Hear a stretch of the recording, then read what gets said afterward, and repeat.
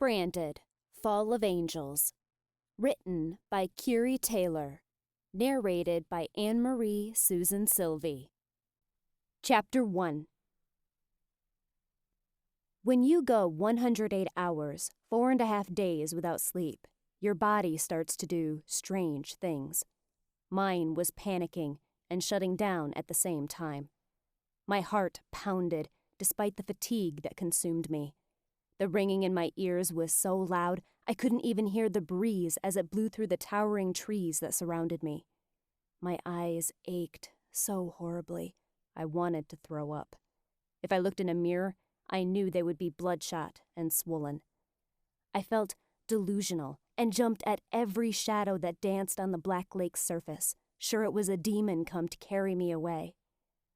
I was so tired. Don't fall asleep. I paced on the dock, the moon shining brightly above me. I couldn't fall asleep. I wouldn't let myself fall asleep. To sleep brought terror no one could understand. I counted my steps as I paced. 14, 15, 16. I never lost count despite the fact that I didn't consciously do it. I couldn't help it. The numbers just came. Just a few more hours. That was all I needed. In a few more hours, I would be ready to face the terror that came with sleep. I could face the judgments of the angels and those that had no right to be called such. I had made it 108 hours already. I could make it just 2 or 3 more. I couldn't fight this any longer, though. I was going to have to sleep, and it was going to have to be now. I had learned better than to fight it this long. My breathing increased rapidly as I forced myself to walk back toward the deserted house that looked toward the east side of the lake. My head spun, and I feared I might pass out right then and there on the cold wooden planks. Silent walls greeted me as I entered the house. I had been the caretaker for just over 1.5 years, and not once had the elderly owners come to stay. That was for the best. They would know I was crazy after only a few days. Panic saturated my system as I stumbled through the door that led to my basement apartment. My eyelids were losing, though. My legs protested in fatigue as I staggered into my bedroom. I barely made it to my bed before collapsing. I've always counted. In a strange way, it felt like the numbers kept me safe. I could block out the hell that surrounded me, that was my life, by concentrating only on counting. Numbers made sense. They fell into their right order, and no matter how you rearranged them, you could still easily identify them as numbers. I counted to 206 before he came to get me from the cell I was locked in. It was the same man each time. He was glorious and perfect, just like the rest of them. His chin was strong and square, his nose flawlessly straight. His lips were exactly the right fullness and housed straight white teeth. His hair was a beautiful color of charcoal, and the reflection of the flames danced across his intimidating muscular body in strange and beautiful ways. His wings, just like the rest of them, were graceful, yet powerful. They always captivated me, despite the chaos surrounding me. The feathers were beautiful, gently changing from the softest, purest white to shimmering, metallic silver. His eyes were unique, however, compared to the rest of them. Gray, an indication he was on neither side, neither the exalted nor the condemned. He was simply the one who transferred me from my cell to the judgment stand. He did not pass judgments, and he had not been placed on either side. I did not know his name, or if he even had one, but I always thought of him as Adam. In the Bible, Adam was unique in that he was the first. I had never seen another angel with eyes like this Adam. He was the first and only, as far as I knew. Adam tied my hands in front of me with the same gold cord he always did. I shuffled behind him as we exited my cell. I was long past trying to fight him. I learned long ago that was useless. He led me down a long stone tunnel. Torches lined the walls, their flames dancing and licking out in mocking ways. They provided no warmth and no comfort. At the very end of the passageway was my cell that was nothing but a 5-by-5-foot area with steel bars and a locked gate. It ran on for 62 steps. Nothing but an empty passageway. There was nothing visible at the other end of the tunnel, just an opening that appeared to lead into a lighter place than this. 30, 31, 32. I counted and looked at my feet through the slits in the white hood that covered my head. The rest of me was sheathed in white as well, a simple shell that covered my body. Adam said nothing as we walked, his gaze fixed on our destination. I always wished he would say something comforting, anything to reassure me against what I knew was going to come. But he was always as silent as the stones that encased us. 57, 58, 59. Panic was rising rapidly in my blood like an acidic poison eating away at my nerves. My breathing picked up, coming in sharp, painful spurts. I automatically slowed, and Adam pulled on the remainder of the golden cord that hung between my two tightly fisted hands. I wanted to stop, to turn around and run back to my cell. Being locked in the cell for eternity was better than what I was about to face. My count to 62 ran out, and Adam pulled me from the safety of the tunnel. We entered into the middle of a tall cylinder. A narrow catwalk sprouted from the tunnel and extended to the other side of the cylinder, running into a solid wall. A slender staircase wound up and down its sides. Before me were 10 magnificently carved stone seats, mounted directly onto the vertical wall. Adam walked me to the center of the catwalk, then turned and walked back into the tunnel alone. I tried not to look up as I stared intently at my bare feet. The sudden rustle of wings and the low murmur of gloriously beautiful voices was enough to wash fear over me in a crushing wave. I knew exactly what my surroundings were. Above me were perfectly beautiful skies that were never ending beyond the rim of the cylinder. Below me, the cylinder plunged into never-ending depths of fire and torture. Before me sat the council that would judge. 5 that were exalted, 5 that were condemned. Each was breathtakingly beautiful, the men and women alike. Once they opened their mouths, you could tell which side they were on, though. The condemned said hateful things. If you looked close enough, one could see the physical difference as well. Those who were exalted had beautiful blue eyes. The condemned had eyes blacker than ink. My hands twisted around one another in fearful anticipation. The gold cord that bound them was beautiful to the eyes, but it was strong and would not give in the slightest. If I pulled against it too hard, I knew it would cut into my skin till it drew blood. Jasper Wood, one of the council members started. It was a man I stood trial for tonight. My name is not Jasper. My name is Jessica, I chanted to myself internally. I often had to remind myself who I really was. It would be all too easy to lose my grasp on reality and fall to pieces.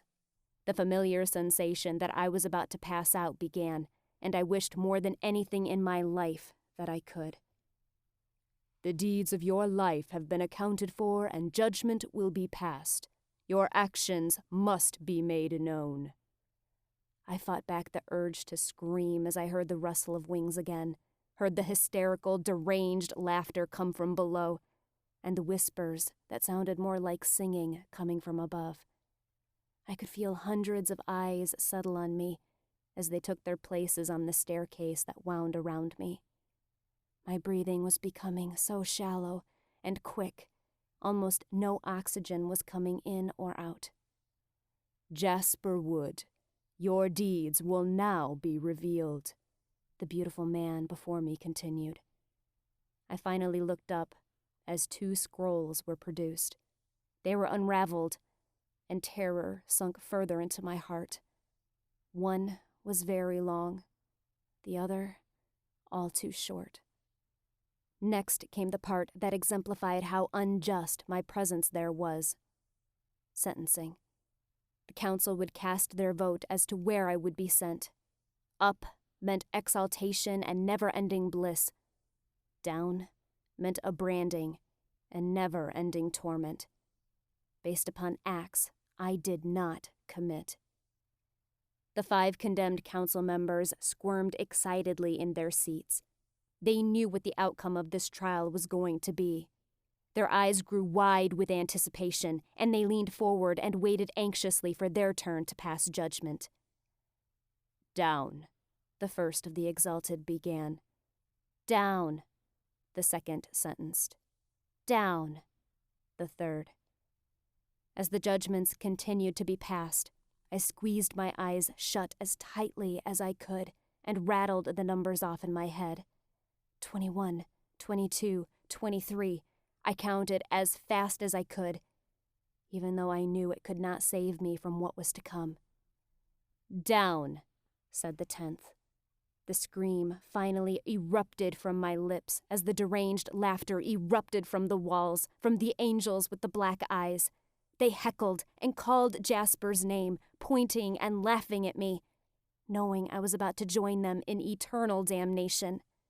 I clasped my restrained hands to one ear, knowing it would do no good and would only make them laugh all the more. My eyes were drawn back to the council, to the one who led the condemned. A wicked grin spread on his beautiful face, his black eyes nearly unfocused with glee. His great wings coiled before bursting and propelling him towards me. Another scream ripped from my chest, and I shrank to the catwalk as he landed beside me. Another of the angels from below joined us and handed the first a rod, glowing red on one end. My eyes took in every detail of the beautiful and terrifying mark it held. I wanted to run back into the safety of the tunnel, to find Adam and beg him to save me. I wished I could leap into the depths of the cylinder, find the bottom, and hide in the darkness forever. But there was no use in fighting what I knew was coming. My entire body trembling violently, I made it to my hands and knees. I dropped my head before the dark angel, and with my cuffed hands, swept my hair from my neck. It seemed it should not have been possible, but the laughter picked up all the more from the branded ones I was about to join. I could sense the grin on the face of their leader as he took another step towards me. I took one short, shallow breath and squeezed my eyes shut again. A flash of white, hot pain shot through my body as the red end of the rod was pushed into the back of my neck. I could hear the skin shrivel and melt as it gave way to the pattern I knew all too well. After what seemed an eternity, the rod was removed, and barely coherent from the pain, I was pulled to my feet. "Jasper Wood," the first of the angels, spoke again, the leader of the blue-eyed council members. "Judgment has been placed." At his words, a new sensation began. The feeling that giant-sized insects were crawling just under the skin in my back overwhelmed me. Just when I thought I could bear it no longer, I heard my flesh tear, and my own set of beautiful wings burst forth. Even the damned were given wings and made beautiful. With this, hell finally broke loose. Those with the black eyes leapt from their seats and flew straight towards me, their cold hands clasped around my arms and legs, pushing and pulling from every direction. There were too many of us on the narrow strip we stood upon. We were going to fall, and the only way to fall was down into the fiery depths. As the chaos continued to envelop me, an ear-splitting scream erupted once more from my lips. As we slowly tipped sideways, I slipped into darkness. Chapter 2. I woke the same way I always did, screaming in terror. I was sitting straight up, clutching a hand to the back of my neck. The other arm extended across my body, under my other arm, my fingers stretching toward my shoulder blade, searching for wings. I looked at the clock. and noted I had slept for 2.5 hours. It had been a short trial. It was still only 5 in the morning. Working hard to slow my breathing, I rolled out of the bed and staggered to the bathroom. I flipped on this switch and squinted through the blinding light. The bathroom was generic. White walls, white baseboards, a sink, toilet, and shower tub. I stripped down and turned the water in the shower on. Knowing what I was about to see, I stood before the mirror and turned my back to it, peeking over my shoulder back at my reflection. My parents had always insisted that nightmares weren't real.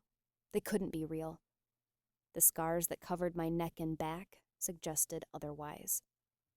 A beautiful and detailed X was branded into the back of my neck, and an intricate, rather realistic pattern of wings spread itself from the lower portion of my back up to the top of my shoulders. Both were a fresh scarlet red. The color wouldn't last long. After a day or so, both would fade to a flesh color, no longer swollen, but just a raised scar. I compared the wings to the African tribes I had seen who would cut their flesh to make the beautiful patterns that covered their bodies. I believed it was called scarification. Mine looked just like this, but in the right light, you could see a strange metallic silver in the wings, just like the angels from my nightmares. The X was a beautiful and terrifying scar, as if a red-hot iron had indeed been pressed into my neck. I stepped into the shower and relished in the hot water. If only it could burn the marks from my skin. Some would say my scars were beautiful, but I hated them. They were sore reminders of just exactly how abnormal my life was. I could never have a normal existence because of all this. I was a freak. Shivering, I dressed quickly, pulling on a thick knitted sweater, a pair of thermals, and my most comfortable jeans. As the shaking stopped, I returned to the bathroom. I stared at my reflection in the mirror. Growing up, I had been told I was a beautiful child, but I didn't see it. I had always thought I was fairly plain-looking, ordinary in every way. My eyes were slightly larger than they should have been, a dark hazel color. The dark bags under them never faded. I wished my nose were just a little narrower. It wasn't big, it just wasn't perfect in my eyes. My lips were absolutely average, not luscious and not thin. I suppose I did have good skin, though. I had been lucky. Now 20 years old, acne had never seemed to catch up with me. Grabbing a brush, I tried to drag it through my hair. It fell around my face in a thick mane of curls that refused to be completely tamed. They seemed to have a mind of their own most of the time. It was time to get my hair cut. It hung nearly to my waist now. After a few minutes, I threw the brush back into its drawer in frustration. It was useless. I went to the tiny kitchen that occupied one corner of my apartment and eyed a box of cereal warily. Further proof of how much of a freak I was. I didn't need to eat often, and never felt the need to do so. I never really got hungry, and only ate maybe once a day, if that. The same went for sleep. I knew it was impossible for normal people to survive on as little sleep as I did. There was something wrong with me that made it so I required less sleep than the average person. For that, I supposed I should have been grateful. Reluctantly, I poured a bowl of cereal, drowning it with milk that would expire the next day. I sat at the card table I used for a kitchen table and flipped my laptop open. It took only a second for the screen to start to glow. I pulled up the internet browser. Jasper Wood. I typed the woods into the search engine deliberately. It was likely too soon for anything to show up. I hit search and quickly scanned through the hits. There was a musician by this name, but nothing that looked promising. The obituary probably wouldn't be out for a few days. That was the way it usually worked anyway. I was 13 when I first realized the names I stood trial for weren't just random names my subconscious was making up. I stood trial for an Eliza Booth one night. She was a good woman. She had not been branded and was granted blue irises. A few days later, I had glanced at my father's newspaper and saw Eliza Booth's obituary. She was 85 and had died in her sleep. I checked every name after that. The most horrible experience had been when I stood trial for a boy at my high school. I had never liked the kid. He wasn't the kind of person your parents would want you to hang around with. He had committed suicide when he got into some drug problems. He had been branded. Luckily, that was a singular incident, standing trial for someone I had actually known. I didn't want to relive that again. Nearly every name I stood trial for popped up in an obituary somewhere. Those I couldn't find, I just figured never had one published in the papers. I finished eating quickly. After I had brushed my teeth, I pulled my shoes on, grabbed my purse and keys, and opened the door that led to the rest of the house. The remainder of the basement contained a large family room, each of the corners and closets containing a wide variety of toys and games, the room dominated by a pool table, a slightly outdated big-screen TV, and every other form of entertainment one could think of. There was also another bedroom, and from its contents, I guess it must have belonged to a teenage boy who was long gone. There was also a bathroom similar to my own, completely generic. I made my rounds, checking that everything was in order, and headed upstairs. The top floor consisted of a large open area containing the kitchen, dining area, and a living area. The only slight separation in the room was the stone fireplace that stretched from the floor into the vaulted ceiling. Huge beam rafters spider-webbed across the ceiling, giving it the slight feel of a lodge. On the south side was a very large master bedroom, and attached to it was a bathroom that was bigger than the bedroom. Once I was sure that everything was as it should be, I walked out the door that led to the road. It only took me a minute to walk to the next-door neighbor's home, just 91 steps. I didn't knock. She would still be asleep. I simply removed the list that had been taped to the door. There was not a whole lot listed there, just things for Sal's basic needs. I quickly returned home and looked at my watch as I slid into my car. 7 a.m. The stores should be opening soon. I put the key in the ignition and smiled as the engine roared to life. Last year, I had crumpled my Toyota like a soda can when I crashed it into a ravine, trying stupidly to stretch myself to the 120-hour mark. Of course, I had fallen asleep. Considering I did not make much money housekeeping, my budget for a new car was limited.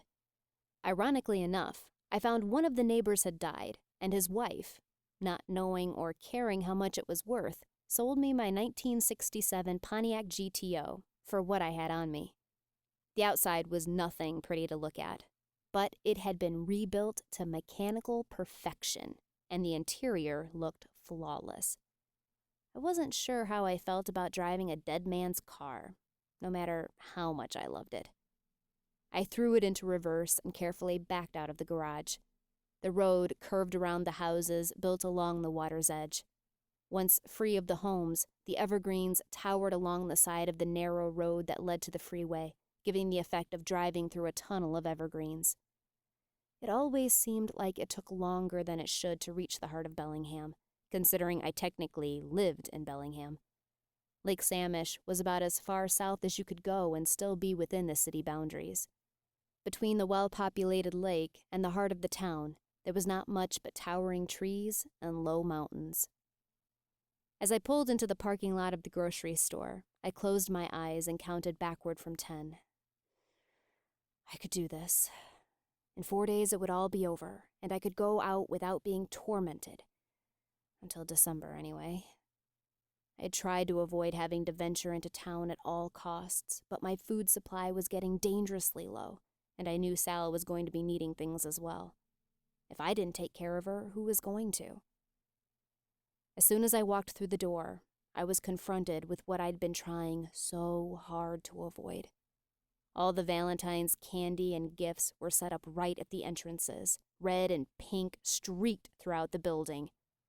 I had nothing against Valentine's Day itself. It was the chubby-cheeked, pink little cherubs that smiled up at me from the heart-shaped cardboard boxes of chocolates I hated. Each of them stared up at me like some cruel joke, and I certainly did not think it was funny. I heard the sounds of mocking and demented laughter building up from inside of me, a reminder that I could never escape the angels of judgment. "Please, Mom, can we just go home?" I begged. My 9-year-old hands trembled. "We just got here," she said as she grabbed a shopping cart. It was frigid in the February Idaho air. "What's the matter?" she asked, turning her irritated eyes on me. I shrunk under her gaze as we stood on the frozen concrete before the store. I looked at the entrance of the grocery store and saw the pink and red hearts with arrows through them on the windows. "Please, can we go home?" My mom just shook her head and walked into the store. I had no choice but to follow her. I started hyperventilating as the doors opened automatically, a blast of warm air hitting my face. My mother veered to the right, heading toward the produce. I stepped forward to follow her. I only got halfway there when I saw it, choking with fear. A life-sized cardboard cutout of a cupid with a bow and arrow was propped up next to a display. Its cartoonish wings sprouted out of its back, making the angel look suspended in the air. As my eyes grew wide, taking its ludicrousness in, the mark on the back of my neck blazed. A choked gasp rose in my throat. I stopped breathing, unable to take my eyes from it. A harsh hand on my arm brought me out of my state of frozen fear. "What are you doing?" my mother demanded. "Come on." "Please," I begged again. As I looked around, I saw that dozens of smaller versions of the same Cupid had been suspended from the ceiling. They all seemed to be watching me, laughing at my fear. I could never escape them. "Mom, please! I can't be in here!" I broke away from her grasp, sprinting for the door. Without even making sure no one was looking, I grabbed all the boxes that were placed standing up and stacked them one on top of another, face down. Christmas was worse. Angels were everywhere in December, on tops of trees, on ornaments, costumes in nativity skits, even in songs. If only people knew what angels were really like, they wouldn't be so quick to place them everywhere in their homes. I quickly purchased everything I needed and made extra sure I had everything on Sal's list.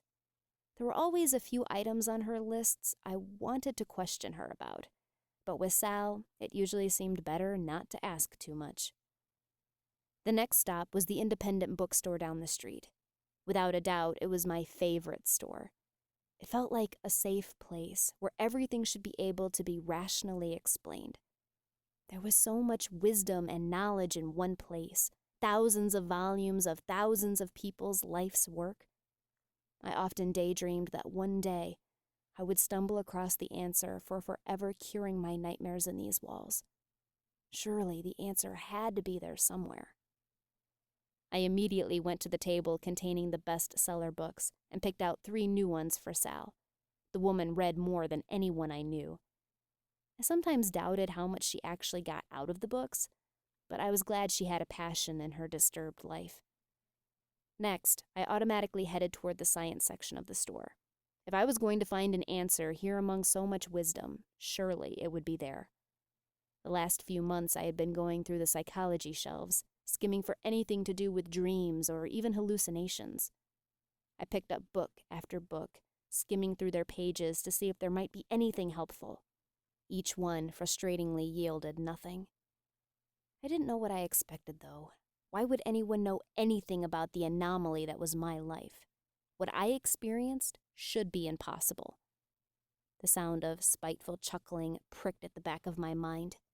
If angels were supposed to be such wonderful and perfect beings, why were they tormenting me so? Trying to ignore the sounds in my head, I put the book in my hand back on the crowded shelf and moved to the fiction section. I picked up the bestseller of the week, scanning over the synopsis on the back. It promised suspense and romance, and I couldn't help but want to jump on the bandwagon and read it. After a moment of consideration, however, I placed it back on the shelf. Reading about someone else's happy ending would only leave me feeling depressed and sorry for myself. Being just days away from the official Lover's Day of the year wasn't going to help either. Before I could work up too much emotion over the fact that I was doomed to be alone, I purchased Sal's books and headed back out to my car. The clouds sat low as I made the quiet drive home, resting near the top of the towering evergreens that lined the road leading to the lake. True to the nature of living in the Pacific Northwest, it was sprinkling. This was the part I despised about winter in Washington, the almost total absence of the sun. I didn't mind the rain, but I tended to get a bit depressed when I didn't get to see the sun for more than a week. The ever-silent walls greeted me as I arrived home, and I quickly put my things away. It felt good being stocked up and knowing I wouldn't have to venture out for at least a week. By then, all remnants of this misrepresented holiday would be cleared. I grabbed the 2 brown paper bags and the books and walked the distance to Sal's house. It was still sprinkling slightly, but by this point it was no more than a mist. I didn't mind going out into the wet. It wasn't like it could damage my hair. It was bad enough all on its own. I gave 2 hard knocks on the door before I let myself in. Sal never answered, but she was always home. And she never kept her door locked, despite what I advised her time and time again. Sal's home was beautiful inside. It was newer than the house I lived in, only 7 or so years old. It had at one time been decorated lavishly. The walls were painted a nearly blinding white, and windows were everywhere. Strong accent walls were spread throughout the house, red, purple, even black. But now its former glory was dampened, buried under the clutter that was everywhere. The house was kept immaculately clean, but Sal never threw anything away.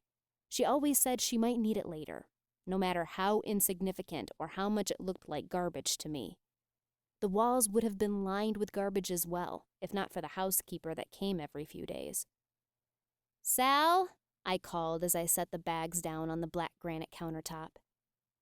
"Sal," I called again as I finished loading things into the fridge. I would have started to get worried, but it was not uncommon for me to have to search for Sal. She often fell asleep in odd places, the strangest being in the rafters in the dining room once. How she got up there, I never found out. I peeled my jacket off and laid it on the back of a chair and set out on my search. The kitchen and main living room were connected, the view looking over the lake. Just off from the big room was the dining room. Stairs descended from the living room into the basement level. On this floor, there was only a large office and an even bigger master suite. "Sal?" I called at the door as I knocked. After waiting a few seconds, I let myself into her bedroom. The furniture in Sal's room was elegant and grand, looking fit to be in a king's quarters. There were beautiful, elegant curtains that hung from the windows that looked over the lake. A large painting of Sal in her younger days hung above the bed. A sheet had been pinned over the picture, but I noticed it had been drawn back, as if she was trying to peek at it. But all this was marred by the things that littered the room. There were heaps of clothes, waiting for the housekeeper to come, most of them probably still clean. Piles of books, though neatly stacked, were everywhere. "Sal?" I whispered as I listened for any signs of life. After a moment, I heard what I was listening for and followed it to the grand master bathroom. The bathroom matched the rest of the house, elegant in every detail. And there she was, sleeping in the clawfoot tub, a towel under her head for a pillow. She looked so peaceful, her face so much more relaxed than it was when she was awake. Her hair was blonde, and even though she was only 35, it was starting to gray slightly. Her skin at one time had been perfect and beautiful, but now was in sad need of some TLC. Wrinkles were already spreading on her forehead, but this was more from the concerned look that crossed her face constantly than from age. "Sal," I said softly as I put a hand on her shoulder. "Wake up, Sal." She immediately opened her eyes, and a confused expression crossed her face. She looked around her, and the expression of confusion deepened at her surroundings. When her eyes landed back on my face, she relaxed just a bit. "Is it done?" she asked. "Is what done?" I asked as I helped her out of the tub. Without answering me, she walked back into the bedroom, and I followed her up the stairs. She went directly to the oven and opened the door. As I followed her, I could hear her sniffing at something, her head halfway inside the oven.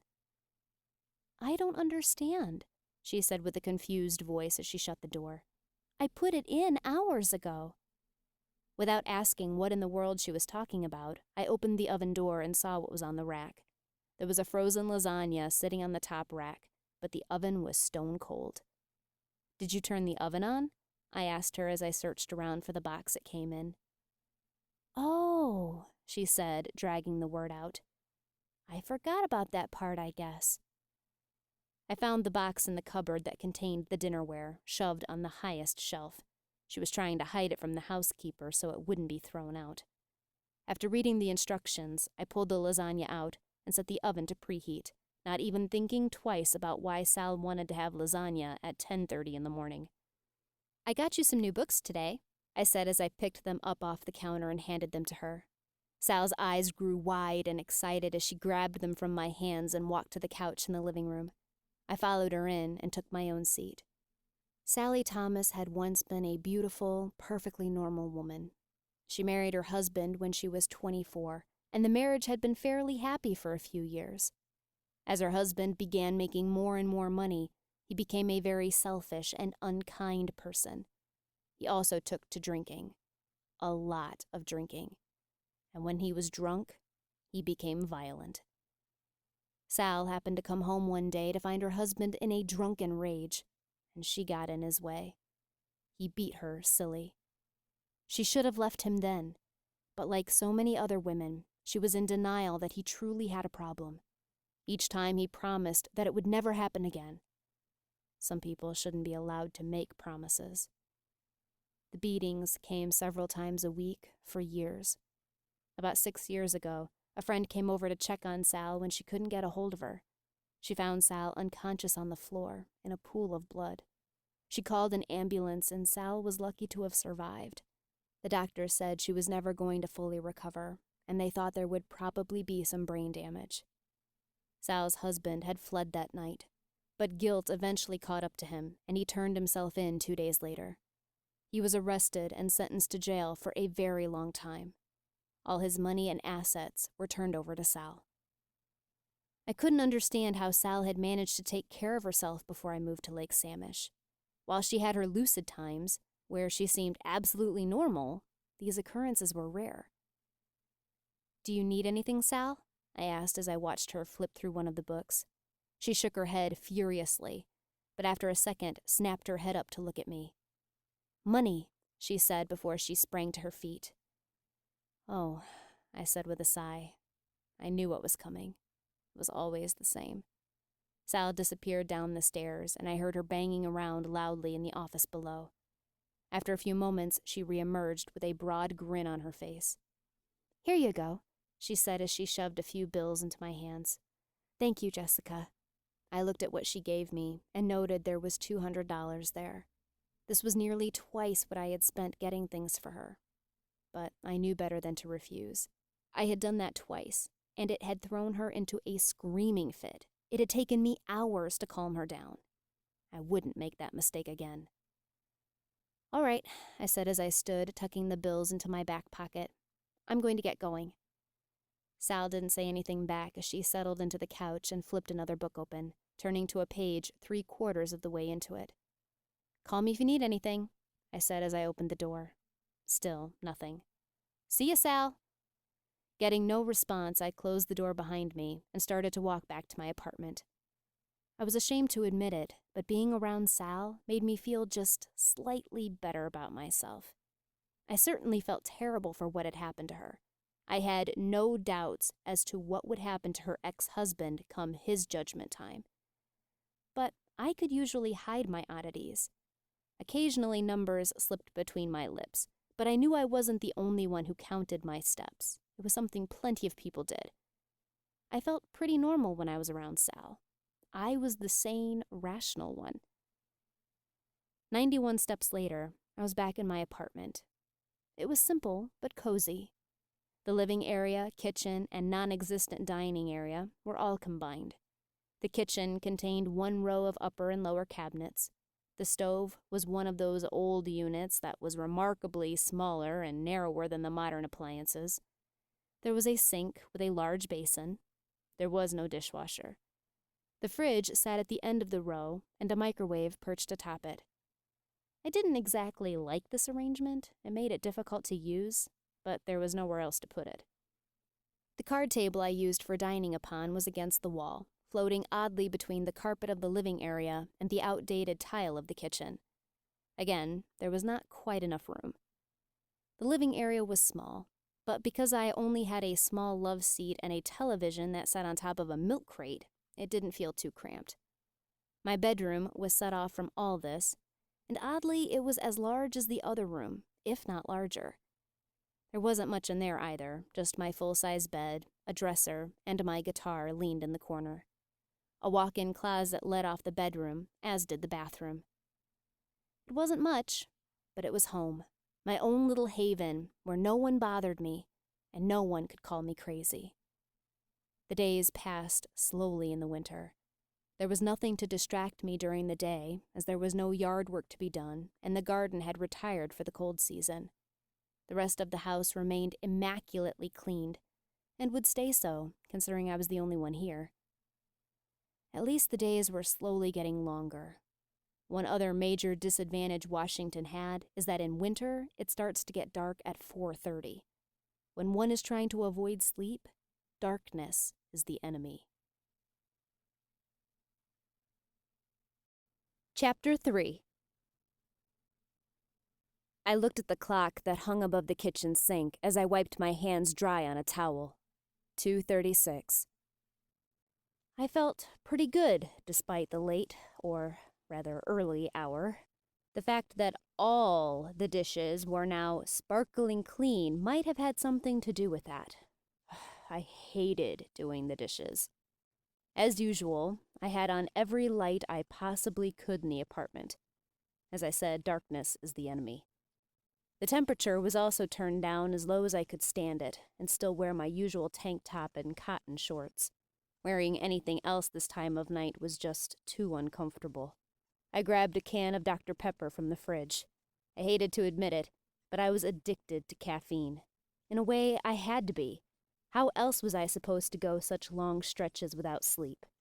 I may not have needed as much as everyone else, but I didn't exactly have superpowers. I popped the top open and took a long draw. Bubbles swirled around my mouth for a short moment before they slid down my throat and fizzed in my stomach. I tried not to think about what all the carbonation might be doing to the lining of my stomach and my liver. It took me all of 20 seconds to down the can before I crumpled it and tossed it into the recycle bin under the sink. I made my way to my bedroom, grabbed my guitar, and flopped onto my bed, my back leaning against the wood headboard. I stared blankly at the light yellow wall ahead of me as my fingers wandered on their own over the strings. An irritating prickling began on the back of my neck, and I could somehow feel every detail of my scar. This happened almost every night. It was as if the demented angels were calling to me in my consciousness, whispering to me to come to them. They could not even leave me alone in my waking hours. It wasn't enough for them to torture me while I slept. I stopped strumming when a small sound disturbed the otherwise silent house. The sound of a door creaking open. I knew beyond a doubt all the doors were securely closed and locked. My heart started pounding as I realized what must be happening. Someone had broken in, picked the lock. My ears started ringing in a weird way as I dashed to the door that led into the rest of the house.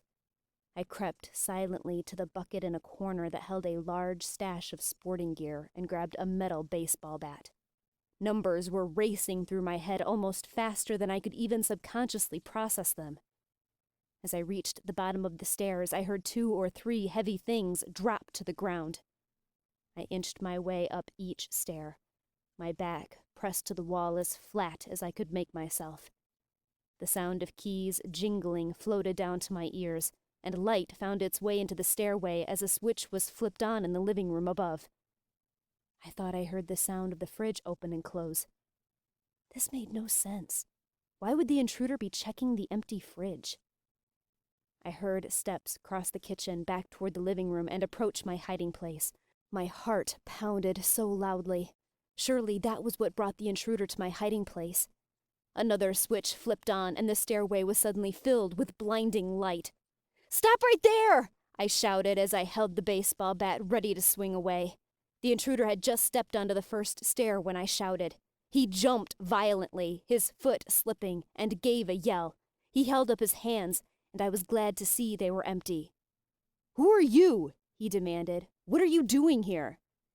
"Me?" I cried as I backed down another stair. "What are you doing here? There's no money here. I can tell you that, so why don't you just leave, and I won't call the cops." "What are you talking about?" he said as he lowered his hands. "I didn't break in, although I'm starting to wonder if you did. What are you doing here?"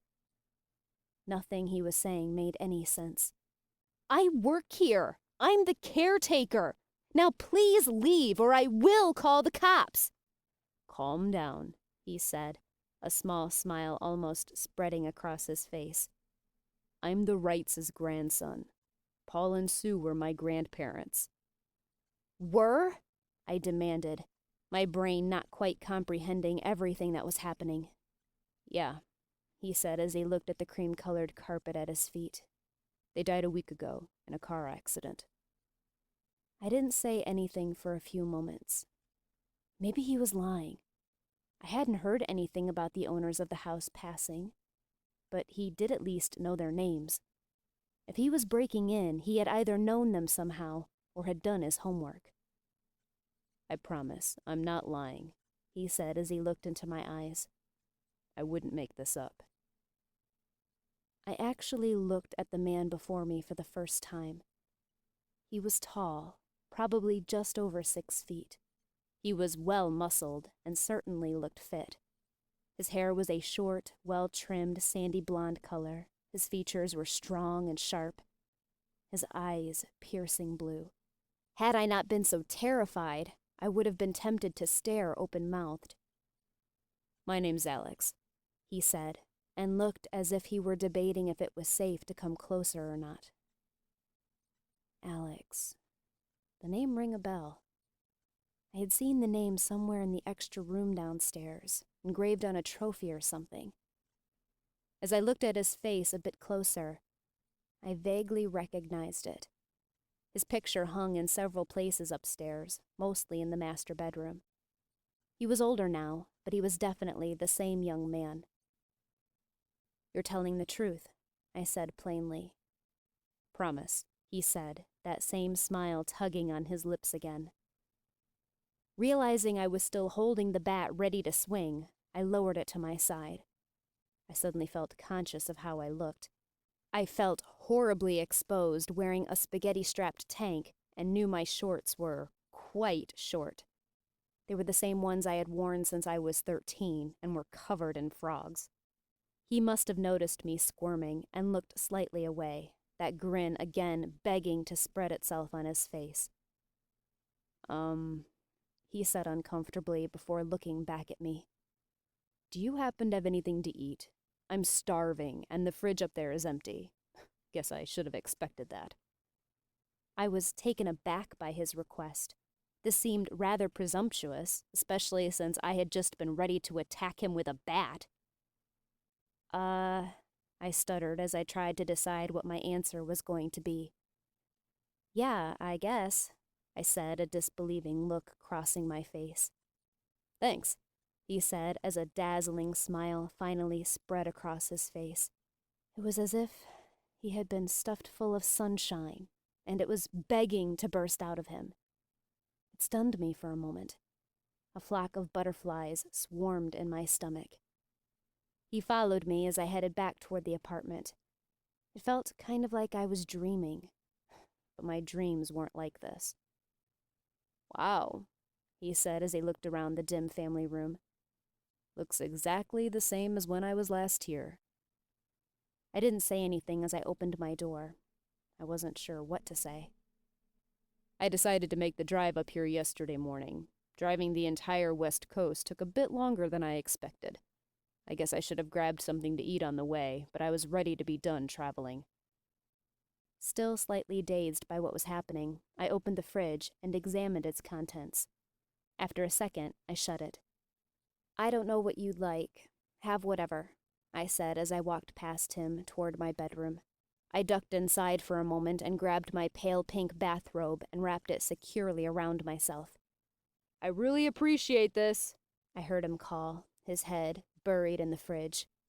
"I know this must be really weird for you." I walked back into the living room and watched as he pulled the makings for a ham sandwich out and set it on the counter.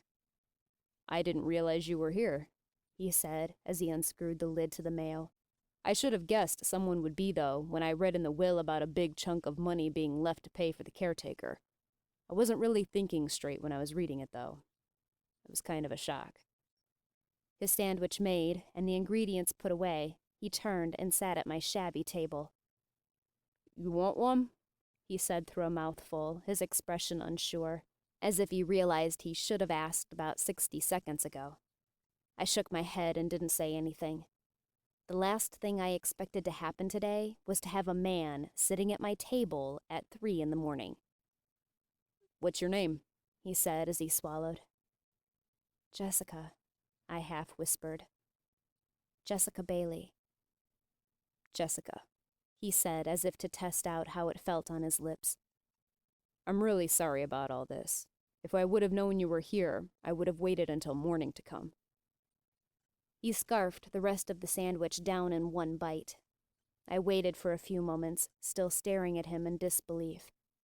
If there were any hints of tiredness in my system earlier, they were gone now. It felt like my entire body was buzzing with awareness. He swallowed his last bite and wiped his mouth on the back of his hand. "Won't you sit down?" I moved stiffly to the other seat at the table. I could not even begin to search for words to say.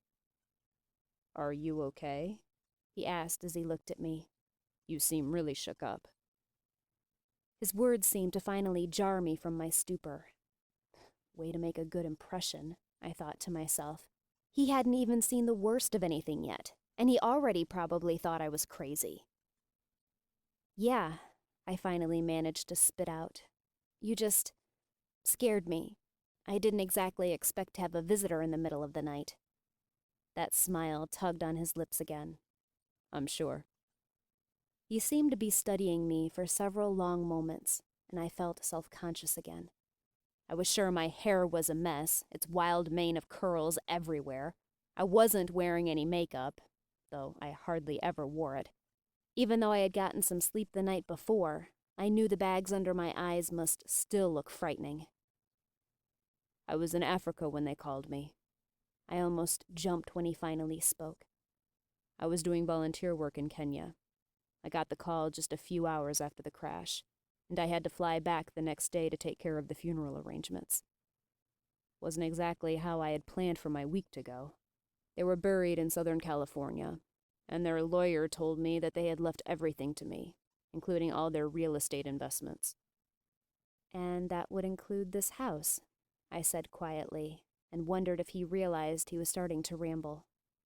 "I guess so," he said as he looked around. "This house was always my favorite. It's quiet here. Peaceful." I nodded my head without saying anything. He said nothing else, but stood and stretched. This was followed by a yawn. "Well, I'm spent," he said as he headed toward the door. "Good night, Jessica. Thank you for the sandwich." He paused at the door just for a moment, leaving it half open. He looked into my eyes, and it took me a moment to realize why fear and intrigue suddenly set into my heart. Those eyes. Perfectly blue. Almost exactly like the exalted ones. Just as he walked out and quietly closed the door, I managed to whisper, "Good night, Alex." I crawled onto the couch, wrapping my arms around my knees, and listened to his movements. He walked up the stairs for a few moments before coming back down. I heard a door open and close, and I had a sudden, terrifying realization. Alex was staying here. I had heard him bring in suitcases. He would be sleeping here at night, and in the room that shared a wall with my own. I don't know why I hadn't realized this before. If I were to fall asleep, I would seriously freak him out when I started screaming. Of course, as soon as I had this thought, my eyelids became heavy. It sucks sometimes how the brain works. When you tell it not to do something, that is, of course, the first thing it wants to do. As if in response to this, my scar began to tingle again. A door opened, and another one closed. A few moments later, I heard the shower in the other bathroom being turned on. After a minute or so, I heard a faint humming, a song I did not recognize. A thought occurred to me, and I sprang from the couch and retrieved my laptop.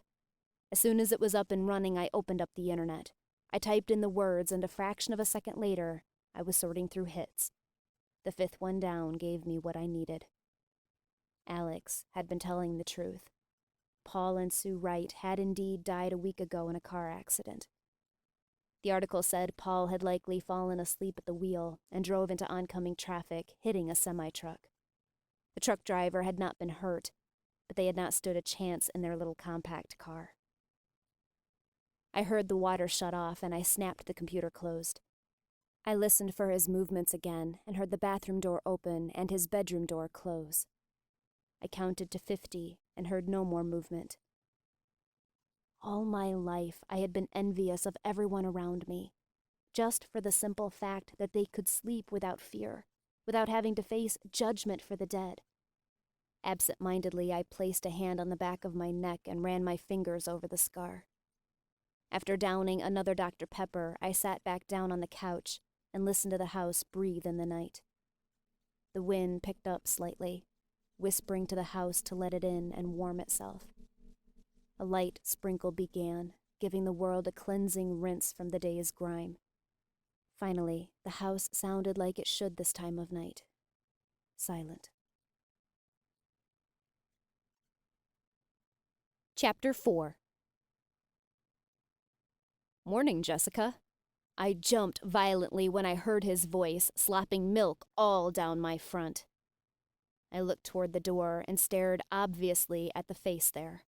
Alex had showered again and gotten dressed. Perhaps I had not seen him clearly last night. But the man before me was completely heart-stopping. I had been right the night before. He was well muscled, but the shirt he wore that clung to his chest enhanced the effect blissfully. He was tanned, and I remembered he said he had been in Africa. His face nearly glowed with the effects of the sun, and it complemented his facial features wonderfully. His jaw was square and strong. His nose was slightly broad, but it complemented his face perfectly. And again, those piercing blue eyes. A slight shiver worked its way up my spine.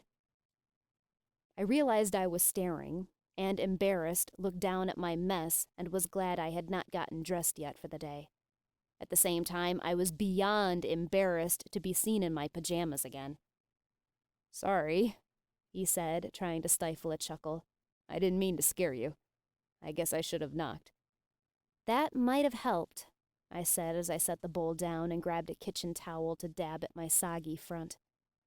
"I'm going up to Bellingham to get some stuff," he said, and I silently wondered if he was really staring at me, or if I was just sadly wishing he would do so. "It would be kind of nice to have some food in that fridge. I was wondering if you wanted to come with me." I paused for a minute, but didn't look up. The answer yes almost slipped through my lips before I could stop it. I quickly bit my lower lip and set the towel back on the counter. "I actually just went up yesterday to get some things. Thanks, though." "Okay," he said with a slight smile, "if you're sure." I nodded my head, again biting my lower lip. I held my breath and counted to 5 so I wouldn't blurt out that I'd changed my mind. "I'll see you later then," he said, flashing a brilliant smile. My heart gave a strange little twist as I watched him hesitate in his place for a moment. I hoped the expression that crossed his face for the briefest moment was disappointment. A moment later, he walked out the door. I gave a soft groan and flopped onto the couch. Ugh, this was bad. How could I possibly make it work with Alex here? Things were going to get too complicated for me, and this was his house now. It could get really awkward really fast. Or it could be really nice. "Stop it," I scolded myself. I couldn't let those kinds of thoughts surface. I couldn't let myself develop feelings like that again. No matter how just being around him these 2 short times felt like rain falling on a long, dried-out desert, I couldn't allow feelings like this to continue any longer. Relationships for me were impossible.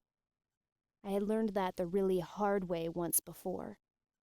And besides, why would Alex ever be interested in someone as crazy as me? My locker vibrated as I finally managed to get it open. The thing had never opened easily since I had been assigned it last year. I dug into my backpack, pulling out a book from my last period. I heard the snickering across the hall, despite the steady flow of students that trudged through the halls of Bonneville High School. 2 girls stood together, the queen bees of the popular crowd, whispering to Steve Fenn. My chest filled with flutters as his eyes met mine momentarily.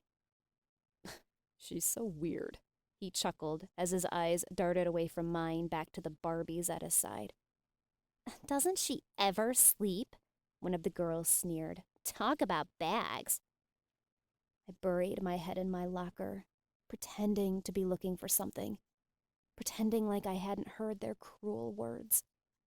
The wings on my back suddenly felt like a beacon. I felt sure that everyone in the hall could see them through my shirt. They might as well have been a billboard attached to my forehead stating, "Freak." I shook the memories off. This wasn't high school. The past was the reason why I had chosen my solitude. I could scream in peace here. As I lay there, patronizing myself, I had an important realization. I had the feeling Alex wasn't going anywhere anytime soon. I was going to have to sleep sometime. The perfect time to do it was going to be while he was out.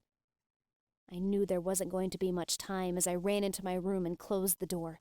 I pulled the thick drapes over the window and crawled anxiously under the covers. For most, sleeping under pressure would be impossible. But when you slept as little as I did, it wasn't difficult. My body may not need as much as everyone else, but it still needed some. I had never so willingly fallen asleep. The comfort that I might be able to hide the truth of what I experienced eased me into the darkness in just a few short moments. My heart was beating painfully fast as I sat on the floor of my cell, my hands holding onto the cold, steel bars with every ounce of strength I had. After only a moment, I heard footsteps and saw Adam come into view. His face was expressionless as always, and he walked at a slow, steady pace toward me, the gold chain hanging limply in his left hand. His wings nearly dragged on the floor. They were beautiful and menacing, all at the same time as the light danced off them. He reached the end of the tunnel, drew a silver key, and unlocked my prison.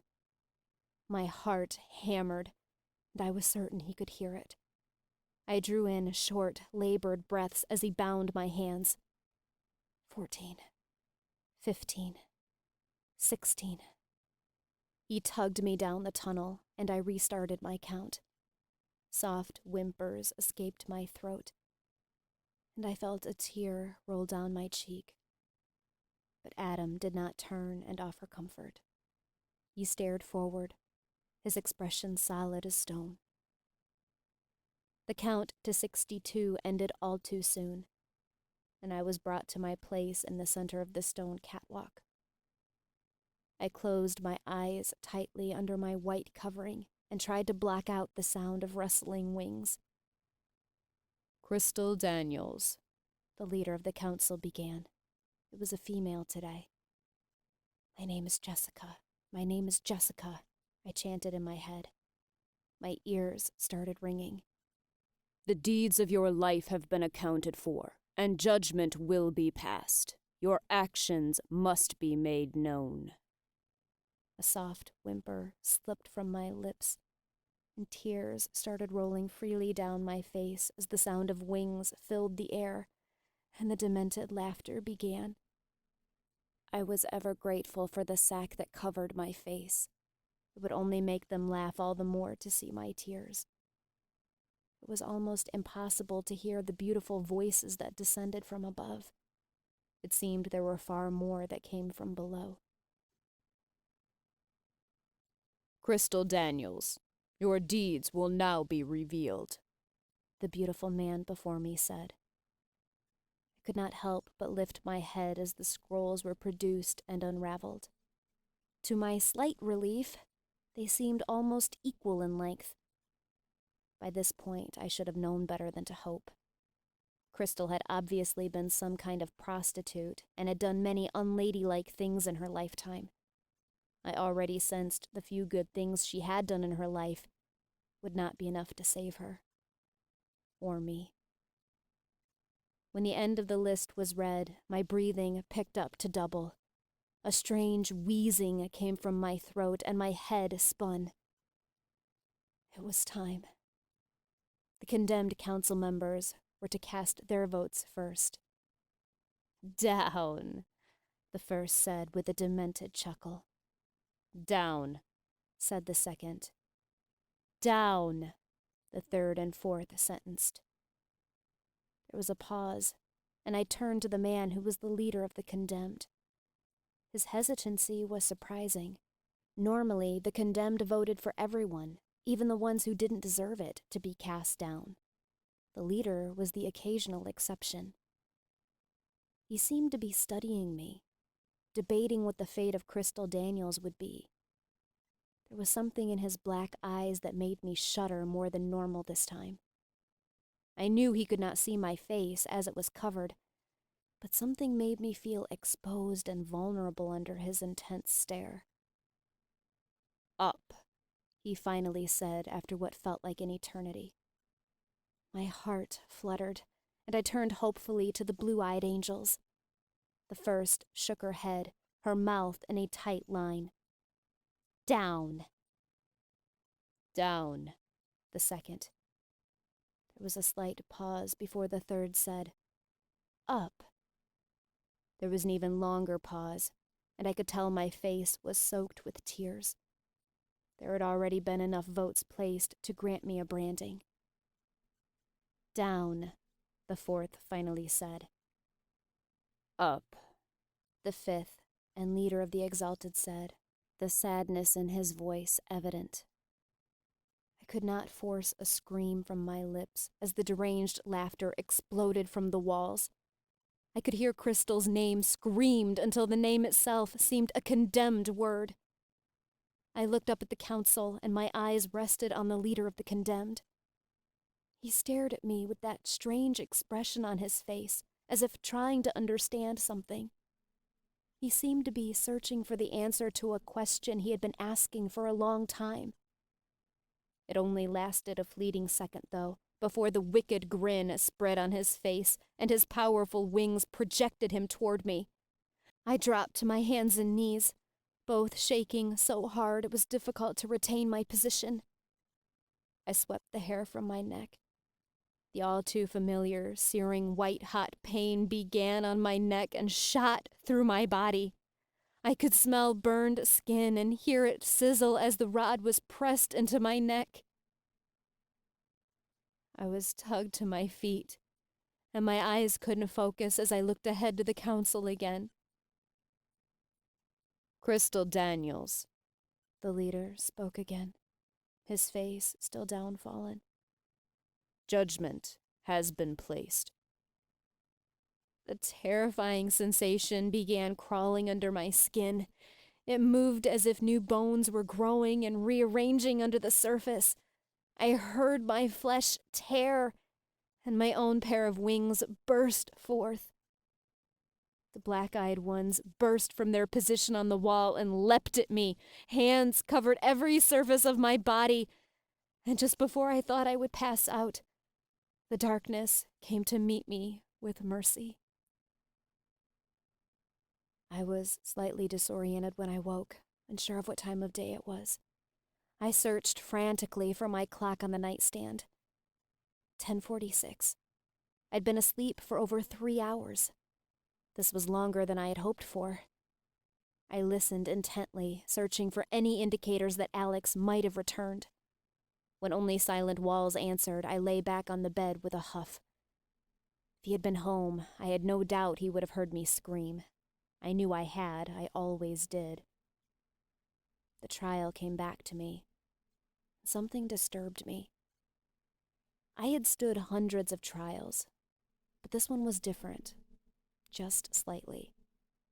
The leader of the condemned had acted strangely, almost as if he wanted to see the face under the sack. My face. I shuddered at this thought. The sack was my only defense or protection in the nightmares. I did not want to think about what might happen if they were to see the person on trial was not, in fact, the face behind the mask. I shook my head, trying to clear these thoughts. I was overreacting. I was overthinking this. What did it matter? It was supposed to be just a dream. If only it were just a dream. I heard the door open upstairs, and I sprang from the bed. I wouldn't let him find me, supposedly back in my bed at almost 11 o'clock. I ran into the bathroom and started the shower. After closing the door, I quickly undressed, and after a brief glance in the mirror at my reddened scars, I stepped into the scorching water. I tried to listen for sounds of activity above me, but couldn't make anything out over the sound of the water running. Washing so much hair took time, and it was a menace sometimes. I really needed to get it cut. It always took almost 5 minutes just to wash and rinse it. "Hey, Jessica?" A scream escaped my throat as I jumped and frantically wiped shampoo from my eyes. "Alex?" I screeched. "What are you doing in here?" "I needed to ask you something. It's not like I can see anything." I would have thought he was trying to be like most perverted guys who would try and sneak a peek, but his voice sounded so innocent and almost hurt that I couldn't tell him to get out immediately like I initially wanted to. "You could have knocked first," I said. I was immediately grateful the shower curtain was a solid white vinyl instead of the common clear. "I did, but you must not have heard me," he said, and I heard him take a seat on the toilet. "Sorry for scaring you. I seem to be doing a lot of that." I found myself half smiling. He was right. Every time we had talked thus far, he had scared me half to death first. "I was wondering if you'd like to come up and have dinner with me tonight?" he asked. "I like to cook, but it's not a whole lot of fun to cook just for myself." A small laugh almost escaped my lips, but I managed to hold it back. From first look at Alex, I would have never thought he was the chef type, or that this question was important enough to him that he felt the need to barge in here while I was in the shower. "Yeah," I said. "I guess that would be okay." "Great," he said as I heard him stand and could almost feel the grin that beamed from his face through the shower curtain. Somehow, I was sure it was there. "I hope you like Thai food. It's my specialty." "Sounds great," I chuckled. Thai? Even more not what I would have expected. I heard the door click shut, and then faintly heard my bedroom door close. I shook my head in slight disbelief as I finished rinsing and turned the water off. The man knew no boundaries. He was incredibly presumptuous, but seemed to be completely oblivious to this fact. I wasn't going to admit to myself the extra amount of care I took in getting ready for the day. I didn't even realize I was putting a little bit of makeup on until it was already done. I had even chosen my favorite pink sweater to wear. I shook my head at myself as I walked out the door. I was pathetic. Part of my everyday routine was to check on Sal. She was reading one of the books I had bought her, and she seemed to be near the end of it. She wouldn't say much, just a few mumbles and nods when I asked her questions. She was rather unsociable the last few days, but that was normal for Sal. She seemed to have cycles of either being a non-stop chatterbox or almost completely mute. I wasn't going to pressure her. She's already been through enough in her life. I wasn't going to add any stress. I returned to my apartment and sat back at the table. Knowing I was only trying to pass the time until dinner, I pulled my laptop out and pulled my email up. There wasn't much in there, as I didn't keep in touch with the very few friends I had in high school. I didn't belong to any social networking sites for the same reason. Most of the messages in my inbox were junk, but one caught my attention. It was the monthly newsletter from Stanford that I still continued to get, despite the fact that I never actually made it to the university. Having nothing else to do, I clicked on the message. I skimmed it quickly, my eyes freezing on a short announcement halfway through it. The notice stated that one Jason Walker would be teaching psychology in the summer. I knew that name all too well. I had run away from home when I was 16 and found myself in Central California. I lied about my age to get an apartment, found a job, and learned to grow up very fast. Somehow I managed to stay in school, too. Soon after I turned 18, in my senior year of high school, I met Jason. He was handsome and charming. He was older than I was, 24, and already almost finished with his master's. But neither of us seemed to care about the age difference. He looked younger than he really was. I looked slightly older, so people never really asked questions. Jason was attentive and did not seem to mind my strange habits. He was a great listener, and I told him everything about myself. He told me he loved me often, and I did the same. I had even allowed myself to think of the possibility that we might end up married at the end of the year. After 6 months of the happiest days of my life, the world exploded. "Hey," I said with a smile as I placed a quick kiss on Jason's cheek. He only gave me a stiff smile and set his backpack on the grass. I tried not to worry about the crease in his forehead that only made an appearance when he was worked up, or the way he kept his distance from me. The California air was warm, perfect for this time of year. I had survived graduation 3 weeks earlier. I was proud of myself for making it through all 4 years. Working a full-time job to support myself wasn't easy, and when you add to that the pressure of finals and keeping up a solid 3.8 GPA, well, it had been hard. But I had done it. Jason had been in the stands cheering me on as I received my diploma. "Do you want to go to the club tonight?"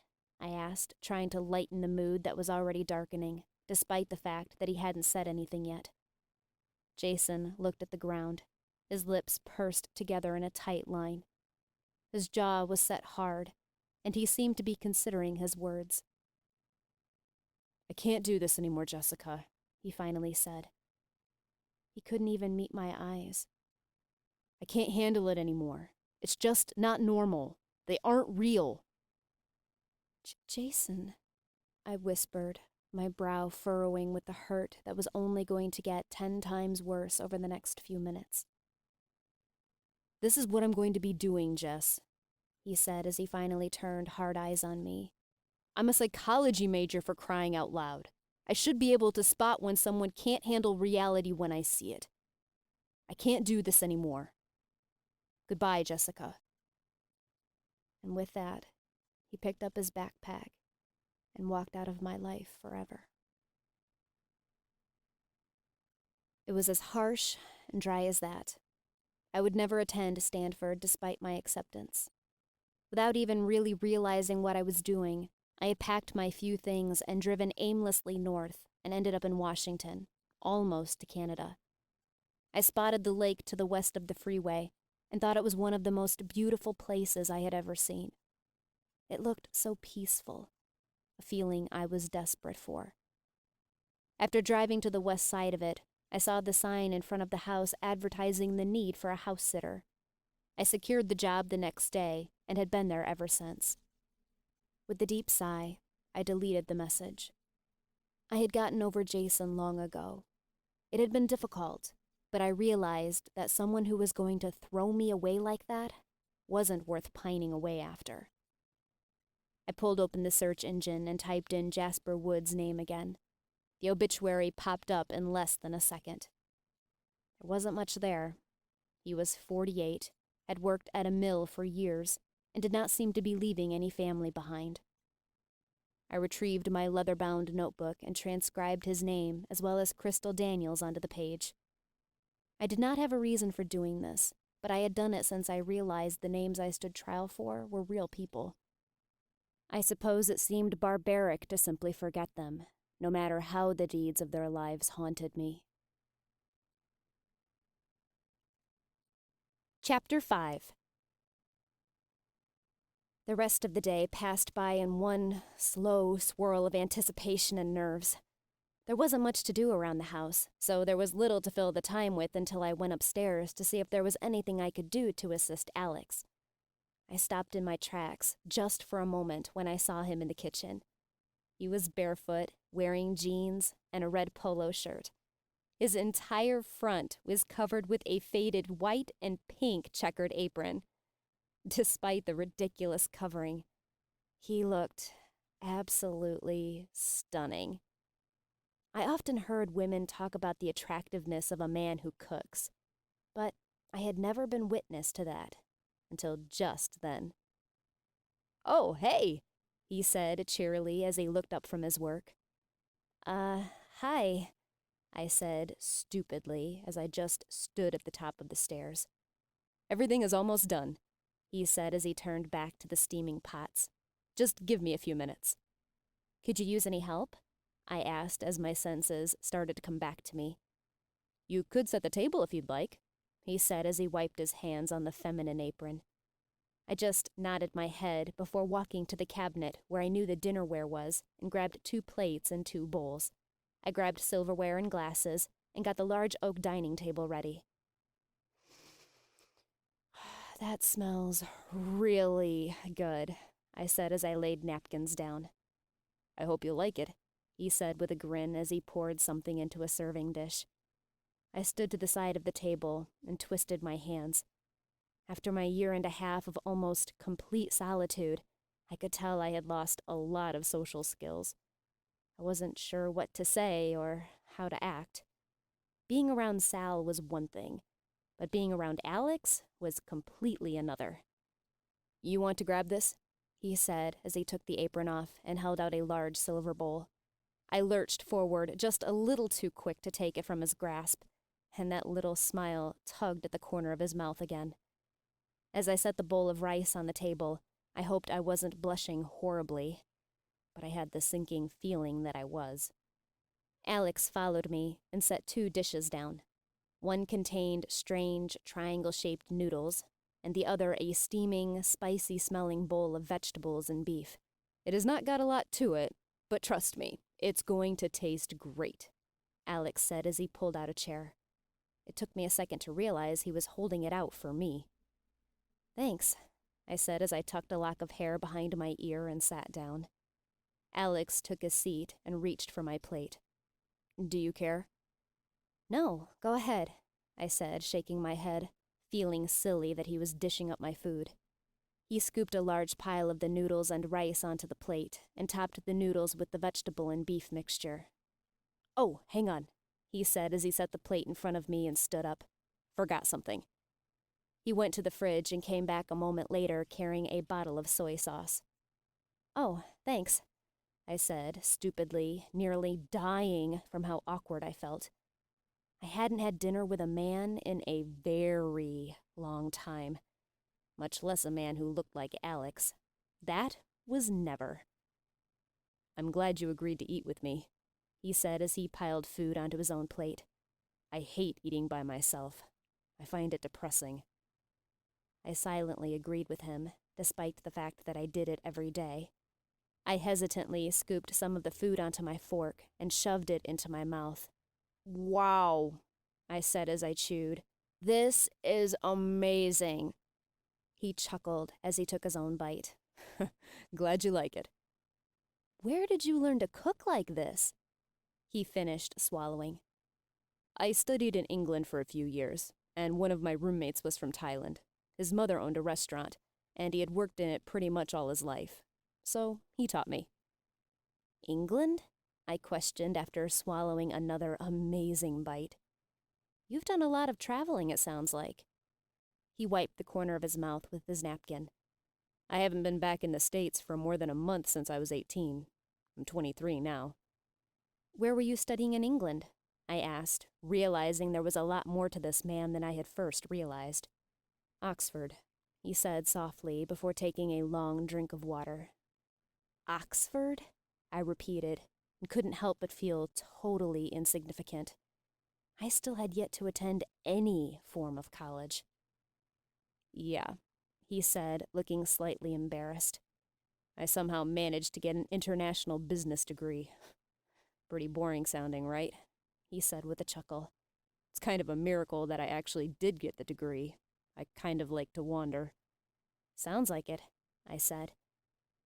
There was a moment of silence as we both ate, but it was comfortable and easy. That was a quality I liked in people.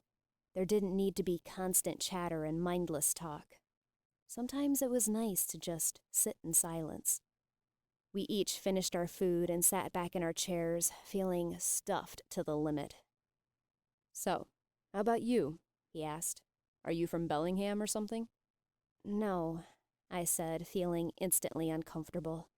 Talking about my past wasn't exactly easy for me. I grew up in this really small town called Yukon in Idaho. Wow. Not what I would have guessed. So what happened? I was taken aback by how quickly he seemed to have guessed there was something that had in fact happened. Let's just say it was time to leave home, or both me and my parents were going to regret things that were about to happen. I hadn't meant for the words to come out that way, and suddenly wished I had given a more tactful explanation. You don't have to tell me anything you don't want to, he said quietly. Thanks, I whispered as I looked at my hands in my lap. There was a moment of silence again, but this time it wasn't quite so comfortable. A thought occurred to me, and I looked up to his face. So, now that you're here and have this house left to you, are you planning to stay or go back to Africa?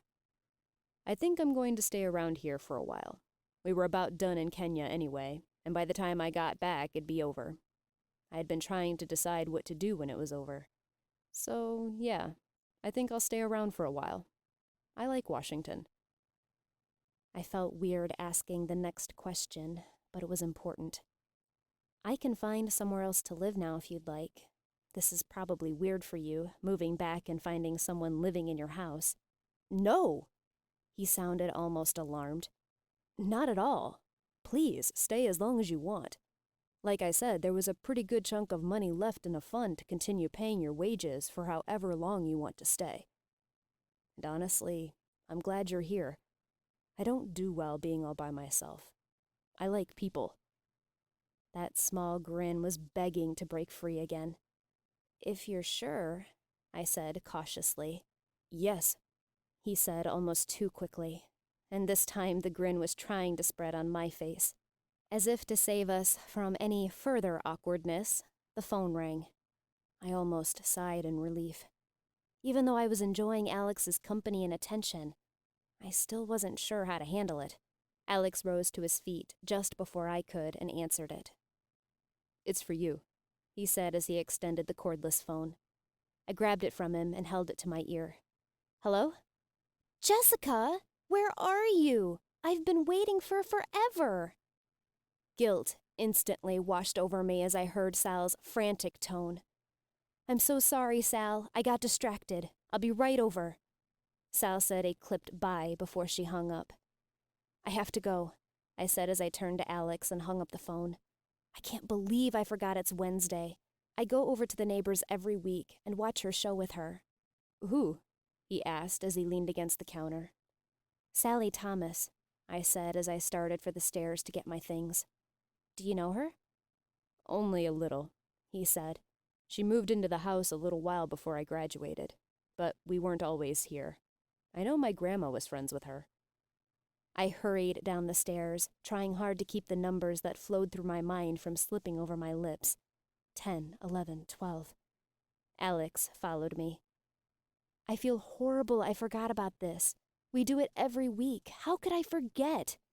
I said as I opened the door to my apartment and looked around for my jacket. Do you mind if I come with you? He asked as he leaned against the doorframe.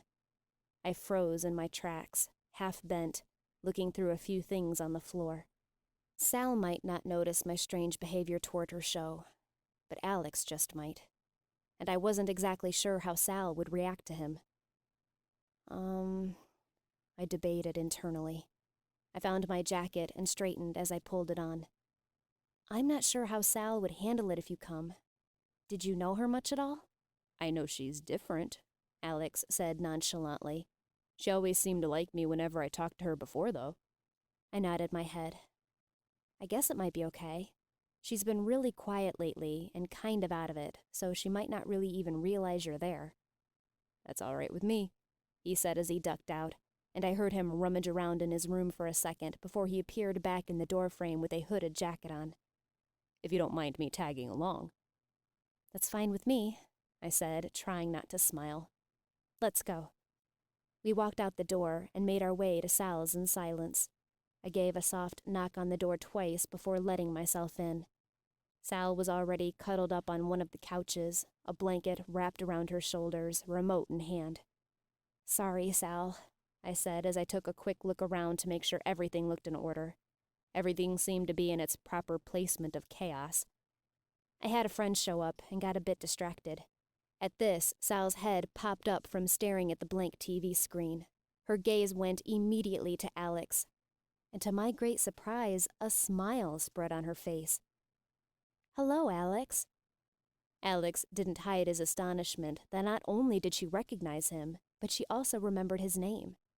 Hi, Sal, he replied with a broad smile, making a quick recovery.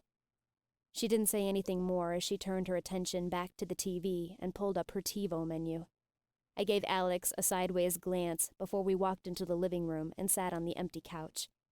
After just a second, the show started. Sal did not really watch any television, but she had an unfortunate obsession with Touched by an Angel, and I had to watch it with her. Of all the shows she could choose to be obsessed with, it had to be that show. As the episode started, I realized it was one that we'd already seen from an early season. I guessed by now we had probably watched all the seasons and every episode to ever air. I tried very hard to focus my attention on the show. Normally, I was able to ignore the show completely, but with Alex there to observe, I thought it best to show some interest. It was not that I did not like the show. I thought the messages in it were good and had worthy origins. But why did they have to call them angels? If they were called anything else, I probably would have actually enjoyed watching the show. Obviously, the creators knew nothing of the true nature of the beings they were trying to portray. I couldn't help it as I diverted my attention to anything other than the television screen without taking my eyes from it. I noticed that somehow Alex's arm had ended up draped across the back of the couch. Trying to be discreet, I glanced at his face, searching for any signs of a sly grin, but found his face oddly attentive of the show before him. He wasn't trying to be sneaky or make a move. I somehow doubted he even realized his arm was there, resting just an inch or so above my shoulders. I tried to turn my attention back to the television, but caught a glimpse of Sal out of the corner of my eye. To my great shock and embarrassment, she was staring intently in my direction. A slight smile spread across her face. It almost startled me at first. Sal almost never smiled, and she never lost attention in her show. A confused expression spread on my face as I shrugged my shoulders just slightly, as if to ask her, what? Her grin only got a little bigger before she turned her attention back to the television. I didn't see it. If it was at all possible, I just felt it. The small smile that crept onto Alex's lips. The rest of the show passed by unbearably slow, and I nearly sighed in relief when the credits started rolling. Feeling ready to snap at any moment from the tension I felt inside, I sprang to my feet and grabbed my jacket. Sal turned the television off and stood to face us. That strange grin still spread on her face. I tried to ignore it, however impossible it was to do so. "Do you need anything, Sal?" I asked, as I always did before I left her house. "I'm okay," she said, her grin still plastered on her face. "Good night, Jessica. Good night, Alex." Without another word, she walked to the stairs and headed down to her bedroom. This time, I did sigh in relief as we turned for the door and walked out. "What a nice evening," Alex said as we walked up the stairs that ascended the sloped lawn to the road. "It was freezing," Small puffs of air curled out from our lips and noses and rose into the air in delicate patterns. Sal seems like a really wonderful person, he continued as we took our first steps down the road. She is, I said as I wrapped my arms around my torso. She's different, but I suppose that's part of why I care about her so much. She's so innocent. Alex nodded his head. It's really good of you to take care of her like that. My grandma tried to help her out, but we were gone so much it made it difficult. By this time, we reached the stairs that led down to the house, and I kept my silent count to 91 to myself. As we walked back into the house, the smell of our recent meal filled my nose. Oh, shoot, I said as I closed the door behind us. I forgot all about this. I'll help you clean it up. He didn't argue with me, and we quickly cleared the table and started to load the dishwasher. I really enjoyed tonight, I said as I put the plates onto the rack, speaking before I thought about what I was going to say. I immediately felt blood rush into my face. I did too, Alex said. As he rinsed a pot and handed it to me, his eyes met my own, and I felt a small quiver run down my spine as that smile spread on his lips. He turned his attention back to another pot. Thanks for letting me come with you to Sal's. It was nice. I had to hold back a little chuckle as I put the pot into the dishwasher. Awkward, maybe, I thought to myself. I was surprised she remembered your name. She barely remembers her own most days, it seems. You must have left a good impression on her before. I guess, he said simply as he handed me the last of the silverware. I loaded it into the rack and closed the door. Thanks for the help, Alex said as he leaned against the counter, his arms folded across his chest. You're welcome. Alex glanced back at the clock that hung above the sink. It now read 11 o'clock exactly. Well, I think I'm going to hit the sack. I've got to meet with an attorney in the morning, something to do with my grandparents' will and having the assets transferred to my name. Sounds fun, I said sarcastically. You'd better believe it, he said as he rolled his eyes and started for the stairs. We walked down in silence and said a brief goodnight before we went our separate ways. When all was quiet, I pulled my laptop out again and pulled up the internet. After only a few moments, I found the gruesome answers I was looking for. I was right when I assumed Crystal Daniels was a prostitute. She had also been murdered last night in an alleyway, stabbed 4 times in the chest. The murderer was still at large, and they currently had no leads. Could one really call that getting what another deserved? I didn't know if anyone deserved to die like that. The next morning, the house felt oddly silent. It was strange how I had grown so accustomed to having another person around after just one day. I thought I was happy being on my own. I had been independent, and I needed no one. Apparently, I was wrong. Humans are social creatures by nature, and while I may have been a freak, I was still human. At least I hoped so. I was restless and anxious with how empty the house felt, so I headed to Sal's early. She may not have been the company I was craving, but anything was better than sitting at home alone at this point. Sal? I called as I opened the door and peeked in. Come in, I heard her call faintly from inside. As usual, I quickly glanced around and noted that everything looked in order. Sal? I called again when I saw no signs of her. Down here, I heard her voice float up the stairs. I found her in the office, sitting at the great oak desk, a shoebox open in front of her. What are you doing? I asked as I sat in the chair in front of the desk. She didn't say anything, but pushed a photo across the desk towards me. I picked it up and examined it. There were 2 people in it. The first was Sal. She appeared to be several years younger, her skin more youthful and her hair a bit more lively.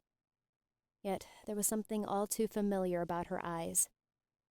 They looked haunted, hurt. The second woman was slightly familiar, and it took me a moment to recognize her. I had never actually met Sue Wright in person, only talked to her on the phone, but I had seen 1 or 2 pictures of her. She was a kind-looking woman, pure white hair, wrinkles all around her eyes, and sprouting from her sunny smile. Her face was tanned and warm. Sue's arms were wrapped around Sal's waist, her head resting slightly on her shoulder. Sal looked hesitant, but she was smiling, as if in acceptance of the woman's affection. "Alex said you were friends," I said quietly as I pushed the photo back towards her. "I miss her," Sal said, and I was surprised to hear the emotion in her voice. As I looked into her face, I saw a single tear roll down her cheek. I had never seen Sal cry. I also silently wondered how Sal had found out about Paul and Sue's death, as neither Alex nor I had said anything at all about it. Sal didn't look up again from the box as she pushed another photo towards me. This one held two men standing next to a barbecue, both wearing aprons. Paul and Alex. Paul was tall, just as tall as Alex. He was very fit for a man his age, and his build was similar to Alex's. His hair was very dark, almost black, yet speckled with dignified silver. His face was tan as well, a leathered look, as if he had spent too much of his life out in the sun. "When were these pictures taken?" I asked as I noticed Alex looked much younger. He was exactly the type of guy that every girl in high school would have had a crush on. I certainly would have. "That was Alex's 18th birthday," Sal said as she pushed another picture towards me. This one was of Alex blowing out candles on a birthday cake. "He graduated a month later. That was the last time I saw him." It seemed strange to me that there didn't seem to be any friends around in any of the pictures. What 18-year-old guy was content to spend his birthday with just his grandparents and the odd neighbor? To me, this spoke loads about his character. "Alex is a nice boy," Sal said as she finally looked up at me, a serene smile on her face. "I'm glad he came back home." The thought, "I am too," ran through my mind all too quickly. I tried not to think too much about how ridiculous I was being. Sal continued to pass pictures to me. She starred in a few, but for the most part, they were of Alex. There were several of him eating a hamburger, opening a few presents, and a few candid ones of him laughing with his grandfather. It took me a while before I thought to wonder where Alex's parents were. I had never heard him say anything about them yet. After an hour or so, I could tell Sal was getting restless and ready to be alone. I took this as my cue to head back home. "Do you need anything, Sal?" I asked as I rose to leave. She shook her head as normal, and I bid her goodbye. I didn't see Alex the rest of the day, much to my disappointment. The day passed painfully slow, and when I finally heard the door open and close at 11:30, I knew it was too late in the night to rush out and see how he was.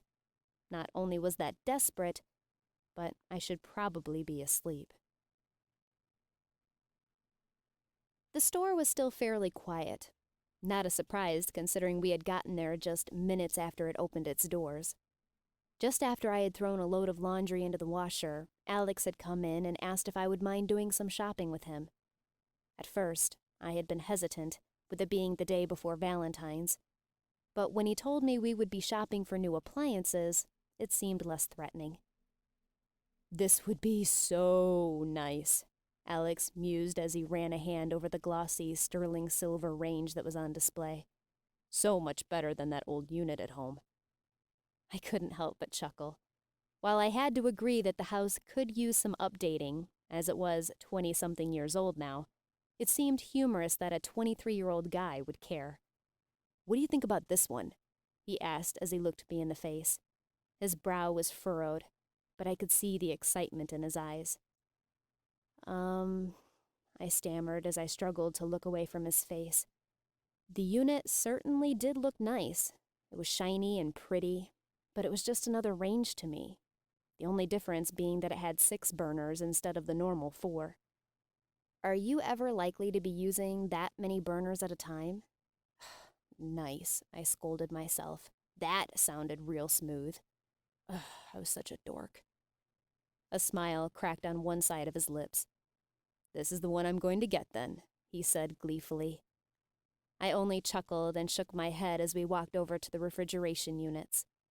Alex quickly got down to business, opening and closing the doors of almost every unit. At one particularly fancy one that contained some kind of touch screen in it, Alex started chuckling and shook his head. "What's so funny?" I asked shyly, yet curious as to what the answer would be. Alex chuckled again before he gave a little sigh and closed the door. "Just an old memory," he said as he moved on to the next unit. "I remember when I was about 6, my grandparents got a new fridge that had the ice and water in the door, and my dad was absolutely fascinated by it. He thought it was the coolest thing ever invented. I wonder what he might have thought if he were to see this." This was the first time I had ever heard Alex mention either of his parents. "Where do your parents live now?" I couldn't help asking. As Alex looked at me, I saw a certain sadness spread in his eyes. It made me sad too. Those startling blue eyes should never look sad. "I've never actually met my mom," he said as he continued walking slowly through the aisle. "She took off when I was only a few weeks old.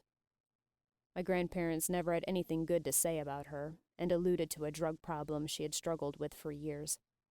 I guess I was lucky it didn't affect me at all when she was pregnant with me. I have no idea where she is, or what last name she might be using to even try to track her down. I only know her first name is Caroline. When I was about 3, my dad was diagnosed with lung cancer. He smoked while he was in the army and it caught up to him, though he had quit long before I was born. His body wasn't handling it too well, and we had to move in with my grandparents. It was a nasty battle with the cancer, and of course they didn't have the treatments for it back then as they do now. He died a week before my 7th birthday." He was quiet for a long moment after that, and I could feel tears welling up in my eyes. "I'm so sorry, Alex. That's terrible." His own sad eyes met mine. To my surprise, a smile spread on his face, and to my relief, it spread to his eyes. In a gesture that totally took me off guard, he draped an arm across my shoulders. "It's all right," he said casually. "My grandparents were amazing people, and I was very happy growing up with them. I don't remember too much of my dad, but what I do remember is nothing but good memories." I tried to smile and gave a little sniffle. He looked back down at me and, giving me a quick squeeze, turned to another fridge. "How about this one?" he said with a sarcastic smile. I couldn't help but laugh as I saw the one he indicated was about half the size of a normal fridge. He didn't take too much longer to pick out the rest of his appliances. My jaw nearly hit the floor when I saw the total price. I thought I saw Alex cringe slightly as well, but he simply pulled out a card. "Thanks, Grandma and Grandpa," he said with a chuckle as he swiped it. Chapter 6. Morning dawned with an oddly bright hue. As I peered at my bedroom window, I was surprised to see several feet of fluffy-looking snow on the ground. One more thing about Washington in the winter, it can rain buckets and dump large amounts of precipitation in a short time. But if the temperature drops below freezing, it makes for a lot of snow.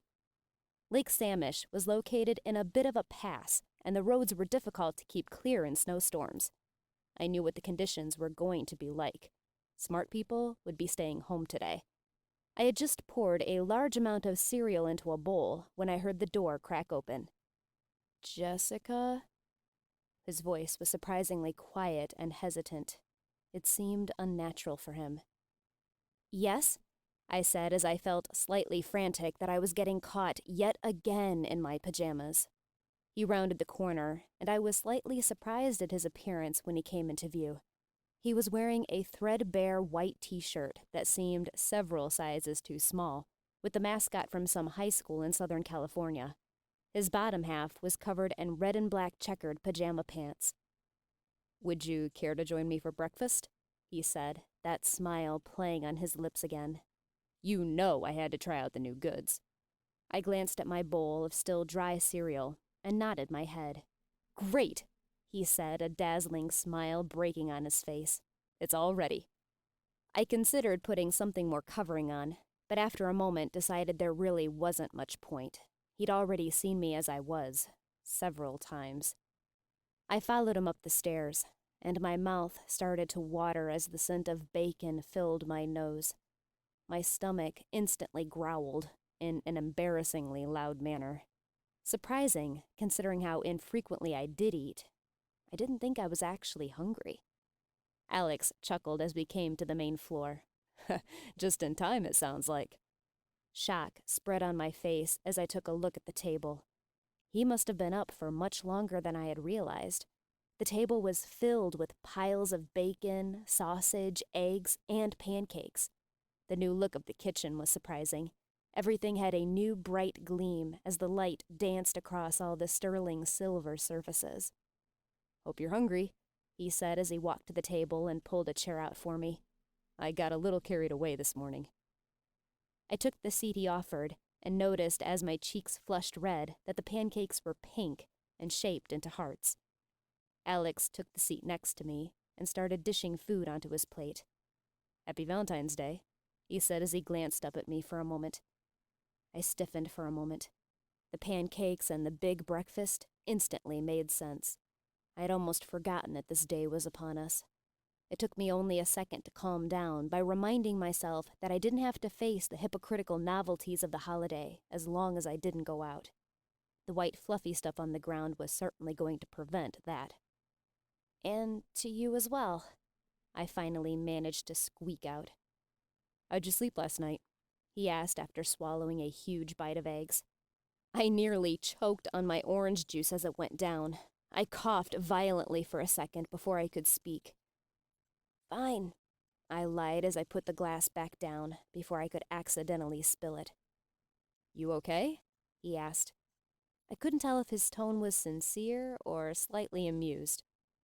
"Yeah," I said as I dabbed a napkin at my mouth to make sure there was nothing embarrassing there. "How do you like your new fancy stove?"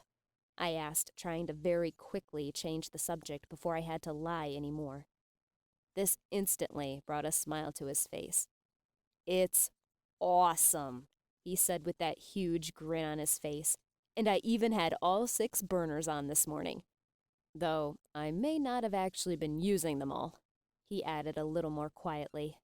Food threatened to spray across the table as a laugh burst from my lips.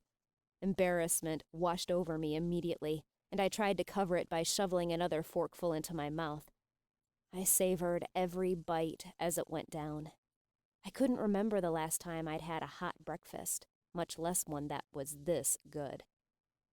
"So, what are your plans for the day?" he asked. I swallowed a large bite of bacon before I spoke. "Don't really have any. I certainly won't be going anywhere," I said as I looked out the window. "There's no lucky man on his way to take you out for romantic Valentines?" he said with a wry smile. I felt myself blush again under his gaze. "Nope, can't say there is," I said. "And what about you? Is there some woman you're going to rush off to later to pick up?" He gave a slight laugh.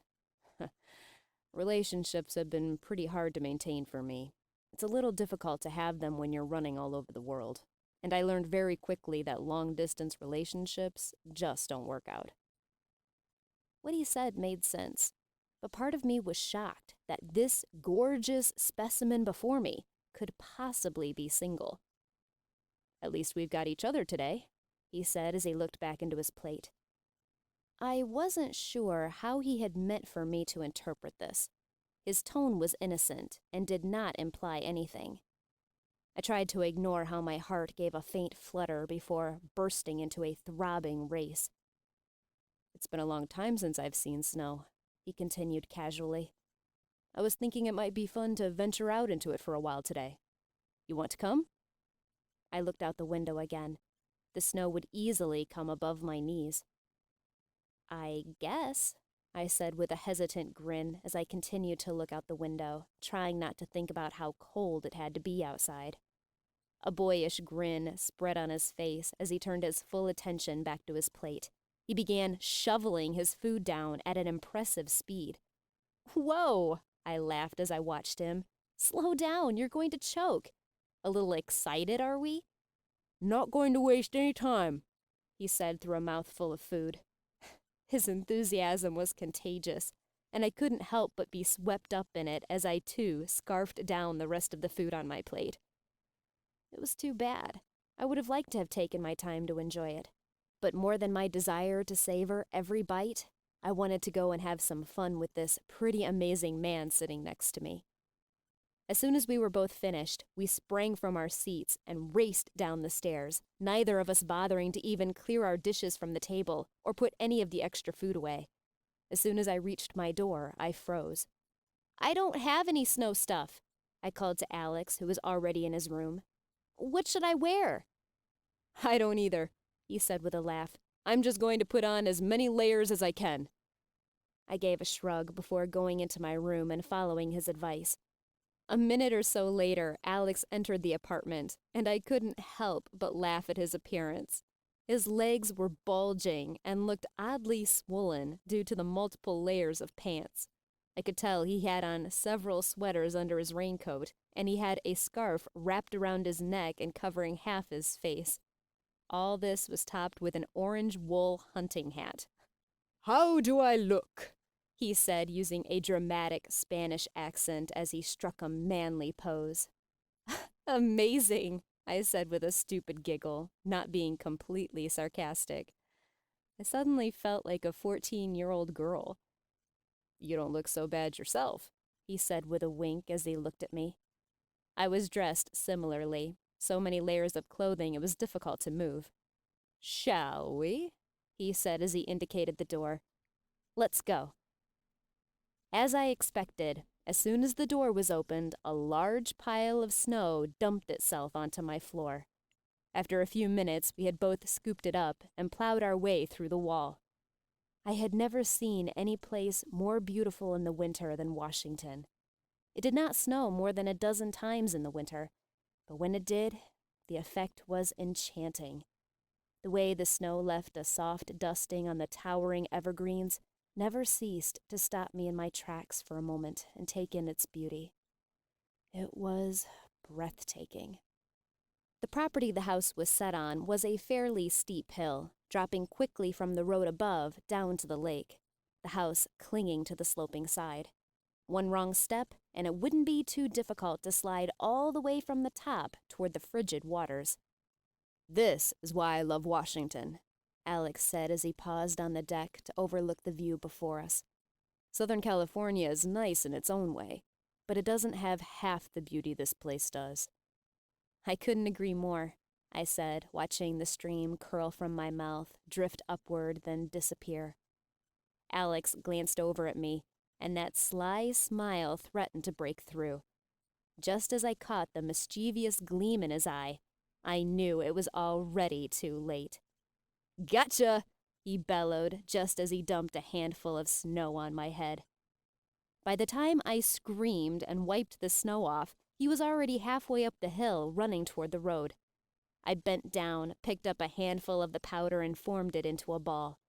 My aim was surprisingly accurate, considering the many cumbering layers I wore, and the snowball landed square on the back of his head.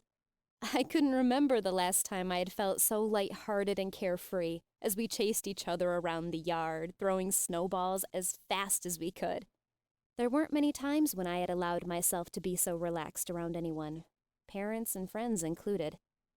It seemed so easy for Alex to bring out a side of me that I didn't think existed, a part of me that just wanted to be me and felt free to just be me.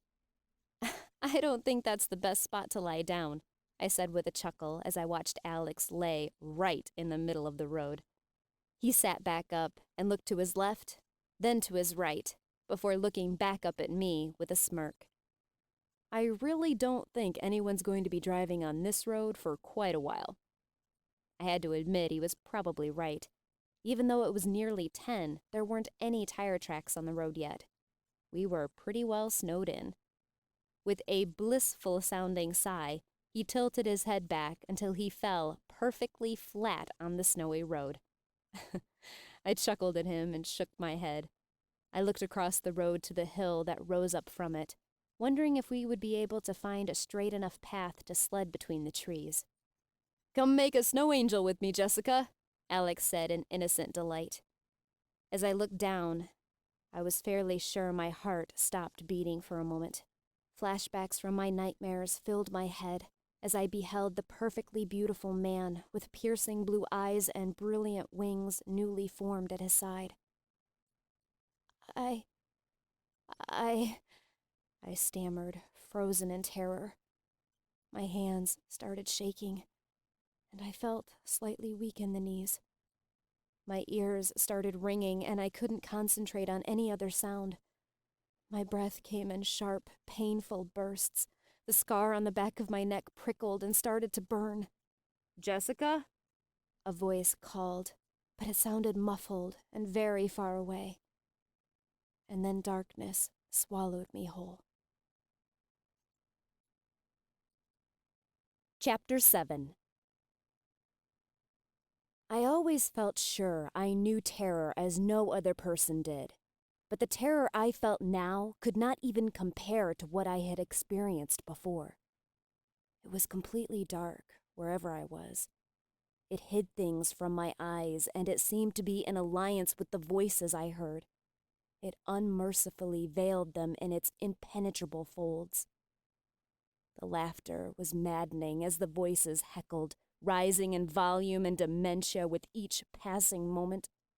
Cold, clammy hands reached out at me, tracing fingers along my cheek, down the back of my neck, across my thigh, grasping my ankles.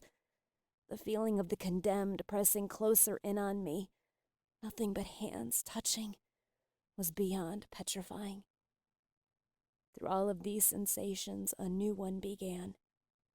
The feeling that a more solid and lucid being was standing directly before me, cloaked cruelly in the darkness. A new distinctive set of hands reached forth, just as frigid and clammy as the others, but more deliberate, more powerful. They placed themselves on either side of my face, and I felt my insides chill as I had the feeling that eyes were boring into my own. Those hands slid slowly down to my shoulders, down my arms, and I felt myself being pulled closer to the unseen being. The arms that started to wrap around me were just as cold as the hands attached to them. I wanted to run, to disappear, to die, but could do nothing as those arms forced me into an arctic embrace. I sensed rather than heard as the thing seemed to be inhaling my scent, and felt as if death had finally found me when a pair of lips brushed my ear. "You shall be mine," a voice clear and sharp as ice whispered. As soon as the words were spoken, I was released by the mass of cold hands, and felt instead that my body was being shaken violently, the air around me warming quickly. "You shall be mine," the voice again whispered into the darkness. It was followed by a chilling, low chuckle. "Jessica?" The voice was quiet, but frantic. I realized the shaking was coming from a pair of large hands on my shoulders. My heart was pounding, and I felt like my body was trembling violently. I had to get my eyes open. I had to escape from the cold. "Jessica?" The voice called again, this time a little louder. The muscles in my eyelids finally started working again, and I opened my eyes just slightly and gasped at a pair of blue eyes only inches away from my own. "You're awake!" Alex cried as he gathered me up in his arms and crushed me to his chest. "I can't breathe," I gasped as the air was forced out of my lungs. "Sorry," he said as he immediately lay me back down. "Are you all right? Do you want me to take you to the hospital? I nearly called 911. As his questions registered, I had to think if I was actually all right. My scar burned as if it had been freshly branded, but the rest of me felt only slightly shaky. "No," I said after only a moment of hesitation. I'm fine. Doctors were to be avoided at all costs. They would ask questions I had no logical answers to when they saw my bare back. Are you sure? I could see the genuine concern in his eyes as he looked closely at my face. I'm pretty sure my truck could make it through the snow if it had to. I'm fine, Alex, I said again as I struggled to sit up. A thick quilt fell off me, and with a horrified gasp, I realized I was wearing nothing but my underwear and bra. Alex! I shrieked as I pulled the blanket up to cover me. Did you do this? Yeah, he said, no embarrassment in his voice. After you passed out, you started shaking like crazy. Your teeth were chattering even. Your clothes were pretty well soaked, so when I brought you inside, I thought it best to get them off before you froze to death. His explanation, however embarrassing it was, made sense. I registered that he himself was down to one pair of partially wet jeans and a t-shirt. Oh, well, thanks, I guess, I said as I realized I was in the living room on the couch. I noticed it had been pushed in front of the fireplace, and a fire was roaring in it. Even though I know the temperature had to be at least 10 degrees above the normal of the house, it felt wonderful on my skin, and the shaking started to die down. What happened? He asked as he took a seat on the couch down by my feet. I hadn't thought up an explanation as to what had indeed occurred. I didn't even know. So I blurted out the first thing that came to mind. I got lightheaded all of a sudden. I'm not really sure.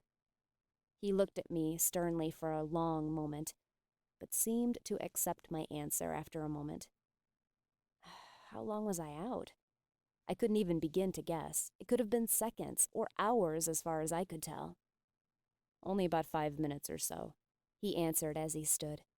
He walked to the kitchen and a moment later walked back with a tall glass of water and a pink heart-shaped box.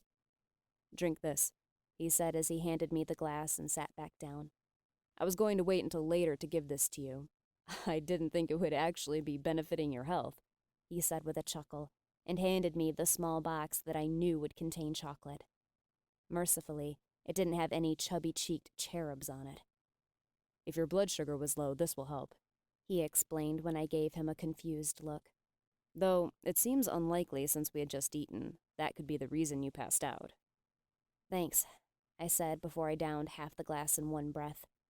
I tried to ignore the intuitive way Alex was staring at me as I opened the box and popped a chocolate into my mouth. I extended the box toward him, and never breaking his stare, he took one. Alex, I sighed as I leaned back on the couch.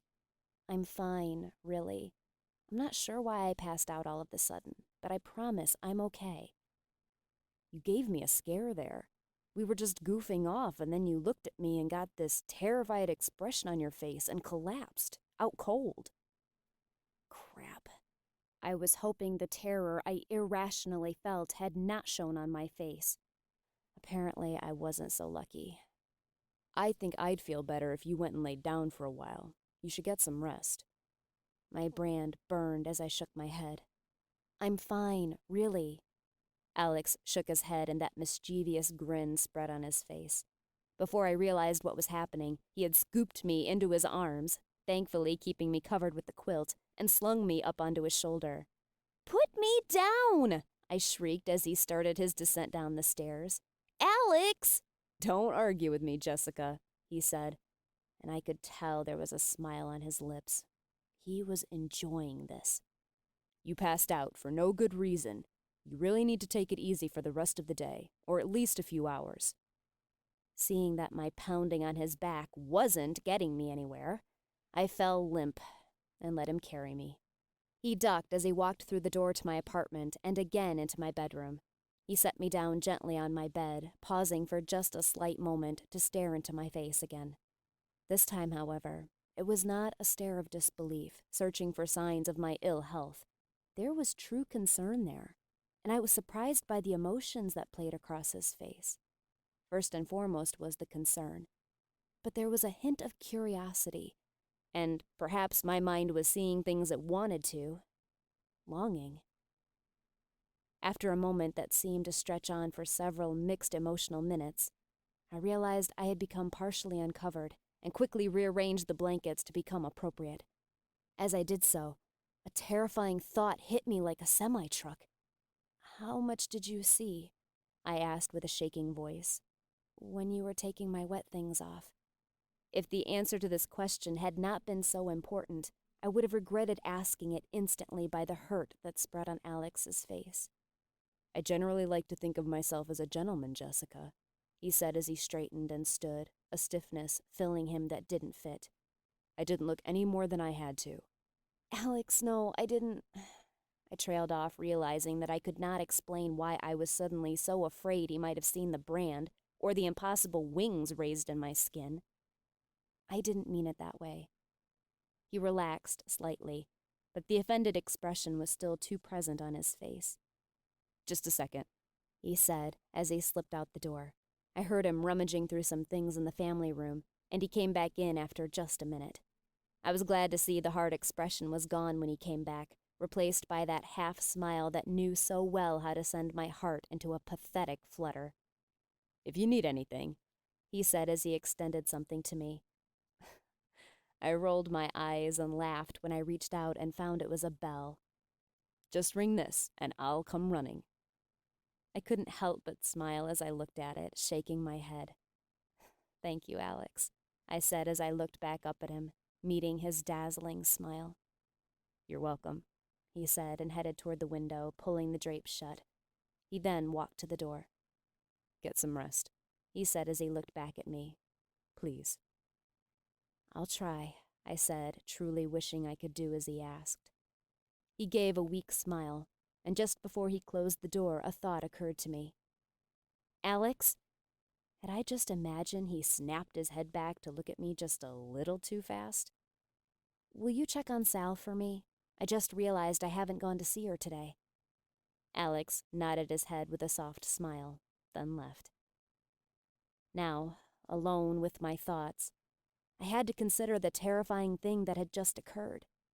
It would seem that I had passed out, but instead of being thrown into a trial, something else had happened. I had no explanation for what occurred. I wasn't even sure what happened. But that had never happened before. If there was any comfort in this terrifying curse I couldn't escape, it was that it was always the same. The final verdict may vary, but the trial itself was predictable in its events and order. The fact that there was a new factor in all of this was just as terrifying as the dream itself, or whatever that was.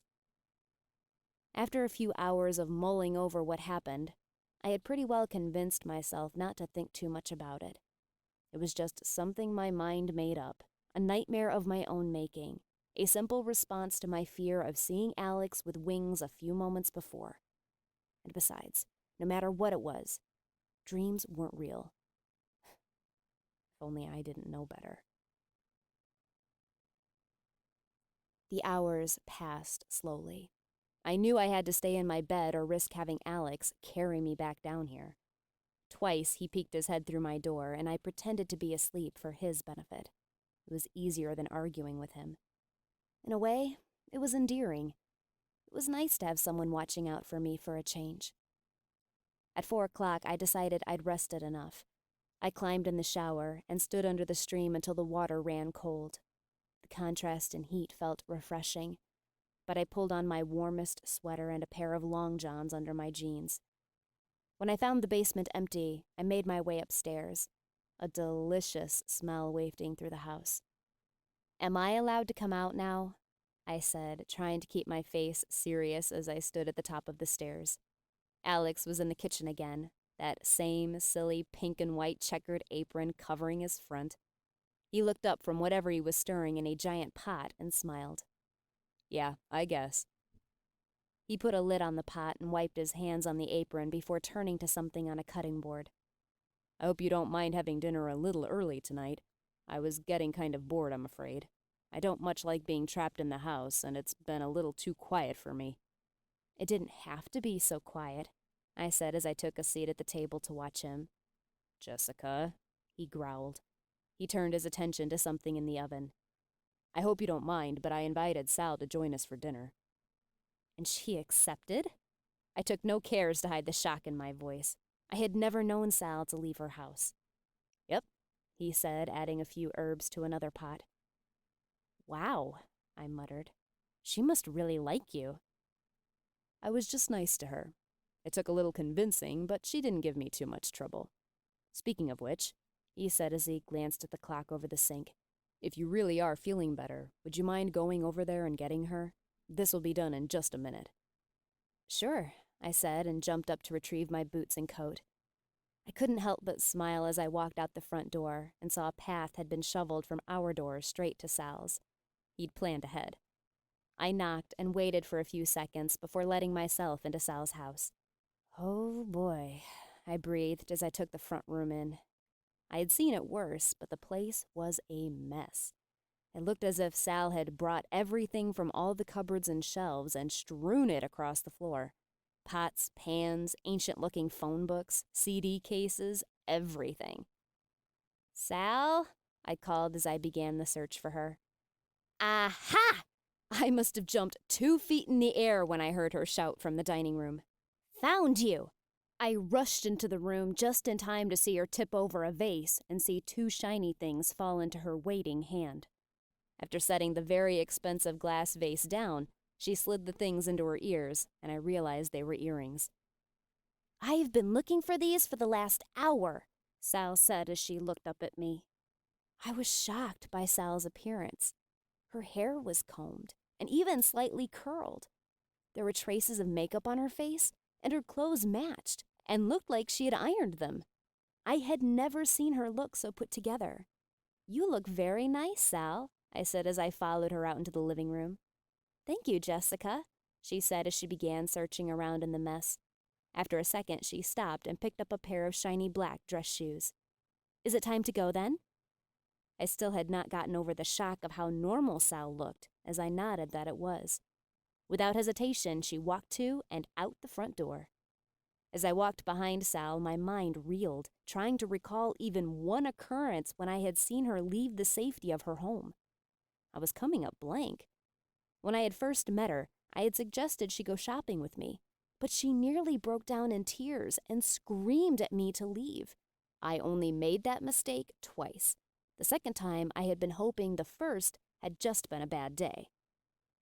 Sal let herself into the house without hesitation, taking her shoes and coat off in the entryway. I had never felt underdressed around Sal until now. That smells really good, she said as she followed her nose to the kitchen. I followed her, still not believing what I was seeing. Alex had just finished setting all the dishes on the table when he looked up at us with that dazzling smile. I'm glad you came, Sal, he said as he extended an arm to her, draping it over her shoulders. I hoped he wasn't offended when she cringed slightly. She didn't like to be touched most of the time. Considering her past, I couldn't blame her one bit. Happy Valentine's Day, he smiled. Well, he said as he clapped his hands together, his face practically beaming as he looked at each of us. Dinner is served. Being the perfect gentleman, he pulled each of our chairs out for us before sitting down himself. I couldn't help but gaze at the feast before us.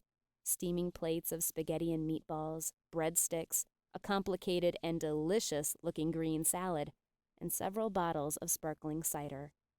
The evening passed in a blissful state of ease I had not experienced in a very long time. Alex kept the conversation light and easy, and I could tell he was always mindful of Sal's constantly changing state of mind. Sal was quiet, but she looked happy. She never seemed completely relaxed, but I had never seen her so, unless she was sleeping. As I watched the evening unfold, I realized something within me was changing. Ever since Jason had so cruelly broken up with me, I had locked my heart into an ice chamber and was determined to never let anyone near it again. Without my permission, something was happening. I knew I was developing feelings for Alex. I didn't see how I could help it, though. Who wouldn't start to fall for this overwhelmingly attractive, single, considerate, fun guy? Alex apologized for the simple dessert of brownies and ice cream, claiming he had run out of time to make anything fancier. It was slowly eaten, as each of us had already consumed more than our limit. It would have been nice to simply sit back and relax for a while after all the food before us was devoured. But I could sense Sal was getting uneasy and eager to get back home. I was already impressed with how long she had lasted. "Come on, Sal," I said as I stood. "I'll walk you home." Relief washed over her face as she walked hurriedly to the door and grabbed her coat and shoes. "I'll come with you," Alex said as he stood. I wouldn't admit it to myself, but I smiled just slightly when he joined us at the door and we pulled our coats on. It was still cold outside, but it did not feel any colder than it had during the day. Nonetheless, below freezing was still below freezing. It did not take long to reach Sal's house as she nearly ran back to her front door. "Good night," we called as she practically shut the door in our faces. I chuckled slightly as we turned back toward the house. Chapter 8. The night felt peacefully still as stars struggled to break through the clouds overhead. The soft blanket of snow that draped over everything gave it almost a warm feel. I could hear snow dropping off branches somewhere in the distance. Neither of us said anything as we took the short walk back. I was learning to like that about Alex. He didn't feel the need to constantly fill the silence. The way my body felt so constantly aware of his presence next to mine unsettled me. I'd only known the man 4 days. I shouldn't be having the overpowering desire to reach out and take his hand in mine so soon. Or ever, really. We lived together. I had serious issues that were completely out of my control. There were way too many complications that could and would arise from letting something become of my feelings. We were nearly to the door when the wind gusted in our faces, nearly knocking the breath from my lungs. Just as we opened the door, the snow began to fall again. As we shoved the door closed, we both broke out into laughter as I tried to tame my hair back into order. I closed my eyes as Alex pulled strands of hair from my face, enjoying his nearness far more than I should. After a moment, I opened them again, and was almost startled to find him still only inches away, his brilliant blue eyes staring intensely into my own. My breath caught in my throat as I thought he leaned in just a fraction of an inch closer, and I could see the struggle that was taking place in his eyes. My heart hammered, and I silently prayed he couldn't hear it. "I have something for you," he finally breathed after an intense moment, backing away slightly and removing his coat. "Really?" I stammered. I took my coat and boots off, feeling suddenly embarrassed. "Hang on," he said as he finished taking his outside things off, heading for the master bedroom. I took a seat on one of the 2 couches before the grand fireplace, and only had to wait a short moment before he came back into the room, a thin black case in his hands. As he sat next to me, my heart started to hammer again in anticipation. "When my grandma died, she left quite the collection of sparkly things to me. Obviously, I am never going to have any use for them, so I'd like to give this to you." He seemed slightly uncomfortable as he handed me the case. "I didn't get you anything," I said, dismay obvious in my voice as I took the box. "Seriously, don't worry about it," he said with a chuckle. "And like I said, it's not like I actually went out and bought something."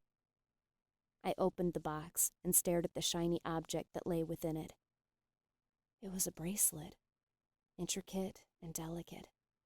Tiny, silver-colored leaves wrapped up and down the entire thing. Shiny jewels that looked dangerously like diamonds set between each one. "Alex, it's beautiful," I whispered as I pulled it out. "May I?" he asked as he reached for it. Despite the size of his hands, he had little trouble with the tiny clasp. "I thought it suited you. Kind of reminded me of you when I saw it." Just before I snapped the box closed, I noticed the name of the designer on the inside of the lid, and a little gasp escaped my lips. I didn't know of any designers who made higher quality or more expensive jewelry than this. It had to be worth thousands of dollars. Alex, The words came out stammered. I can't. Jessica, please don't argue with me. I want you to have it. And really, what am I going to do with it? I hate to imagine what you might think of me if I started wearing it. I couldn't help but laugh aloud as that half grin broke on his face. When you put it that way, I guess it doesn't seem so bad, I said as the laughter died out. He reached for my arm and held my hand lightly as he observed his gift there. My heart shuddered, and my skin warmed under his touch, making it tingle. Perfect, he said with a smile. We sat in silence for a moment, both just staring at the beautiful bracelet.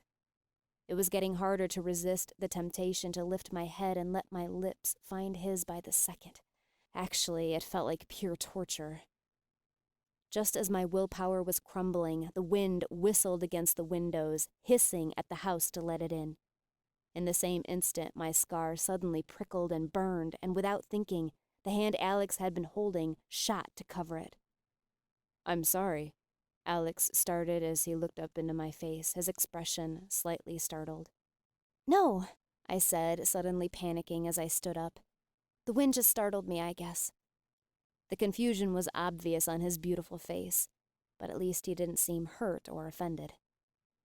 I said as I knew my face was flushing bright red. I'll help you clean dinner up. Alex only nodded and stood to follow me to the kitchen. Neither of us said much as we worked to clean and clear the dishes. I wasn't sure what to say or how to recover after my strange reaction. Talk about ruining the moment. As we worked, my scar continued to prickle, and I could feel my eyes growing heavier by the moment. I silently added up the hours in my head, realizing it had been more than 80 hours since I had slept. Strange. Normally, I could make it almost to 100 before I felt the effects this strongly. I'm about ready to hit the sack, Alex said as he closed the dishwasher and started it up. Me too, I replied, wishing it wasn't so true. Without saying anything else, he started down the stairs.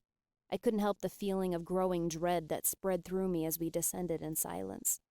Not so much over the fact that I was growing dangerously tired, but for the fact that Alex was getting the first hints of how strange and messed up I truly was. I had hoped before that I might be able to hide everything, and was now realizing it had been a stupid thought. The scars on my back controlled my life. It wouldn't be long before they would drive Alex away too, just like they did Jason. Alex said a quick and quiet goodnight before we went our separate ways. I closed the door behind me with a small click, leaning against it and letting a frustrated breath out. How could you be so stupid? I chided myself. I'd been down this road before. I should know better. With the way my life was, I couldn't let anyone in too close. And it would be wrong of me to expect anyone to accept the madness that followed me. It wouldn't be fair. Trying to work some resolve into my thoughts, I went to the fridge and pulled out a Dr. Pepper, downing it in less than 30 seconds. I hated to admit it to myself, but the effects of the caffeine didn't really work much anymore. I refused to upgrade to something that contained higher levels of it, like coffee. The taste was terrible, and I couldn't even stand the smell of it. And energy drinks always tasted like liquid Smarties to me. My eyes were growing heavier and heavier by the moment, though, and I paced the floor. 17, 18, 19. Stop it, I scolded myself. But as soon as this thought processed, another pushed it aside. It had been a few days since I had counted, aloud or internally. I couldn't remember a time when I had gone so long without counting. It was something I always did, but now I couldn't recall the last time I had done it. My panic was rising as I stretched my arms high above my head. I hated this time of the constant 24 hours that made up a day. I considered that maybe I should move to some place like Alaska.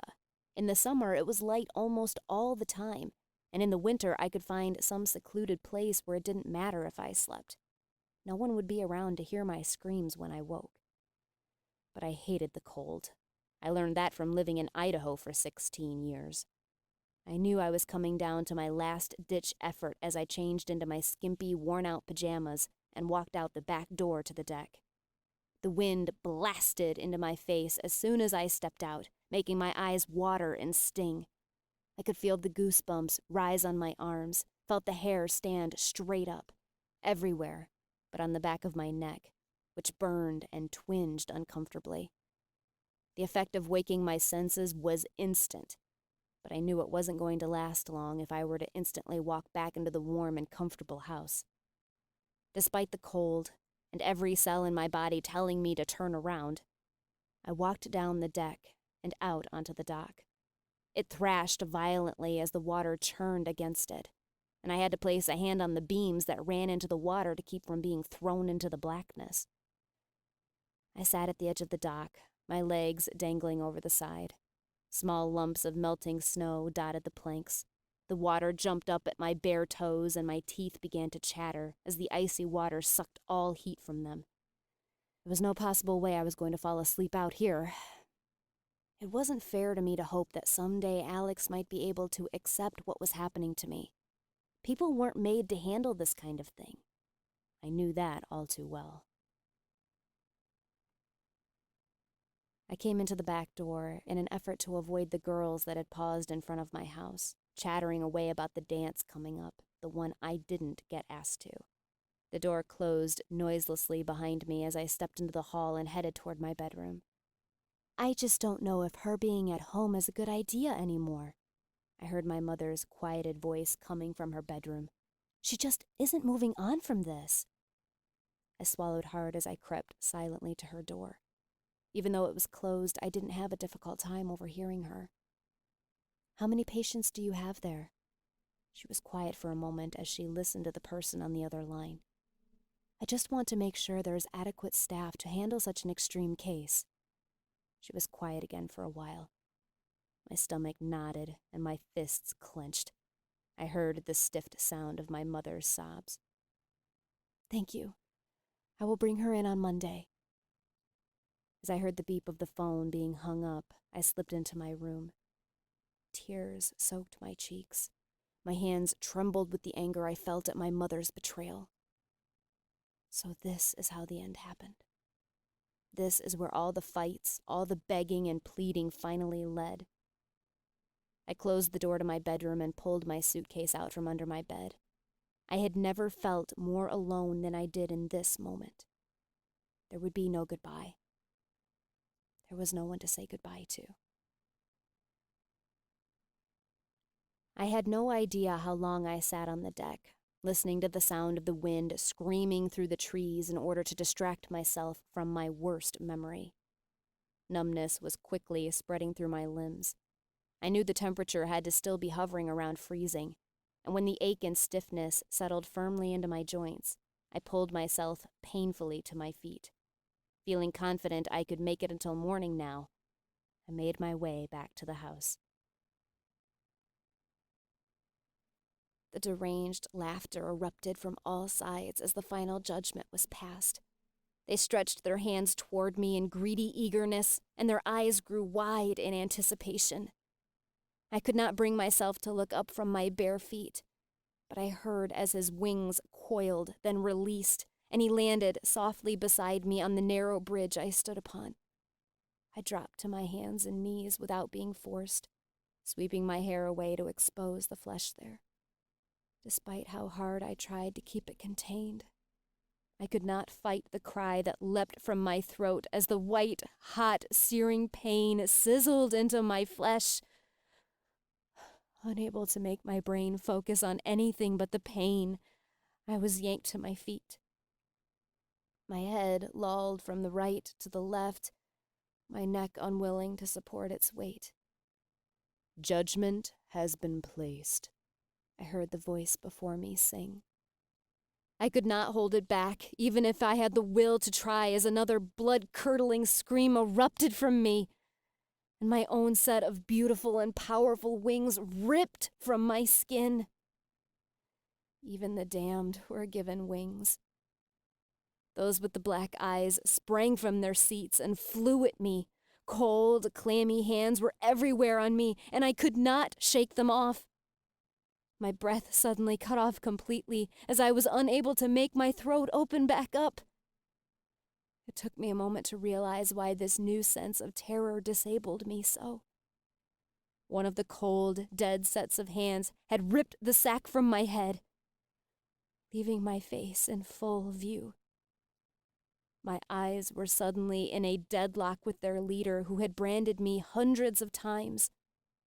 The eyes, dead as night and enchanting as black pearls, stared straight into my own, and I could not look away, nor could I find the will to. They were so beautiful, so captivating, so imprisoning.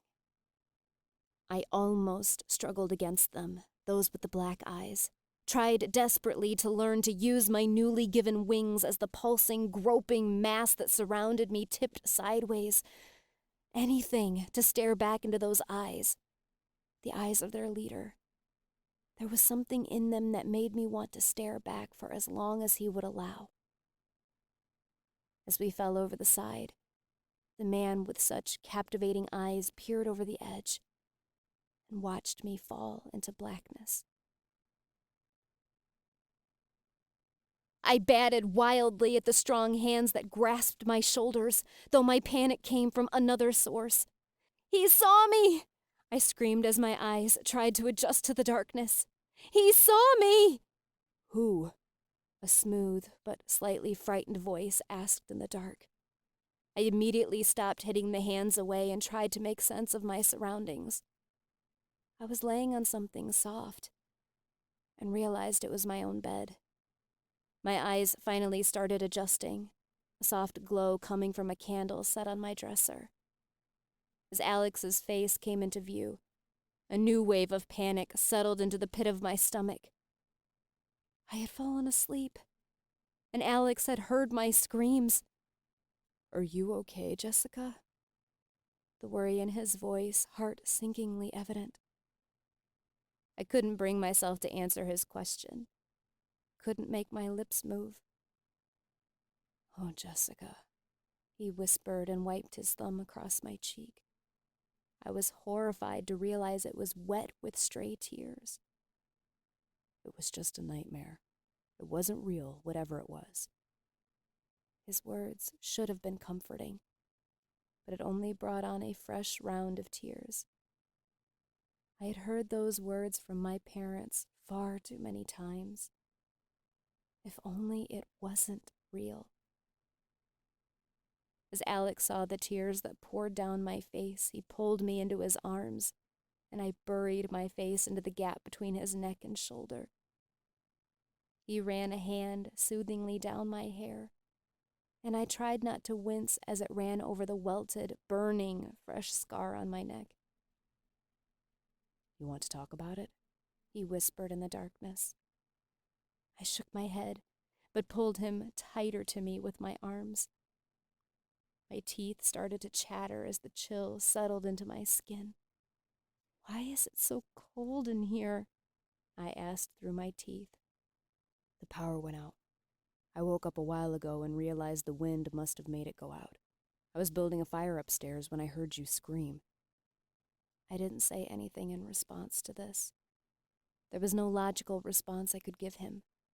A 20-year-old woman shouldn't wake up screaming from a nightmare. "Come on upstairs," he said as he released me and sat back to look me in the face. Again, he brought his thumb to my face and wiped my cheeks dry. "It's much warmer up there." I still didn't say anything, but nodded my head. He took my hand and pulled me up from the bed, the other hand grasping my quilt.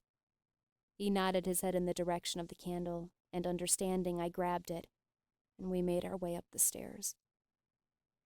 It was warm in the main living room, and I felt myself relax as we stepped in. My head cleared slightly, and I knew my tears were done falling. My nerves were settling with every passing second, though a different tension was welling under my skin. I was going to have to come up with some kind of explanation for Alex. This wasn't going to be just a one-time occurrence. Alex had already brought up a large pile of blankets and pillows, thrown on the floor in front of the couch like a half-asleep man would. He dropped my quilt on one of the couches and proceeded to push both of them closer to the fireplace. Feeling the need to help, I set about making up the beds. "Here," Alex said as he handed me a glass of water. I wanted to refuse the glass. Eating or drinking anything at that moment was about one of the last things I wanted to do, but it seemed easier to accept it with thanks than refuse. "Thank you," I whispered as I accepted it, taking a few small sips. I watched as he settled himself onto one of the couches, pulling the blanket up to his waist, his head resting on his arm, using it instead of a pillow.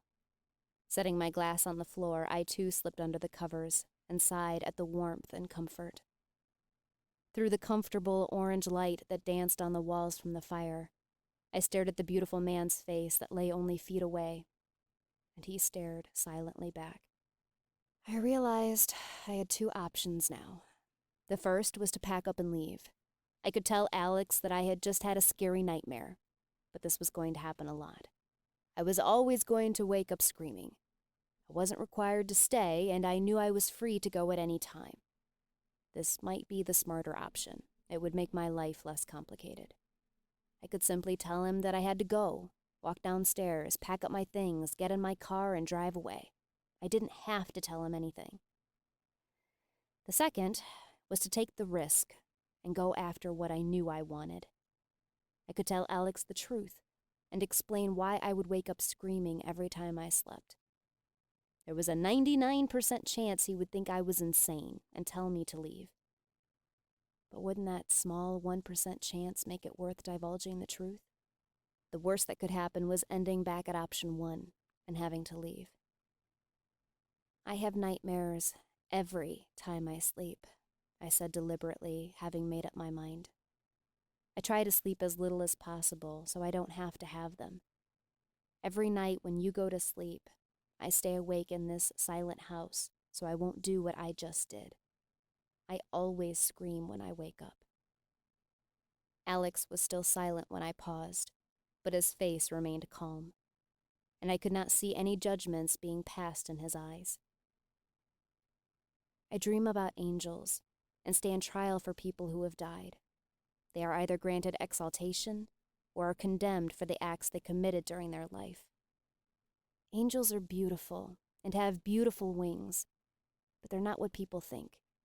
Most of them are wretched, wanting only for everyone to join in their misery. If people knew the truth."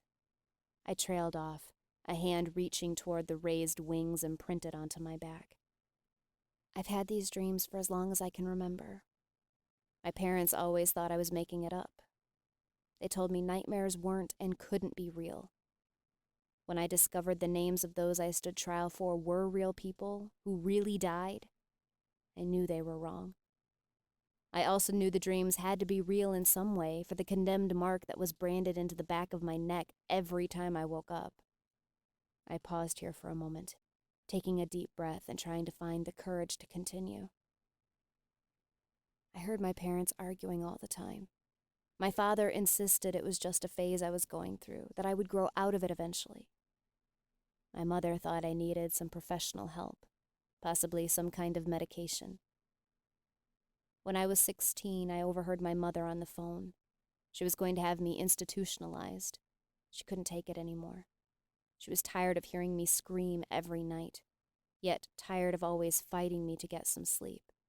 I left home that night, and I haven't been back since. With this, I could not find the will to continue, though there was little left to tell without going into impossible details. I closed my eyes and waited for his reaction, waited for him to ask me to leave. I heard rustling, and when I felt my quilt being lifted, I opened my eyes to see Alex crawling onto my couch. Without a word, he slid in behind me under the quilt. He wrapped one strong arm around my waist and pulled me in closer to him. As we lay there in silence, I felt a sense of peace I had never felt before in my life. I suspected his silence was because he was not sure of what to say. What could he say after having information like that dumped on him? But he had not told me to get out and leave that instant. Instead, he had expressed the kindest and most gentle display of comfort I could have asked for at that moment. Lying in Alex's arms, I found hope. Perhaps there was a way for me to have some semblance of a normal life. I felt it might be possible for me to achieve some higher level of happiness than what I had previously settled for. But I understood that Alex's gesture was in no way a promise of anything to come. I still did not know exactly what he was thinking about the information I had given him. I had no idea what was going to come in the morning. But for that moment, lying there in his arms was enough. Chapter 9. That night passed blissfully for me. When your nights are never pleasant, you learn to appreciate the ones that are so perfect, you never want them to end. It did not take long for Alex to drift off into sleep, but he never let me go, never released that strong arm from around me. It was easy to imagine that the horrid truths I had just revealed to him did not exist, and to pretend that this was the way my life was. It was easy to imagine that I loved, and was loved, that life was normal. I had never been so sad to see morning dawn in all my life. But I rose as the sun started to appear over the tops of the mountains, taking care not to wake Alex. Unsure of how the day was going to unfold, or what it might bring, I tried to go about a normal routine. I took a quick shower, dressed warmly, and checked my empty email. Afterwards, I sat on my tiny couch and looked out the window. The sun shone brilliantly. All the wind had ceased. I heard the power come back on sometime around 5. It sounded almost as if there was a downpour outside, as the snow melted and rolled off the roof in torrents. The snow never lasted long here, for which I was grateful. I hated the snow, except when it involved Alex. I heard the phone ring, but let Alex answer it. He had started to stir about a half hour ago, but he remained painfully quiet and aloof. Even though it was unbearable to think what it might mean, I could not put any blame on him. He had a right to think about what I had told him, and to make his own decisions as to what to do with that information. Unable to take just sitting there and torturing myself with thoughts and possibilities any longer, I decided to go check on Sal. I walked out the lower door that led from my apartment, trying to be careful not to cross paths with Alex by accident. I didn't feel ready to face him yet. When I let myself into Sal's house, I was glad to find it was warm. In my panic last night, I had not even considered Sal's need for heat. I was grateful her heater had kicked back on with no problems. Everything was quiet in the house, though still in disorganized chaos as it had been the night before. After a quick search, I found her sleeping soundly in her bed, still dressed in the clothes she had worn the night before. Knowing full well I was simply avoiding going back, I set to cleaning up after the mess she had made. I had only gotten about halfway through when the house cleaner showed up, and feeling stupid, knowing there was no need for me to be there, I left. I came back in through my door, trying to close it very quietly behind me. I jumped violently when Alex suddenly strolled out of my bedroom. "There you are," he said with that half grin. "I was looking for you." I stood with my back pressed against the door, feeling a strange need to keep some distance between us. My heart pounded in my chest, and I hoped and prayed he could not hear it. "You want to come upstairs for a minute?" he asked, his voice cautious. Here we go, I thought. Get ready to pack. Despite the panic that was rising in my blood and the sharp ringing that sounded in my ears, I nodded my head and followed him silently up the stairs. I noted he had cleaned up the bedding from last night and had moved the couches back to their normal place. I took a hesitant and terrified seat on one of them. Alex walked casually to the dining room table and started to shuffle through some papers. "I got a call yesterday, and then again this morning. I guess there are some discrepancies with my grandparents' will, and I need to go meet with a few lawyers in California. My flight leaves tonight, the last one out. I'm not really sure how long I'll be gone, but I would guess about a week or so. It took me a moment before I could make my brain process what he had just said. He wasn't making me leave. He was leaving. I wanted to protest, to tell him he didn't need to make excuses. This was his home now. I would leave if he didn't want me around anymore. But I sat frozen and unable to say anything. I could feel that brick of ice forming around my heart again. He shoved all the papers in his hand into a folder and then into a backpack. I then noticed the suitcase at his feet. A heavy stone settled itself into the pit of my stomach. He was leaving.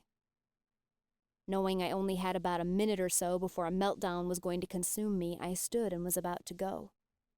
"Wait, Jessica," he said, and I was surprised at the strain and eagerness in his voice. I turned slowly back toward him, hoping my eyes hadn't turned red yet. "I want to leave my truck here for you, just in case the weather decides to go ballistic on us again. If you or Sal need to get out sometime, I want to make sure you can. I was wondering if I could take your car down to the airport." It took me a minute before I fully understood his request. If he was leaving me his truck and taking my car, then surely he wasn't leaving permanently. "You'll bring it back in a week?" I asked stupidly, wanting him to give me some kind of reassurance. "Of course I'll bring it back," he said with a little chuckle. "Your GTO may be a cool old muscle car, but I've grown kind of attached to that truck since I got it. I'm going to want it back." I couldn't help it as a slightly relieved chuckle escaped my lips. "Yeah, I guess that would be fine." That dazzling smile spread across his face. "Okay, good. Come on." Feeling a little dazed and a bit like my head was spinning, I followed him out to the garage. I realized then that I had never seen what kind of vehicle Alex drove. When we had gone shopping before, we had taken my car. The shiny black truck before me was a little more than intimidating. I didn't know too much about cars, but I could tell it had a lift on it, and there were monstrous tires attached to it, and it looked brand new. "You expect me to drive that?" The intimidation was obvious in my voice. "It's not any harder to drive than your car is, and this is an automatic, so it should be even easier," Alex said as he gestured for me to join him. Hesitantly, I did. "Call it a little indulgence," he said with a grin as he opened the driver's door. "I've always wanted a truck like this, but never had the money, so when a lot of it was suddenly dumped on me, I couldn't resist." The smile on his face looked like it was almost painful. "Hop in." I hesitantly accepted the hand he held out to help me and mounted the enormous beast. The interior smelled strongly of new car and leather. "It's a diesel, so should you have to put gas in it, please remember that." I could see the terror on his face at that possibility. "You shouldn't have to put anything in it, though. It's full right now. Just push that if you need the four-wheel drive," he said, pointing to a button on the dash. "Trust me," I said as I held my hands up. "If there is a need for four-wheel, I will not be going out." He just chuckled and nodded his head. "Really, it's not that hard to drive. You just have to remember you're a lot bigger than you would be in the GTO." "Don't think I could forget that," I said as I slipped out and closed the door. "Anything I should know about your car? Tricks or secrets?" "It runs great. Don't try anything too wild in it. As long as you know how to drive a stick, you should be okay." Alex rolled his eyes. "I know how to drive a stick." We both laughed for a moment as we headed back inside. We passed the afternoon quietly, but with much less tension than the morning had brought. I found myself back in the apartment when Alex popped his head in. "Well, I'd better head down to the airport now," he said as he walked through the door. I nodded my head, a bit unsure of what to say. He looked at me expectantly, and after a moment I realized what he must have been waiting for. I grabbed my purse off the card table and dug my keys out. Slipping the one from my car off, I tossed it to him. He caught it easily with a grin. He tucked it in his pocket, and when he pulled his hand back out, a piece of paper was clutched in it. "This is my cell phone number," he says as he handed it to me, along with a set of keys. I hoped I wasn't imagining that his hand lingered on mine for just a moment longer than necessary. "Call me if you need anything." "It would be hard for you to do anything for me when you're 1,400 miles away," I said with a chuckle. That half grin spread on his face. "Yeah, I guess you're right. Still," he said as he took both my hands in his. My heart suddenly started hammering. "You can call me any time." How could those piercing blue eyes strike such terror and longing in my heart at the same time? It was a confusing and complex emotion. His eyes never broke from mine as he slowly raised one of my hands in his and gently pressed his lips to my knuckles. "Take care of yourself," he whispered as he lowered it and let it go. "I will." My voice was barely audible. That half smile played in the corners of his lips before he tucked a stray lock of hair behind my ear. And a moment later, he walked out the door. Chapter 10. I was bound and determined that I was not going to sit around and obsess over Alex, or the fact that he was going to be gone for a week. I wasn't that pathetic. Or at least I was going to pretend that I wasn't. But a week had never looked so long. I had a new issue to consider for distraction. Thankfully, but very unthankfully. Something else had changed about my whole angel experience. This was the third thing that had differed from the normal experiences I had. I couldn't even begin to theorize about what this might mean. I shuddered when I considered the possibility that things might continue to change even more. This last trial was a new kind of nightmare. The leader of the condemned had seen my face, looked straight into my eyes. If there had ever been some kind of comfort the nightmares provided, it was that thin sack that protected my true identity. That had been ripped away. What would this change? I had no disillusioned thoughts that it might make the nightmares stop. I had already settled myself on the fact that it was something I was just going to have to deal with for the rest of my existence. But how would it affect the trials? At least one of the council knew the person beneath the bag did not belong to the name they were judging. As terrifying as it had all been, I could not help but remember the strange emotions that spread through me as I stared into those black eyes. I had been so captivated by them. It had been as if I physically could not have looked away, had the mob not pulled me over the edge. And for the first time, I could not remember the name I had stood trial for. I reminded myself as I walked through the glass doors that I wasn't going to continue to be a hermit. If I wanted a shot at a normal life, I was going to have to crawl out of my shell and interact with people. Normal people. Relief washed over me as I saw that there were only 5 other people in the room. It was best to start off slow and work my way out of the lonely hole I had dug for myself. I remembered seeing the flyer for a new yoga class that was starting when I was in town last. I had given it next to no thought at the time, but it seemed the perfect way to ease my way back into normal society. I could be around people, but not have any pressure to have to talk, as we would all be focusing on relaxing and building flexibility. Dressing for the class had taken some careful consideration. I knew the normal attire that was to be worn to practice yoga, but the small strappy tops wouldn't do in covering my scars. Instead, I had opted for a t-shirt until I could find something that would work better. I knew it was going to drive me crazy, but I had little choice but to leave most of my mane of hair down and loose. I would just have to deal with it being in my face. Most everyone stood around, not meeting each other in the eye, experiencing that first awkwardness that came with this type of thing. There were 4 women, 2 of which seemed to have come together, and 1 man who was as thin as a twig. A woman walked in from a side room, and I couldn't help but stare at the way in which she moved. She seemed to glide over the floor rather than walk, and she held a certain air about herself that said she knew exactly who she was and knew exactly the direction she wanted her life to be moving in. Her facial features were strong and sure. Her hair was a nearly white color of blonde and hung in perfectly styled curls down to the middle of her back. She couldn't have been more than a few years older than me. "Good morning," she said cheerily as she observed us all. "My name is Emily Lewis. I'm so glad all of you came today." She asked for our names, and we each gave them in turn.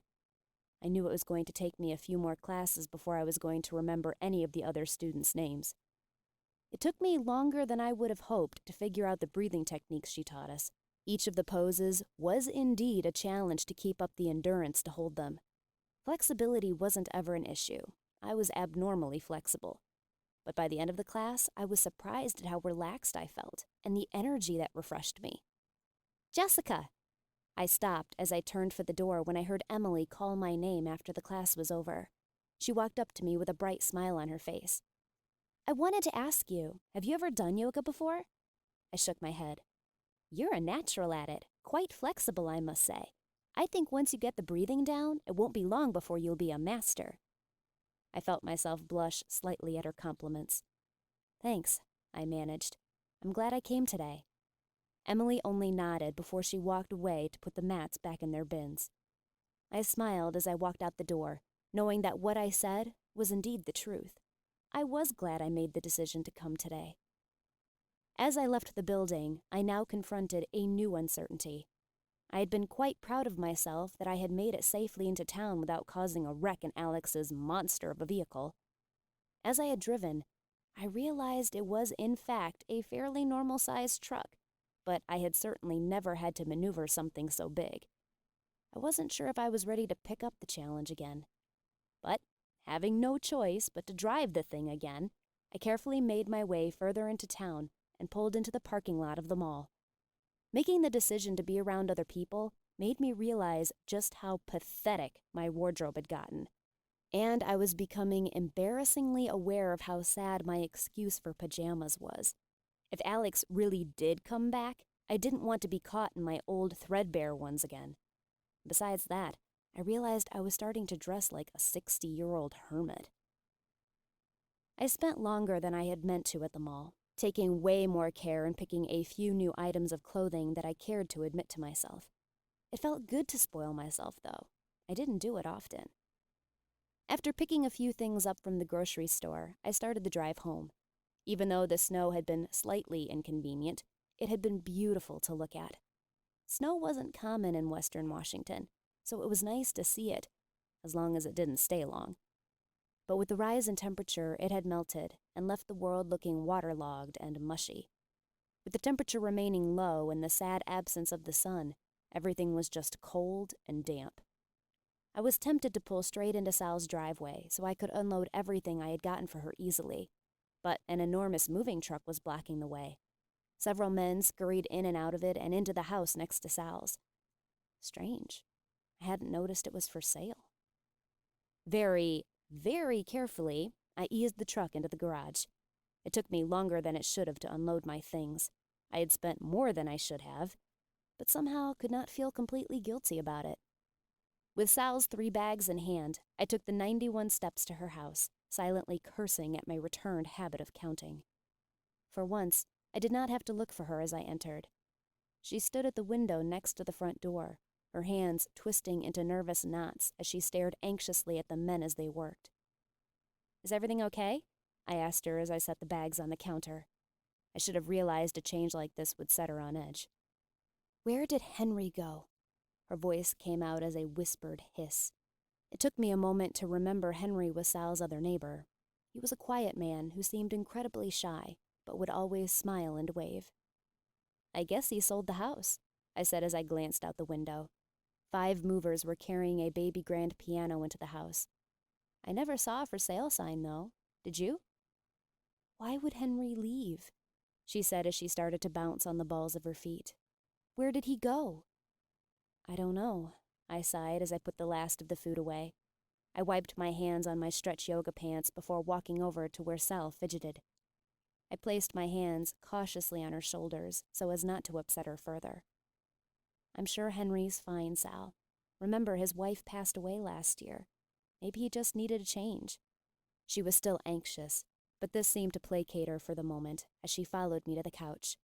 I cleared a stack of worn-looking books from it to make room for her to sit down. "Do you think Alex would come over tonight?" Sal asked as I stacked the books back on the shelf. "Alex had to go away for a little while," I called over my shoulder, remembering that I had not told her yet.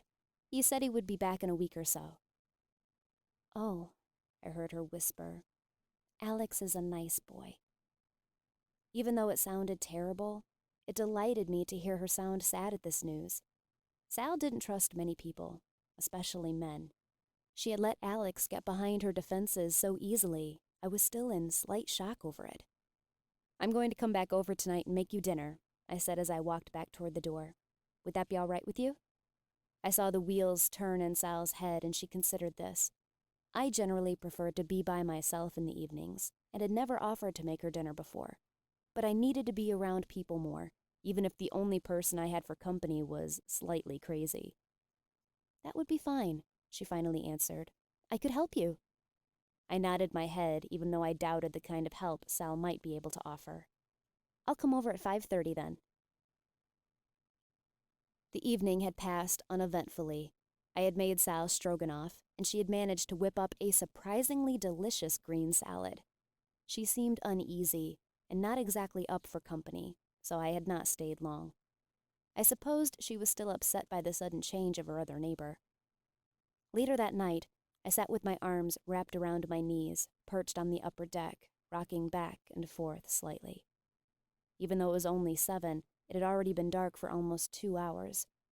A low mist had settled itself over the tops of the trees, and it was slowly descending upon the tops of the houses. The towering evergreens that encircled the lake swayed in the slight breeze, tracing patterns in the silver mist, the moon invisible behind it. I loved the smell of night here, like the earth was alive, like if you listened hard enough, it might tell you its secrets. A hand unconsciously rose to the back of my neck as it began to prickle. I wasn't sure if it was actually warm to the touch, but under my freezing hands it felt much hotter than the rest of my skin. The angels were calling. I squeezed my eyes shut. 7, 8, 9, 10. The numbers started flowing before I even allowed the thoughts to process. Without realizing, I had reached for the phone at my side, and I was staring at it intently. I wanted to dial the number I had already memorized. But what was I going to say? I silently hoped Alex would call. The aching wish sat in the pit of my stomach like a festering ulcer. Trying to distract myself, I reached for the envelope that I was half sitting on to keep from blowing away. I took a deep breath before tearing it open. The letter was from my father. He said that he was doing fine and had just moved his orthodontic practice into a new building. My younger sister Amber was anxious for the last few months of her senior year to go by. She had a new boyfriend, but this was the 4th one this school year, so he didn't expect it to last long. He said he missed me and wished I would come home. There was no mention of my mother. There was never any mention of her. "Careful, it's going to drip," my mother said as she handed me an ice cream cone. A cold trail of mint ice cream ran down my 6-year-old hand. I licked it off, smiling at my mom. The gap in my teeth felt weird against my lips. I'd been proud of myself for having pulled the loose one out myself. My mom smiled back before she turned her attention to Amber, who was whining to be let out of the stroller. She unbuckled her, and my 2-year-old sister ran toward the playground. I watched as she climbed up to the slide. "Watch me, Mommy!" she shouted from the top. "I'm watching," Mom called to her, blocking the sun from her eyes with her hand. Amber squealed and went down the slide head first. My mom clapped as she reached the bottom. She looked back at me. "Do you want to go play with her?" I shook my head. "Not right now." We sat in the quiet for a minute, licking our quickly melting ice cream cones. Mom watched the other kids, the sound of happy screams coming from the public pool that was fenced off on the opposite side of the park. "Are you sure you don't want to take swimming lessons this year?" my mom asked as she looked back at me. I shook my head, my pigtails flapping around my neck. "How come?" she asked. "I just don't," I said a little sharper than I had intended to. Mom let it drop, running over to Amber to check her knees after she tripped. I looked over to the pool, watching as 2 kids my age did a cannonball into the water. I really did want to learn to swim, but I would never be able to put a swimming suit on. The scars on my back controlled my life. I folded the letter and slid it back into the envelope. I hadn't actually spoken to any of my family members since I had run away 4 years ago. In a moment of weakness, I had written my father a letter a year ago, giving a return address to my post office box in Bellingham. I didn't want him to come looking for me. If he could find me, so could my mother, and as soon as she did, she would haul me off to the loony bin. Anger welled up in me as I thought of her. I balled up the letter and let it fall to the ground. Mothers were supposed to be kind, loving, and understanding. Instead, mine was disappointed in, irritated with, and afraid of me. A movement caught my eye, and my head whipped around to find the source. I had sworn I just saw someone standing in the window of the new neighbor's house, but it was dark and empty with no hint of life. An odd sense of fear filled me as I waited for something to move again. Darkness may have been the enemy of trying to stay awake, but I had never been afraid of what might be hidden in it, other than the strange episode of me passing out. The sense of dread that filled me was foreign. I quickly rose and walked back inside. Chapter 11. I had just thrown a load of laundry in when I heard the screaming and shouting. Panic rose in my blood. I knew in an instant where it was coming from. Without bothering to throw a jacket on and barely taking the time to slide on a pair of shoes, I hurtled myself out the door. I heard a door slam shut as I came into view of Sal's front door and barely glanced at the man that stood on her step as I sprinted up the steps. All I did was try to introduce myself, the man hurriedly tried to explain as I tested the doorknob. Of course it was locked. I swear I didn't do anything, he said, his voice raised and slightly panicked sounding. Sal, I yelled. Sal, it's me, Jessica. I listened intently for any sounds within. Nothing. Sal, are you all right? Tell him to go away, I heard her scream from just behind the door. Are you all right, Sal? I demanded again. Tell him to go away, she shrieked again. I didn't do anything, the man behind me insisted again. I know, I said over my shoulder. Sal, it's okay. Everything's fine. Do you want me to come back later? Both of you, go away, she screamed, her voice sounding further away, as if she had walked toward the back of the house. Realizing there was nothing more I could do at the moment, I let out a frustrated sigh and turned from the door. I could do nothing but stop and stare when I finally actually looked at the man that stood there. He was tall and lean, with the body of one of those half-naked Abercrombie models. His skin was tanned and absolutely flawless. His strong chin covered with dark stubble, as if he hadn't shaved in 2 days. He looked to be around 25. His hair fell slightly long and shaggy. It was dark and difficult to tell if it was black or simply a very dark brown. But it was the eyes that held my nearly open-mouthed stare. The same dark color as his hair, like deep caverns beckoning me to come and explore. The overall effect of his appearance was stunning. No one should be allowed to look that perfect. But as I stared at him, a strange sense of familiarity settled itself into the back of my mind. I promise I didn't mean to frighten her. His voice made me jump as the sound interrupted my thoughts. As if the rest of him wouldn't have enough effect to stun me into a stupor, he also had to have a buttery British accent. Like I said, I just tried to introduce myself, and she started screaming at me and telling me to get away. My lips flapped open and shut a few times before I seemed to be able to make any sound come out. Sal has a hard time, trusting new people. Wow, I sounded idiotic. I do hope she's all right, he said, a look of concern crossing his face as he looked back at her door.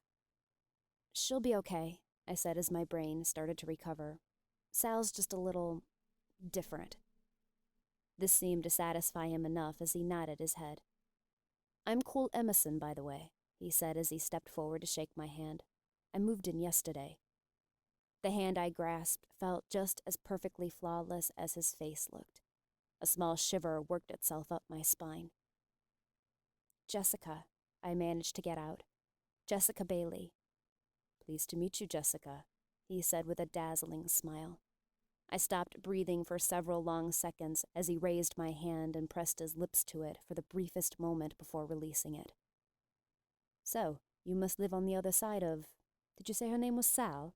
he questioned as he stuffed his hands into rather expensive-looking jeans. "Yeah, Sal. Well, it's Sally Thomas, but she doesn't like to be called Sally usually. And yes, I caretake the house on the other side of hers."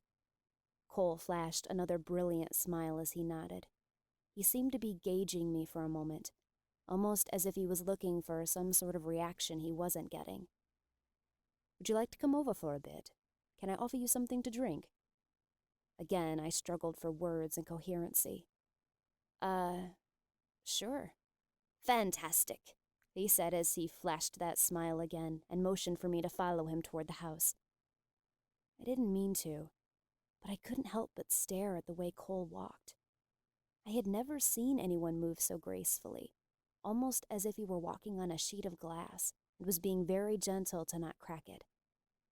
And yet, I had never seen anyone so graceful look so masculine or confident in the way he moved. "You coming?" he called after he had walked a few steps away and I still had not moved. A different kind of smile crossed his face, as if that reaction he had been looking for had now crossed my face. I could only nod and shuffle forward. The house Cole had just bought was even newer than Sal's. That was part of the reason it seemed so strange Henry had sold it. He and his wife built it just 4 years ago. It seemed fantastically modern for a couple of their age. Sadly, his wife had contracted breast cancer just months after it was completed and had passed away a year later. Cole opened the door wide and let me in. I had expected to see boxes stacked in every corner and to see furniture scattered about, not quite in their permanent places. To my surprise, Cole's home looked as if he'd lived in the house for months, not less than 24 hours. Everything was neatly in its place. The couches and tables looked perfectly natural in their positions. "Wow," I breathed as I took it in. "You sure didn't waste any time settling in." He let out a light-hearted chuckle as he walked into the immaculate gourmet kitchen.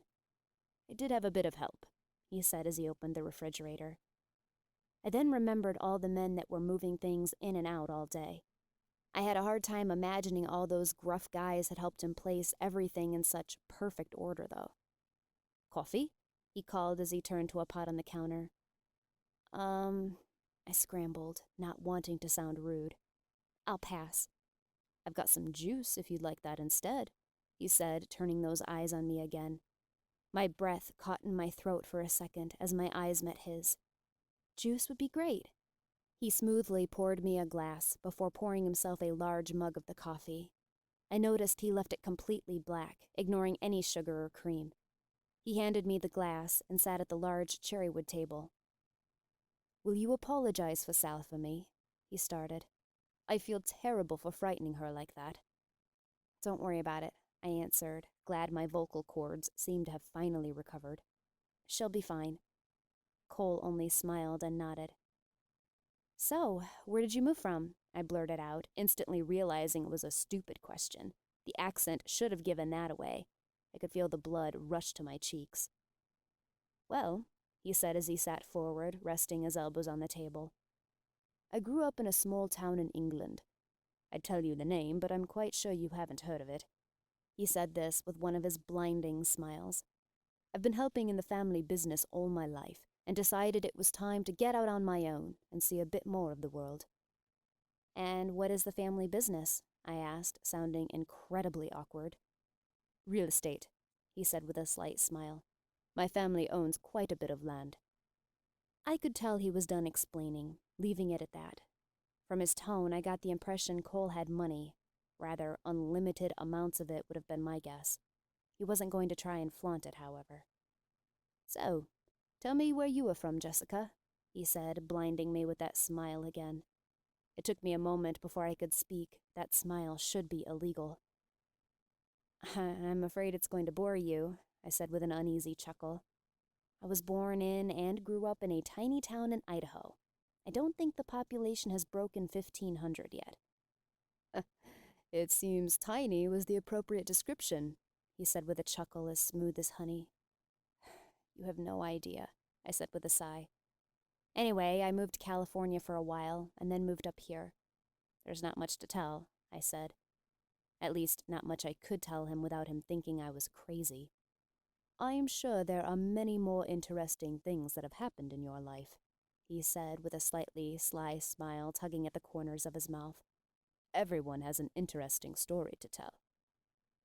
I couldn't help but feel momentarily uncomfortable under his intense eyes, but it was soon washed away by his smile. I self-consciously brought my glass to my lips and took a long draw. That is a very beautiful bracelet you have there, he said as he reached for my hand and examined it. Rather expensive, I'm sure. It must have been given by someone who cares a great deal for you. I had to admit I had almost forgotten the delicate thing that wound around my wrist. Was I imagining the look of anger that crossed Cole's face for the briefest moment? I struggled, unsure of how to answer his unstated question. A friend gave it to me? I hadn't meant it to come out as a question, but I wasn't sure of what exactly to call Alex. You don't sound too sure about that, he said as he dropped my hand, his gaze intense again. It's kind of a weird situation. Complicated, I guess. Uh-huh, he said, encouraging me to continue. I wondered briefly why it seemed so important to him, but couldn't help but feel a little flattered that he seemed interested in the matter. I told you I housekeep the home next to Sal's. Alex is the grandson of the owners, and they just died. He came to the house a few days ago in the middle of the night and scared the crap out of me. I paused there, unsure of how to continue.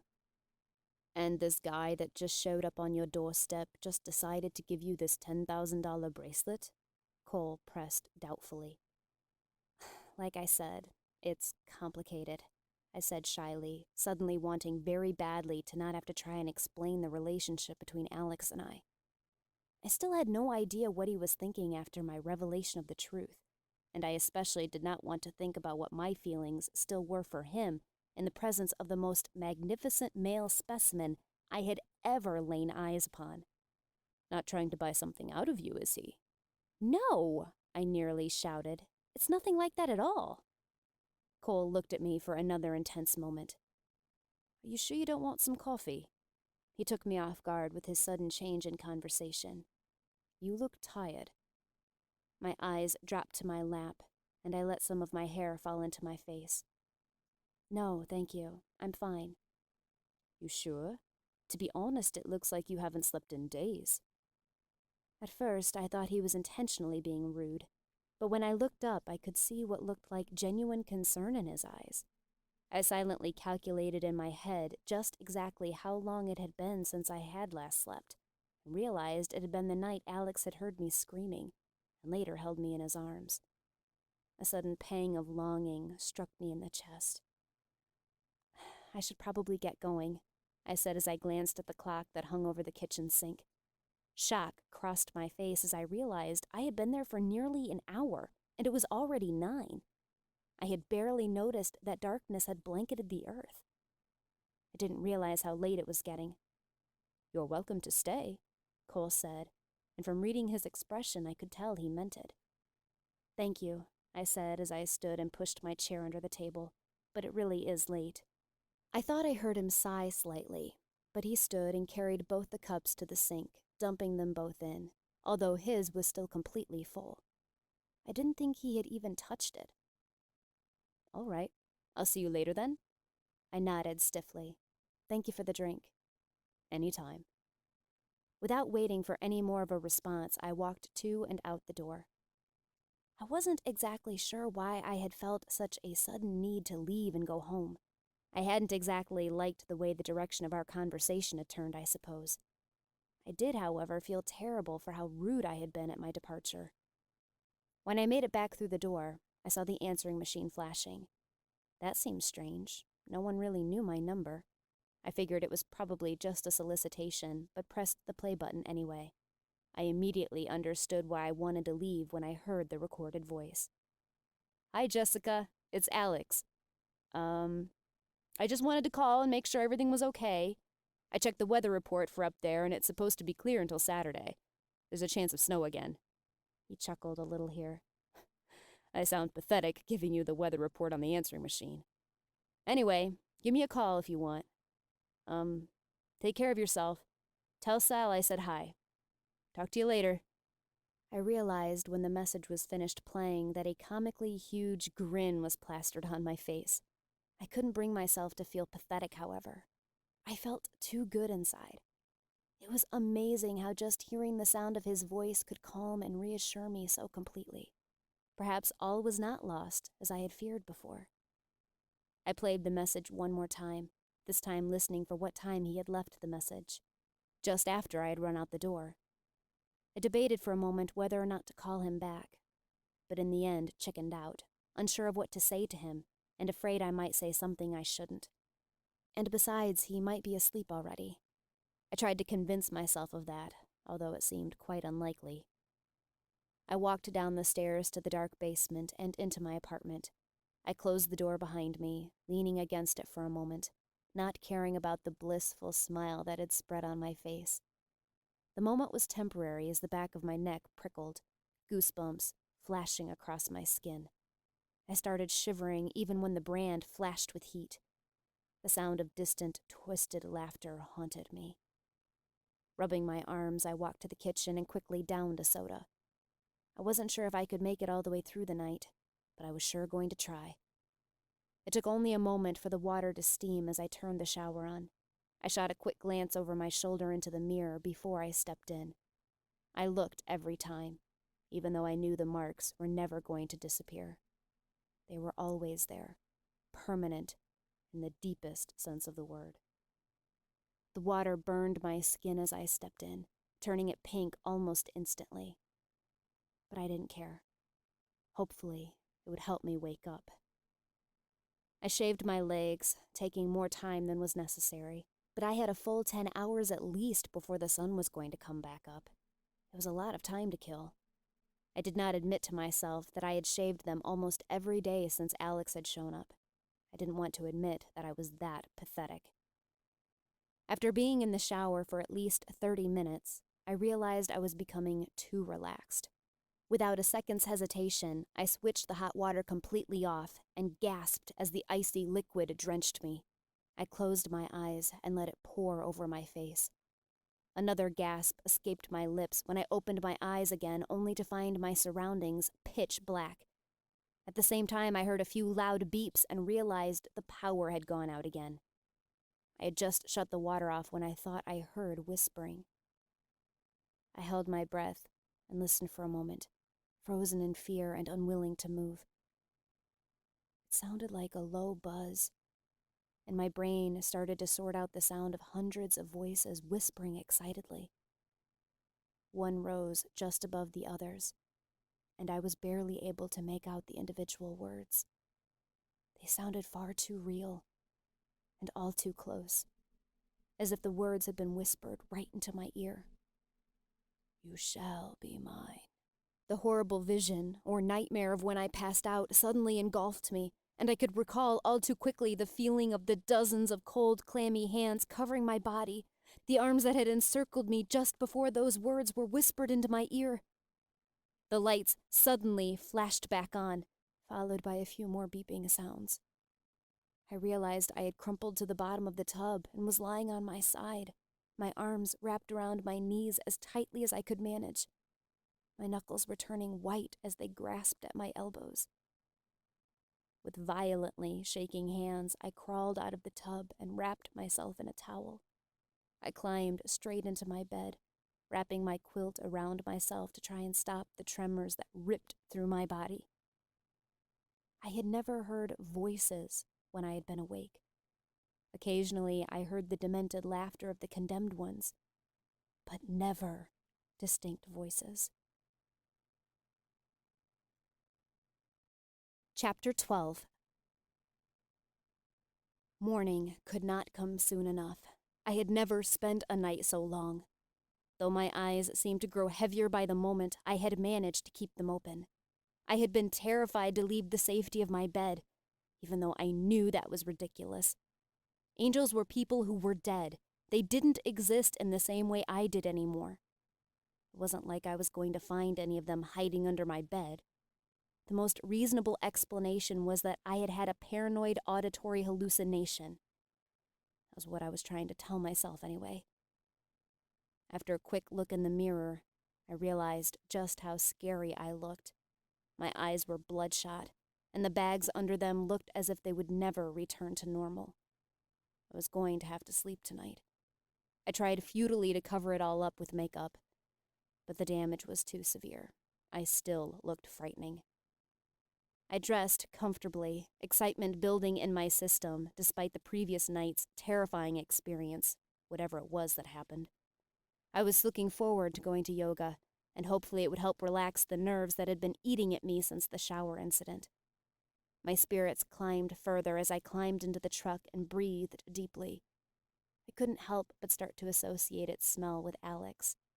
I was ridiculously comforted by it. I closed my eyes for a moment, my hands resting on the steering wheel, fighting the urge to run inside and call him. It was too early in the morning for that. I was grateful for Alex's logic in leaving the truck with me as I pulled out onto the road that led to the freeway entrance. The normal morning dew had turned to a thin sheet of ice as the temperature hovered just below freezing. A light on the dash indicated more than once that the automatic four-wheel drive had kicked in. A sigh of relief escaped my chest as I finally reached the freeway and saw it was in much better shape. Despite the white-knuckled drive, I was the first of the students to arrive. As I walked into the blissfully heated building, I caught a glimpse of Emily as she walked into a small side room. She must have seen me as she whipped her head back for a moment and flashed a perfect smile. "Good morning, Jessica," she said as she stepped back into the room. "Care to help me out for a second?" "Sure," I answered as I set my purse on a chair against the wall and quickly walked over to join her in the other room. The room we entered was fairly large, but seemed much smaller than it actually was due to the myriad of sporting equipment that lined the walls. I recalled that this building was used for karate, aerobics, gymnastics, and several other sports as well. "Can you carry this out for me?" she asked as she dragged a green bin out. "Yep," I said as I bent and picked it up, noting it was filled with the straps and blocks I had noticed most everyone using on Monday during our session. Just as we walked back into the main part of the building, 4 students filed in through the door, 2 women and 2 men. I stopped in my tracks as I saw who the second male was. "Cole?" I choked. "Jessica," he said as a broad smile washed over his perfect face, and he walked over to me. "What a coincidence. I didn't know you practiced yoga." "I didn't know you did either," I said with a confused expression. Not so much over the coincidence, but over the feelings that were going on inside me. Part of me couldn't help but swoon over his absolute perfection and be delighted to have him near again. But the other part was still remembering how he had seemed almost possessive before. I also briefly recalled the strange chills that worked their way up my spine when he had touched me, and the odd sense of, not exactly fear, but unease. "Yes," he said as I saw a flash of confusion and almost frustration cross his face. In an instant, it was replaced by a warm smile. "I was very glad to hear there was a class not far away." I couldn't help but let my eyes wander over his frame. He was wearing one of those tight black workout shirts with long sleeves and a mock neck. His bottom half was covered with a pair of light and breezy-looking track pants. The effect shouldn't have been so stunning. I realized I hadn't moved from my spot since I had first seen Cole enter, and that I was still holding the bin like a frozen idiot. Clearing my throat, I turned to look for Emily and ask her where she wanted it. I was surprised to find her standing just a few feet behind me, frozen as I had been, staring at Cole. Her expression was difficult to read. Was it anger? Fear? Interest? Curiosity? I couldn't tell. Perhaps it was a mix of all of the above, but I couldn't understand it. My looking in her direction seemed to unfreeze her, and she glanced at me for a second. "Just put those at the front," she said as her eyes went back to Cole's face. I didn't hesitate as I put the bin where she told me, and couldn't help but listen as she addressed Cole finally. "Have you been to this class before?" she asked. "I can't say that I have," he said, his accent smooth and even. "I just moved here." Emily was silent for a moment as she seemed to be thinking of something. "Huh. You seem really familiar." "I guess I just have one of those faces." I almost snorted out loud at this. Cole definitely did not have one of those faces. Anyone would be able to remember his face anywhere. I didn't know how anyone could possibly forget that face. Emily simply nodded and walked to the front of the class, carrying the bin of mats with her. She instructed each of us to choose one, and the class quickly got underway. I felt self-conscious having Cole in the class. Part of what made this transition back into society not quite so scary was the fact that I didn't know anyone that would be there. I could start fresh. Even though I did not know Cole really at all, he was still my neighbor now, and I couldn't help but feel how intimate our conversation had been. Throughout the class, I thought I could feel his eyes on me, watching. But every time I checked, he looked utterly focused on whatever position we were in. Emily walked slowly around the room, giving quiet, personal instructions on how to adjust positions. She neared me as we came out of a downward-facing dog into a standing position, when I noticed the slightly wide-eyed expression she directed toward me. As her eyes met mine, they narrowed slightly, as if she were contemplating something. The moment passed just as quickly as it happened, and she moved on, giving further instructions. As she walked away, I realized the position I had been in as she walked toward me would have drawn my hair away from my neck, quite possibly exposing my brand. Had she been looking at just the right spot, it was quite likely she would have seen it. It would look pretty frightening and gruesome to most people, but it was nothing to panic about. It wasn't like the truth behind it was written on my forehead. At worst, she would just think I was into some extreme skin art. Class passed quickly, despite not learning much of anything different from Monday. This was surprising, considering how uncomfortable the entire thing had been. Everyone was still getting used to the breathing techniques and trying to get unwilling muscles to move in new ways. The general sense of well-being seemed to be widespread as class came to a close. Part of me wanted to leave class as soon as it was dismissed to avoid possible questions about what Emily might have seen. Another part of me was willing to take questions, if only to have some more normal human contact. And I could not help but feel drawn to Emily. Something within me felt we would get along well, if given the chance. The other students left the room quickly, leaving me alone with Emily again. "I'll help you clean up," I said, and didn't wait as I finished gathering the few straps that had been left out. "Thanks," Emily huffed as she dropped the last mat into the other bin. "You really have some natural talent in yoga." "I don't feel like it sometimes," I said with a little chuckle. "The flexibility isn't a problem, but I have a hard time relaxing sometimes." "I can tell," she laughed as we set the bins down. I followed her out, and she locked the storage room behind her. "Try working on the breathing techniques at home. It will help. I think you'll be surprised how energized and awake they can make you feel." As we grabbed our purses, I doubted she realized just how helpful that would be in my life. I was surprised to see that Cole was still in the parking lot, leaning against a very new and very expensive-looking black sports car. He flashed that dazzling smile again as he saw us. "Emily," he said as he nodded to her. "Jessica, I was wondering if you would care to join me for a play tonight. I have heard some really amazing reviews about it." I was momentarily stunned as his eyes locked on mine, and I tried to form a coherent thought to answer him. Without really thinking, the word yes was forming on my lips when I realized what day of the week it was. "I can't," I sputtered. "I've got something I have to do." I wasn't sure if I was glad for the excuse of movie night with Sal or not. "Some other time, then," he said, and before I could tell if a flash of irritation crossed his face or not, he slipped into his car. The engine roared to life, and he peeled out of the parking lot. "Wow," Emily exaggerated the word. "What?" I questioned as I turned to face her. That guy is too perfect, she said, her voice sounding like a swoon, but her expression looking almost accusing. I gave a slight chuckle that came out as more of a snort. Cole is my neighbor. He just sort of showed up Monday.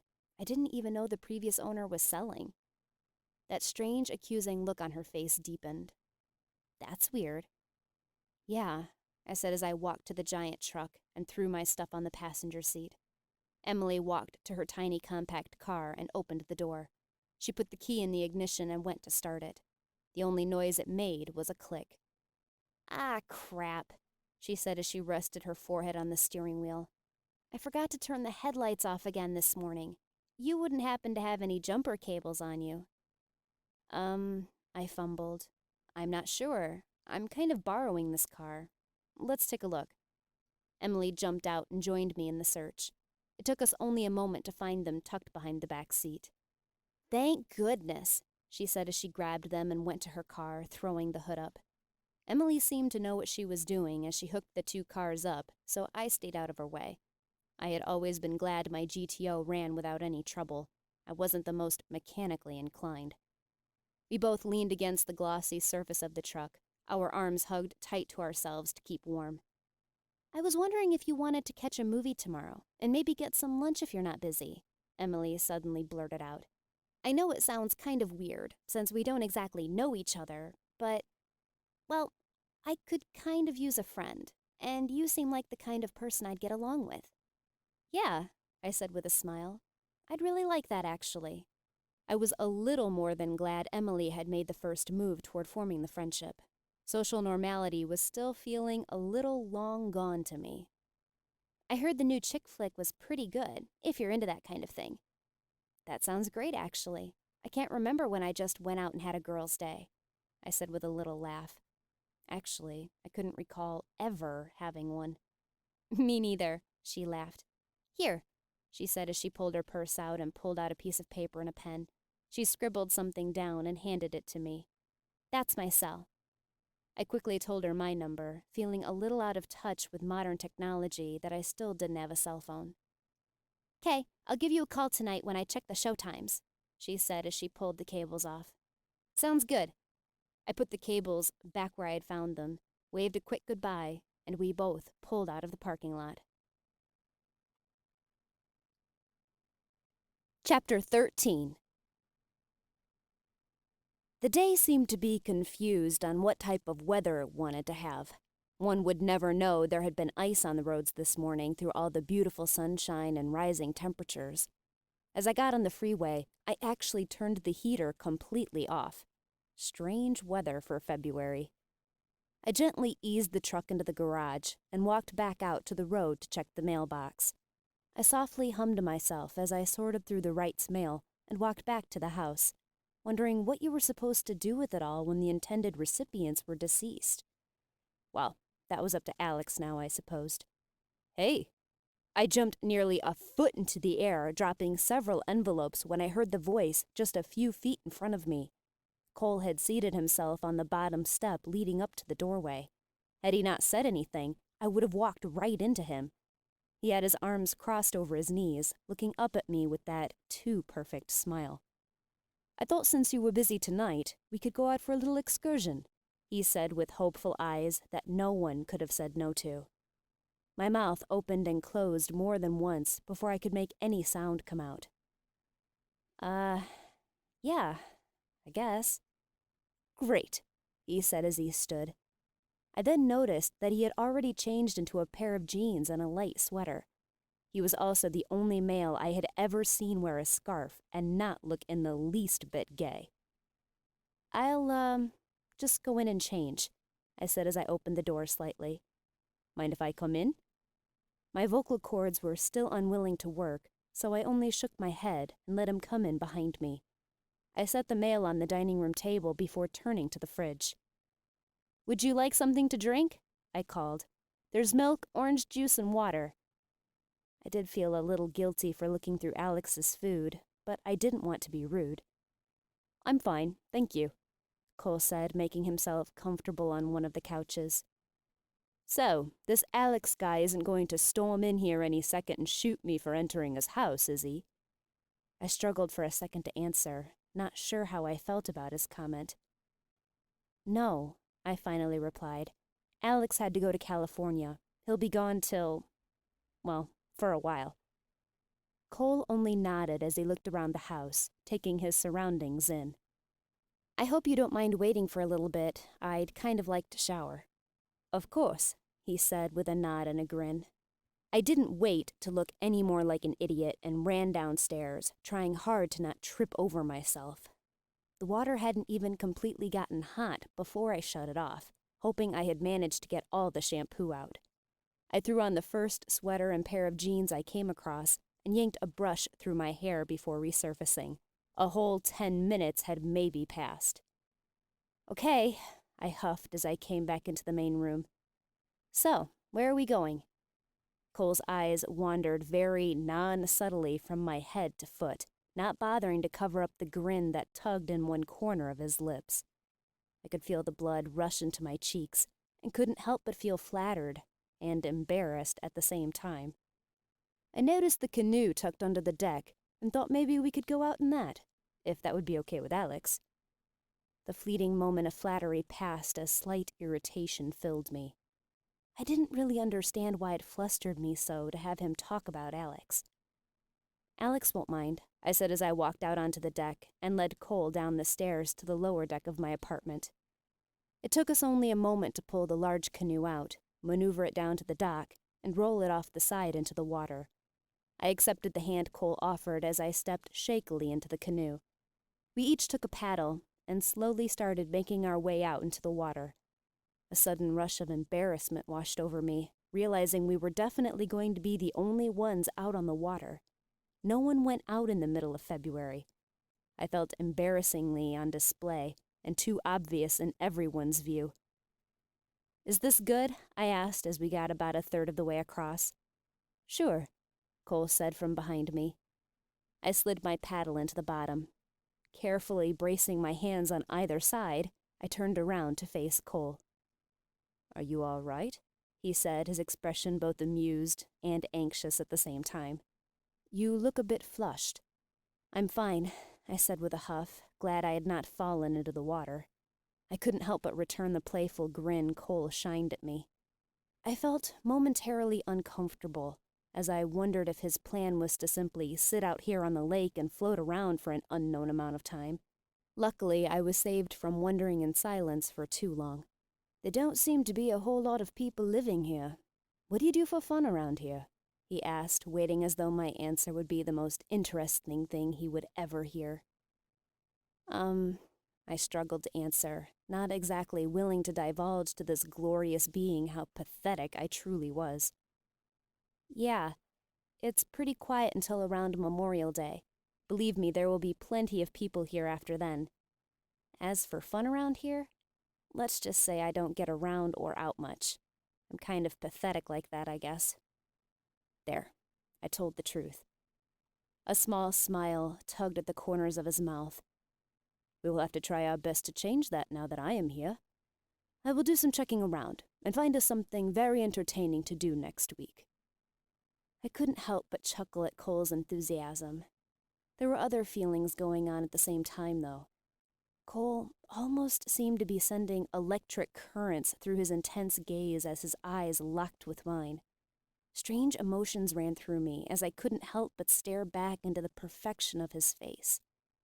There was a sense of familiarity about Cole, and yet at the same time, I knew he was like no one I had ever met before. Conversation seemed to come naturally for Cole as he kept up a constant flow of it. It wasn't easy diverting attention away from myself. Telling about my past was difficult without letting on that something was very wrong with me. Cole brushed lightly on his childhood in England. He had grown up in a fairly small town, but from the sound of it, the population was made up of fairly wealthy people, and apparently the Emersons were no exception. So, how old are you, Jessica? He asked as he leaned forward, resting his forearms on his knees. 20, I answered, meeting his intense eyes, daring him to make a comment back about me being young. How old are you? I asked as I raised an eyebrow, Cole chuckled. I just turned 26. I almost missed how he seemed to have to think about his answer. Aren't you too old? You know, for this? I teased as I made a circle with my fingers, indicating us and the situation we were in. Come on, he joked back. Don't be like that. We both laughed, moving on to mundane questions about favorite books, colors, foods. Perhaps I had been overly sensitive before. Cole had come off as judgmental and almost possessive at first. Maybe I was wrong. Cole was the perfect gentleman, and I was beginning to feel perfectly at ease in his presence. 2 hours must have passed as I noticed the sun had already left the highest point in the sky and was heading west. We had slowly drifted back toward the shore and were not too far from the house. A slight lull in conversation settled, and my mind reeled for something to fill the silence. I was, however, coming up blank. Can I be perfectly honest with you, Jessica? I was momentarily relieved when he finally broke the silence, but once I registered his question, I couldn't help but feel incredibly uneasy. Of course, I stammered, twisting my hands together in my lap. I really enjoy spending time with you, he said, his eyes glowing with intensity. He sat forward, reaching for my hand, which I hesitantly gave him. I'm not going to pretend otherwise. I like you very much, Jessica. I feel like I have a very strong connection to you. My heart hammered in my chest, and had my brain been functioning correctly, I would have been embarrassed by the possibility that he might be able to hear it. My mouth opened once, but with no words for them to say, I unconsciously closed it. It was difficult to tell if Cole was waiting for me to say something. His expression seemed sincere as he continued his unwavering gaze. He leaned forward ever so slowly, until his face was less than a foot from mine. As his smell drifted into my space, I had a hard time remembering why I wasn't jumping headlong into the arms Cole seemed to have opened for me. It seemed the perfect male specimen had just walked into my life. Not only was his face and body absolutely perfect and flawless, he seemed to be flattering and considerate. Why was I holding back again? As these thoughts raced through my head, I had hardly noticed Cole had continued to move closer, until something automatic within turned my head just as his lips were about to meet mine. I heard him give a frustrated-sounding chuckle before he planted a very soft and gentle kiss on my cheek. I very nearly shuddered as an unexpected cold current raced down my spine. When he sat back, there was no evidence of the frustration I'd heard or any signs of rejection. His face was simply calm and serene. "Shall we head back?" he said smoothly. I could only nod before I stiffly returned to my seat at the front of the canoe. Cole said nothing as we cleaned up from our afternoon, for which I was glad, despite the awkwardness that hung in the air. I simply didn't know what to say. He didn't seem dejected in any way, as most men probably would. He still held that air of absolute confidence about him, teetering on the edge of arrogance without being irritating. There was a certain look in his eyes as well, almost as if he knew he would eventually get his way, with everything. "I will see you later then," he said with that smile. He gently tucked a lock of hair behind my ear, sending another tingling shiver rippling through my body as his skin brushed mine. He then turned and walked back up the hill to the road. Despite the beautiful sunshine, I was suddenly freezing. Another uncontrollable shiver shook me, and I hurried inside and cranked the heater up past 80 degrees.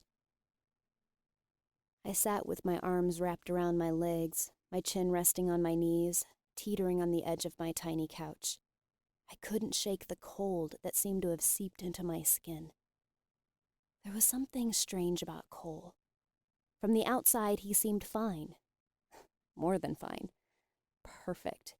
He could be a perfect gentleman when he wanted to. But those glimpses I caught of underlying emotions frightened me. Like Mr. Hyde was waiting just under the surface, waiting for that weak moment in Dr. Jekyll to break loose. While these feelings were strong, I could not deny that I felt something toward Cole. He had called it a connection. Maybe that is what it was. There was something that was strangely familiar about him, as if I should already know him and had known him for a long time. Or perhaps it was more just physical attraction than connection, hormones reacting to a flawless face and body. I rubbed my arms vigorously, trying to shake the cold and rising, festering feelings. I suddenly didn't want to think about Cole and longed for something comforting and secure feeling. Before I even realized fully what I was doing, I had the phone in my hand and dialed the number I had memorized. Oddly, I felt perfectly calm and steady as I listened to the phone ring. I did, however, feel a crushing disappointment when after 3 rings the voicemail kicked in, and even more disappointed when it was the standard female's voice telling me to leave a message.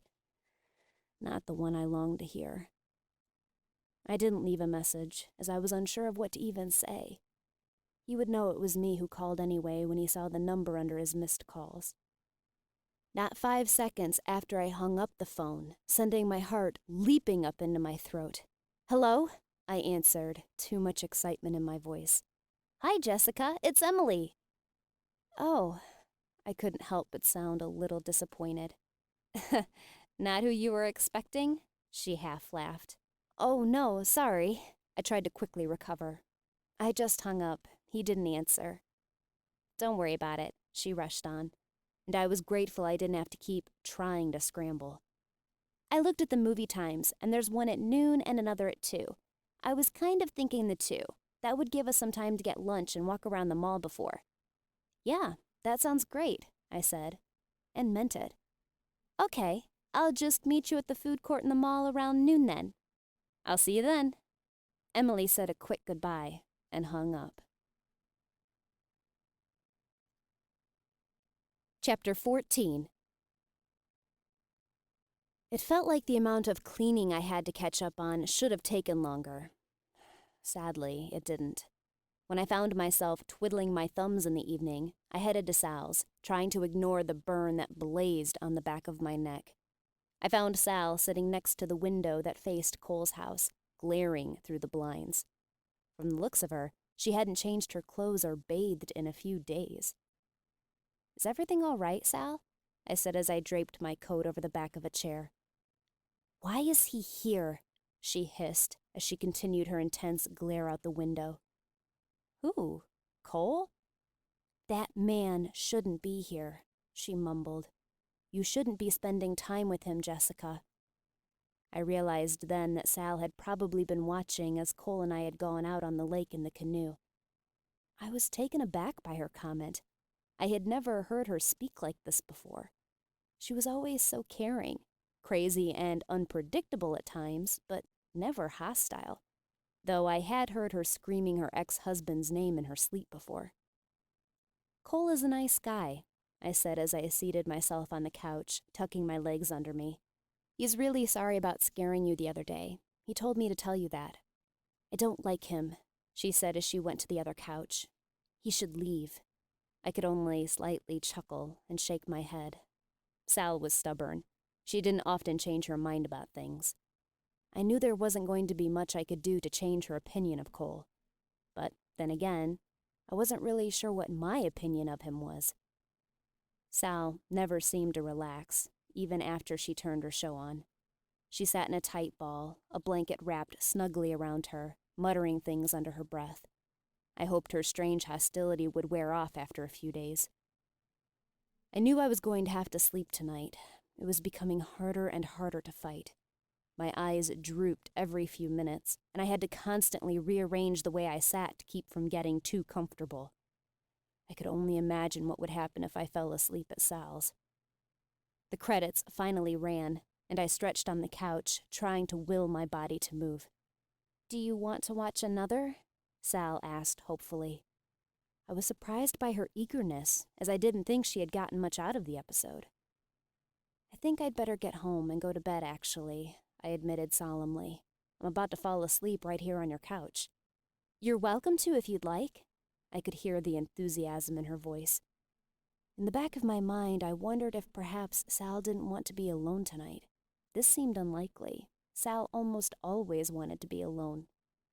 I gave an uncomfortable chuckle. "Thanks, Sal, but I really should get home." "All right," she said as she stood and moved back to her position at the window. "Sal," I sighed. "Really, don't worry about Cole. He's not going to bother you. You should take a long hot shower and put on those new soft pajamas I just got you." I tried to make the suggestions without sounding rude. She acted as if she didn't hear me as she parted the blinds wide and peered outside. I sighed again, knowing there wasn't much more I could do. I wasn't going to force her into the shower or her bed. "I'll see you tomorrow. Sleep well." She still said nothing, and I slipped out. As I stumbled through the door, I went to the phone and saw there had been a missed call from Alex. I was tempted for a short moment to call him back, but it was well after 10, and I knew I was in no condition to think straight, much less have an intelligent conversation. My neck seared, and my ears started ringing as I nearly tripped down half the stairs. My breathing came in short intakes, and I tried to calm myself before I hyperventilated. My hands shook violently as I dressed in my pajamas. It took me a second to realize why my new buttons felt off. I'd put them on backwards. I stood staring at my bed for a long time. Even though I knew it was only in my head, I could hear the sound of demented laughter and felt as if thousands of eyes were watching me, just waiting for me to slip under. They were going to win tonight. I refused to look up from my bare feet as I heard the rustle of wings and knew the council had arrived.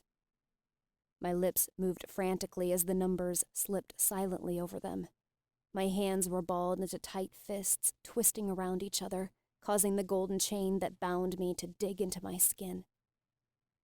"Alice Green," the leader of the Exalted began. "My name is not Alice. My name is Jessica," I hissed to myself as I squeezed my eyes shut. "The deeds of your life have been accounted for, and judgment will be passed. Your actions must be made known."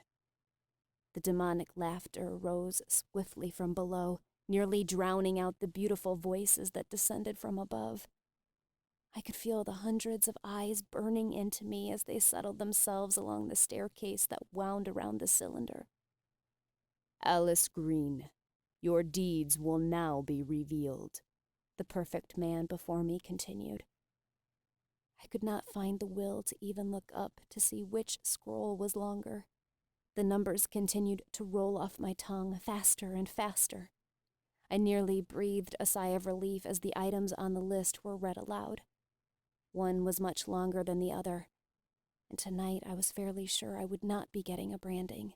I was about to find out, though. "Up," the leader of the Exalted began. "Up," said the second. "Up," the third. As each of the Exalted sentenced me to ascend, I finally lifted my head. Their faces were so beautiful. How was it possible they could cause such terror in my life? But as I observed each of their beautiful faces, I stopped breathing. Something was different. Where the leader of the condemned usually sat was a lower member of the council.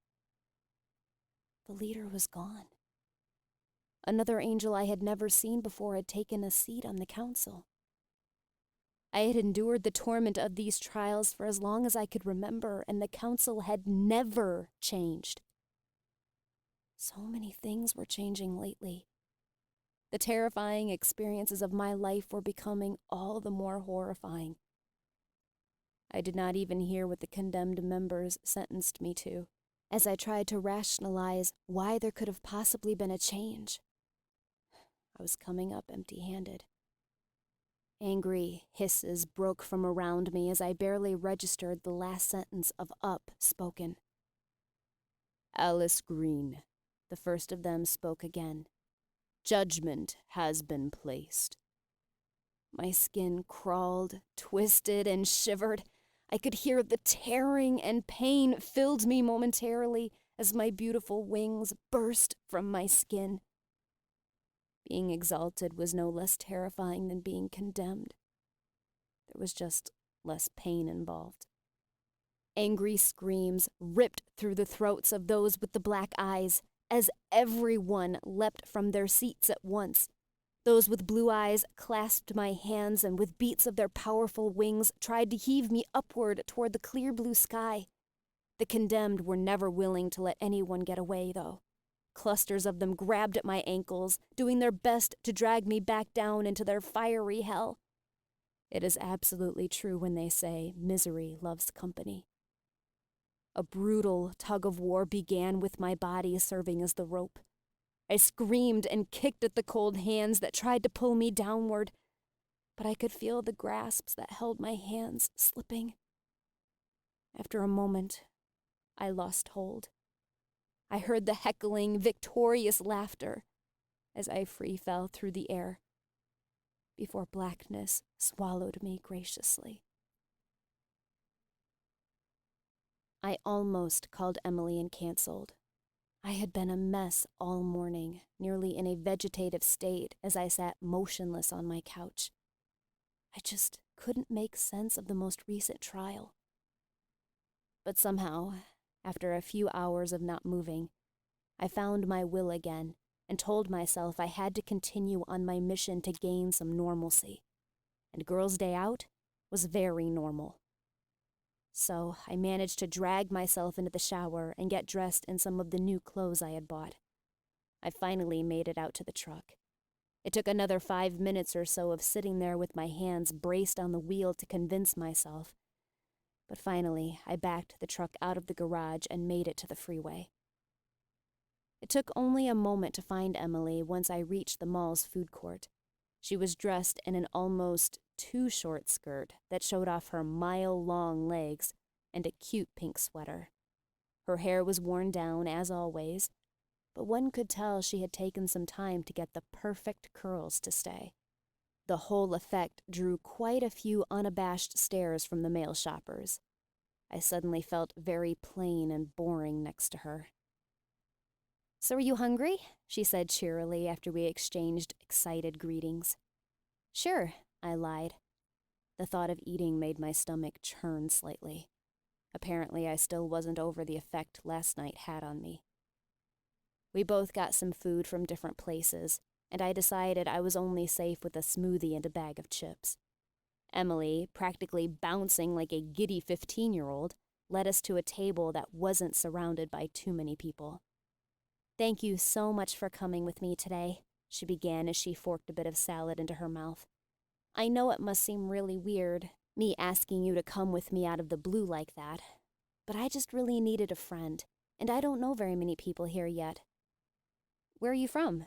I asked, suddenly realizing I knew nothing about Emily other than her amazing flexibility. "I grew up in Texas, but I've moved around the West Coast since I was 18. I'm 22 now." I nodded as I took a long draw of my drink. We had that in common at least, leaving home at a young age. "So tell me about yourself," she said as she looked up at me, excitement over our surroundings shining in her eyes. "Where'd you grow up?" I chuckled uneasily. I should have guessed this wasn't going to be as easy as I might have hoped. I grew up in the amazing state of Idaho," I began sarcastically. "I finished high school in California and moved up here a year and a half ago. There. I kept it simple and easy." Emily's eyes narrowed for just a moment, as if she were considering asking something she possibly shouldn't. It only lasted a moment, though, before she showered me with questions about what I liked to do, what I did around here for fun, guys. "So what's the deal with you and Cole?" she said as we dumped our now empty trays in the garbage and headed toward the stores. It took me a second to say anything as I thought over my confused feelings for him. "I don't know, really. Things are a little strange in that department." "Well, I can tell you now," she said as she led me into a clothing store. "Cole's feelings are plain and clear on his face. You didn't see the way he kept looking at you yesterday." "What?"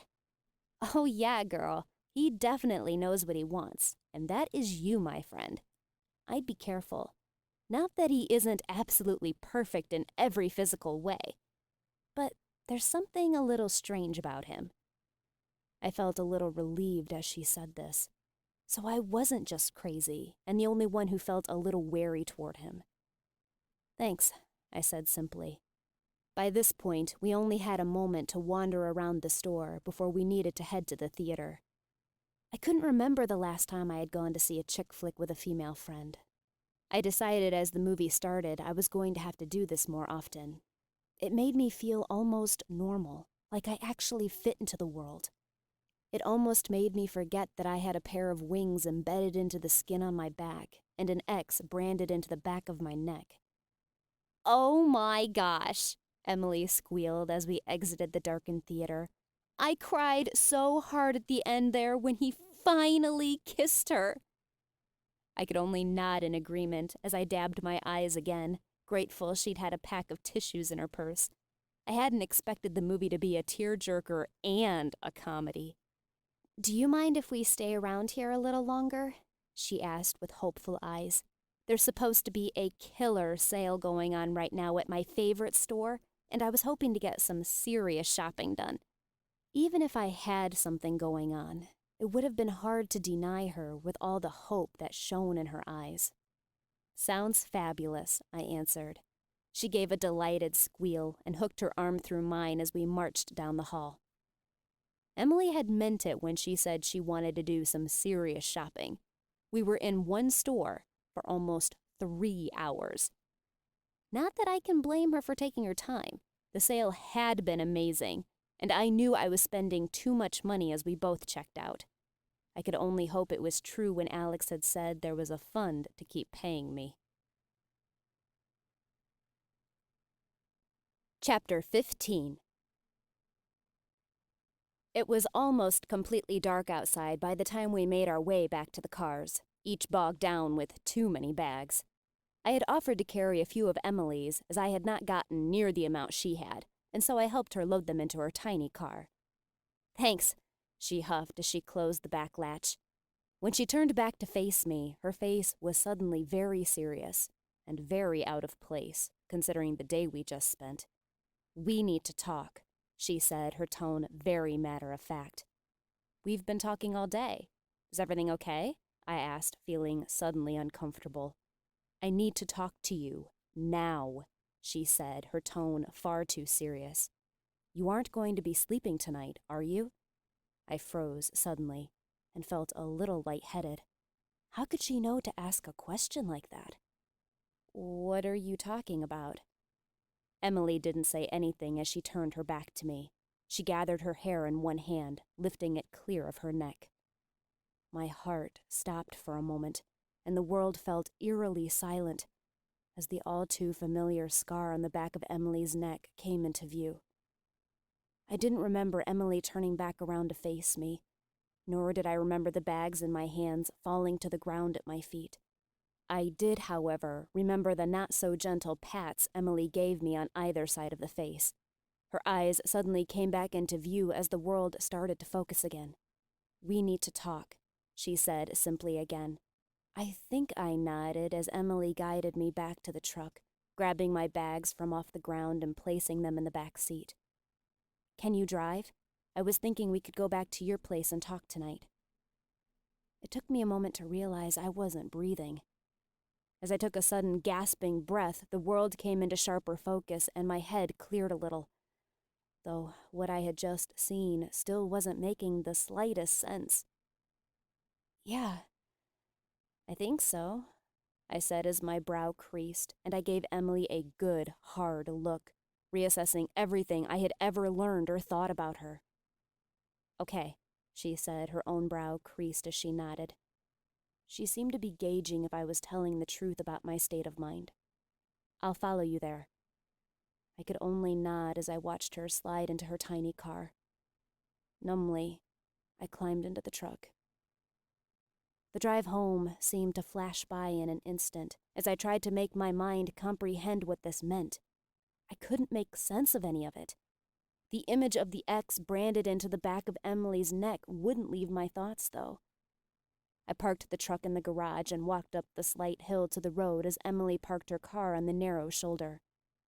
"I'll be back in just a second," I said as I approached cautiously. "I've got to check on something really quick. You can go ahead and go in. It's unlocked." She gave me a long, hard look, as if trying to decide if I was going to suddenly run off and never come back. "I'll wait for you inside," she finally said before walking toward the door. All the lights were off inside, and I wondered briefly if Sal might be asleep. That would be very out of character. Sal was a night owl. It was rare she went to bed before midnight. I tried to make out any signs of life, but it was too dark. I searched along the wall by the door and quickly found the light switch. Sal was lying on the couch, and I silently wondered how she could possibly sleep in the position she was in. She looked so uncomfortable.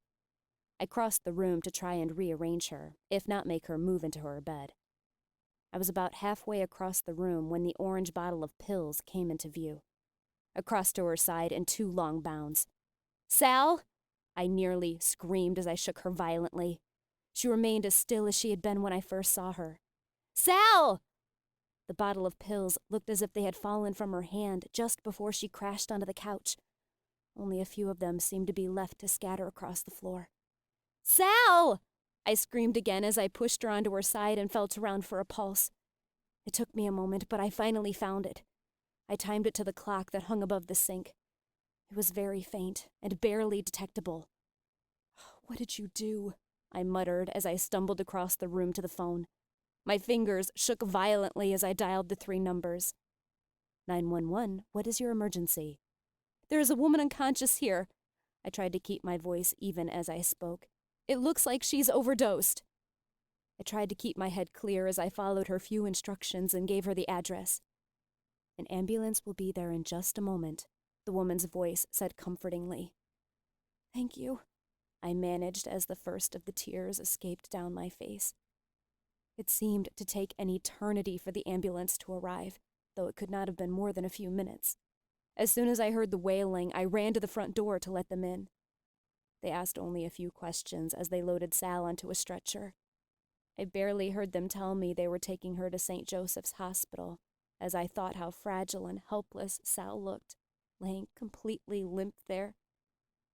As I followed the paramedics into the driveway, I noticed several of the neighbors, as well as Emily, were standing on their front steps, looking to see what all the noise and flashing lights were about. I suddenly felt slightly hostile and wanted to shout at all of them to go back in their houses. Sal didn't need any more judgments being placed on her. Everyone thought she was insane enough. They didn't need to see this. I walked swiftly back to Emily's side as the sirens wailed away. "I'm guessing you need to go then," she said as she followed me to the still open garage. "Yeah," I said as I dug the keys out of my purse with shaky hands. I struggled with words to say as I looked back up at her. "I'll stay here," she said with surety in her voice. I was grateful for her ability to think clearly when I couldn't. "I'm sure you could use some moral support when you get back. That is, if you want me to stay around, though we do need to talk."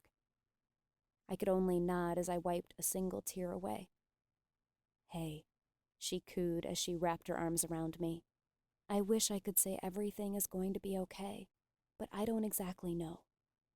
You can handle this, though. Go be with your friend." "Thanks," I whispered as I stepped away from her. I didn't wait for her to say anything more as I opened the truck door and climbed in. Despite the fact that I had gotten some sleep last night, I felt drained as I got to the freeway. Too much had happened since then that didn't make any sense. First, there was the council changing for the first time ever. Then Emily showed me the brand on the back of her neck. I still couldn't understand what that meant exactly. And now, Sal. That was as strange as the rest of it all somehow. Even though it should seem, well, not normal, but well, at least not supernatural. Sal might have been slightly crazy, but she wasn't suicidal. She had her times when she was completely out of touch with reality. But there were times when she was with it, times she appeared content and happy. She understood what it meant for her to now be freed from her ex-husband, and she absolutely appreciated that. So for her to try and kill herself like that made no sense. I found the hospital with no trouble. I had been taken there once, just after I crashed my car into that ravine. I had, of course, come out of it unscratched. Not a bone in my body had been broken, but the paramedics still insisted on checking me out. The emergency waiting room was quiet when I arrived. There was only one other man waiting inside. The woman at the counter was friendly and answered my questions kindly. She said that the doctor would probably come out soon to talk with me when I told him Sal didn't have any family that I knew of. I sat in one of the uncomfortable chairs that lined the wall, sitting as far across the room from the other man as possible. I suddenly wished that I had asked Emily to come with me. She was so level and clear-headed. It would have been nice to have her with me. I waited for almost an hour and asked the nurse twice if she had heard anything before the doctor finally came out to talk to me. He introduced himself as Dr. Ostler. I hesitantly asked if I could see Sal, and he ushered me into a tiny private room. The tears welled in my eyes and threatened to spill over as I saw Sal lying unconscious in her bed. They had changed her into a nightgown that drowned her tiny form. Tubes were stuck in her nose. A few were coming out of her arm. And I could see traces of black smudges around her mouth from when they pumped her stomach. "You told the nurse Sal doesn't have any family that you know of?" Dr. Ostler asked kindly. I nodded my head, not entirely trusting my voice. "And can I ask what your relationship is to Miss Thomas?" "I'm her neighbor," I whispered. "I help her out. I do her shopping and run her errands. I check up on her every day. I had been gone all day, so I hadn't been over yet. That's when I found her." He asked my name, and I told him. "Well, Miss Bailey, normally I wouldn't be able to tell you much, but as there doesn't seem to be a nearest of kin, we will say you are a caretaker of sorts to this woman." He motioned for me to take a seat in one of the two stiff-looking chairs. I numbly sat. "As I'm sure you have already assumed, this looks like a suicide attempt." A few tears spilled over as he finally formed the words I could not will my head to think. Dr. Ostler was very kind and patient as he asked me questions about Sal's mental status and medical history. I told him what I knew and gave him the name of Sal's doctor. "She is stable and should be fine physically.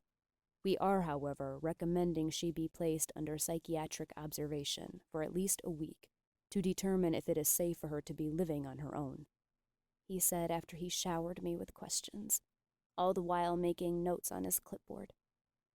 "You are very welcome to stay with her for as long as you like." I nodded and thanked the doctor before he quietly left the room. It took me a few long minutes of simply staring at Sal's still form before I could find the will to drag my chair to her side. My hands still shaking, I took one of hers, carefully in mine. It broke my heart as I looked at her face, seeing the almost anxious expression that was set into it. One would think, at least in a medicated state of unconsciousness, she should be able to find some peace and rest. I couldn't hold back the flood of tears I had fought so hard for the last few hours. How could she have done this? How could she do this to me? Sal was as close as any family I had now. Despite how untraditional our relationship was, she was still the best friend I had. I needed her as much as she needed me. Perhaps more. She had gotten along without me for several years before I came along. I couldn't imagine what I would do if I were to lose her now. My only sense of time as I sat at Sal's side was when a nurse came in to check on Sal's vitals. She told me everything looked fine and asked if she could get me anything. I told her no and thanked her. I glanced at the clock as she left and noted it was now just after midnight. I tried to press back any thoughts. Everything was just getting to be too much. Chapter 16. I lay with my head resting on the side of the bed, Sal's hand still held securely in my own, and I felt the warm hand touch my shoulder. Sleep had been threatening to pull me under, but at the contact, a warm jolt of life and energy flooded through me. "Alex!" I exclaimed as I lurched to my feet and launched myself into his arms. He didn't say anything as he wrapped his arms around me tightly and pressed his face against mine, momentarily pressing his lips to my cheek. Tears flooded to my eyes again and spilled onto his shoulder. Such a deep sense of relief and comfort washed through me. I felt as if I were physically melting into his embrace. After several long moments of pure joy, I opened my eyes and saw Emily leaning in the doorframe, a tiny half-smile on her lips. "Thank you," I mouthed to her. Despite the bomb she had dropped on me earlier, I would be eternally grateful to her for however she had magically made Alex appear. She simply smiled and nodded. I stepped back just a bit, not releasing my arms from around his neck, so I could look at Alex's face, not caring how horrid my own must look. "How?" was all I managed to say. He pushed the hair from my face as he looked seriously in my eyes, emotions playing intensely across his impossibly blue eyes. "Things got wrapped up in California more quickly than I expected, and I just had this feeling that I needed to get home." My insides quivered slightly as he said the word home. "I got back to the house just a little bit ago, and your friend here was there and told me where you were and that there had been an accident with Sal. We got up here as fast as we could." A little sob escaped my lips as I buried my face in his chest, unbearably grateful he arrived when he did. It had been all I could bear to contain everything that had happened in the last 24 hours. "I'm sorry I couldn't get here sooner," he whispered as he stroked my hair. "Don't be ridiculous," I choked. "You couldn't have had better timing. I'm just so glad that you came back at all." I regretted saying the last part almost as soon as I said it. Alex pulled me away from him just enough so he could look me in the face. He seemed to be searching my face for something for a long moment before he spoke. "It was much harder than it should have been for me to be gone as long as I was." He pulled me back into his firm embrace again, and I thought him mutter something like, "Don't you realize?" But I wasn't sure, nor did I have the energy to ask him what he had said. After several minutes that passed all too quickly, I realized I was being very rude in not formally introducing Alex and Emily. "Oh," I said as I stepped away from Alex.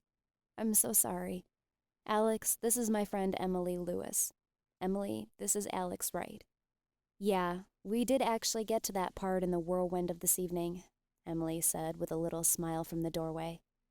I blushed slightly, feeling a little stupid. Of course they would have at least gotten each other's names, considering Alex most likely had found her in his house. "Please, sit," I said as I wiped my tears on the sleeve of my jacket. Once everyone was settled, I took a deep breath, preparing myself to say what I knew needed to be said. "The doctor said it looks like Sal tried to commit suicide." My bottom lip quivered slightly as I spoke. "The hospital wants to keep her under observation for a while to make sure she really should be living by herself." Everyone was quiet for several minutes after I spoke, each unsure of what to say. A few tears escaped down Alex's face, though he had made no move to wipe them away. "I'm so sorry, Jessica. Alex told me how close you two were and that you took care of her," Emily said as she stood and wrapped her arms around my shoulders. "You are a good woman." I accepted the embrace immediately. The raised skin of what I knew would be an intricate set of wings was barely detectable through the fabric of her sweater. She backed away after a moment, a knowing look on her face. Just as Emily backed away, a nurse came into the room to check Sal's vitals. I realized they were checking her every hour. "She's doing just fine," the dark-complexioned woman with motherly eyes said. "The medication we gave her should be wearing off soon, so she could wake up at any time. We have her on the monitor down the hall, but she's likely to be very confused when she wakes up, and her throat is going to bother her from when we pumped her stomach. Just push this button here when she wakes, and someone will be here in just a moment." We nodded and thanked the woman, and she left with a comforting smile. "Do you want us to stay with you?" Alex whispered, as if he were afraid to wake Sal. "You don't have to," I said as I rubbed my eyes. "I'm sure you're tired after traveling all day. You should go and get some sleep." Alex grabbed my hand in both of his and brought it up to his face, gently pressing his lips to my knuckles. "Do you want me to stay with you?" he asked earnestly. "Yes." The words slipped out of my mouth before I could tactfully think of a way to say so without sounding so desperate. "I'll stay then." I just nodded my head and tried to keep the thankful tears back. Emily said, sounding slightly uncomfortable. "I don't want to make Sal uncomfortable when she wakes up, since she doesn't know me. Maybe it should be best if I go back to your house and get my car." I considered this for a moment. She was right. Sal did have a hard time with new people. Cole was proof of that. "Yeah, that would probably be a good idea. Thank you for coming up, though. I really appreciate it." Emily stood and gave me an encouraging hug. As she stood, Alex dug around in his pocket and handed her the keys to my car. "Can you drive a stick?" he asked. "You can take my truck if not." "I think I can manage," she said as she gave us a wink. "I'll leave the keys on the table. I'll call you later, Jessica." "Okay," I managed, my voice sounding hoarse. She left with a quiet click of the door. We sat in silence for a moment, simply staring at Sal's still form. I wondered what was going on in her mind right now. What could cause the perplexed expression she bore? It didn't seem fair that she should have to be so tortured in her sleep. I stretched my legs out in front of me as a huge yawn escaped. I couldn't help it as I rubbed my eyes. "Why don't you take a break for a minute?" Alex said as he rubbed a hand in circles on my back. "I can sit with Sal for a bit. Why don't you go get something to drink? I saw a vending machine in the waiting room. I'm pretty sure they even had Dr. Pepper in it," he said with that half smile. I let out a little chuckle. So apparently he had noticed my drink of choice. "I think that would be a good idea at this point," I said as I stood, raising my arms above my head, trying to make my blood circulate again. "I'll be back in just a minute." "Take as long as you need." It was indeed a relief to be out of the tiny room that was beginning to feel stuffy. I was, however, not exactly anxious to leave Alex's side so quickly after he miraculously returned. But the halls were a welcome break, and oddly, they lifted my fallen spirits a bit with their white walls and bright lights. It also helped me to feel more alert and awake. My first stop was to the ladies' room that was just off the waiting room. I was glad to see it was empty as I stood at the counter and looked in the mirror. I looked like a nightmare. The bags under my eyes were frightening, and I wondered if they would ever return to normal. My eyes were swollen and bloodshot. All evidence of the makeup I had worn earlier had been long washed away with the tears. My skin looked splotchy and unhealthy. The mane that was my hair was turning frizzy and looked disheveled. I suddenly wished I were the type of girl who kept a portable salon in her purse. Anything to help the scary face that looked back at me in the mirror. I splashed some water on my face and dried it. It felt refreshing, and I wished I could take a shower. I was going to have to wait, though. I felt suddenly ashamed after I stood looking at myself for several long minutes. Sal had just been fighting for her life, and I was worried about what I looked like.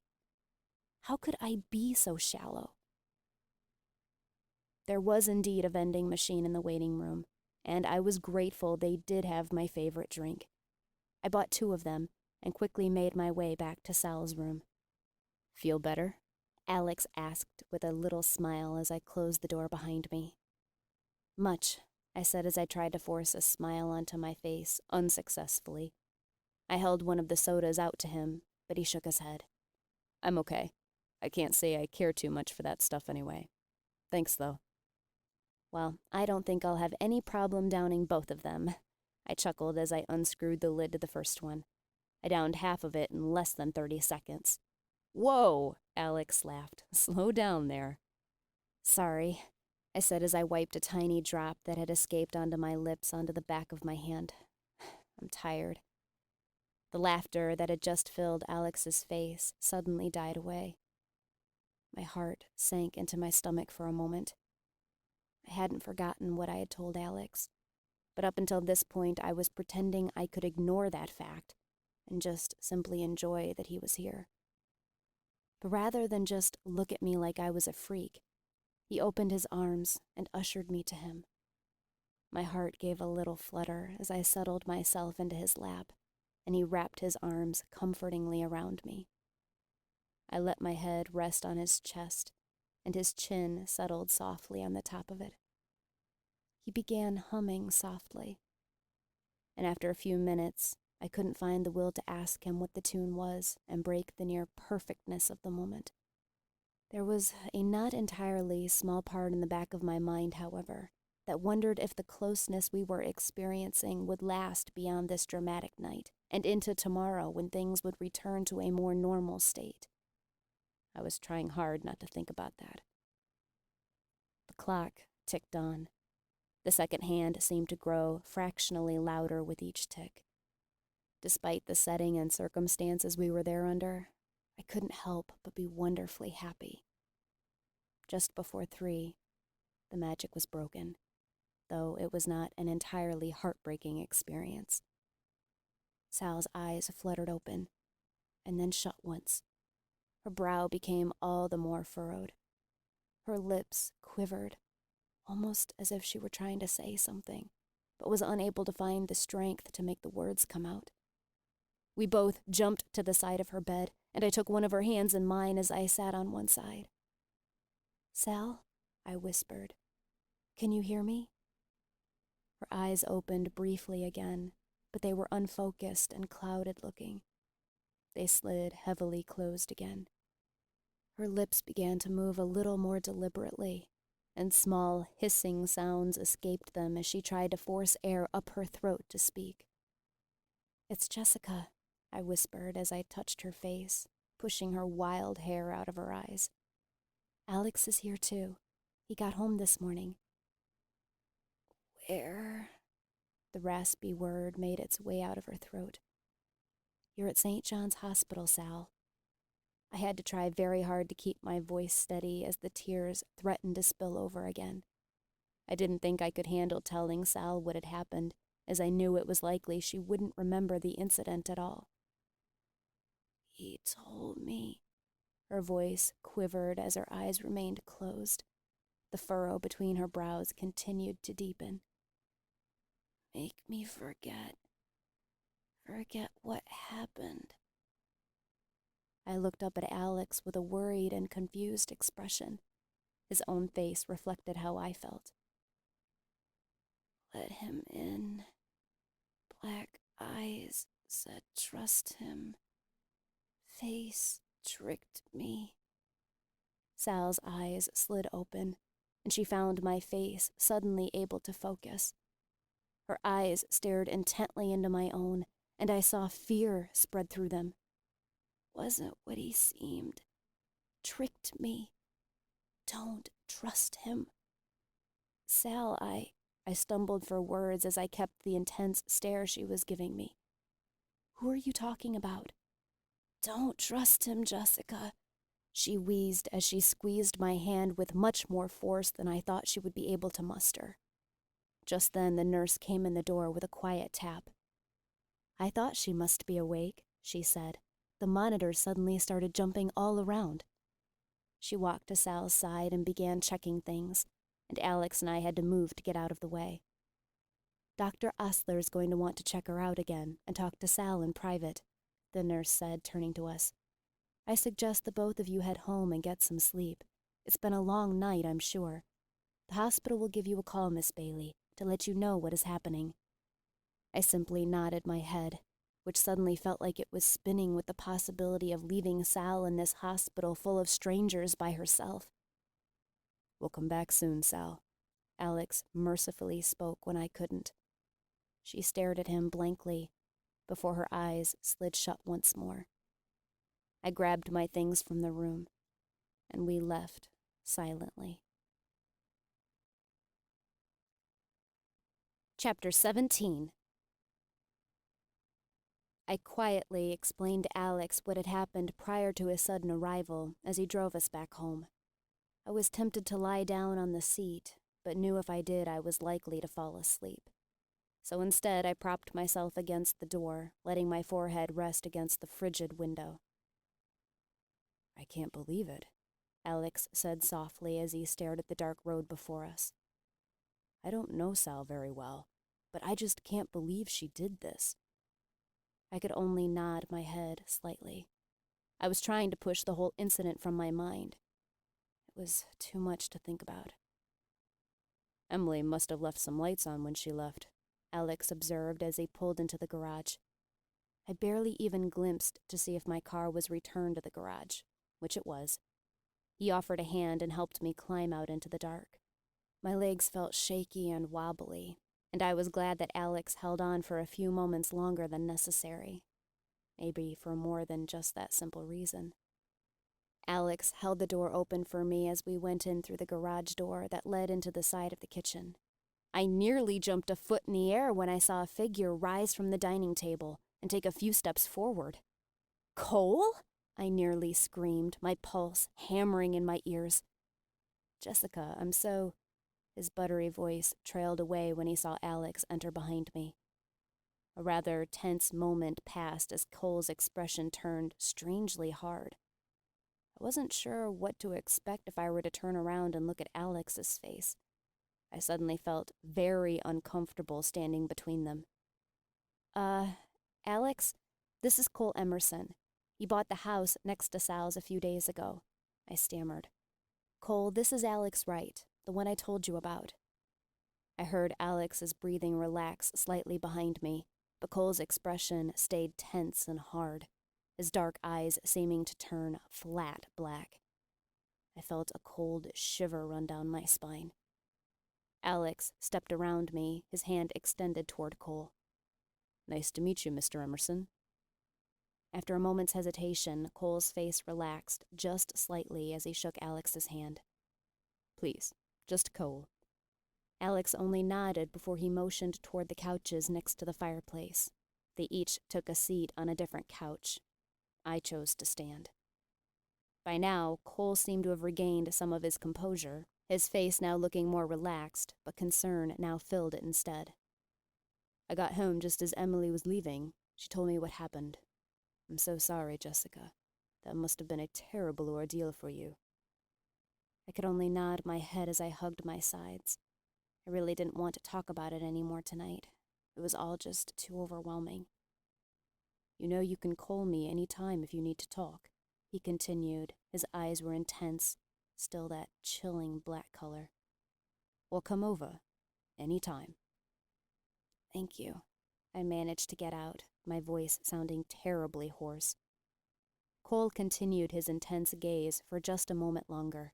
Different emotions seemed to be rolling in his eyes, as if he were struggling with some internal debate. Finally, he nodded once before he stood. He took the 4 steps toward me before wrapping his arms around me in an embrace which I returned stiffly. I fought off a shiver as he stepped away. "I'll see you soon then," he said as he quickly crossed the room and left without another word or backward glance. As soon as the door closed, I collapsed onto the couch, knowing my legs wouldn't support me much longer. I leaned my head on the back of the couch and let my eyes slide closed. "I'm sorry about that," I murmured, not really wanting to talk about it, but knowing there was need for some sort of explanation. "That must have been really awkward for you, coming home and finding someone who wasn't supposed to be there in your house."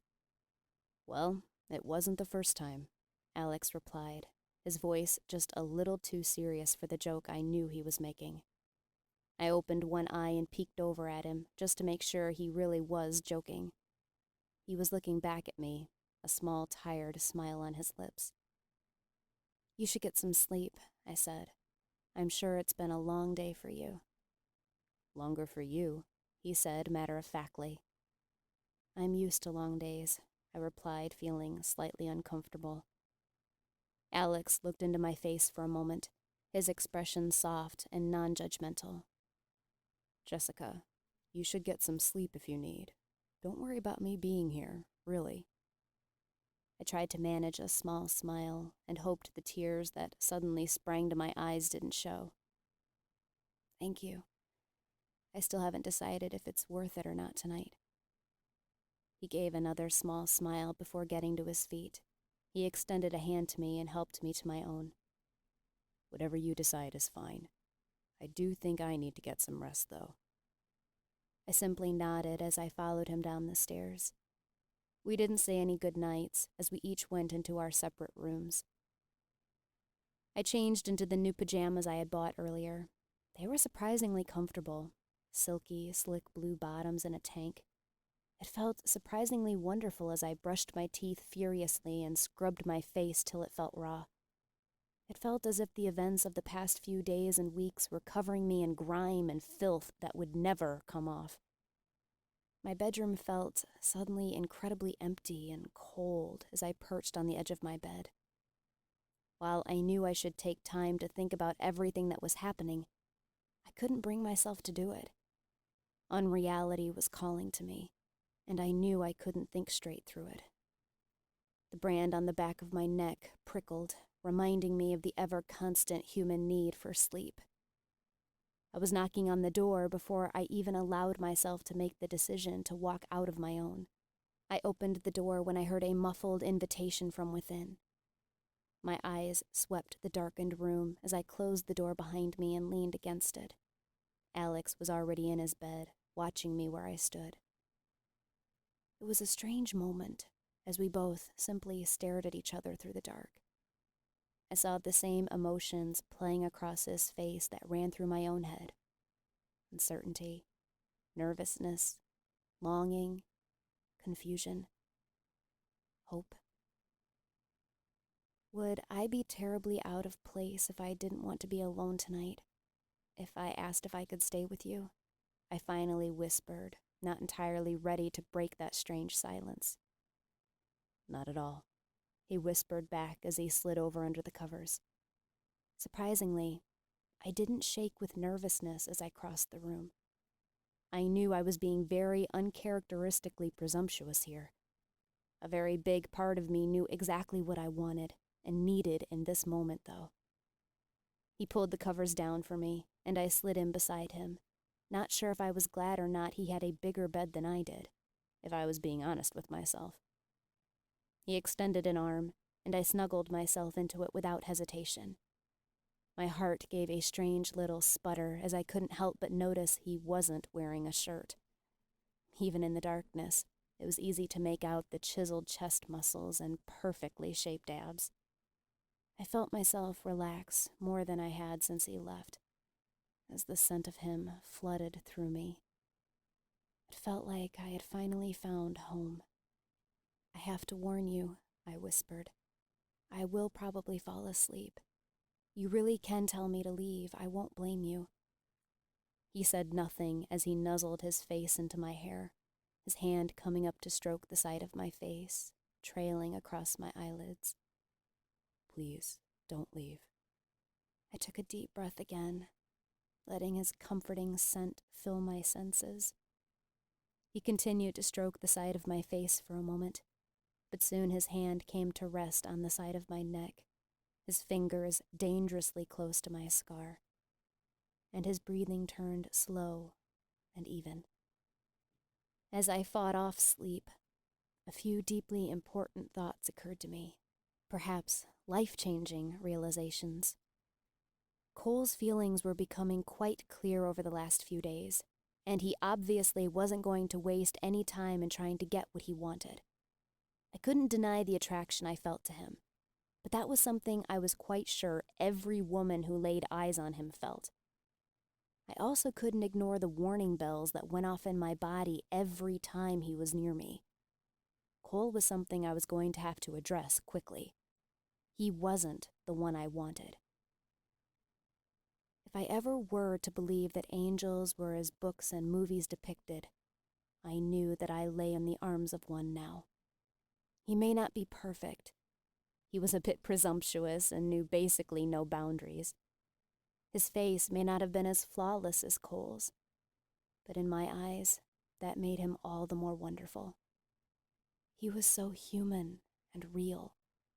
And the most wonderful fact of all, he seemed to be able to handle the bizarreness that was my reality. I hadn't scared him away. And while he hadn't exactly come out and said it, he didn't seem to think I was completely crazy. The third, final, and most important realization. I wasn't falling in love with Alex Wright. I was already there.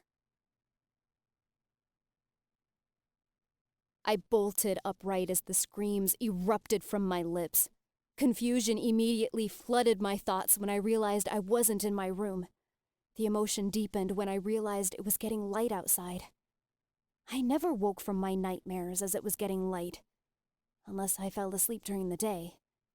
My blurry eyes found a clock and I was stunned to see that it was nearly 7. As I remembered where I was and what had happened the night before, I was shocked to realize I had slept for nearly 5 hours. I couldn't remember the last time I had slept that long. All these thoughts raced through my head with a dull throb that didn't recede as I stifled the screams. But of course, I had woken Alex. His eyes looked wide and alarmed as he jerked awake. As soon as he looked upon my shamed face, his expression calmed and became soft. I couldn't hold his gaze for long as I sat with my legs hanging off the edge of the bed. I felt so ashamed of who I was. I was so abnormal. Normal people didn't have such tormenting dreams. Normal people didn't wake every time screaming. I heard him shifting in the bed, and a moment later felt his fingers trace softly up my arm. They drifted across my shoulder, brushing my hair slowly over my other shoulder. My heart pounded, and every nerve screamed at me to make him stop. It was natural for me to never, ever let anyone see my scars. But there was such a deep part of me that wanted him to see them, for him to know every part and detail of me. I wanted him to know the true and whole me. I listened intently for his reaction as the branded X came into full view. There was no sharp intake of breath, no hiss of disgust, nothing to indicate that it revolted or disgusted him. His fingers traced the pattern slowly, leaving it feeling pleasantly warm and tingly. Goosebumps rushed to cover my skin.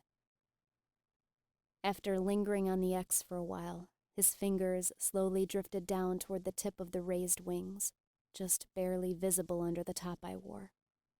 Heat rushed to my cheeks as I brought my hands to the hem of my tank top, though I was overwhelmingly grateful I had left my bra on last night, and pulled it over my head. Alex could now see every detail of the wings imprinted there, and I knew with the light that was coming through the window now, he would be able to catch glimpses of that strange metallic glint in them. Again, his fingers traced over the feathered patterns, slowly trailing from the tops to the very tips of the wings at the bottom. I suppressed a shiver of pleasure, nervous anticipation, and uncertainty. "They're beautiful," he breathed. I rested my chin on my shoulder, not quite fully looking at his face. "They don't disgust you," I whispered, my voice shaking obviously. He rested one hand on my other shoulder and the other on my arm and leaned forward, gently pressing his lips into the center of the brand. "Nothing about you could disgust me," he whispered against my neck. I finally turned around and faced him, getting the first full look of his face. His impossibly blue eyes burned with an intensity and sincerity that sent my heart fluttering in an almost painful way. Alex, I hesitated as I looked down for a moment at my hands where they sat in my lap. I want you to know everything about me, about the truth of my life. But I'm afraid. I'm afraid it will scare you and make you run from me. Alex placed his hand under my chin, lifting it until I had to look him back in the eye again. I haven't been able to stop thinking about you since the moment I first saw you in this stairwell with that bat. I just about went crazy those few days I was gone, and it drove me nearly mad when I kept missing you on the phone. All of these intense feelings got so much worse after you told me the truth about what was going on. I'm not going anywhere, and I plan on being around as long as you can stand me. As he spoke these last words, I couldn't hold myself back any longer. I leaned forward, wrapping my arms around his neck as my lips found his. Alex's arms wrapped tightly around my waist as he half pulled me back and half fell back onto the bed. My pulse raced, and my breathing became ragged as the kiss deepened and our lips parted. His hands again traced the raised skin on my back, caressing and touching in a way that was almost overwhelming with its acceptance and need. I felt as if a match had been lit and held to my blood that had suddenly turned into lighter fluid. Even as I breathed in his already familiar scent, I felt as if I could not get close enough, as if I could never get enough of him to satisfy my need and burning desire. And yet at the same time, it felt like the most natural thing in the world, as if his lips and body had been made to fit against mine, and mine to his. After a few heated minutes, Alex pulled away, his eyes holding mine in a wonderfully burning gaze, as if there was so much more he wanted to do, yet he knew he couldn't. He wasn't alone in those thoughts. We lay on our sides, Alex lightly trailing his fingers along my arm. Our breathing slowly returned to normal, and the heat rush that filled my body slowly ebbed back toward normal. How is it possible to have such strong feelings? I whispered as I stared softly into his content-looking face, when I've only known you for such a short time. I always used to think love at first sight was just a ridiculous idea, he breathed. And while I can't say that I totally believe in it now, I realize love can develop much, much more quickly than I ever thought possible. I couldn't suppress the smile that spread on my lips as I leaned toward him, just slightly, and pressed my lips lightly to his. When I pulled away, the same smile was reflected on his face, but his eyes held a new emotion. Was that curiosity now? Tell me more about it, he asked softly as he played with the bracelet he had given me. I still had yet to take it off for longer than it took me to shower. I want to understand better what it is that happens. You didn't tell me much detail before. I bit my lip as I stared hard into his face, hesitating for too long. Are you sure? It's going to sound completely crazy. Please, he whispered, his eyes sincere. I want to understand. I hesitated for a long moment again. I reminded myself, though, that I had basically declared my feelings to him. Wasn't he worth the risk of telling the truth? Yes. Yes, he was. It was difficult to decide where exactly to start, what aspect of this messed up life to try and explain. I decided to start with what seemed the most simple to explain, just exactly what happened in my dreams. I told him of how Adam, with those strange gray eyes, would take me to the narrow catwalk. I explained how each of the council members was devastatingly beautiful, yet I could never seem to remember the details of their faces when I woke.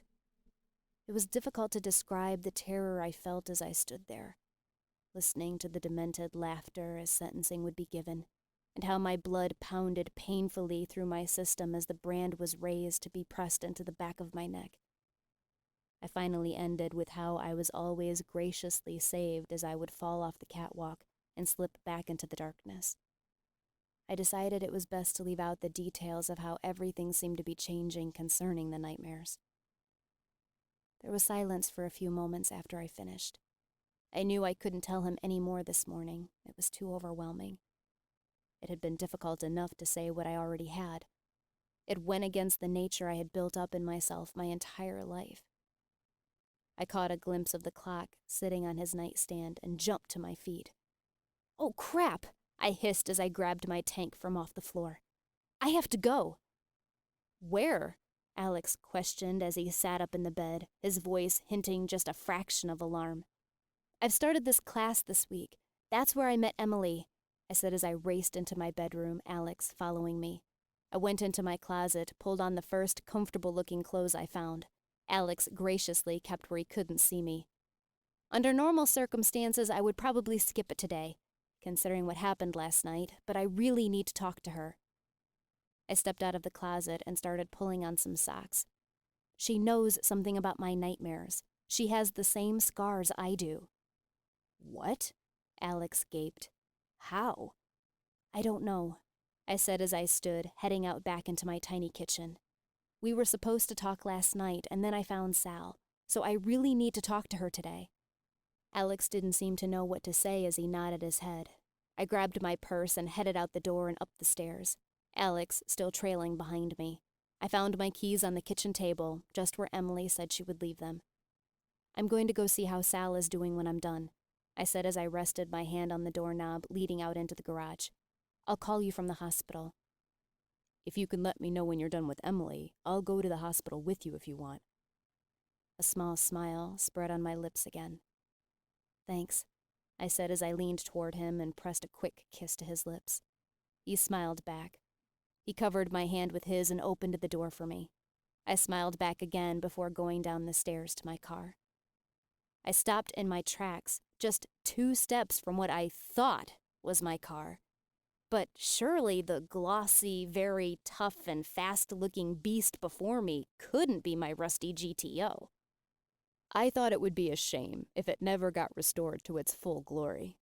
I could hear the smile on his face as Alex came to stand beside me. "Alex," I breathed as I continued to stare at the flawless new black paint job. "It looks amazing. I don't know what to say. Thank you." "You're very welcome," he said as he pressed a quick kiss to my cheek. "Now, I believe you're running late?" "Right," I said as I snapped out of my shock. "I'll call you when I'm done with Emily," I called as I slid into the driver's seat. He waved once as I pulled out, and I could clearly see the goosebumps that were spread across his arms and still gloriously bare chest. It baffled my mind, and I still couldn't allow myself to fully comprehend that this nearly perfect man could be mine. Chapter 18. I walked into the studio just as everyone had finished their breathing exercises. Emily barely glanced up at me as she moved into down dog, but Cole stopped and stared for a few long moments before moving into the position. I tried to draw as little attention as possible and quickly slipped my shoes off and joined the small group. It was difficult to concentrate on the session, much less let myself really get into the breathing and stretches as I tried to figure out what I was going to say to Emily, which of the million questions to ask her first. I was coming up blank and feeling slightly panicky. The session passed all too quickly, of course, and seemed to speed by in a quarter of the time it should have taken. I knew I was stalling as I took far more time than necessary to roll my mat perfectly on the floor. "How are you, Jessica?" I glanced up when I heard the perfectly smooth voice from above me. I stood, fumbling with the mat. Cole stood only a foot away, just slightly too close for comfort. I took a slight step backward. "I'm okay," I stuttered. "It was a long night." "I'm sure," he said, his eyes boring into my own. It was difficult to find the will to look away, despite the feeling of recoil spreading through my entire body. I wanted to invite you to come over tonight. Maybe watch a movie or something. I thought you could use a little break from everything. I scrambled to know what to answer. I'm not really sure what I have going on today. We'll see how things pan out, considering what happened yesterday. I'll have to call you later and let you know. Within those infinitely deep and captivating eyes, I caught that glimpse of Mr. Hyde. A flash of irritation and perhaps impatience. This time, however, he did not work to swiftly change it to that perfect smile and gentle expression. He simply slipped into a neutral look. "Let me know, then," he said as he pulled a piece of paper out of his jacket, quickly scribbling something on it. As I reached out for it, he maneuvered himself and wrapped his arms around me. "Things will work out the way they should. Trust me," he whispered.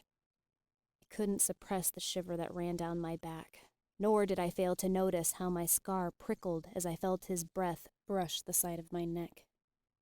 As he stepped away, I could only nod and accept the paper he had written his number on. My hands rose to my temples and rubbed at the dull throb that started there as I watched him walk out the door. "Dang, girl," I heard Emily as she walked toward me. "Care to share one of the 2 Mr. McDreamies you have snagged?" I tried to clear my head, which now seemed to be in a fog, and come back with something to her comment, but could only manage half a smile. "You okay?" she said as she eyed me. "Yeah," I lied and followed her to the low bench in front of a huge window looking out at the parking lot. I barely caught a glimpse of Cole's black car peeling out. "Did everything go all right last night after I left?" Emily probed, her eyes looking concerned. "Yeah, I guess." Sal woke up and started spouting off some gibberish about not trusting him and how he tricked her. Who he is, I have no idea, I added as she started to ask the question. They asked us to leave after that and said they would be in touch with me soon. I'm going up to the hospital in just a bit. After this explanation, there wasn't much more avoiding the conversation we both knew loomed before us. We, never got to talk last night." Emily stared at a certain point on the floor and nodded. She was quiet for nearly a full minute before she seemed to find the words. "What did you do to bring on the nightmares?" she finally asked, meeting my eyes with a probing stare. "Bring them on?" I questioned, wondering what on earth she was talking about.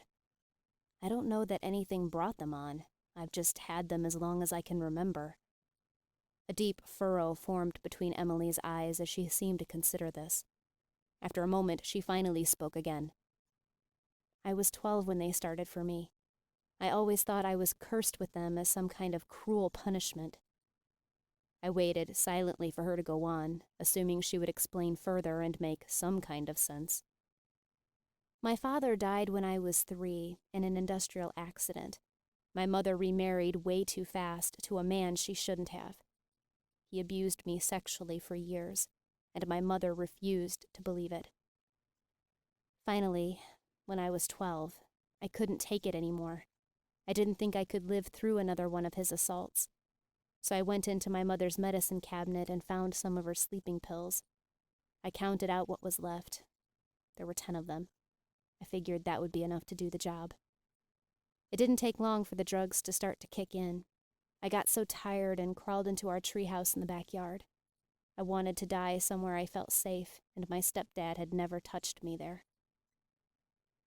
That was the first time I had a nightmare. The first time I had the X branded into the back of my neck and the wings appeared.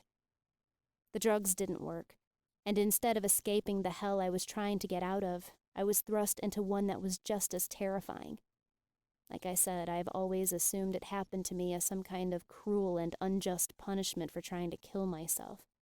Darren tried to rape me one more time after the nightmare started, but as soon as he saw the scars, he was so terrified he never touched me again. So for that, I was grateful for them. This seemed to be the end of Emily's story as she stared into empty space, as if remembering the feel of having her stepfather touch her in a way no man should touch a 12-year-old girl. "And they happen every time you sleep?" I whispered, hoping she might give me an answer to give me hope. "They did," she said as she squeezed her eyes closed. "Did?" I breathed, sliding a little closer on the bench to her. My heart began to race painfully in my chest. They've stopped? She nodded once. How? I nearly shrieked as I stood, unable to control all the feelings that were now rushing through my system. Emily, you have to tell me how to make them stop. With her eyes still shut, she simply shook her head. I can't. I'm so sorry. Why not? I demanded, finally coming to a standstill before her. It won't be worth it for you to make them stop. I can't let you do that to yourself. I dropped to my knees before her and took one of her hands in mine. Emily, please, I whispered, feeling tears spring into my eyes. She shook her head again, still refusing to open her eyes. You will hate me. I pleaded for several minutes, but Emily wouldn't give. Finally, she stood, announced she had to go, and literally ran out the door. Feeling totally flustered, confused, and angry, I rubbed the sides of my head again. The throbbing I had felt earlier had definitely gotten worse. After taking a few minutes to calm myself down, I picked up the courtesy phone and called Alex, telling him to meet me at the hospital in a few minutes. I was waiting in the lobby when Alex walked through the doors, and despite my flustered and anxious state, my pulse quickened and a smile spread on my lips. He returned the smile and reached for my hand as we approached the front desk. I had never had a feeling as right as when my fingers were entwined with Alex's. We're here to see Miss Sally Thomas, I said quietly to the young-looking receptionist. Your name? She asked, sounding absolutely bored. Jessica Bailey. It took the girl a few moments to look something up on a computer. I noticed she chewed on the inside of her cheek as she worked. Okay, she said with a slight sigh, not bothering to look up and meet my eye. Miss Thomas was moved from her room in the ER this morning into another room. Go up to the second floor and check in at the front desk there, and they will give you her room number. I thanked her quickly and made my way across the large room to the elevator. How'd things go with Emily? Alex asked as the doors slid closed. I struggled to know how to answer. I'm not sure. I'll tell you about it when we get home. I'm still trying to make sense of it all, but I'd just like to be able to focus on Sal right now. Alex only nodded before wrapping an arm around my shoulders and gave a tight squeeze.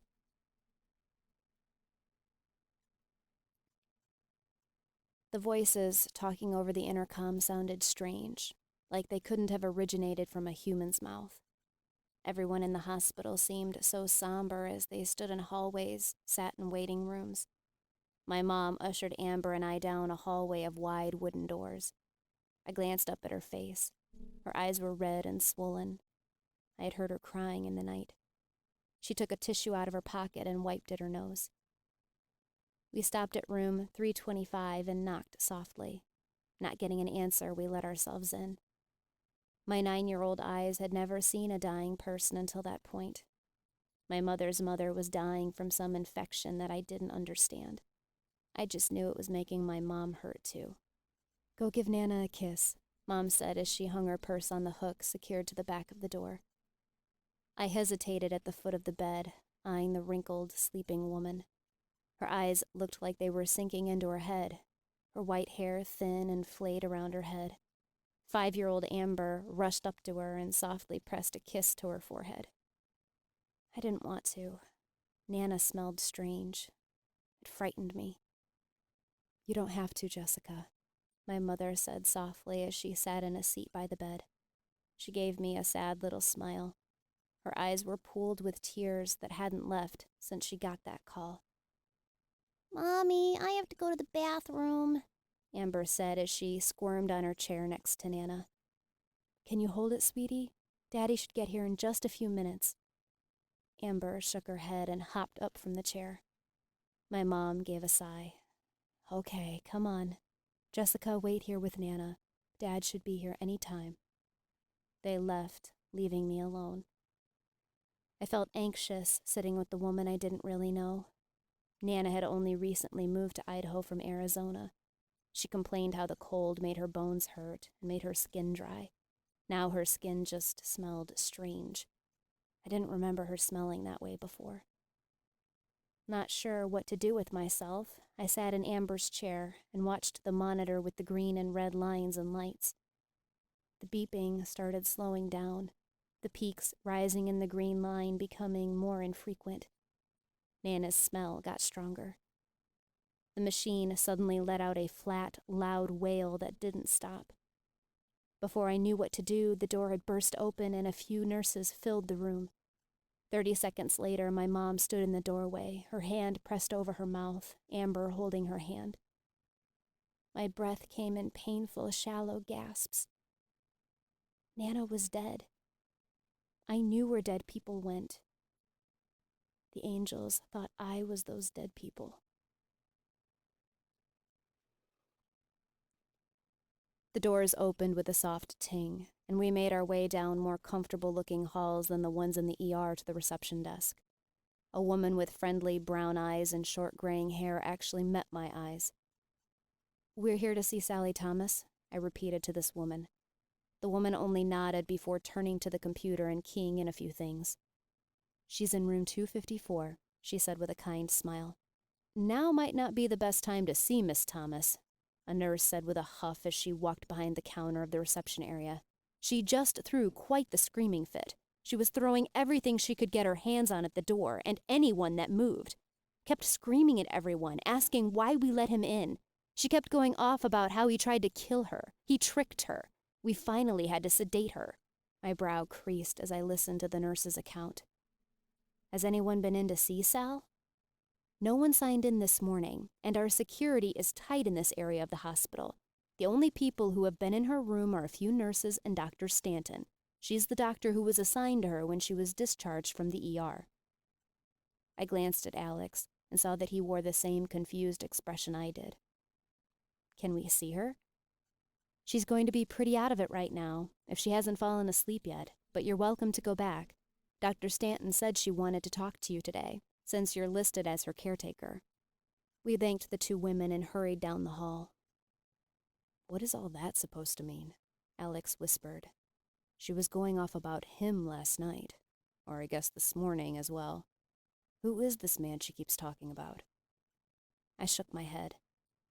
"Is she maybe having flashbacks of her husband?" I mused aloud. It seemed unlikely. I hadn't heard her talk about her husband for a very long time, other than in her sleep. "I don't know," Alex said as he slowed, and I realized we were already at Sal's room. We let ourselves in and closed the door softly behind us. The lights were off and the drapes had been pulled closed, the only light coming from the few pieces of beeping and flashing equipment. I noticed everything possible had been pulled well out of her reach. Sal's hair was disheveled and her clothes looked askew, but she seemed to be asleep as her head sagged toward her shoulder in an uncomfortable-looking way. "Poor Sal," I said as I moved to her bedside. I found a few pillows on the floor, almost under her bed, and arranged them under her head to try and make her more comfortable. Sal gave a soft snore, but did not stir. We each took a seat next to her bed and watched her as she breathed quietly. The door was perfectly silent as it swung open, and a face that seemed much too young to fit the title of doctor that was displayed on her badge appeared. Her face was narrow and as fragile-looking as a porcelain doll's, and her hair hung in soft brown waves. Her frame looked as breakable as her face. "I'm Dr. Stanton," she said quietly as we each rose to shake the hand she extended. "I was about to call you when the nurses told me you came in." She asked us to sit and joined us on a small rolling stool as she produced a very professional-looking chart. "I will keep this brief and to the point," she said, though her face remained kind. "I've spoken to Dr. Osler, who admitted Sally last night, as well as her regular doctor. We each feel that it would be best if she were admitted on a semi-permanent basis into our psychiatric clinic for an extensive evaluation. As the doctor told you last night, it is apparent that Miss Thomas tried to commit suicide, and we want to be absolutely certain she will not be a danger to herself. She also seems to be hallucinating. As the nurse told you, she seems to think there is a man who has visited her, and she also seems to think it was the same man who told her to take the pills. So," she said as she flipped through a few papers and pulled one out, We would like you to sign this if you consent to the treatment. Sally has extensive coverage that will cover everything, but since you are listed as her caretaker, we do need your permission first." My head spun as I tried to comprehend everything this young doctor was telling me. "How long would she have to stay in the clinic?"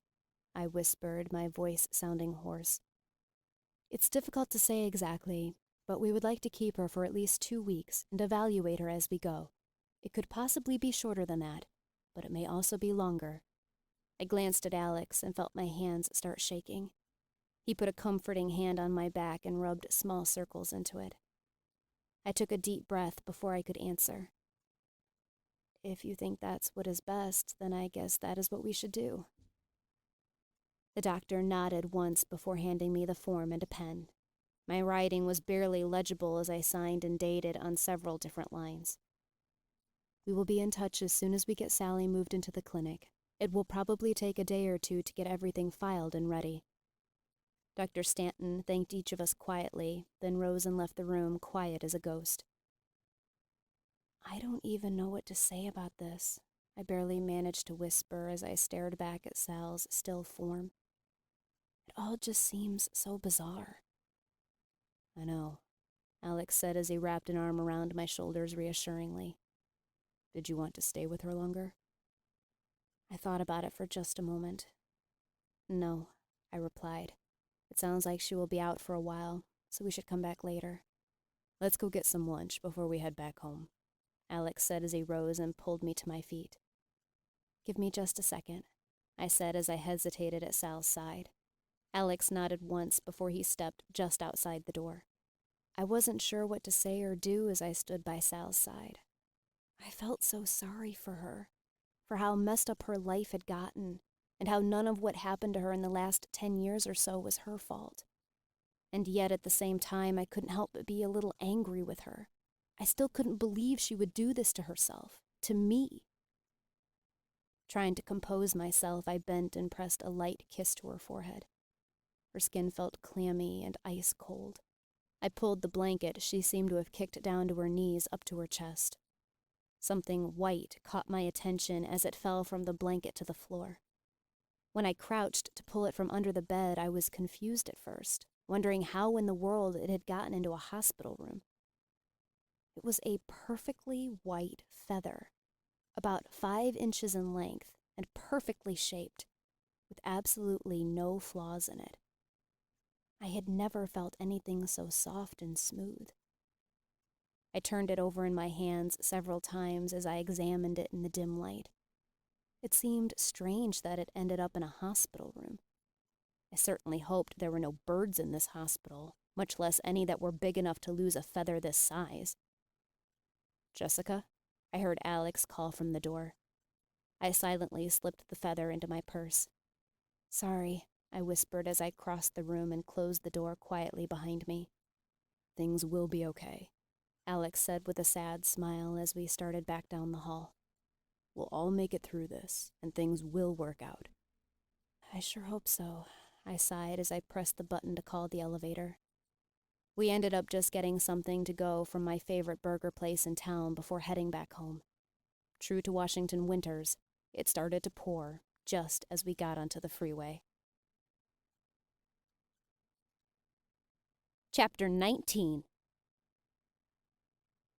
A bright flash of color caught my attention as we drove up to the house, though through the downpour of rain I couldn't tell what it was. As I ran back out from the garage to the front step, I stopped in momentarily stunned silence. "Wow," I heard Alex say as he came up behind me, just barely standing in the rain. "Yeah," I said, sounding confused as I made the last few steps to the porch. There were dozens of flowers set there, different bouquets made into beautiful and colorful arrangements. I could not even identify the majority of them. After searching for a moment, I found an elegant and rather expensive-looking card set in the middle of the largest arrangement. "When the days seem darkest, remember there is always a friend nearby, a shoulder to cry on, a warm hand to wipe away the tears. Hope to see you tonight. Yours always, Cole."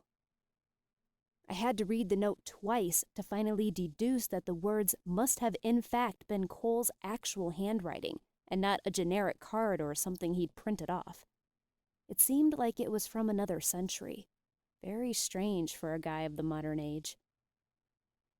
After a moment, I realized Alex had not said a word since I found the card. I could only imagine what he must have been thinking. I could feel my happiness from earlier come crashing down around me. "This is, nice," I managed to squeak out. "Totally unnecessary, but nice." I managed to look Alex in the eye. He tried to give that little half smile I loved, but it didn't reach his eyes. I could tell this bothered him, and I wasn't sure how to reassure him that despite whatever Cole might have been thinking was forming between us, I didn't want anyone other than Alex. "I'll help you carry them in," Alex finally said after a few heavy moments. Still not knowing what to say, I could only nod and grab one of the elegant-looking vases. After we ate our lunch, Alex seemed to return to his light-hearted self, though I didn't fail to notice that he kept his distance. His warm touches and looks of longing and understanding were limited to almost none the rest of the day. I tried to keep my face light and unworried, but I couldn't help but feel a slight sense of panic. I had to let him know just how important he was to me, but I felt at a loss to know how to do so. As evening blanketed the earth, I took the phone in my room for a moment of privacy and hoped Alex would not wander too close by to hear. I called Cole, telling him that I was not feeling very well and that I had to decline his offer from that morning. I had been almost afraid of what his reaction might be when I first started dialing, but he seemed perfectly calm and at ease as I told him the partial truth. My head was throbbing, but it wasn't so bad that I couldn't have gone out if I truly wanted to. Alex pulled me into a brief embrace and pressed his lips to my forehead for a short moment and said good night just before 10 o'clock.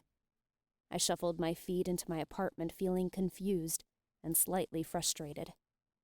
I closed the door behind me as quietly as I could, knowing it was for no reason, and sank to the floor right there.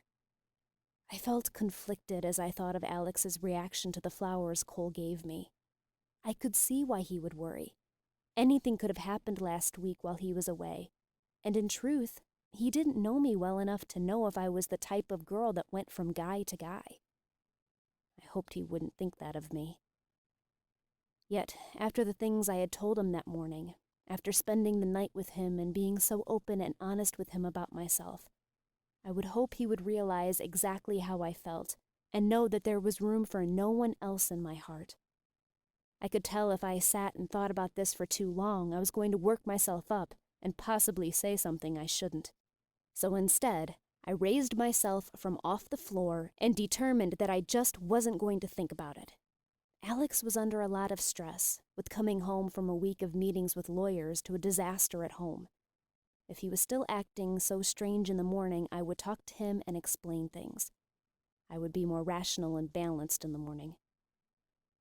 The wind howled and screeched as it tore through the trees that night. Rain pounded on the windows, begging to be let in.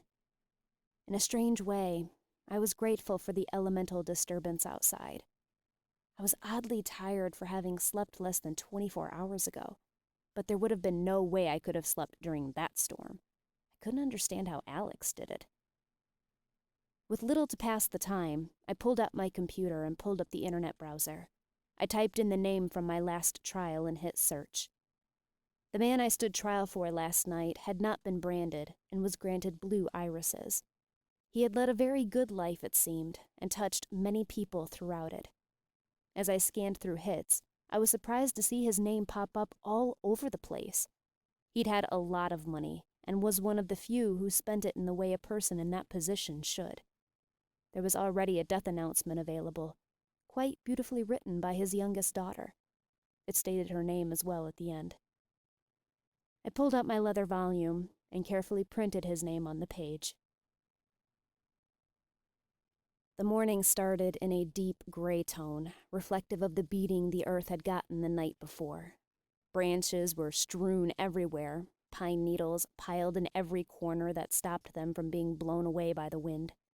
Pieces of garbage that had not been secured properly in their bins were lodged in odd places.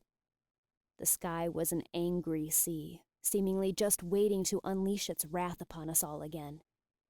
I simply stared up at it as I stood before the window, feeling somehow enthralled and enchanted.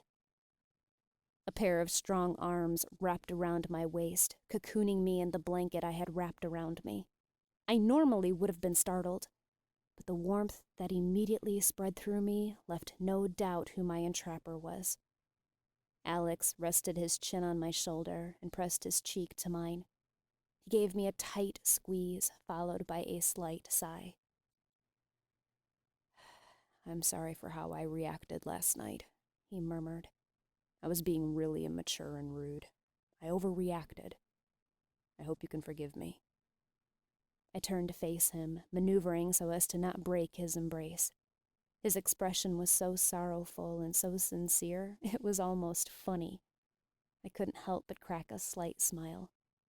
As soon as I did this, that little half-smile broke onto his face, though it remained slightly sheepish. "I think I can manage to do that," I said as I stared into those perfectly clear blue eyes. "It'll cost you, though." "Name your price," he said as that smile played on his face. "If it takes an entire life of servitude, I'll gladly pay it." "I think that might be a little extreme, but it will cost you this," I said as I closed that small gap between his lips and mine. Neither of us seemed to be in a rush to part, though there was not the mindless sense of, well, senselessness, as we stood before the window wrapped in each other's arms. I could have died there a happy woman. But, like all moments that seemed too perfect, this one was broken by the sound of Alex's phone ringing. With a soft chuckle, he stepped back. "Sorry," he said, and really did sound so. He pulled the phone out of his pocket and looked at the ID. "I'd better take this," he said with that sheepish grin. I only nodded and watched him walk out of my apartment and into the main family room. My head spun violently as I tried to make my breathing more even, and as I leaned my forehead against the cool glass, I realized I suddenly felt as if my skin was on fire. The feeling seemed strange considering the fact that I had thought I had kept my head fairly well. Slowly, the spinning sensation ebbed, though it never went away.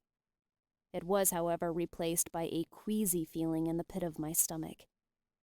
"That was my lawyer again," Alex said solemnly as he walked back in the room. I quickly straightened, hoping I didn't look as terrible as I suddenly felt. It must have worked because he continued. "It seems there are just a few more things that need to be taken care of. He said they're urgent, though, and that I need to come in now. Unfortunately, he's down at his office in Everett." I calculated the time it would take him to get from here to Everett. It was roughly an hour drive one way. "How long do you think you'll be gone?" I asked. Not just because I would obviously miss him for any length of time, but it would be nice to not have to be alone if I was going to get as sick as I felt I was going to be in just a short time. "Hopefully not more than 2 or 3 hours once I get there. But my lawyer is never exactly quick with anything once he gets me into his office. I think money might have something to do with that." He said this last part with that playful smile on his lips. I hoped my expression did not match my sudden fall in spirits as I nodded my head. I could already tell it was going to be a long day, and it was only just after 8. "You're welcome to come with me if you want," he said, though I could tell he sensed what the answer to that was going to be. Against my rolling stomach, I tried to pin a smile on my face. "I think I'll pass," I said as I shook my head slightly. "'Kay," he said as he wrapped his arms around me in a quick embrace. He pressed a quick kiss to my lips and started for the door. "I'll be back as soon as I can." I wanted to tell him that he didn't need to rush back on my account, but a part of me did want him to hurry back. Another part was worried I might vomit if I opened my mouth. I was getting worse by the second. Alex closed the door with a soft click, and I hurtled for the bathroom, barely managing to get my face over the toilet bowl before a small amount of acidic-tasting bile came up my throat. I wasn't sure if I was glad I hadn't eaten anything yet that day or not. As soon as my stomach stopped heaving, I sat with my cheek pressed against the cool side of the tub ledge, trying to slow my breathing and praying the lurching was finished. I sensed it wasn't. Great beads of sweat formed on my forehead, and I went quickly from feeling like my skin was on fire to feeling as if I had been dumped in the frigid lake in front of the house. My muscles started a series of violent spasms, and within a few minutes my entire body ached as the muscles cried at me. With a moan, I rotated just enough so I could reach the faucet in the tub, turn the hot water on, and stop the drain. It was nearly full before I could will my body to move enough to strip down and drop myself into the scalding water. I still wasn't sure if hot or cold water sounded better. My temperature seemed to be changing too rapidly to make a comfortable decision. I continued to shake violently in the steaming tub, though the water did feel good against my skin. Light started to shine through the tiny window above the walls of the tub, irritating my eyes and making my head throb all the worse. I was glad I had been in too much of a rush to get to the toilet to turn the bathroom light on. I didn't think I could stand more than the natural light that managed to find its way in. Again, I was faced with the dilemma of moving when the water slowly changed from hot to lukewarm to freezing cold. I even pulled the plug out with my toes and let the water drain from around me before I managed to get up.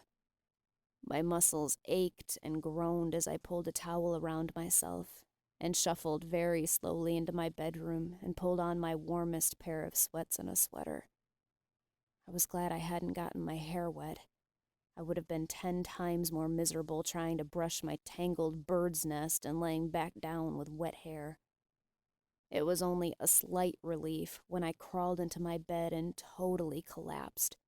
Every one of my muscles was screaming at me. I doubted I could move again, even if I had the will to do so. For once, sleeping seemed almost tempting as I knew it wouldn't bring further pain from the nightmare into reality when I woke up. My body already felt like it was on fire every other minute. I didn't need more burning sensations. After lying on my bed for what felt like hours, suffering in agony, I realized how thirsty I was becoming. My lips felt ready to crack and bleed, and my throat felt as if it were sticking together on the inside, making it almost hard to breathe. I also realized that if I could only get a big glass of water and some Tylenol, my condition should improve. I had never taken it before, as I couldn't recall ever needing it, but I knew that was what it was supposed to do. I made 2 attempts to get myself up. They both resulted in immediate dry heaving, followed quickly by even more violent tremors ripping through my body. I knew then that there was no chance I was going to get myself off this bed, into the kitchen for the water, and then upstairs into the medicine cabinet where I knew the Wrights had kept a small supply of the basics. It seemed like hundreds of miles and straight up a mountain. While I wasn't used to being taken care of, my first thought was, of course, to call Alex. After only a fraction of a second of that thought, I knew this was impossible. He had probably just gotten down to Everett, and what he needed to do was urgent. And besides, even if I convinced him to come home now, which I knew I could probably do, it would be at least another hour before he would be home. My next thought was Sal. This thought was even more ridiculous than the first. Even if Sal hadn't just tried to commit suicide and was committed into a mental institution, she never left her house. I next thought of Emily, but considering she had literally run away from me the last time I had seen her, that didn't seem like the best option. With a slightly sinking feeling, I realized the only person left for me to call was 2 doors down. Cole. An internal battle raged inside as I fought this final option. Things were already strange and unpredictable with Cole. I didn't want to give him the wrong idea further by calling him to help me out when I was sick. I knew of the whole cliché of the doctor-nurse-patient thing. I didn't even want to go there. But what other choice did I have? Call an ambulance? I didn't think so. I had to do something, though. Though my body screamed against me, I rolled onto my side and grabbed the phone from the bedside table. It took me only a moment to recall the number Cole had written down for me last night, and though my fingers were shaking violently, I managed to dial the number. It only rang once. "Hello?" His perfect, smooth voice answered. "Hi, Cole," I croaked, my dry throat protesting against use. "Are you all right?" he questioned, though for some reason there was no surprise in his voice one might normally use when asking that kind of question. "Not exactly," I said.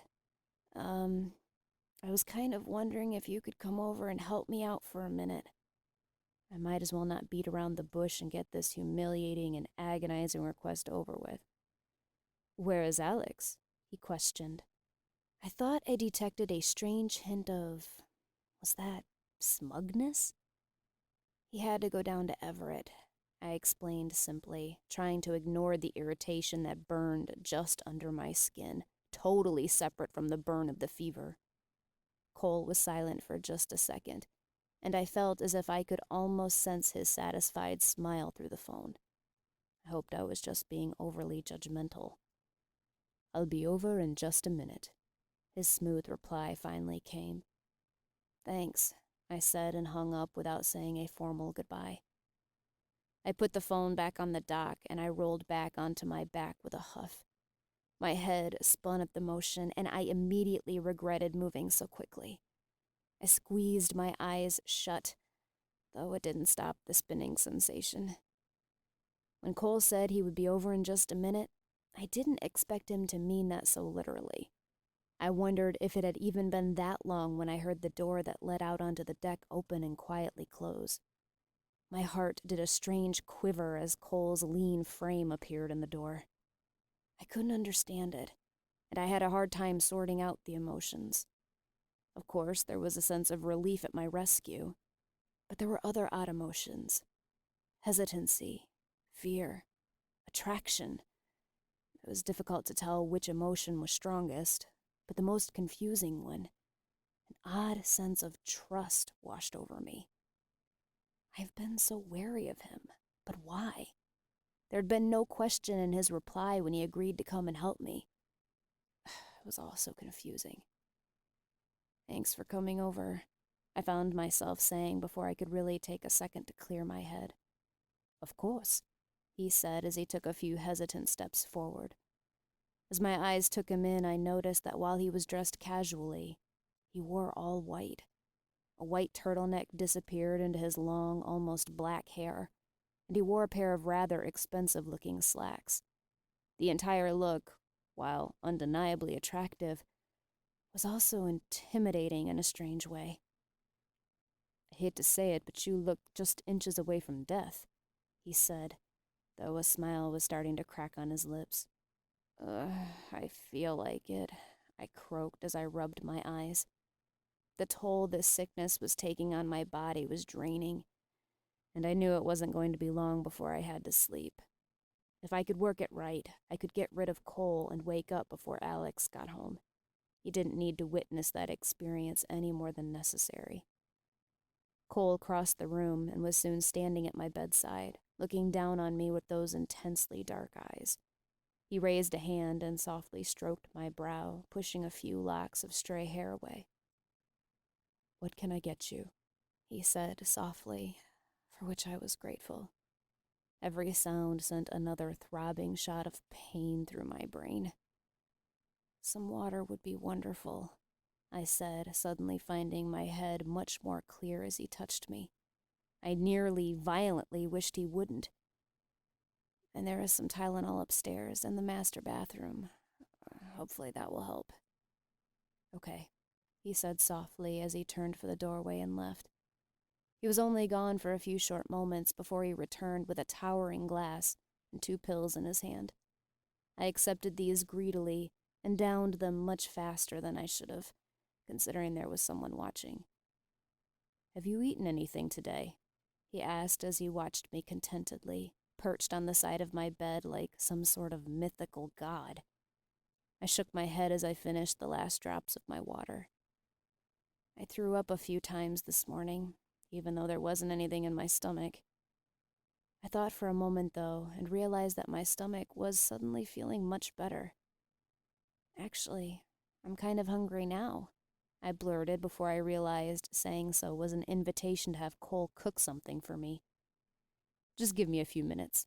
I'll find something to make for you, he said with a hesitant smile. And I suddenly wondered if Cole really knew how to cook. From the look on his face, the answer was no. You don't have to. I tried to quickly recover. Cole just shook his head with that slightly arrogant smile. I could try to make something for myself. Just give me a minute. I'll give you the whole day, Cole said as he reached the door. Just relax. I'll take care of you. That's the problem, I muttered when I was sure he was out of earshot. I listened intently for any sounds coming from my tiny kitchen, and they were very minimal, for which I was grateful. Only the occasional note that fluttered in from a tune Cole was humming. I tried to place it, but was unable. As I waited to see what Cole could come up with, I thought of the dilemma that now faced me. What was I going to tell Alex when he got back tonight? The thought of how he might react to the fact that Cole had taken care of me when I was sick made my stomach clench up. Despite how he reacted earlier to Cole's flowers, it hadn't exactly seemed like possessiveness or jealousy. I wasn't sure what exactly the emotion was. Perhaps he was just feeling insecure, or maybe even hurt. It was difficult to say. Either way, it was absolutely unnecessary. I'd had my eyes closed and feeling rather lost in thought when the bed jostled just slightly. My eyes flew open, and I saw Cole sitting on the edge of it. In his hands, he bore a silver platter with a bowl of something steamy, several saltine crackers, and a large glass of orange juice. I really hope it tastes okay, he said, his face looking genuinely concerned that it might not. I have to admit, I'm not much of a cook. No, I crooned as I strained to pull myself up into a sitting position. I'm sure it will be fine. Once I sat up, Cole carefully placed the tray on my lap. I took one small spoonful of the soup, seriously hoping my stomach was going to cooperate. It was about the blandest soup I had ever had in my life, and probably had fewer than 4 ingredients. It was also in desperate need of some salt, but I shoveled it into my mouth and kept a gracious expression. It was probably better that it tasted bland. My stomach should be able to handle bland. How is it? Cole questioned, his face looking slightly pained. It's great, I lied as I shoved more into my mouth. It was at least helping to fill my empty stomach. I quickly downed the crackers and the orange juice, and Cole cleared the dirty dishes away. When he came back into my room, he did not go back to his seat on my bed, for which I was grateful, but sat on the floor by the door, his back resting against the wall. Thank you, I sighed as I lay back into my comfortable bed. I'm starting to feel a little better. You should probably try to get some sleep, he suggested casually. Even though my mind protested the idea, my eyelids slid closed. Maybe, I said as I tried to stifle a yawn. Later. I heard slight movement, like maybe Cole had shrugged his shoulders. I didn't bother to open my eyes and check. You've seemed a little distant recently, Cole said, his voice clear, and while not sharp, very to the point. I hope it's only been because of Sal's accident. I didn't miss the implication behind his words. My stomach suddenly clenched up again. I squeezed my eyes closed tightly, already regretting my decision to call Cole over. Yeah, I tried to think quickly and avoid an uncomfortable conversation. Things have been really busy and stressful since that. You seem to be rather happy that Alex is back, he stated. I could feel his intense, almost accusing stare burning through my eyelids. It's nice to have him back, I said honestly. I really didn't want to expound beyond that. I shouldn't have to explain anything to Cole. As grateful as I was for his help, he had no claim on me. It was silent for a moment. each passing second growing unbearably uncomfortable. "I hope I feel better this afternoon," I finally blurted, knowing I was babbling. "I really should go see Sal again. I wanted to ask her doctor when she is going to be moved." "Moved?" Cole questioned. I then realized Cole hadn't heard anything about Sal's condition. I wished I hadn't said anything suddenly. It seemed like an invasion of Sal's privacy to have told him.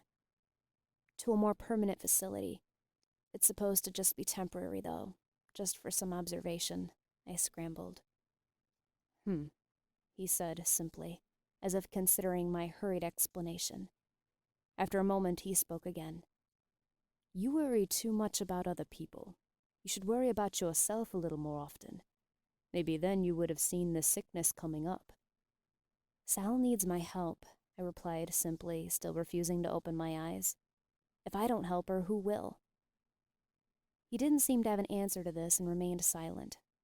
An odd sense of triumph settled over me as the silence grew. He knew I was right, and he had nothing else to say about it.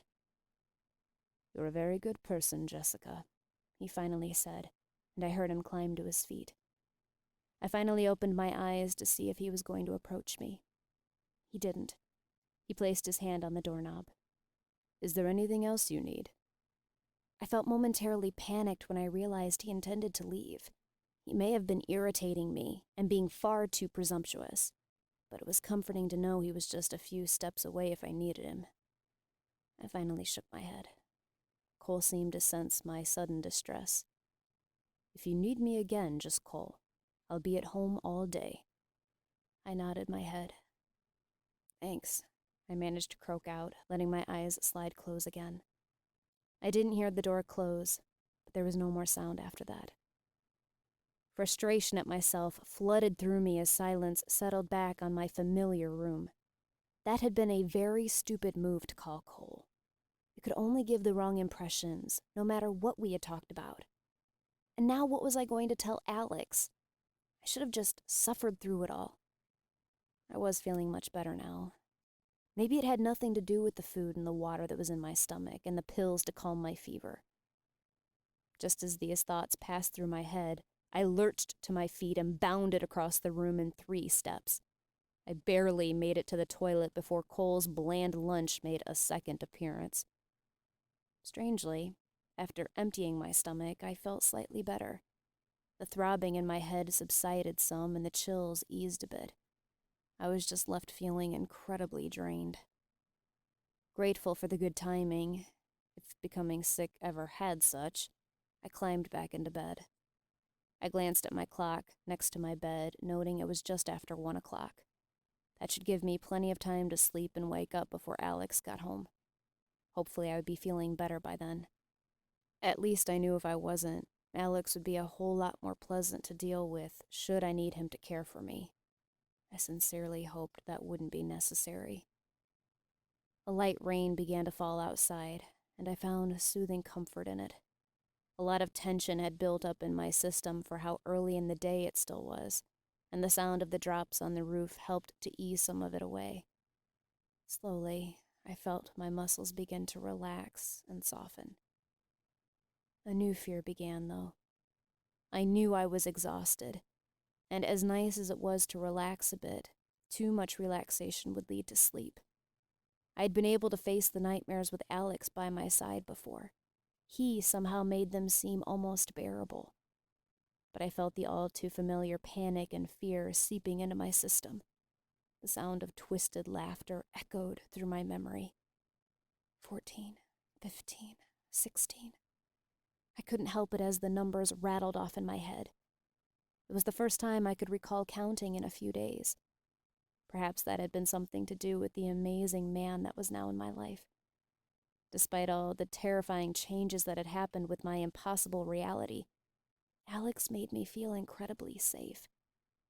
I had always supposed that counting just made me feel safe.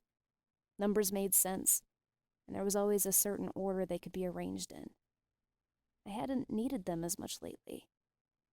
But Alex wasn't here right now. With this last wistful thought of longing, I closed my eyes and allowed unconsciousness to claim me. Chapter 20. I knew something was different as soon as Adam came down the tunnel to get me. Everything looked just slightly off, as if all these years I had experienced the nightmares, a thin veil had been placed over my eyes. Everything seemed painfully clear and sharp now, and I was noticing things I had never bothered to consciously process before. Adam was tall and built of pure muscle. I had never noticed before how his chest was always bare and exposed. The only clothing he wore were soft, loose white pants. His feet were bare. It seemed strange now how the flames from the torches that lined the walls danced across his flesh, considering he didn't have a gleam of sweat across his skin. This seemed like it should have been impossible. Yet it was enchanting as it cast a strange glow all over him. The reflection of the fire danced dangerous and wild in his gray eyes. The normal terror that filled me was still undeniably there as he bound my hands with the golden cord. But I was so distracted by the odd clarity that surrounded me, it was lessened. I could only stare at everything in wonder. Our footsteps echoed almost maddeningly off the walls of the low tunnel as we proceeded down it. The glow of light at the end of it was almost blinding. The faint rushing of air as it flowed around us seemed like the very breath and hissing of the stones that encased us, sending violent shudders of fear down my spine. As Adam walked me out onto the catwalk, I took in a choking breath, feeling as if my throat was suddenly closing up. I had never noticed before how suffocatingly hot it was in the cylinder. The heat coated my skin, along with the moisture that hung in the air, and threatened to smother the life out of me right then and there. In the few moments before I knew the council would arrive, I took in the detail of the 10 stone chairs mounted onto the wall before me. They were amazing works of art. Tiny figures were carved into elaborate scenes, encased with symbols and swirls that made no sense to me. Perhaps there was no actual meaning. They were simply meant to look as beautiful as they were. The rustle of wings began, and I noticed the fierce sound of the power behind them. My eyes refocused from the amazing thrones and took in the graceful movements of the angels as they settled themselves into their seats. I did not hear their words as they spoke. I knew what they would say. The only difference would be the name of the person I stood trial for. I did not even notice when the demented laughter rose from below me. I could not help but marvel at the beautiful faces. They were each so flawless, it made me want to cry. Not for jealousy that I myself could not look like that, but for the pure fact that I knew this kind of perfection existed. Every detail and every line was flawless and flowed perfectly into the next. I found myself suddenly wishing I could lay my hand on one of their cheeks, just to see if it felt as amazingly wonderful as it looked. This desire was strongly contradicted, though, with a fear of what it might feel like as well. That kind of perfection was intimidating and alien. There was an obvious difference between the condemned council members and the exalted. The latter each held a serene look on their faces, perfectly calm and content, despite the horrific scene that surrounded them. The condemned, however, held an excited gleam in their black eyes that chilled me where I stood and made my breath catch in my throat. Wicked smiles twisted in the corners of their mouths as anticipation boiled. The men that surrounded us everywhere were dressed the same as Adam, each of their bodies as perfect as his. The women were dressed in simple white dresses. They reminded me of something one might see on a sculpture of a Greek goddess. The dresses swooped down remarkably low in the back, their beautiful white and metallic wings remaining free. That was another detail I stared in wonder at. It was only in certain light you could see the metallic glint in their wings. It boggled my mind that this seemed to work in the same way my own imprint of wings did. When the light did hit just right, the effect was stunning. and impossibly beautiful. My blissful state of observation was broken as I finally registered the word that escaped the beautiful lips of the new leader of the condemned. Down. His beautiful voice damned me. Despite how wonderful it had been to be so detached from this trial, it was not worth it as I stared horrified into the new leader's face. His eyes seemed to almost glaze over with demented glee as his wings coiled and then propelled him toward me on the catwalk. I could see my own reflection in his eyes. The merciful white bag was on my head, but I could make out my terrified eyes through the small slits in it. I could not look away from his twisted eyes as he landed beside me. I had never so deliberately looked either this man or the one before him in the eye. It was a strange feeling, the mix of horror and terror, combined with the oddest sense of trust. Something about his eyes called to a place deep within me, telling me everything was going to be all right. He would only do what was supposed to be done. I dropped to my knees only because I knew that was what I was supposed to do. My head bowed, and I swept the hair from my neck.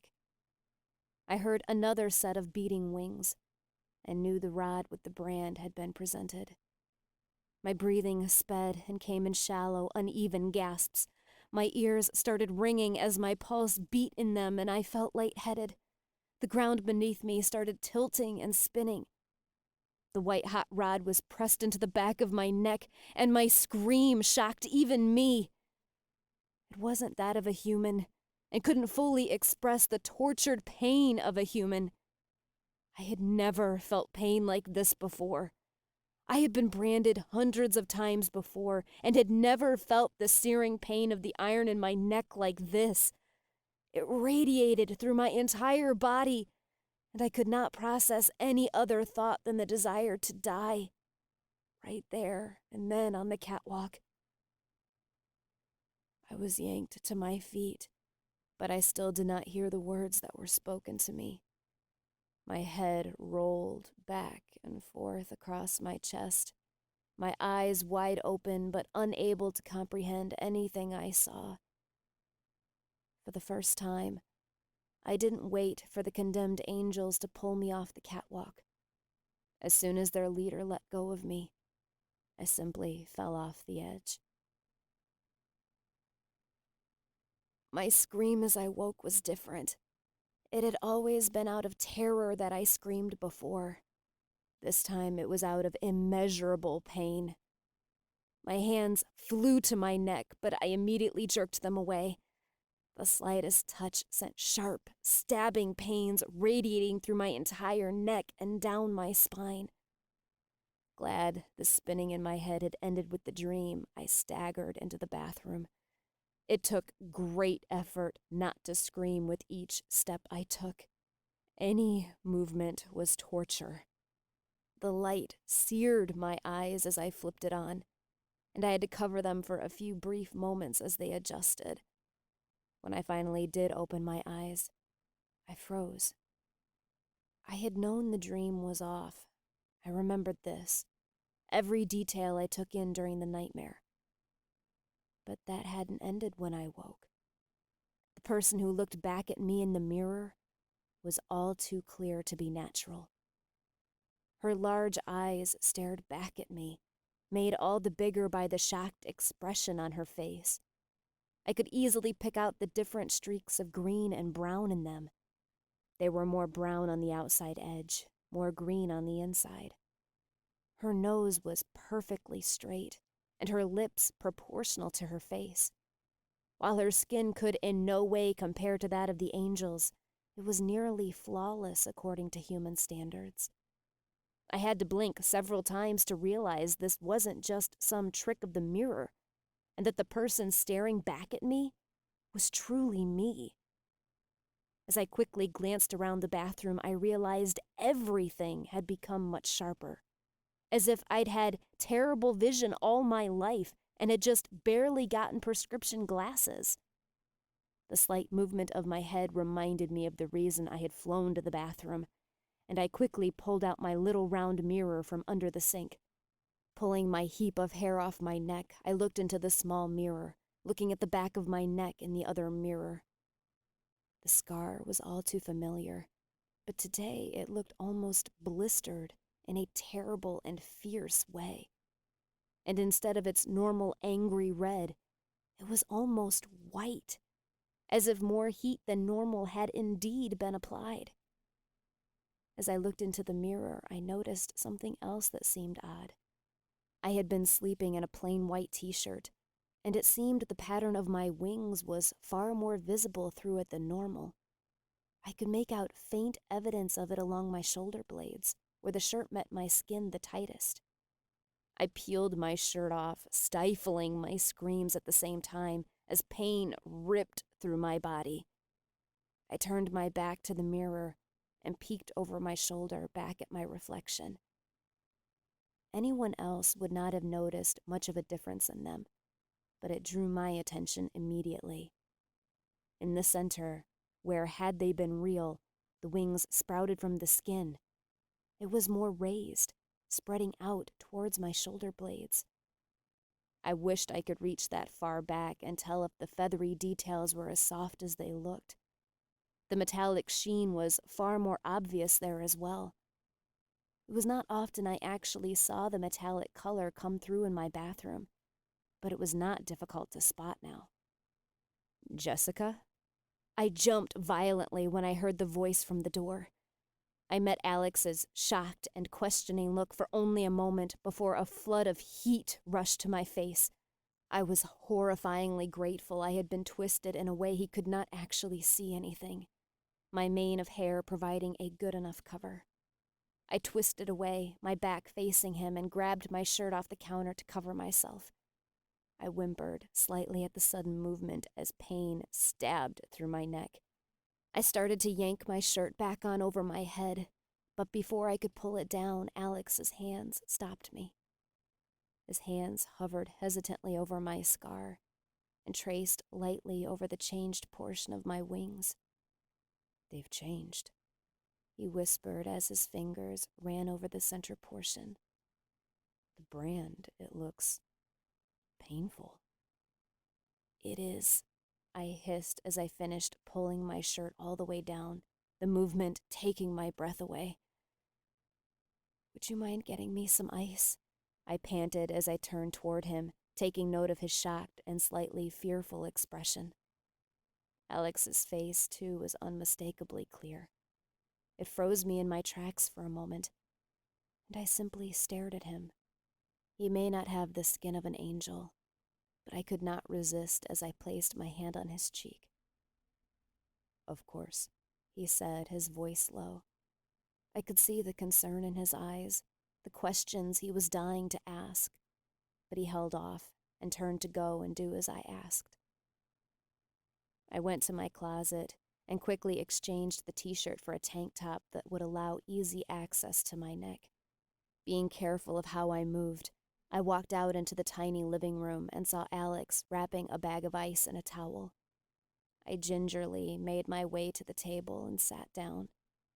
Alex came to my side and looked hesitant if he should apply the ice himself or just give it to me. I saved him the trouble and reached for it. I couldn't help wincing and inhaling sharply as the cool towel met the brand.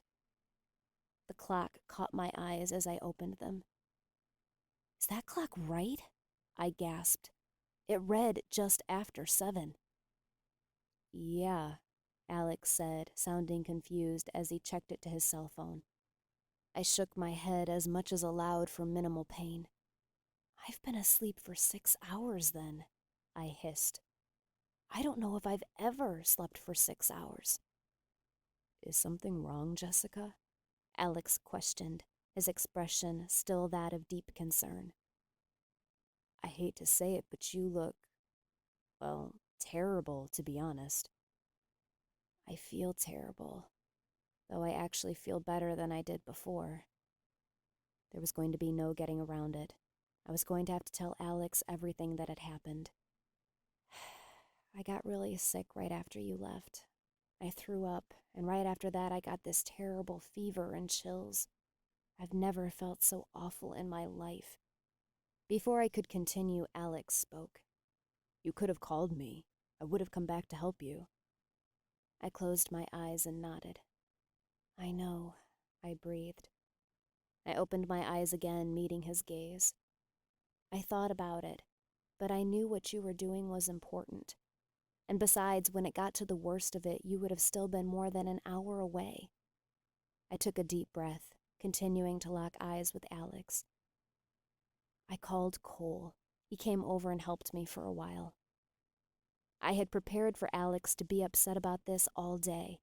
So when he didn't get angry, didn't hold his breath, didn't react in any way I expected, I wasn't sure how to respond.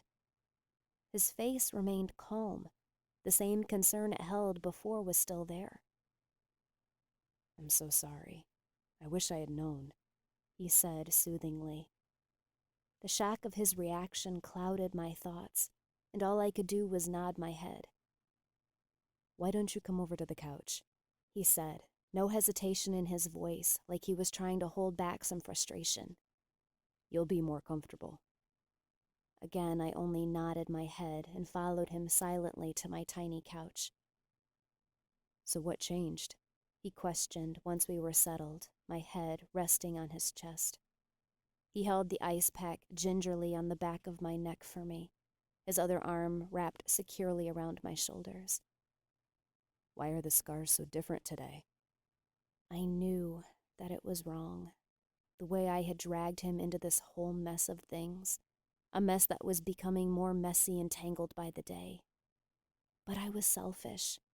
I wanted someone to talk to about all of this. I needed him to know everything. There is more to this whole mess than I told you before, I began. My heart raced in my chest as I feared what his reaction might be to what I had to tell him. Again, fear of rejection and fear of him thinking I was crazy filled my head. Things have been changing a lot recently with the nightmares. Alex gave no negative reaction as I carefully explained the things that had been changing. I confessed what had actually happened the morning of Valentine's when I mysteriously passed out at the sight of him with the angel wings in the snow. I still couldn't explain the dozens of hands that had covered me, nor the voice that had spoken to me in the darkness. I explained how my one defense of the sack over my head during the trials had been ripped away, and how their leader had seen my face clearly. I told him of how the council had changed, and the leader of the condemned was missing. I still couldn't understand why my vision was so bizarrely clear and enhanced ever since I had woken up from this last nightmare. And finally, I wrapped everything up by explaining how I had gotten so violently sick today. I didn't get sick. I had never been sick a day of my life. It was the same as how I had never broken a bone, never gotten a scratch or bruise. I couldn't explain any of it.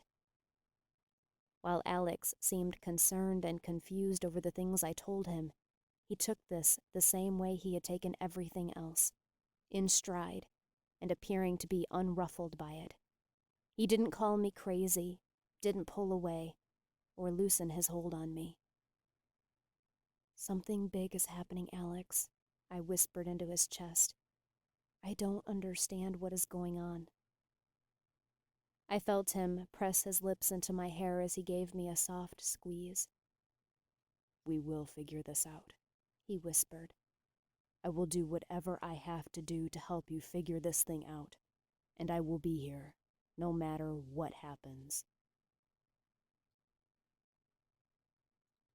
Chapter 21. Things were about the same for the next 9 days. One minute I felt fine, and the next my world was spinning, and my body would shake with violent chills, despite the high temperature I was running.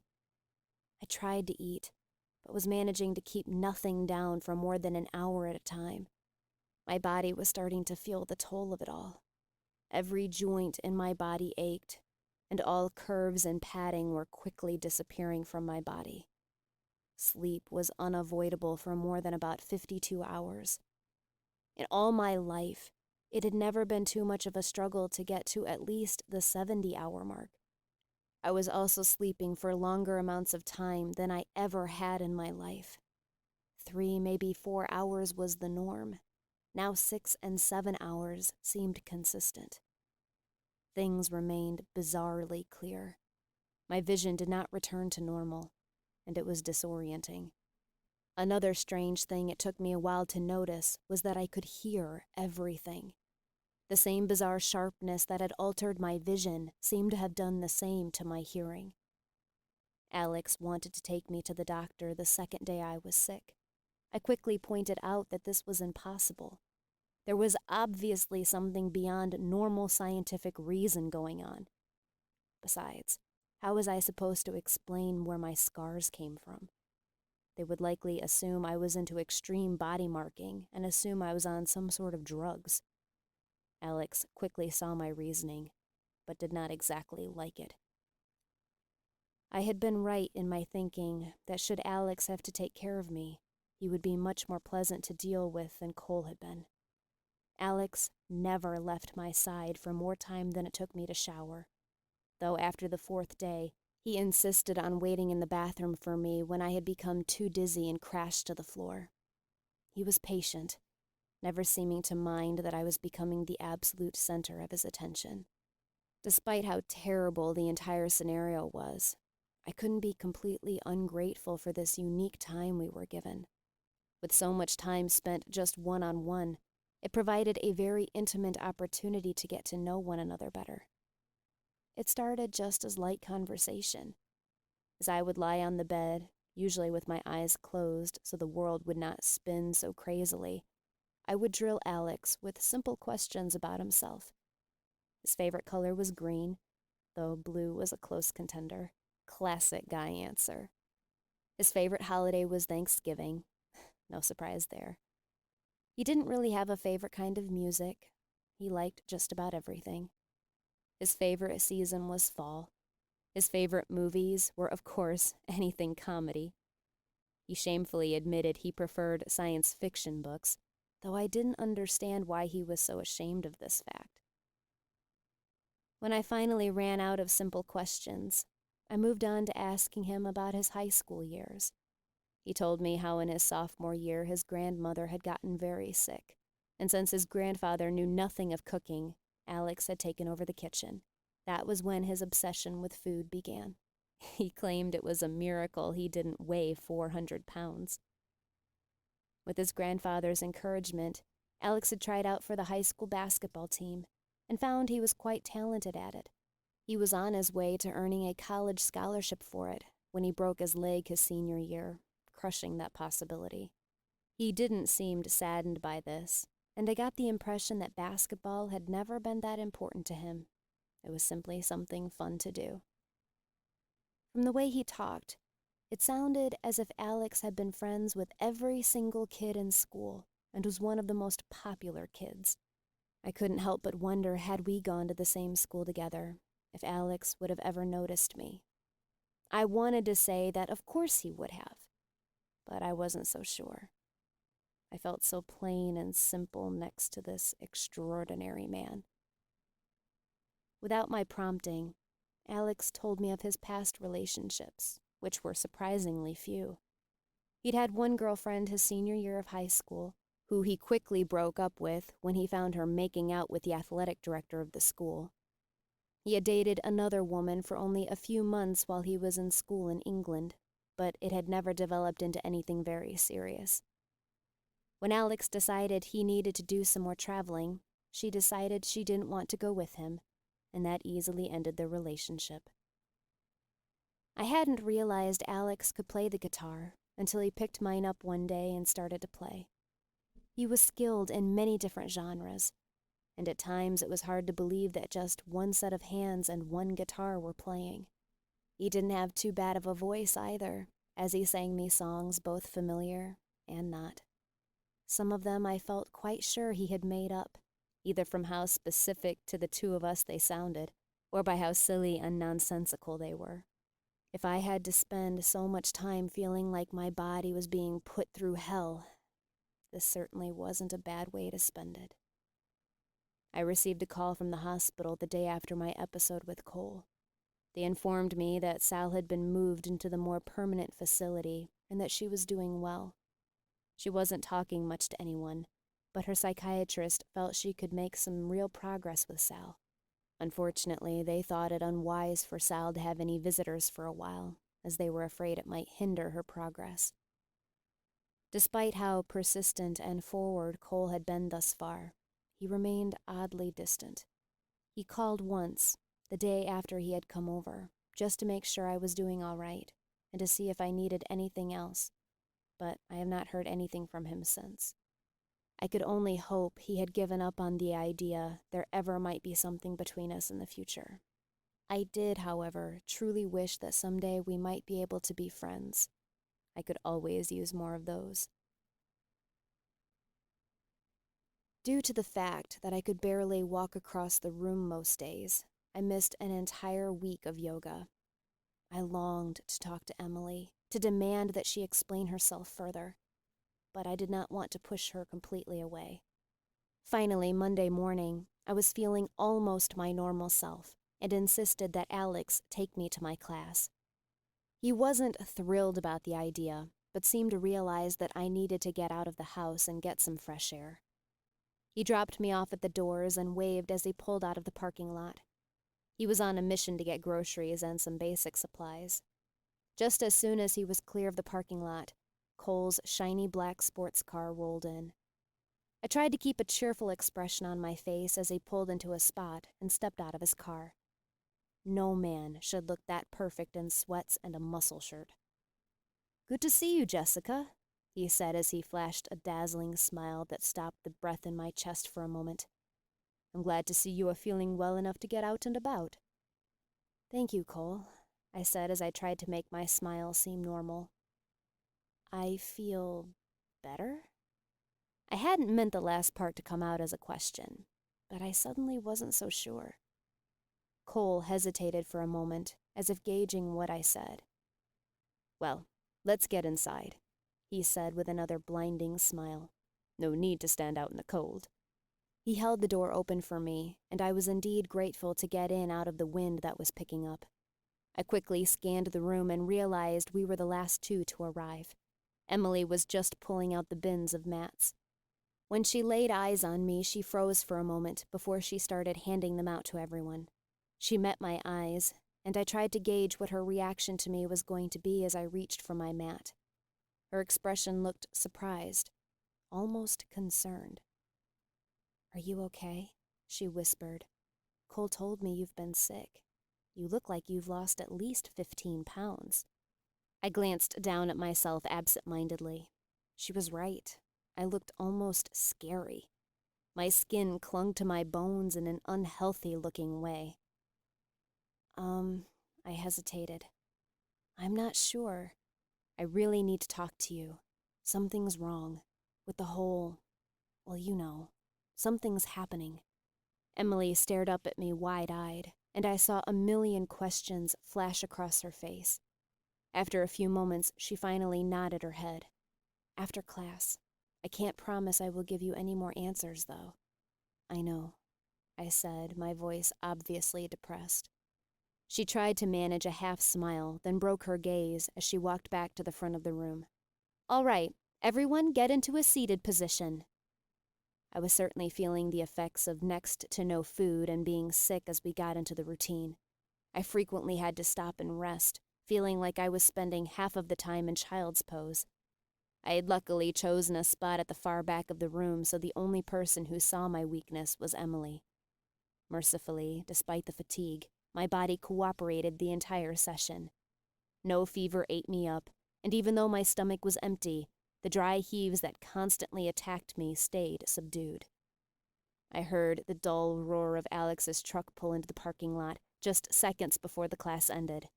He walked in just as everyone was rolling up their mats. A few of the younger women in the class gave obvious drooling stares as they left the building.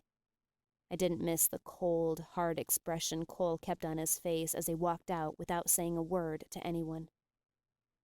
"Are you feeling okay?" he asked, his voice low as he gently placed his hand on either side of my waist. I nodded my head and rested my forehead against his. Tired, but okay.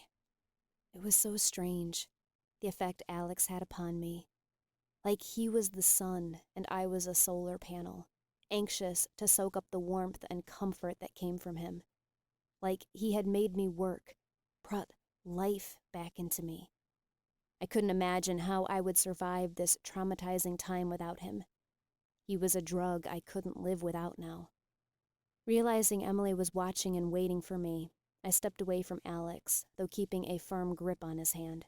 Emily gave Alex a firm look before turning a questioning glance on me. "It's okay," I explained, realizing what her expression meant. "Alex knows everything. He should know anything you can tell us, too." She gave him a slight look of surprise that quickly changed into an impressed look. "Wow, you really are Mr. Right for our girl here." I blushed as I did not miss the double meaning behind her words. "So, you said something is happening. What exactly is going on?" Emily got right to the point. "A lot has been changing with this whole messed up situation," I began. It was difficult to even know where to begin, and it took me a moment to sort out everything I needed to say. I began by telling her about the time the bag had been ripped off my head during a trial, and how the leader of the condemned had looked at me so intently. I considered telling her about the time I had passed out, and the terrifying experience of the voice in the darkness saying, "You shall be mine," but I couldn't bring myself to admit it out loud. That seemed too crazy, even if Emily had gone through the same experience as I had. Next, I proceeded to tell her how the council changed, how the leader of the condemned was replaced by a lesser council member, and someone new had been appointed. Emily's expression was beyond shocked at this. "How was that even possible?" she demanded. "I suffered through those nightmares for almost 10 years, and the council never changed." "I know," I said with a sigh. "I've dealt with them for even longer than that, and it's always been the same." "What could that mean?" she mused almost to herself. "I mean, they're dead. It's not like they are going to really be going anywhere. Although, outside of the trials, I have no idea what angels do." I nodded my head. That was an interesting point. What did the angels do when they were not at trials? I didn't want to think about that too much. "And then, I've been really sick," I said, finally catching up to the present. "I mean sick. Throwing up, fever of like 103, chills. Sick. My brand had been much more painful lately, and something's off with my vision and hearing. Everything is way stronger than it should be. So sharp." Emily's brow creased as she considered this. "I kind of thought Cole was making it up that you were sick at first. You know, telling him you weren't feeling good just to avoid Cole, or me more likely. And then I saw you today and I had to believe him, no matter how impossible it is." "We don't get sick," I stated as I stared intently into her face. "Even though they've stopped, I still don't get sick. I haven't been sick since I was 12. Like I said, something's wrong." At this, Alex clutched my hand a bit tighter and took a step closer to my side. We were all quiet for a moment as I let them process what all had been said. "I don't know what to tell you," Emily finally spoke. "As terrifying as the dreams were, they were always consistent. I can at least be grateful for that. I don't even know what to think could be happening. You're the only other person I've met who has had the nightmares." I simply nodded. I had a feeling this was all she was going to be able to give me. "And you still won't tell me how to make them stop?" I already knew what her answer was going to be. "No," she said firmly. "Jessica, it's not worth it. I can't let you do that to yourself. You're too good. You're such a good person." With that, she suddenly stopped talking, as if she felt she had said more than she should have already.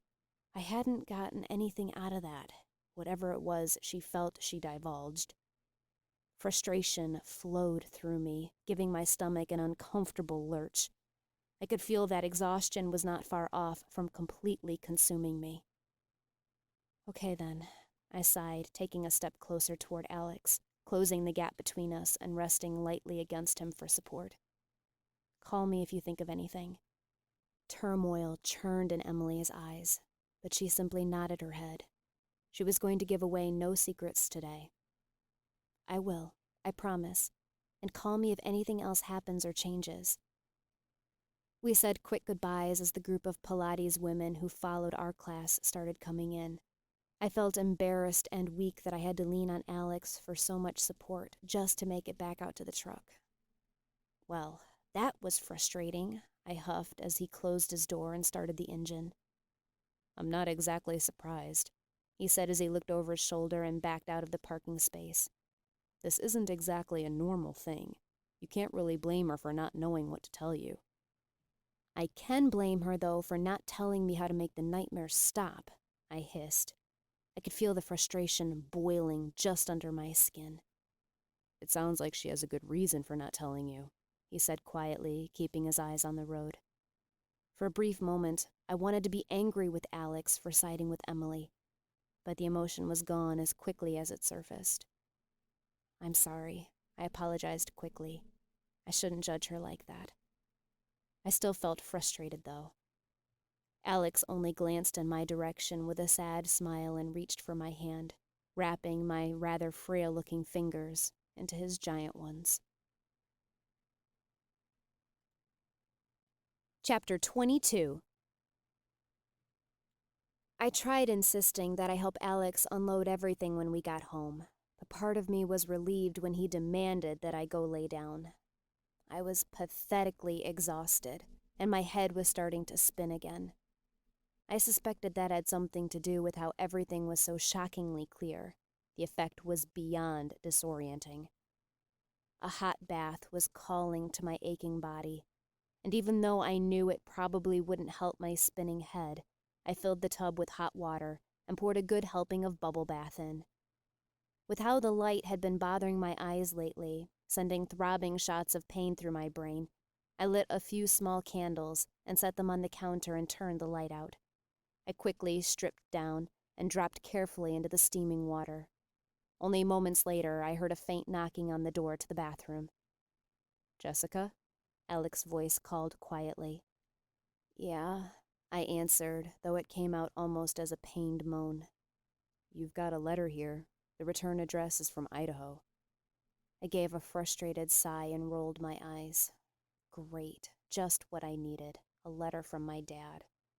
Come in, it's not locked, I called when I realized it wasn't. He poked his head in, not looking directly at me. I appreciated his respect for my privacy. He looked just a little more comfortable when he realized there was nothing he could see through the frothy bubbles. I pulled a hand out of the water and shook the bubbles and water off it, reaching for the towel right next to the tub to dry it off. Do you want me to open it for you? Please, I said as I tried to sit up a little better without showing anything embarrassing. He tore the envelope open and unfolded the letter. Would you like anything for lunch? He asked hopefully as he handed me the single sheet of paper. At his words, my stomach gave a gurgling flop. My face must have reflected what my stomach felt. Guess that's a no? He asked, his voice sounding downfallen. His expression was so defeated, it made my heart do a slight squeeze. I'll try some toast. That should be safe enough for me to handle. This seemed to brighten his mood a little, and a small smile cracked on his face. Okay, he whispered as he bent to press a kiss to my forehead and went out, closing the door behind him. As his form retreated through the door, I couldn't help but smile just a little. I could not have found a more perfect person for me. The smile quickly faded as I turned my attention back to the letter in my hand. It was quickly becoming limp and damp from the steam still rising off the surface of the water. The letter was filled with a bunch of the usual. His business was going good. Amber had just broken up with her new boyfriend, and Grandma was still hanging in there. He did, however, close the letter by saying he was going to be coming to Seattle in just a few days for my mother's birthday. She had always wanted to visit the huge city. Well, huge to an Idahoan. And he was finally taking her for her 45th birthday. He said he hoped and prayed I might tell them where I was, or at least come to see them there. He said he missed me. He made no mention of what my mother thought about that scenario. Despite my anger towards my parents, I did feel guilty for totally abandoning my father like I had. He had always been kind and, well, not exactly understanding, but how could one possibly understand what I was going through? But at least he was open and non-judgmental. He had always been there for me and made sure I had someone to talk to if I needed. Not that I had ever really taken him up on that offer. And I could always tell he had been ashamed of the way my mother constantly reacted to me. I knew it had been a source of strain on their marriage. I had heard the fights.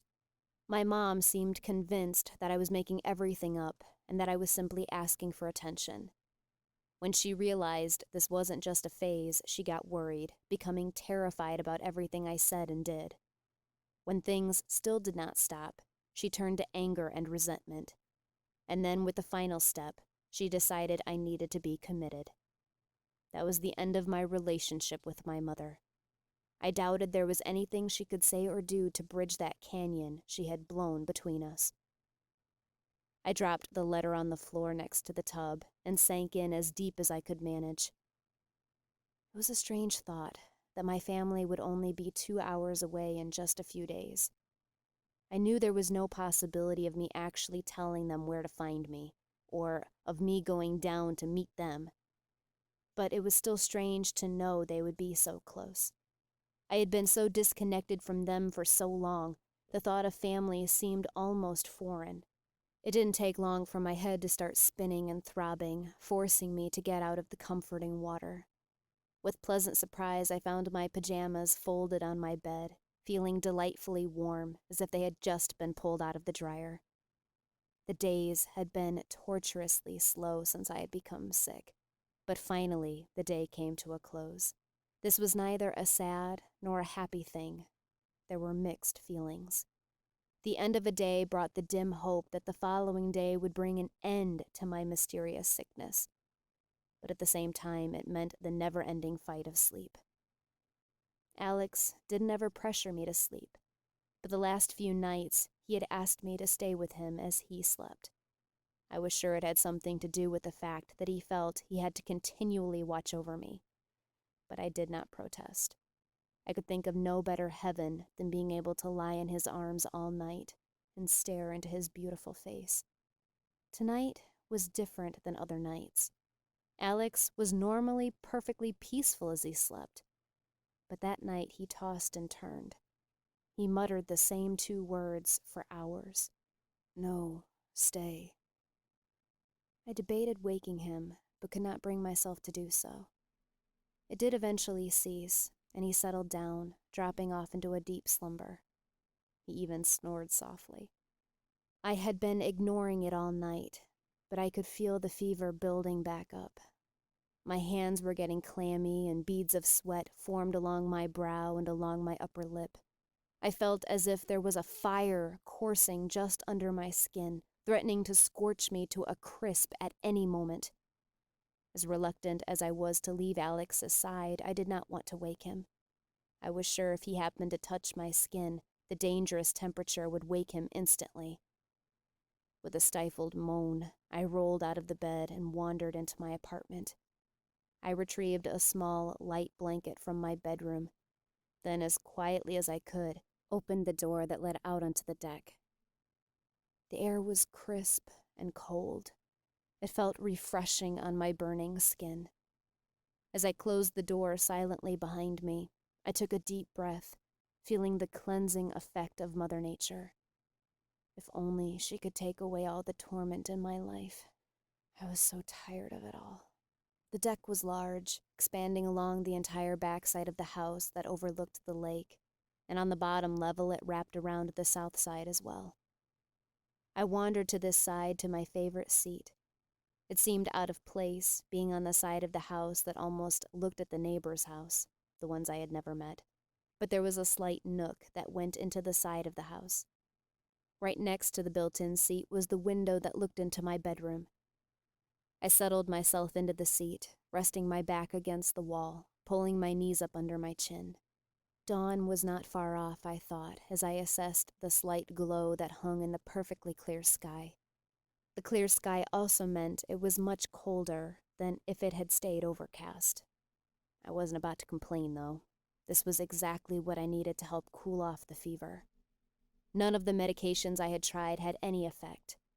The majority of the time, they had made reappearances soon after ingestion.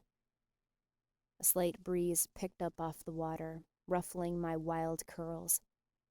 A faint movement caught my eye, and I turned to investigate.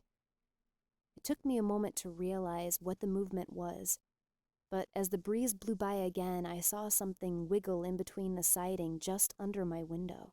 The siding was coming loose and needed some attention. That wasn't exactly my forte, and I could see how it would be easy for something to get in it. I gingerly got to my feet and took a step toward it, wedging my fingers under it to pull the object out. It was a feather. My fingers traced over its silky surface over and over again as I sat back in my seat. It was perfectly shaped, without a single flaw to its blindingly white surface, despite being wedged into the siding. It looked familiar for some reason, but this made little sense to me. Why would a feather seem familiar? I quickly realized the reason. This feather was unmistakably just like the feather I had found in Sal's room at the hospital, the one that was still in my purse. I wondered for a brief moment if this was the same one, but quickly dismissed that thought. The one I had found in Sal's room was much longer. This one was only about 3 inches long. I couldn't help staring at the beautiful thing as I clasped it tightly between my fingers.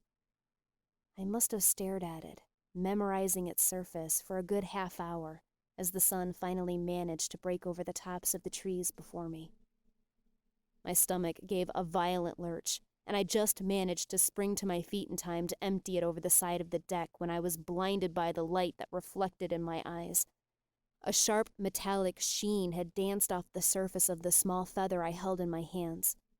As I straightened back up, I held it as far from my body as possible, my hands shaking so violently I was afraid I would drop it.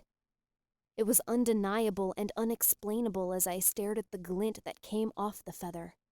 I had seen this before, hundreds of times, though never on just a single feather, and never during waking hours. Where could this have possibly come from but the wing of an angel? It was obviously not from a bird, and it in no way fit into the world of nature. The world began to spin madly, and everything tipped just slightly as the fear of what this actually meant sank in. I may have felt the physical effects of my nightmares and had the impossible scars on my neck and back, but the angels stayed in the nightmares. I left them behind when I woke. But as I stared at this feather, I realized I was never going to be free of this never-ending nightmare. They were somehow following me into the real world now. Hoping and praying that Alex was still asleep, I dashed into my tiny living room and rummaged through my purse. It had gotten a little buried, but despite the abuse it had gone through, it still looked absolutely perfect and flawless. My hands continued to shake violently as I walked back to the window and held it up to the sunlight breaching over the tops of the trees. The sharp glint that blinded me was undeniable. I collapsed onto my couch, my knees no longer able to support my weight. I sat there numb with the two feathers clutched in my hands, unable to make my mind think. I didn't know what to do or how to react to this. This wasn't anything I had dealt with before, nor was it anything I had prepared myself to face. The possibility that the angels could follow me into waking hours never crossed my mind. It was too terrifying to consider. But an angel had been outside my bedroom window. It had been watching me. The sun had finally risen completely in the sky before I could pull myself slightly out of my numb state, and with shock I realized it was almost 8:30. I was amazed Alex had not woken up yet. Realizing I had only one hope, one lifeline to turn to for any chance of help, I grabbed the phone next to my bed and went back outside. "Hello?" a cheerful voice answered. "Emily?" I replied, my voice sounding frantic. Jessica, what's wrong? She immediately questioned. My nerves were too shot to beat around the bush or lead up to my question. I nearly vomited just asking it. Can an angel escape? Escape? What are you talking about? Can they follow you into the real world after you've woken up? My voice trembled so horribly I was amazed she could even understand me. Follow you? I don't understand. They're dead, Jessica. How could they come into the real world? My breath holding painfully in my throat, I nodded my head. That was enough of an answer for me. Emily didn't know anything. She had never heard of them escaping. Never mind, I said quietly into the phone, keeping my voice carefully controlled. Forget I said anything. I'll talk to you later. I didn't wait for her to respond before I hung up the phone. I returned the phone to its dock and climbed absent-mindedly into the shower.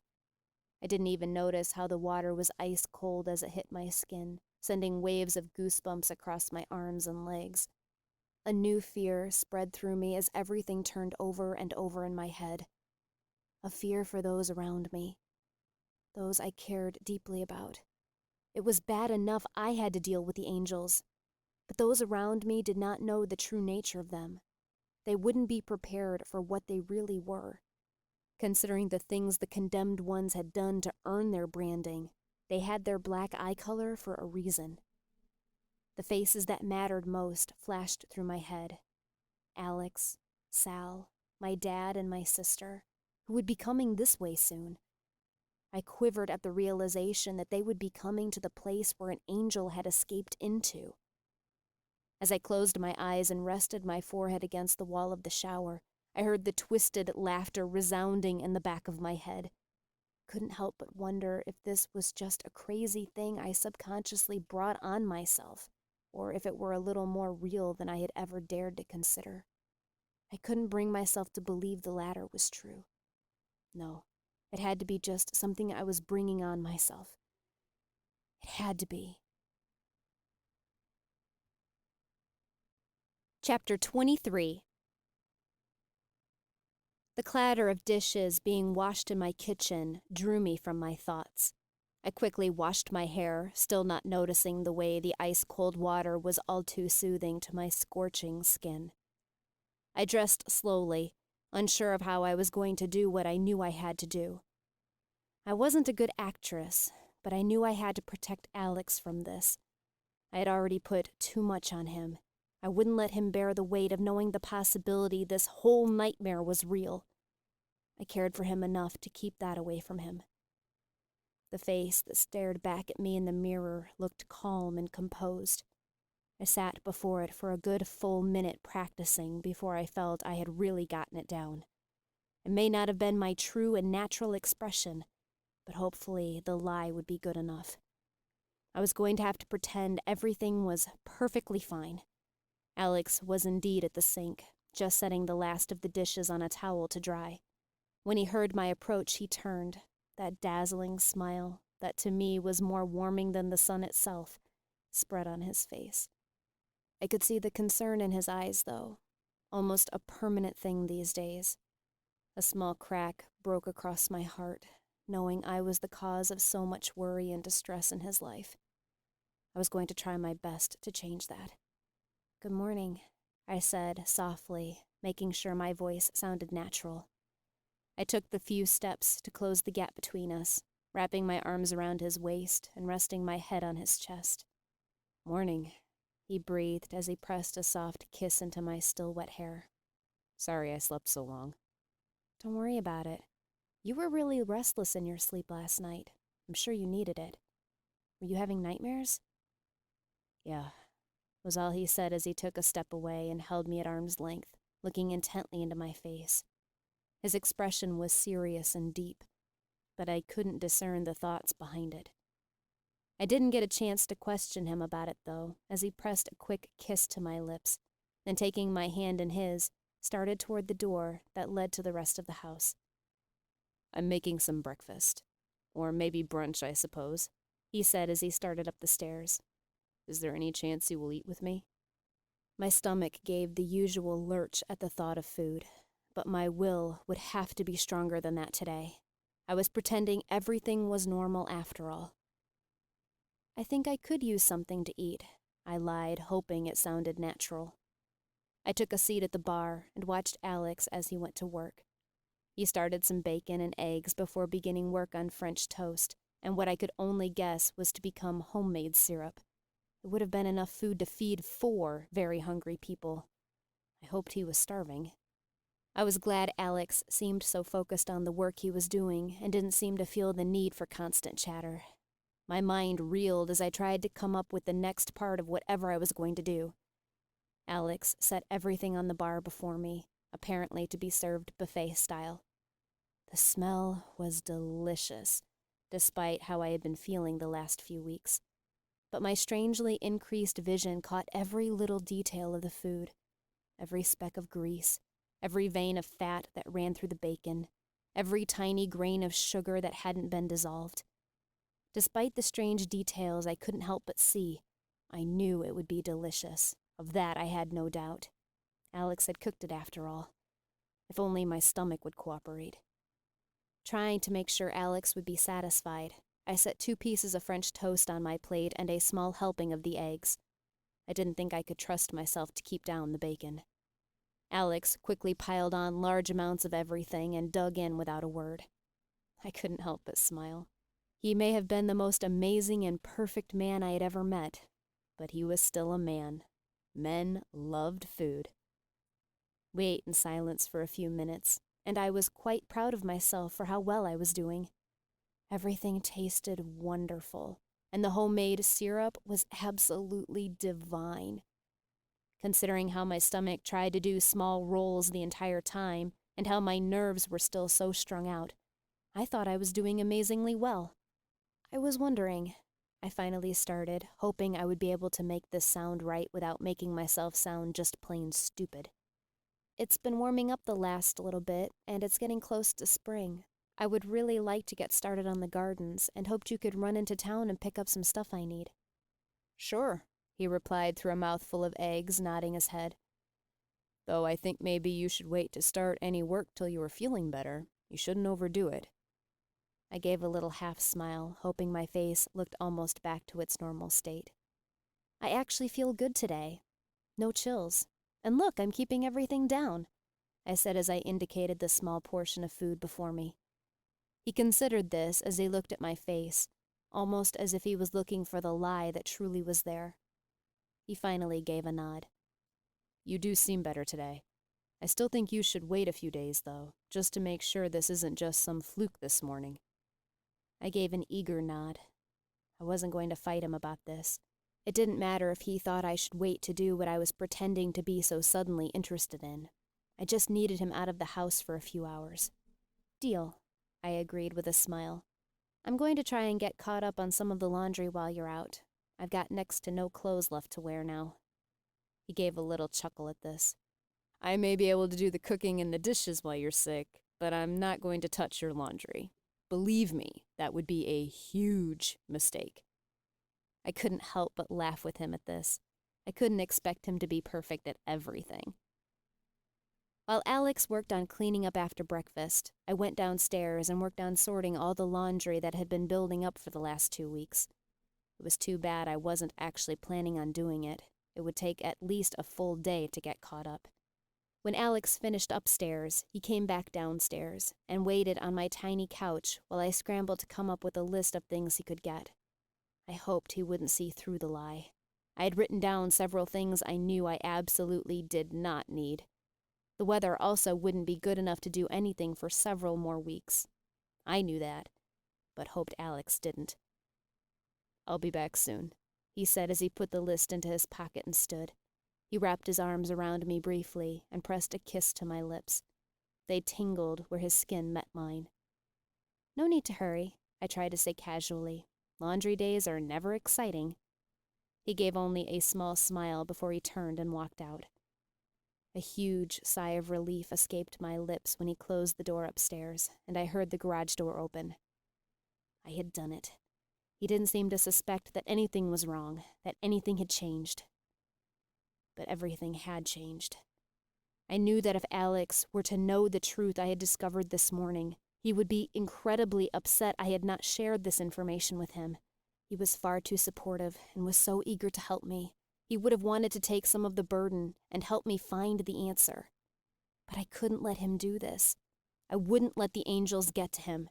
I had to protect those that mattered most. Alex mattered more than anyone else to me. I waited 10 or so minutes before I made my way to my bedroom, just to be sure that Alex wouldn't come back forgetting something. It wasn't going to be hard to fall asleep. I was already exhausted. I just hoped I wouldn't sleep for hours again like I had been lately. I knew that it was a long shot, and that this was likely to yield no answers, but I didn't know what else to do. I had to return to sleep and see if anything was different, if anything had changed. I had nothing to gauge by and no exact time frame. I may have discovered the feather under my window this morning, but how long had it been lodged there? And I had found the one in Sal's room 2 weeks ago now. I wasn't sure what I was searching for, but I had to do something. This was the only place I could think to start. Mercifully, I was not branded at the end of this trial. Despite the strangely enhanced vision, I did not notice anything different. Everything seemed the same as they had all been the last few weeks. No indicator that anyone had escaped. Not that I would have really been able to tell. There were hundreds, maybe even thousands of angels at the trials. But everything seemed the same. The one difference, however, the enhanced, more raised part of my wings grew while I was asleep. All the details that covered my shoulder blades had become more raised, more defined. Alex returned that evening with the things I asked for, as well as a few groceries we were in need of and some exciting news. He had gotten a call from his best friend when he was in Southern California, saying he was in Washington for a few days. Alex said he was coming over for dinner later, and that they would be going out all the next day. It seemed almost ridiculous how guilty Alex looked when he told me he would not be around the next day. I tried to reassure him that it was just fine if he went out. Rod Gepper could have been Alex's more energetic twin if it weren't for the midnight dark color of his skin. He had Alex's laid-back personality mixed with a non-stop sense of humor. We both sat at the bar and watched Alex as he prepared dinner. While Rod was not rude at all to exclude me from conversation, I did not have to provide much of it. The two of them spent much of the night recalling old high school memories and telling stories of all the trouble they got into and all the detentions and suspensions they narrowly avoided. It was nice to see Alex so lighthearted again and enjoying himself so much, but I wore out long before they seemed they were going to be done. I politely excused myself, nearly giving Alex a heart attack, which he did not outwardly show, but I did not miss it in his eyes.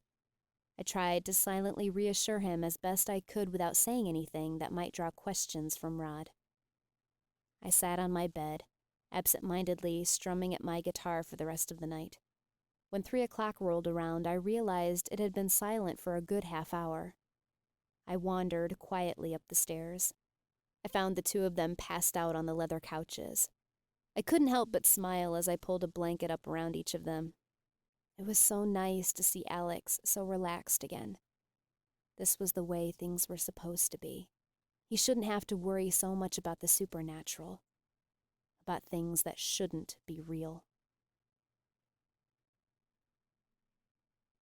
Chapter 24. Despite the late night, the boys took off just before 7 in the morning. Alex came down to say goodbye before they left, his face looking all too guilty. He tried to offer to stay home with me, but I didn't even let that conversation begin and insisted that he needed to go.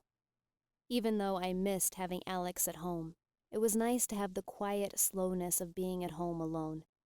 Having a break from pretending things were fine and hiding just how horrible I constantly felt was nice. I needed some time to think, and I desperately needed to get caught up on that laundry I was supposed to do the day before. As I stuffed the first few loads into the washer, I tried desperately to come up with a plan of action. I wasn't coming up with much. How was one supposed to handle something like this? I didn't know what to look for. nor did I know exactly what this angel was after. It was terrifying to think that the feather had been just under my bedroom window. I felt violated and horrified that I had been being watched without knowing it. After several hours, the only solution I had come up with was to be on the lookout, and had the silly temptation to install a security camera pointed at my window. This seemed like a ridiculous idea, but it was all I had for now. I had just switched my second-to-last load into the dryer when the phone rang. I dashed down the hall and picked it up on the fourth ring. The woman announced herself as the caseworker for Sal at the institution. "We were wondering if you would be able to come in this afternoon and discuss the options for Miss Thomas, maybe in about 2 hours?" I couldn't see any reason I could not come up. I had been feeling pretty good that morning, almost back to normal, except for the throbbing in my head that never seemed to fully go away. "Sure, that would be fine." The woman gave me the address of the facility and the phone number in case I had any problems finding it. As I gauged what time I needed to leave, I decided that perhaps I would head out early and pick up a few things that I had been too embarrassed to ask Alex to grab for me. It would probably do me some good to get out and about. I had practically become a hermit the last few weeks, despite the commitment I had made to do exactly the opposite and go back to normal social activities. I dressed comfortably, wanting to make this as easy on myself as possible, should I start to feel under the weather again. After checking that I had everything I needed, I headed out to the garage. I had to stop and admire my car again as the light hit it when the garage door creaked noisily up. It really was a nice-looking car now. Of course, the time when I really needed to get out and Alex was not around for backup, my GTO would decide not to start for me. It refused to turn over, and immediately I realized the battery was dead. With a frustrated sigh, I went back inside the deserted house and called Alex. It went straight to his voicemail. Tears threatened to spill over as I dropped to the floor. I was so overwhelmed. There was just too much to deal with. An angel had escaped. I needed to take care of Sal. I was sick. And now my car was dead and Alex was gone. I closed my eyes and counted backward from 10, feeling as if I were fighting off a panic attack. Perhaps I really was. I'd never had one before. It wasn't a fun emotion. When I felt I had calmed down enough to think straight, I considered my options. I could call the institute and tell them that I couldn't make it today, but that was about my last resort. I really needed to go see Sal. It had been a while. If it had been summer, there might have been the option of catching a bus, but as it was just the beginning of March, they wouldn't be running for at least another month. My stomach gave another one of those sickening turns when I realized what my only other option was. Cole. Sometimes life was just plain spiteful. In both times of immense desperation, he had been my only option. I considered just calling and asking if he could jump my car, but I realized it would be just as fast to walk over to his house and ask him in person. And it actually was a nice day outside. Something I hadn't considered when I decided to walk was that outside was so open and exposed. I found myself constantly looking over my shoulder as I walked the short distance. For all I knew, the angel could be lurking behind anything, just waiting to jump me and shove a red-hot iron into the back of my neck. Okay, my imagination was getting away with me. Maybe I really was going crazy. Still, I couldn't help but breathe a slight sigh of relief when I got to Cole's doorstep. I was surprised to see that there was no doorbell, considering the fact that the house was so new. There was only an antique-looking door knocker. It was kind of charming. I found myself warming to the idea. I soundly knocked on the door 4 times and waited, my palms sweating as they twisted around each other. This was about the last thing I wanted to do right now, but I wasn't going to be a wuss, and I wasn't going to hide from Cole when I shouldn't have to. He had to know how things were. We could still be friends, though. He had no other choice. As I waited, I could hear sounds coming from inside, and after listening hard, I realized what it was. Screamer rock music. I chuckled slightly at this. I wouldn't have pegged Cole as the type to listen to that kind of stuff. I gave another 5 hard knocks on the door and waited for longer than it should have taken him to get to the door. Feeling anxious to get out of the exposed outdoors, but not anxious to walk back home and call Cole, I wandered to the window to the right of the door, standing on my tiptoes to look in. This window looked into the well-decorated living room, but it seemed completely deserted. The windows practically shook from the vibrations of the music. I crossed back in front of the door to the window to the left. This window was just slightly higher than the other because it was a little smaller, and I had to climb up on a decorative rock that was placed just right to see the window. The window shook even more dangerously than the other did, and I saw the large and rather expensive-looking stereo sitting on a stand next to it. I had to cup my hands around my eyes to see through the glare, and it took me a second to realize what the room was that I was looking into. It was not a large room, and I figured it was an office. A large bookcase that was mostly empty spanned one wall, and the wall opposite the window had a large desk pushed up against it. Seated at it was Cole. He was crouched over something, and after a moment I realized it was a very old-looking leather-bound book. He seemed to be researching something, checking it against the computer that was set directly in front of him.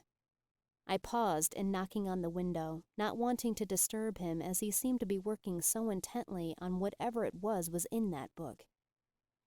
I had to wonder how he could concentrate on anything when the music was blaring so loud. Besides the noise level, it all just sounded like angry screaming to me. After a few moments, he sat up straight in his chair, lifting his arms high above his head to stretch. He then dropped his hands behind his head and leaned back as far as he could without tipping it. He stared at the computer screen for a moment, then ruffled his hair as if to scratch an itch, or perhaps how a man might do when he is frustrated with the task at hand. His hair was rather long, and at the moment looked slightly shaggy. It was nearly as dark as if ink had been spilled on it, and contrasted sharply with the white lines on the back of his neck. My body froze as this last thought registered.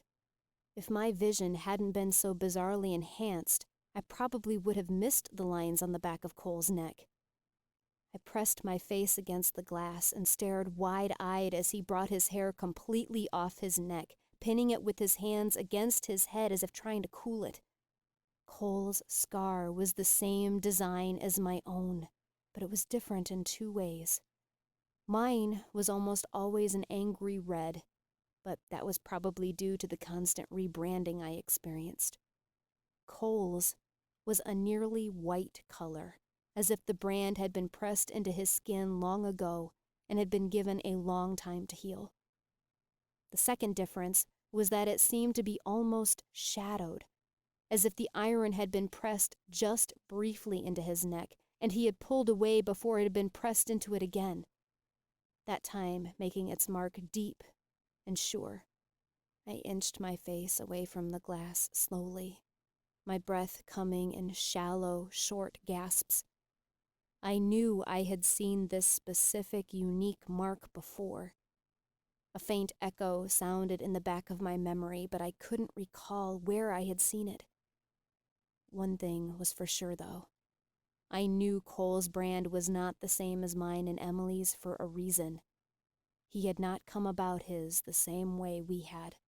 Before I realized what I was doing, my feet were back on the ground, springing across the earth as fast as my legs would allow me. Tears sprang from my eyes and leaked onto my cheeks, but I didn't even notice.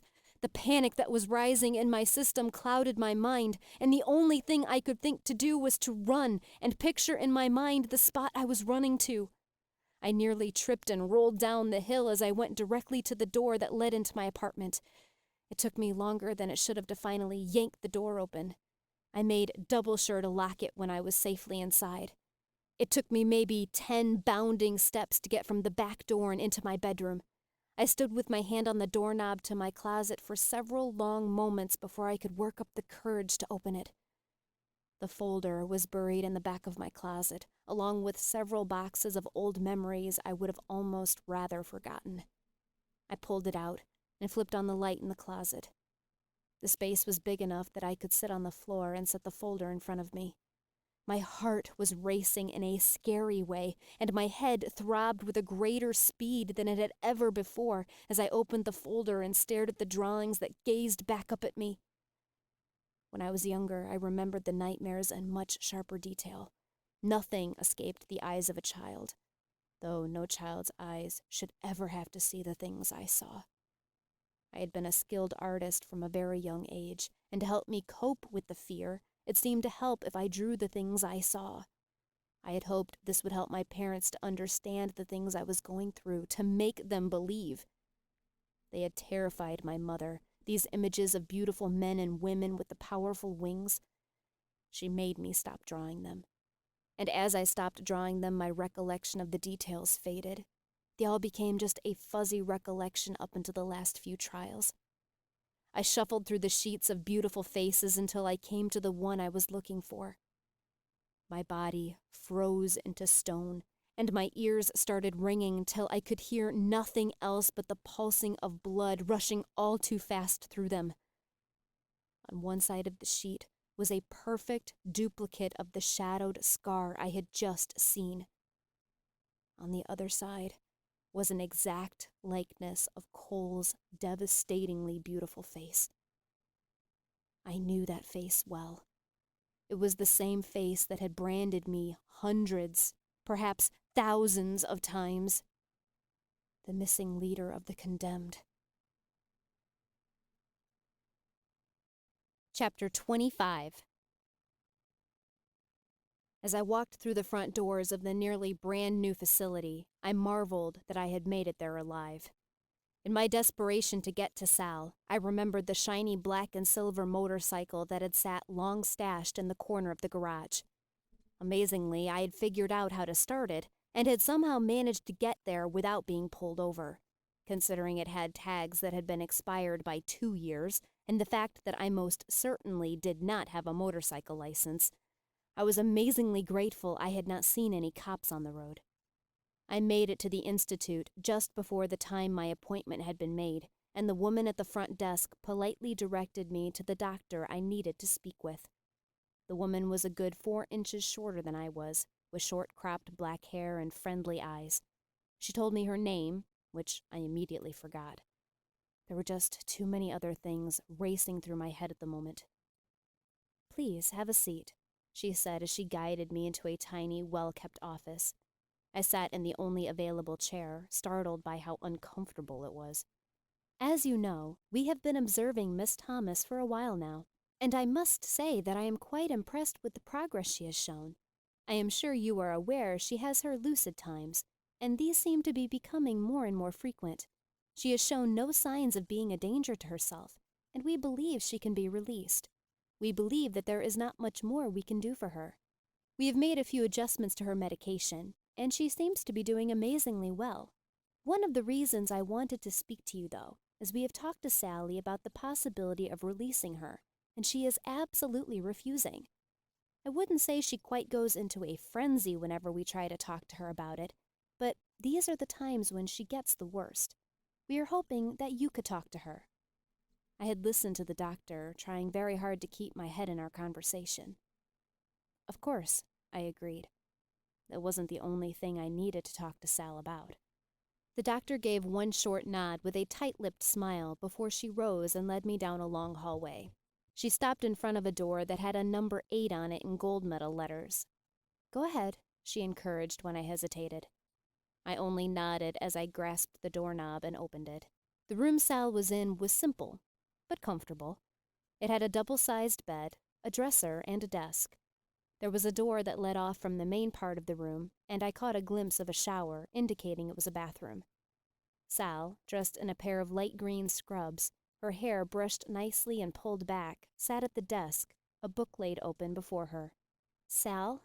I called quietly as I closed the door behind me. I could already hear the sound of the doctor's retreating footsteps in the hall, thanks to my increased sense of hearing. Sal turned in her seat to face me, a gentle smile on her face. "Jessica," she said, delight evident in her voice. "I'm glad you came. I missed you." "I missed you too," I said, trying to reciprocate her smile as I sat on the edge of the bed, just 2 feet away from the desk. "The doctor told me you were doing much better. How do you feel?" "Good," she said as she closed the book. "They are all very nice to me here, and there are always lots of nice people to talk to." I couldn't say anything for a while as I just stared back into Sal's eyes, unsure of how to approach what I needed to talk to her about. I most certainly did not want to set her off and destroy all the progress she seemed to have made here. "They said you don't want to come home," I started, keeping my voice as gentle as I possibly could. "How come?"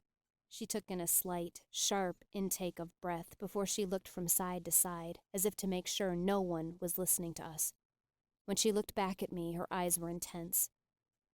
"I can't. He knows where to find me there. He doesn't know I'm here, so I'm safe. I can't go back."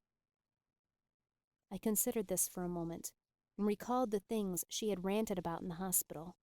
"Is this the same man who came to visit you in the hospital?" I whispered, my voice shaking. In the pit of my stomach, I knew exactly what had happened to Sal that dreadful night, though I still didn't understand why. Sal's eyes grew large, and she nodded her head enthusiastically. "They didn't believe me, Jessica. They told me there was no man, and that he was just from my imagination. And this is the same man who told you to take the pills, that they would make you forget?" My heart pounded in my chest, and the room threatened to start spinning. Sal's eyes remained wide as she nodded her head again. "What did this man look like, Sal?" I squeaked. Sal looked at me for a moment, as if trying to decide if I really believed her, or if I was trying to continue the psychoanalysis she had been undergoing with the doctors and nurses. His eyes were black, as if there was nothing behind them but darkness, but they tried to tell me to trust him. His face, though, I had never seen a face like it before. It doesn't belong here. He doesn't belong here. He needs to go back where he came from. I closed my eyes and tried to hold back the tears that were welling there. I held my breath to try and keep back the sobs that were threatening to escape my chest. It was at least a solid minute before I felt I could ask what I needed to next without frightening Sal. When I opened my eyes finally, Sal's met mine, filled with concern and confusion. "Sal," I said, testing to see if my voice was stable enough to talk. It shook a little, but I hoped I could cover it. "Do you remember your new neighbor that moved into the house next to yours?" I silently braced myself for what might be coming. Sal's expression was blank for a moment, then changed to thoughtful, as if she were trying to dig up a memory. After another moment, it changed to outrage. "That man!" she shrieked. "That man! He... I told you to stay away from him, Jessica! He did this to me!" Sal sprang to her feet and paced around the small room, her hands twisted around each other, her knuckles turning white. "It was Cole that told you to take those pills," I whispered, my body feeling numb. "Wasn't it?" Sal slowed her pacing, her face looking almost enlightened. "Yes!" she nearly shouted. I hoped the nurses wouldn't come to investigate what all the sudden noise was about. "I forgot his name. I forgot who he was. You can't go back home, Jessica. He might get you, too." My mouth felt intensely dry as I tried to swallow. I wanted to do as she said, to never return to that house again and run away. But I couldn't do that. Alex was still there. I had to protect him, and I couldn't simply just disappear. What would Cole do then? Sal froze in place, her eyes staring intently down at my own. "Promise you won't go back there, Jessica. I don't want him to hurt you, too." My eyes dropped to the floor, and I laced my fingers tightly together until they turned white. "Okay," I lied. I told myself I hadn't said yes, nor did I agree to anything, knowing I was just trying to justify it to myself. Sal sat back down in her chair and pulled the book into her arms. "I can't leave here, Jessica. You have to tell them that. I can't leave until he goes away." I could only nod as I continued to stare at the floor. A soft knock on the door startled me, and I looked up as a sun-baked-looking nurse poked her head in through the cracked door. "Is everything okay in here?" she questioned, looking around to make sure everything was in order. "Yeah, it's fine," I said as I stood. "I think it's time for me to go." The nurse nodded, then closed the door. I turned to Sal, her eyes inquisitive on mine. "I'll talk to the doctor and tell them you need to stay," I promised, knowing I could keep this one. "You take care of yourself. I'll come back to see you as soon as I can." Sal nodded, still not breaking her stare. I tried to give a half smile before I turned and left the room, heading back for the doctor's office. I was glad I found her there and did not have to go searching for her. I stood in the doorway, not wanting to have to stay long. My composure wasn't going to last much longer. Would it be all right if she stayed here for a while longer? She seems to be under the impression it isn't safe for her to go home. I want her to feel comfortable to go back to her house before she is discharged. I hoped I sounded convincing enough. After all, what I said was true. The doctor nodded. "Her insurance will pay for up to 4 weeks, so she can stay for that long if you feel she needs to." I could only nod. I think that would be best. "All right," she said as she opened a folder. "Thank you for coming up and talking to her. As always, we will be in touch." "Thank you," I whispered as I walked back into the main lobby. "May I use your phone?" I quietly asked the receptionist. The motorcycle wobbled dangerously as I made it into the parking lot of the apartment complex. Yet again, I had somehow managed to survive getting on the bike and still had avoided running into any cops. It only took me a moment to find the apartment I needed. It was just on the 2nd floor. As I knocked on the door, my stomach heaved as if some kind of storm was raging inside, and I seriously hoped that I could keep it under control. Emily's face was serious and immediately curious as she opened the door and ushered me inside. The interior was just as I should have expected from Emily. It was decorated in bright and sunny colors. "Would you like anything to drink?" Emily asked, her voice unsure of how exactly to react to my strange phone call. I had not left her any option when I called her. I had demanded that we needed to talk, and it had to be now. "No," I said as I pursed my lips together, keeping back the bile that threatened to come up my throat. Emily nodded and indicated a well-worn, but still in good shape sofa. Debating whether or not I should be able to say everything better sitting or standing, I hesitated by the door. "What happened?" Emily demanded, her voice sounding almost impatient. "You seem dazed and confused, and you're as twitchy as a horse on speed." I realized then that I had been shuffling from side to side on her front rug, my fingers twisting around each other nervously. I stopped immediately, closed my eyes, and took a deep breath. I slowly counted backward from 15 in my head. When I opened my eyes again, Emily was staring at me from her place on the couch with concern and confusion in her eyes. "Cole looks familiar to you, doesn't he?" I finally said as I slipped my shoes off and joined her on the couch. Emily looked confused for a moment, but her expression changed to thoughtful after a moment. "That's what I thought when I first saw him. He did seem really familiar, and it was weird because he doesn't exactly have a face you could forget," Emily said with a slight smile. "But he does look familiar to you?" I asked again, my voice slightly more demanding. "Yeah, I suppose he does," she answered, her expression furrowed as if trying to dig up some old memory. "What about his eyes?"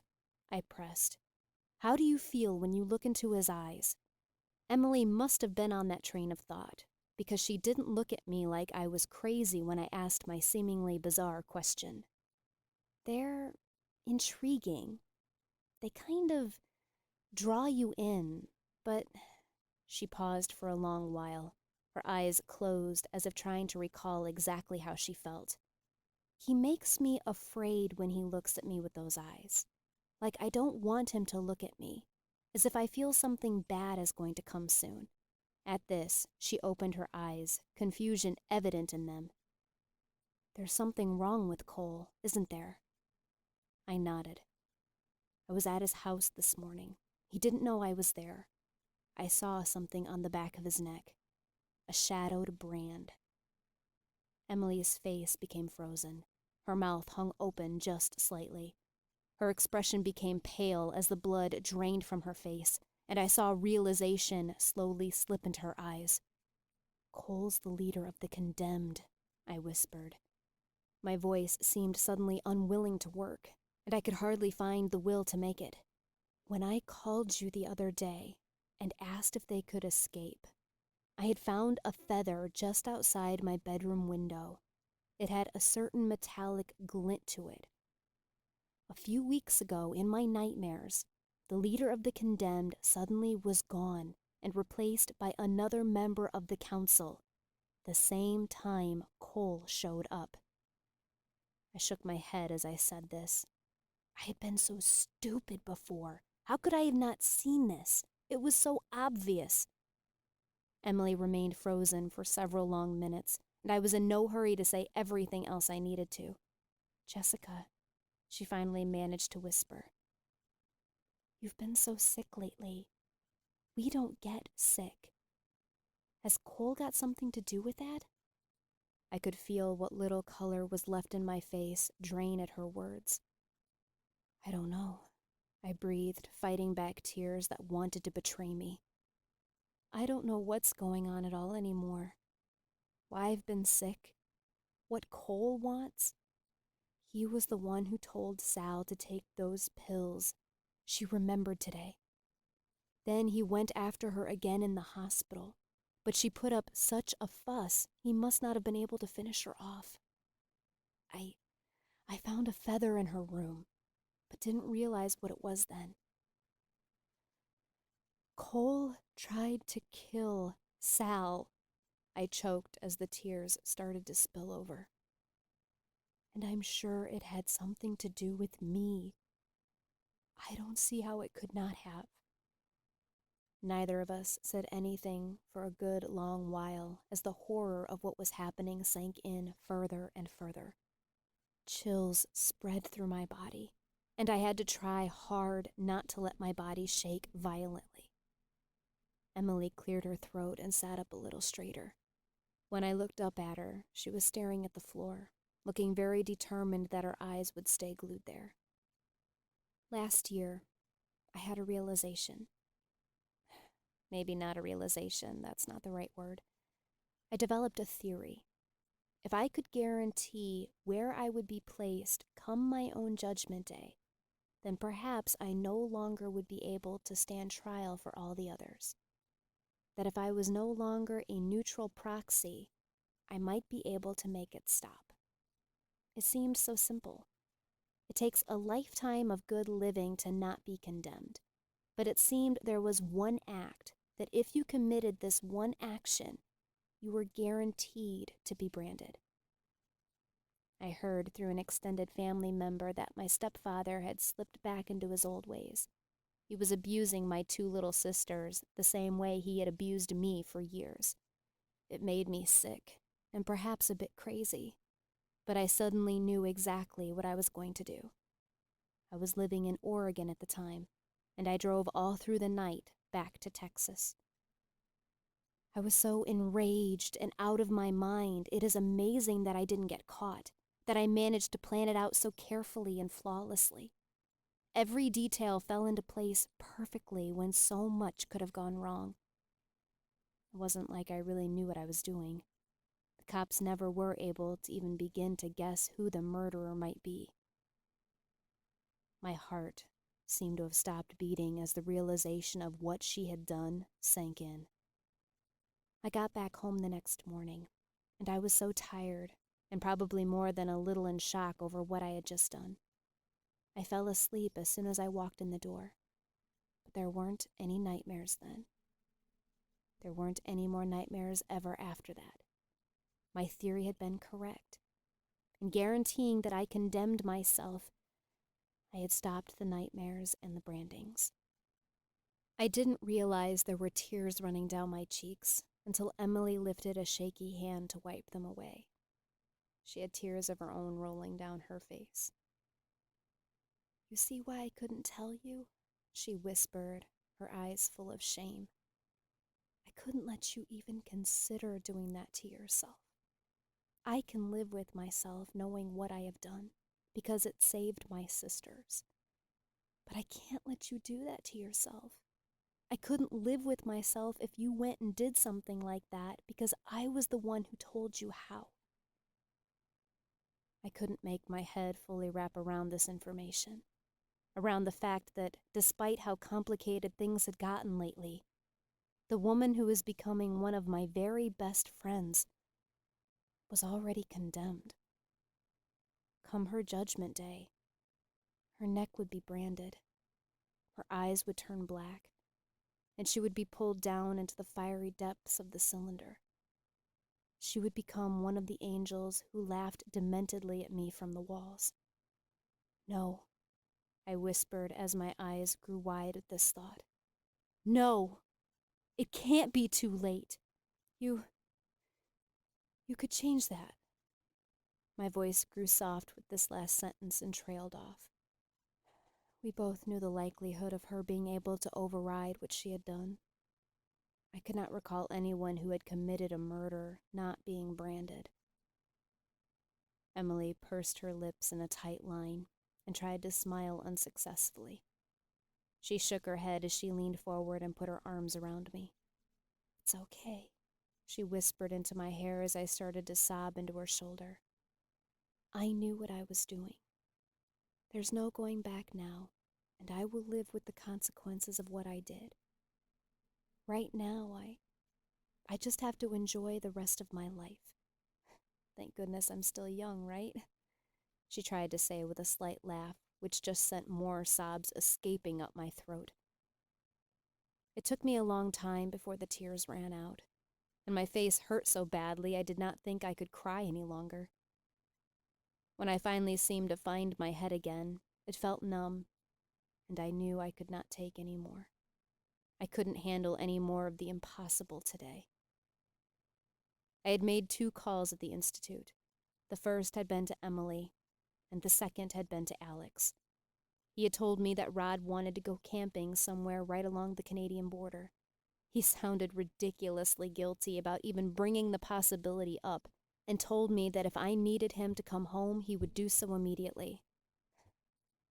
Of course, I told him he should go, and was actually a bit relieved he would be gone. I wasn't sure if I could keep my composure and the facade that nothing was wrong around him. He had a way of getting under my skin too easily. But even though I was glad Alex would be gone, that did not mean I necessarily wanted to be alone. Thankfully, I did not even have to ask Emily if I could stay with her. She offered me her couch for as long as I needed it. Oddly, the rest of the night passed in a relaxed and comfortable way. Neither of us seemed to know what to do about the situation with Cole at the moment, and I plain and simply did not want to talk or think about it anymore. The rest of the day and night was spent watching a few chick flicks, painting toenails, and eating takeout Chinese food. For once, I just needed a night to be a normal 20-year-old woman hanging out with her best girlfriend. Chapter 26. The morning dawned clear and with the promise of a beautiful day. Despite how much my body ached, some from still being sick, and some from Emily's not as comfortable as it looks couch, I felt oddly good and clear. I still didn't know what to do about the situation with Cole, but I didn't feel like my brain was so fogged I couldn't even think. I may not have known what to do about Cole, but I did have one plan of action. As I had been lying on the couch that night, staving off sleep, I realized that today would be the day my family was supposed to be flying into Seattle. I had to call my dad and tell him not to come. It was too dangerous right now. Who knew what could happen? Cole had already gone after Sal. I couldn't imagine what he might do to my family. Knowing my chances of catching him before they left were slim. I borrowed Emily's phone and called just after 6, grateful for the time difference and that it wouldn't be so early there. Luck had not been with me, however, and it went straight to his voicemail. They must have already boarded the plane. Feeling frantic, I told him the name of a restaurant and a time to meet me. I made sure it was very clear that he was to come alone. Emily was still asleep when I was ready to go. I couldn't help but feel both a pang of jealousy and fear mixed with pity, each in warring portions. I couldn't be angry at her anymore for not telling me how to make the nightmare stop. While I was glad to finally know, she was right in not telling me what she had done. I left her a note thanking her for letting me stay and telling her that I would keep her updated. I must have finally been getting the hang of the motorcycle as I made my way home. It felt almost exhilarating, and if my mind had not been reeling, I might have actually enjoyed it. The feeling of the wind whipping my hair around and feeling it part on the front of the helmet was a new feeling of freedom. The fact that my father was on his way here jarred me from my momentary elation, encouraging me to push the bike all the faster. "What are we doing here?" I asked my dad as we pulled into a car dealership. "Aren't you afraid of being attacked by the wolves?" He chuckled as he stepped out of the car and closed the door. "Come take a look." I didn't understand what was going on. After I had gotten home from school, I was prepared to sulk around the house all day. No one had remembered it was my birthday all day. No one cared. But as soon as I got home, my dad had dragged me out into his car and told me we were going for a drive. And here we were at the biggest car dealership Idaho Falls had to offer. I followed behind my dad a few paces. He seemed certain where he was going. He walked to the end of an aisle and stopped in front of a shiny blue Toyota that looked nearly brand new. "What do you think of this one?" he asked as he eyed it, his hands in his pockets. "What's wrong with the Honda?" I asked as I stood next to him and folded my arms across my chest. "Nothing," he said as a hint of a smile tugged at the corners of his mouth. "This just kind of screamed Jessica at me when I saw it." It took me a second to realize what he was saying. He had pulled a set of keys out of his pocket before it fully hit me. "What? No, you—" I stuttered. "Happy birthday, Jessica," he said with a smile as he handed the keys over to me. "Are you serious?" I squealed like the 16-year-old girl I was. "Why don't we go for a drive? Give the new wheels a spin." "We can just take it? You already got it?" "Technically, you're not driving, since you don't have your license yet," my dad said as he glanced around to make sure no one was watching. A few minutes later, we had worked our way out of the city and switched. "Dad, seriously, this is the best present ever," I cooed as I started down a quiet road. "I knew you'd like it," he said as he settled back into his seat. He didn't even seem nervous that I was driving, without a license, too. "I wanted you to have something nice. I know life hasn't exactly been easy for you." "Thanks, Dad," I said, feeling my throat tighten a little. "It really does mean a lot to me." "I know you don't like to talk about it, and I know your mother hasn't made it easy for you. But if you ever do want to, talk, I'm always here." "Thanks, Dad," I said as my eyes filled with moisture. "I know." But no matter how bad I did want to tell him, to tell anyone how terrifying my life really was, I could never tell him. He would never understand. Shaking off memories of the past that hurt me much more than I cared to admit, I pulled into the driveway and got off the bike. I felt incredibly jumpy and scared as I keyed in the code to the garage and waited anxiously for it to open far enough to push the bike in. I felt only slightly better when the door closed again, sealing me inside what I hoped, and didn't hope, was an empty house. Considering Alex's truck was still gone, I knew it should be silent. The house that had seemed so familiar to me for the last year and a half now seemed foreign and intimidating with its dark corners and hidden spaces. I crept from room to room, turning on every light as I went along. Even though it didn't do much, the sun was streaming through the windows with wondrous glory. Finally satisfied that the house was indeed empty, I climbed into the shower. The enclosed space seemed pathetically calming and safe. I could see every corner in the shower. Nothing could be hiding in there. I did, however, keep the shower curtain open as wide as the water allowed, just in case anything, or anyone, tried to sneak up on me. Nervousness again settled upon me as I shut the water off, knowing I was going to have to go back out into the rest of the house. I took at least a tiny bit of comfort in the fact that I had locked all the doors as I checked the house earlier. I pulled a towel around me and tried to relax a little as I started rummaging through a drawer, looking for a spring shirt I had bought last year. I heard the footsteps only a moment before a pair of strong but gentle arms wrapped around my waist. I barely even jumped at the unexpected touch. I knew his embrace well enough to know there were no sinister intentions behind it. A pair of lips touched only briefly onto my bare shoulder before I twisted in his arms, my own lips searching for Alex's. My arms tightened securely behind his neck, and as I strained to stand on my own toes to reach his face, he placed his hands on my hips, hoisting me up, and I wrapped my legs around his narrow waist. Our lips parted, and a soft moan of nothing but pleasure escaped them as Alex carried us to the bed. He half tripped as my back landed on my bed, his body a comfortable weight on top of me. His lips moved from my lips down to my neck, moving rhythmically as his hands slipped from my waist, down my thigh, all the way down to my ankle. I was glad I had taken the time to shave in the shower. I couldn't think of anything else in the world as Alex's body pressed against mine. There was no such thing as condemned and exalted beings. There was no sinister more than man just 2 doors down. There were no such things as angels besides the one in my arms. Alex rolled, pulling me on top of him. Somehow my towel managed to stay wrapped around me just enough to not show anything important. His fingers traced from the scar on my neck, down my spine to the wings, hesitating momentarily at the new raised portion. Graciously, he did not stop to ask any questions as his fingers continued their greedy inspection of my skin, a moan of both desire and slight frustration slipping out.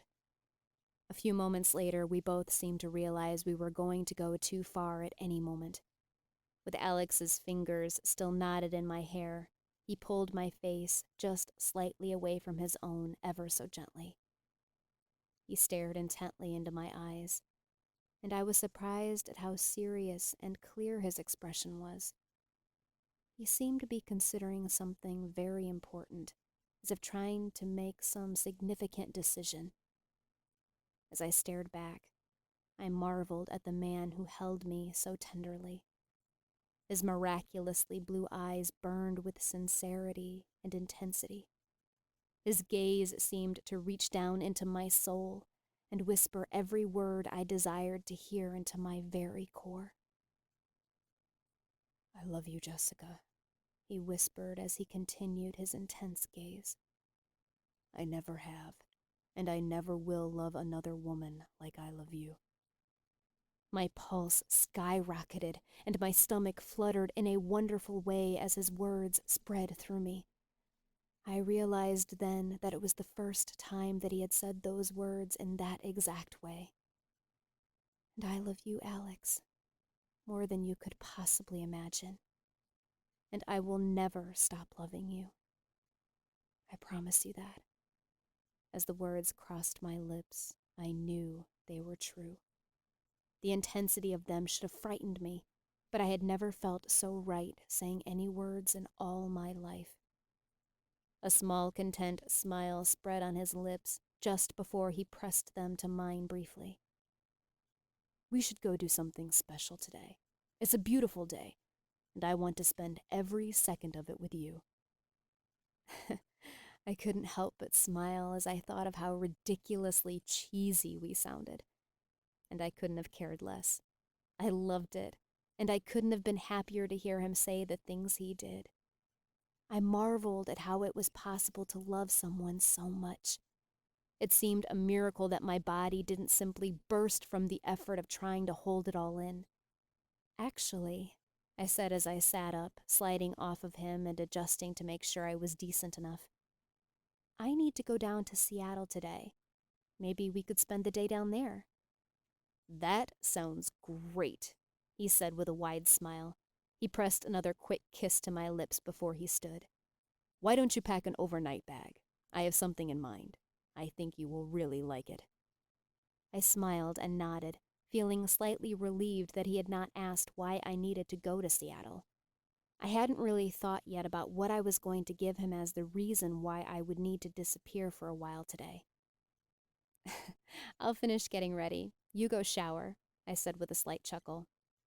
"Oh, sorry," he said as he blushed and sniffed at his arm. "I bet I reek.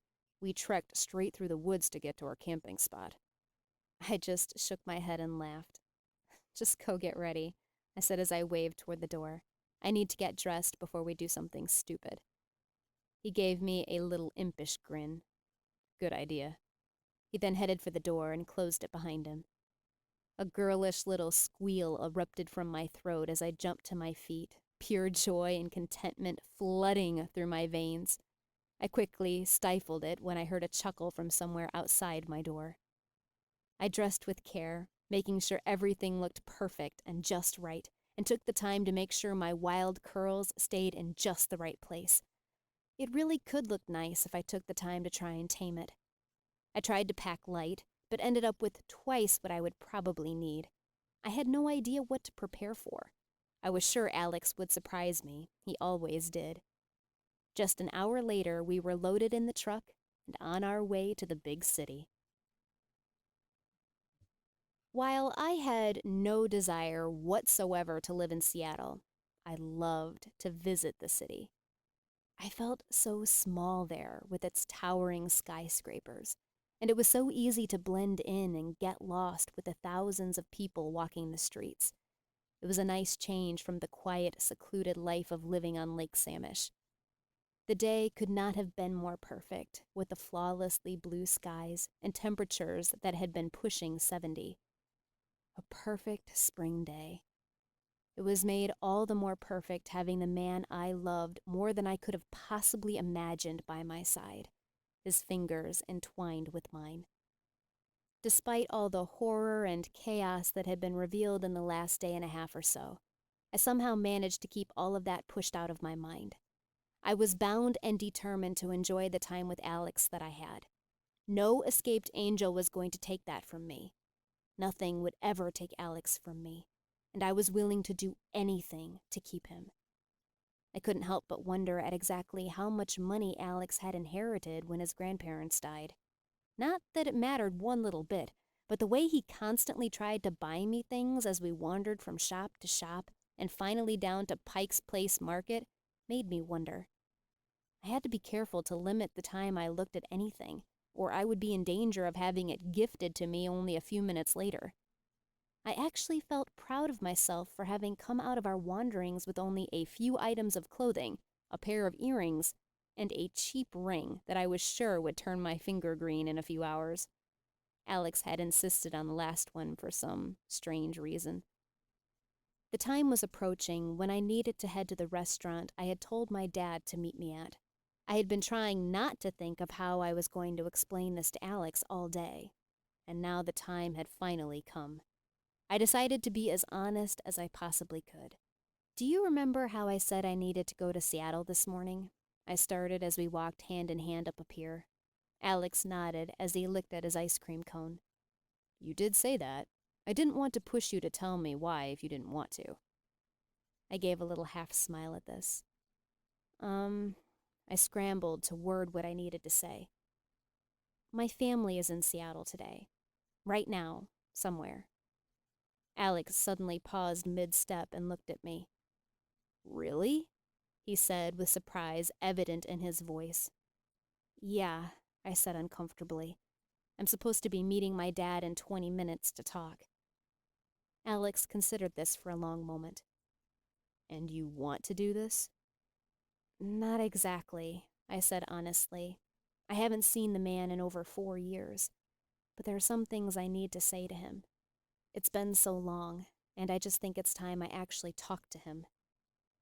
Alex looked as if he was debating asking me to explain what exactly I meant by that. I was glad when he didn't. Is there a chance I could meet him?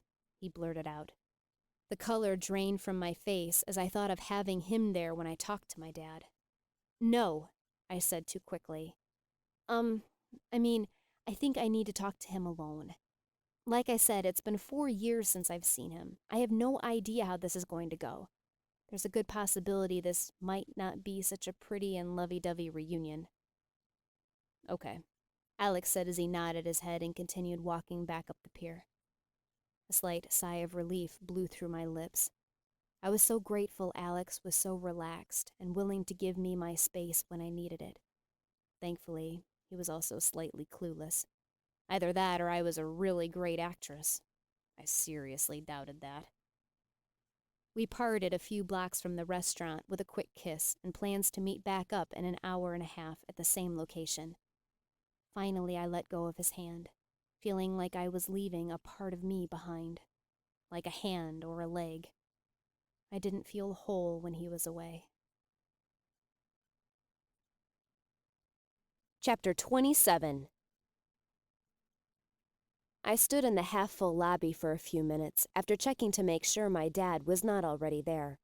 My hands twisted around each other, and my head started throbbing slightly again.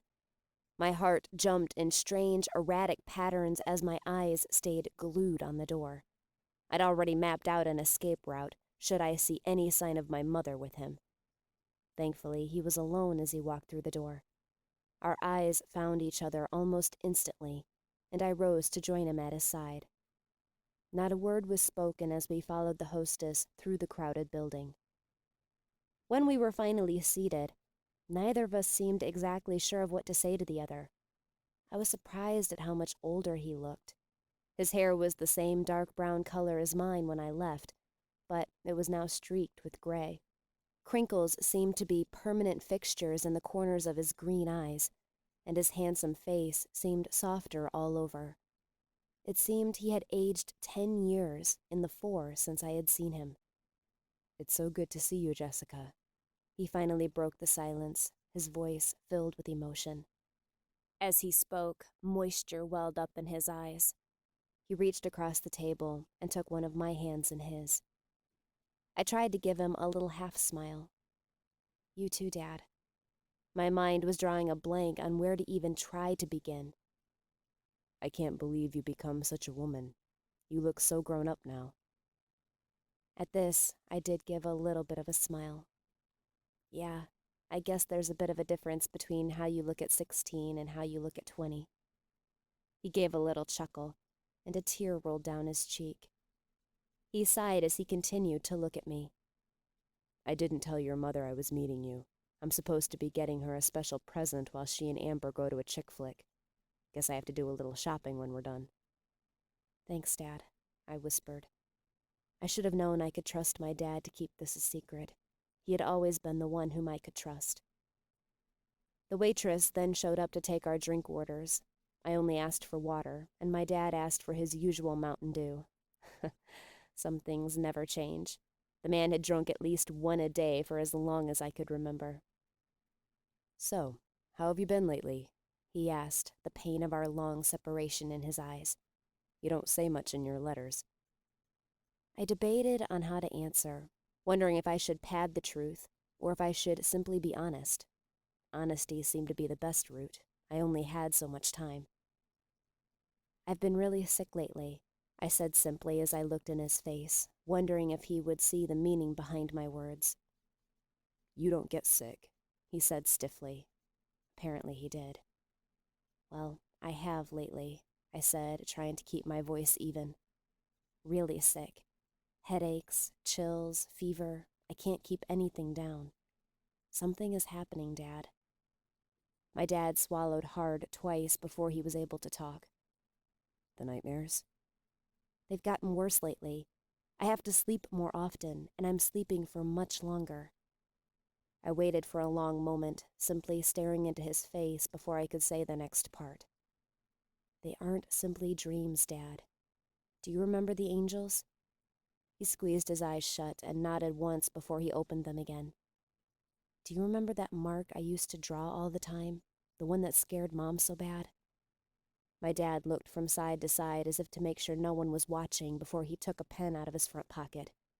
With shaking hands, he drew a crude replica of the mirrored X on a napkin.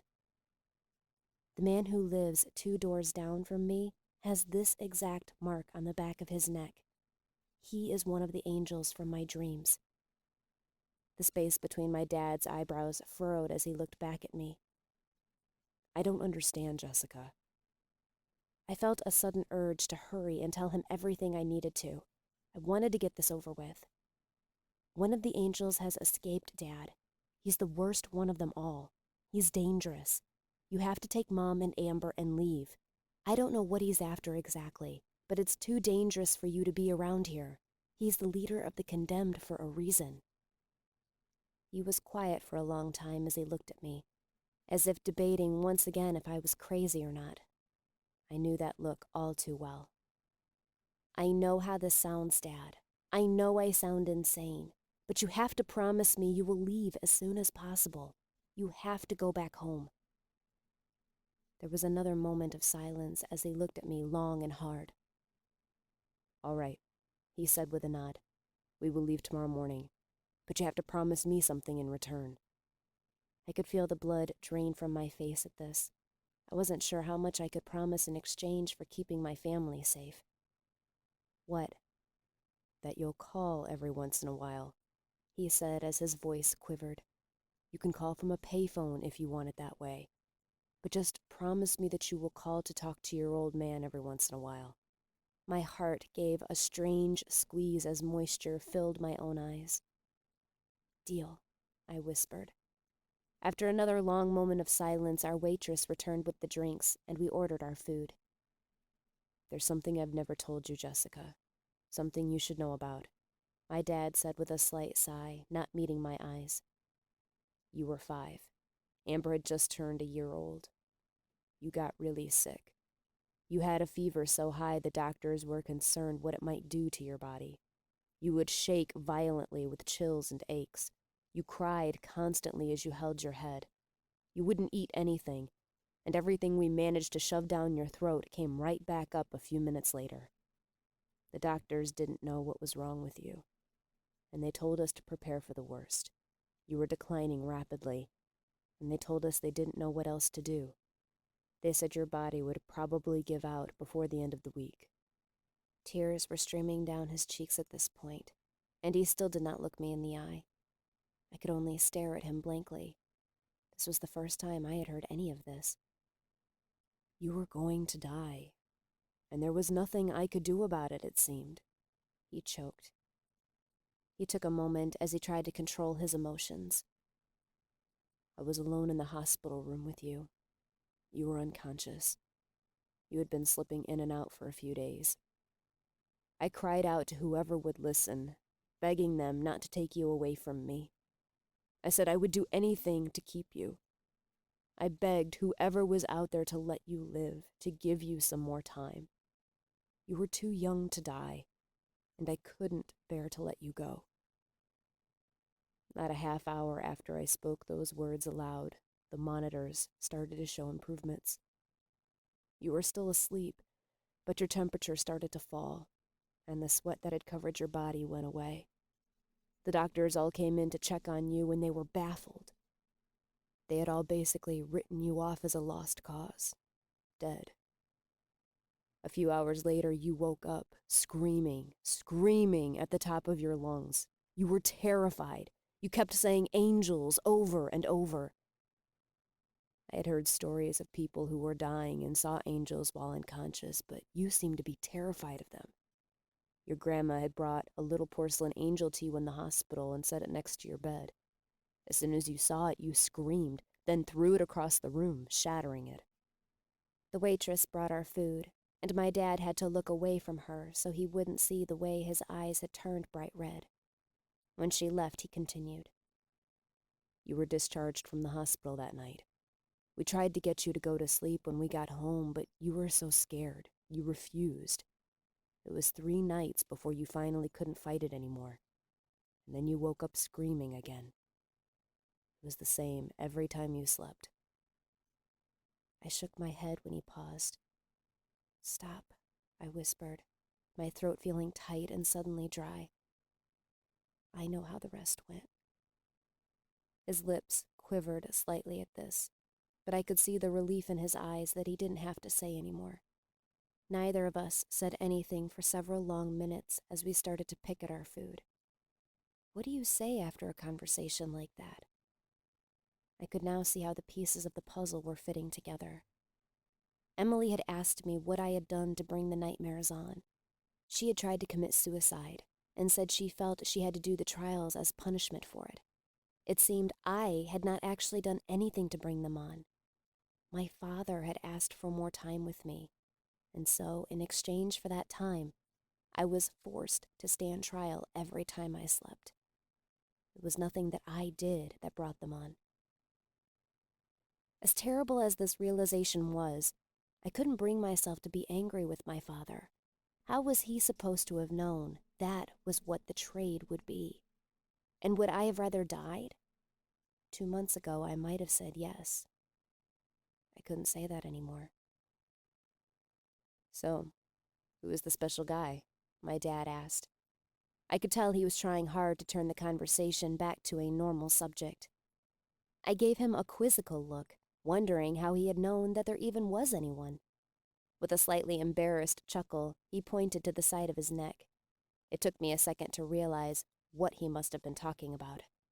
Blood rushed to my cheeks as I put a hand on the side of my neck to cover the slight bruising that was apparently there. I hadn't even thought to check for anything after Alex and my little wrestling match in the sheets. I wasn't exactly experienced in that area, so the thought had never even crossed my mind. Wow, I said with a chuckle, looking sheepishly up to meet my dad's eyes. Thankfully, he was smiling. That's embarrassing. He just gave a little shrug. I'm not totally oblivious. You're 20 now, Jess. There's bound to be some guy that catches your eye at some point. I gave a smile, glad that after all the heavy conversation we had just had, we could still return back to something normal. His name is Alex, I said. I couldn't help smiling at even just saying his name. I'd ask if he's a nice guy, but that seems pointless. I may not have been around you in the last 4 years, but I know you well enough to know that you wouldn't tolerate being with someone who didn't treat you right. He's amazing, I said, half to myself. He knows, well, not exactly everything, but most everything. It doesn't scare him. He's trying to help in any way he can. Sounds like you more than just like him, he said with a smile as he forked some potato salad into his mouth. Dad, I said with a laugh and shook my head. You really want to talk about my love life? Believe me, he said as he rolled his eyes. It's better than talking to Amber about hers. The rest of our meal was spent in light conversation, keeping all supernatural and any discussion of my mother out of the picture. I had to admit to myself, I missed my father. He may not have fully understood the horror of what I had experienced my whole life, apparently because of him, but he tried. He didn't think I was totally crazy like my mother did. He was non-judgmental, and I knew he loved me no matter what. My father was tearful again when we said goodbye in front of the restaurant, but there was hope in his eyes. I had given my promise that I would indeed call every once in a while, and that I would be better about staying in touch. I tried to feel the same hope he did. I didn't know how, though, considering I had no idea what it was Cole wanted and why I was sick. I had a horrible feeling in the pit of my stomach that the two were related somehow. They just couldn't be coincidence. I got done a few minutes before Alex and I had agreed to meet, so I took the extra time to go into the chocolate shop I had discovered last time I had been in Seattle. I rarely could justify the astronomical cost of just a few pieces of chocolate, but the stress of everything that was going on was too much. Chocolate is a stress reliever to any woman. I returned to our meeting spot and downed the decadent pieces far faster than I should have. I couldn't help it, though. Alex's beaming smile was impossible to miss through the mass of people as he walked toward me. I couldn't help but return it. When he finally reached me, he wrapped his arms around my waist and pressed a kiss to my lips that had a little more passion behind it than was appropriate for being out in public. When he backed away half a step, I looked around to make sure no one was watching. Unfortunately, there were a few. They looked away, shaking their heads as soon as I met their eyes. "So?" he said as he took my hand in his and started heading back to where we had parked the truck. "How did the meeting with your dad go?" "Better than expected," I said with a satisfied nod. "It was actually really good to see him. It wasn't easy, but I'm glad I saw him." "So," he dragged out the word, "any chance I might get to meet him?" No," I scrambled. "He's actually going back home. Tonight." I lied. There was an emergency back home, so they've basically had to cancel their trip. I hated the fact that I was lying to him so blatantly. I didn't know what else to do, though. Alex's nearly radiant expression dimmed just slightly at my answer, but he simply shook it off with a shrug. "I'm sorry to hear that. But would you like to see the idea I had in mind and the reason I asked you to pack an overnight bag?" I bit my lower lip and looked up at his glowing face, nervous as to what he had planned and why he was so ecstatic all of a sudden. "Sure," I said, trying to keep my voice excited as well. I wished I could feel the same excitement about our time together. There was just too much going on, with too many sinister motivations. Chapter 28. The yacht we boarded at Lake Union was massive. The shocking thing was that there was still a few around that were slightly bigger. I could only imagine the amount of money they must have cost. Apparently, the reward belonged to an old business partner of Alex's grandpa. The man had been close to Alex as well and had given him permission to use it for the night. According to Alex, the man had only used it once since he had bought it 4 years ago. It seemed silly to me. Such a waste of money. I had to admit, though, the boat was beautiful. There were several bedrooms and bathrooms throughout it. There were 2 main decks and a kitchen that was 4 times bigger than the one in my apartment. I was afraid to touch anything, paranoid I might break something or smudge it with my fingerprints. We had made one stop before we came to the lake, located just north of downtown. Alex was making dinner for us tonight, and I had high hopes that my stomach would continue to cooperate like it had all day. Alex was incredibly focused when he was in the kitchen, so I knew it was going to be difficult to try and keep up a conversation with him. I didn't mind as I found myself alone on the upper deck. There was so much running through my mind. It was nice to have some time alone to try and sort my thoughts out. I took a deep breath in and closed my eyes to the fading light. I tried to clear my head of anything but my senses of what was around me. I could hear traffic moving constantly around me, the symphony of the city. It wasn't obnoxious, though.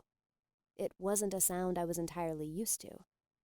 Things got so quiet on Lake Samish that it was a welcome change. I could smell the salt of the water, how it clung to the sides of the boats. A faint breeze had picked up in the last half hour or so, and I had grabbed a light jacket. The air felt crisp and refreshing on my face, and as it flooded my lungs. Just as I was opening my eyes, it felt as if a pair of steel bands wrapped around my chest, pinning my arms at my sides. Another closed over my mouth, sealing in the scream that wanted to escape my lips and making it impossible to breathe. My eyes shot around, looking for the source of my captivity, but I saw nothing but my arms frozen at my sides. "Scream, and I will kill you. And then I will kill him." A cool, even voice whispered into my ear. I knew that voice instantly. The tone and accent were unmistakable. My body instantly went limp, but the steel bands of his arms held me upright. "You've been doing some things lately that have not made me very happy, Jessica." He breathed into my neck. I could feel his nose touching the skin just behind my ear. I shivered violently. "It's not a very good idea to upset me. I do bad things when I get upset." His last words came out as an angry hiss. I felt hot tears spring to my eyes. "I happened to overhear the conversation you had with your daddy this afternoon. I half expected you to figure out my little secret sooner. I don't exactly fit in this world anymore. And I was so afraid your crazy little friend was going to figure it out and tell you. She knew there was something wrong. I had to take care of her before she exposed me. Black spots were forming on the edges of my vision, and my head started spinning. I could feel the vying arms of unconsciousness pulling at me, trying to drag me into another form of hell. I suddenly wished for it. It couldn't be any worse than this. I will make you a deal. Cole's invisible voice sliced into the night. If you do exactly as I say, I will let them live. Your family, your precious little Sal, perhaps even Alex. He drew his name out in a morbid and twisted way. It sent chills racing through my bones.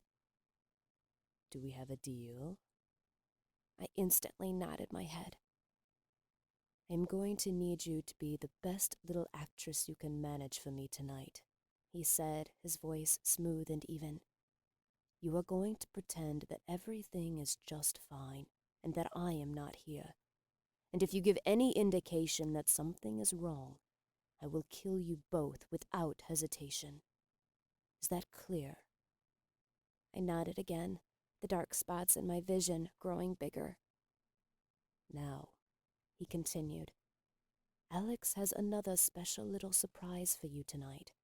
He did a little shopping while you were meeting with your dear old daddy to a rather expensive little jewelry store. He wants to ask you a forward question tonight. I had a hard time keeping my thoughts straight enough to understand what it was exactly Cole was saying. It hit me with sudden force, though. Alex had bought a ring while I was with my father. He was planning on proposing tonight. The huge smile on Alex's face that afternoon and the way he nearly glowed seemed so obvious now.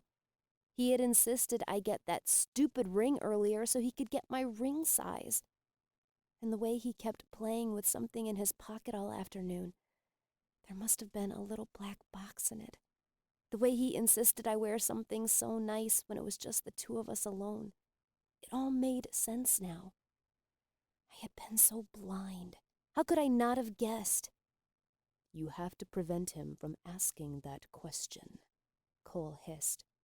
I can't expect you to be that great of an actress.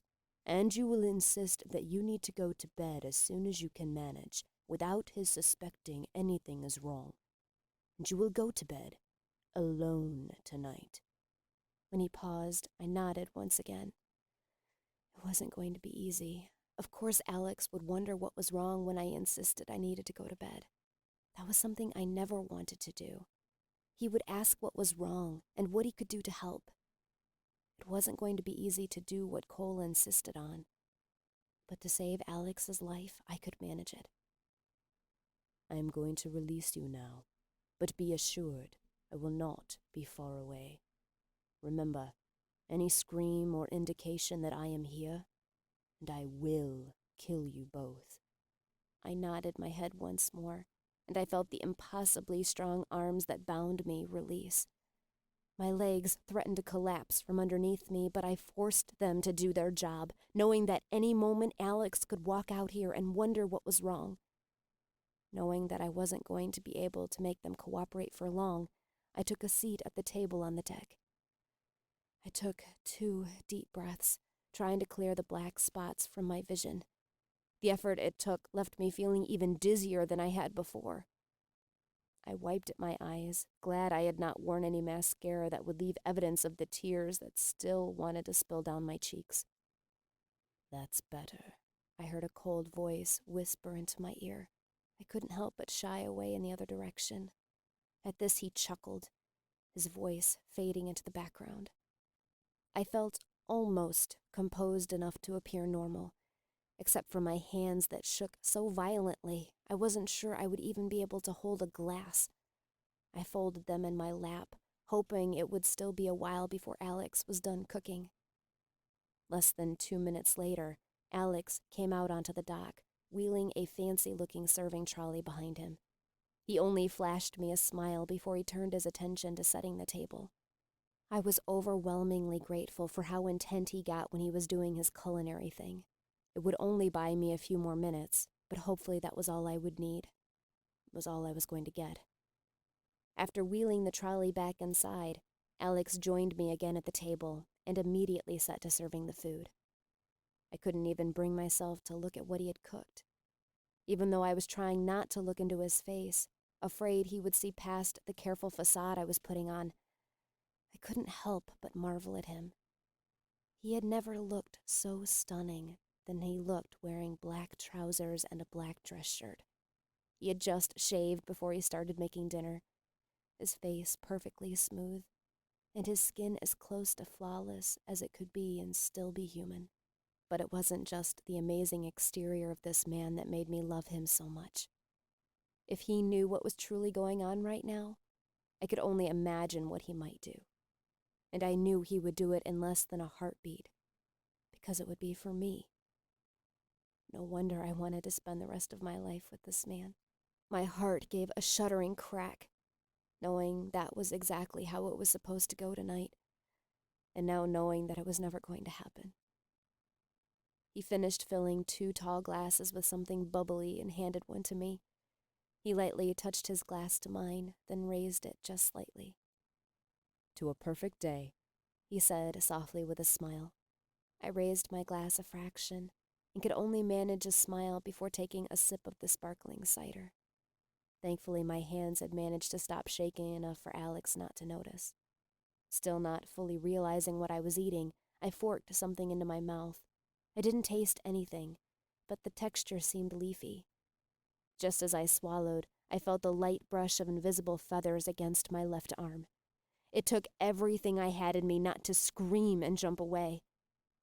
Alex seemed content to stay quiet as we ate our meal, but unfortunately he seemed to want to stare into my face all night long. Under normal circumstances, I would have loved the fact that he would want to. But tonight, it simply meant that I could not slip, even for a moment. As the meal progressed, I could feel the pressure of what I knew was coming and what I had to stop. I could only assume Alex would try and propose soon after we finished eating, and we were now about to start dessert. My breathing came in shorter, shallower gasps as the minutes ticked by and the world felt tippy and unsteady. I was sure it had nothing to do with the fact that we were on a boat. "Are you all right, Jessica?" Alex asked quietly as he looked sincerely into my face. "You look a bit pale, and you've seemed really quiet all through dinner." Here we go, I thought to myself. Actually, I'm feeling a little off again. I guess I haven't completely kicked this thing yet, I said, trying not to lie as much as I dared to. Alex gave a half smile as he set his spoon down. "Yeah, I guess we probably did a little too much today, considering. I'm sorry. I should have thought about that a little more." I shook my head, feeling a sheen of sweat breaking out on my forehead. My hands suddenly felt incredibly clammy. "No, it's fine." Alex's brow furrowed a bit as he looked at me closely. "Maybe you should go lay down for a bit," he said, his voice full of concern. I felt a pair of cold, inhumanly strong hands settle on my shoulders, much too close to my neck for comfort. I was going to have to be careful. Alex apparently could already see more change coming over me. "I think that might be a good idea," I managed to whisper, not meeting his eyes.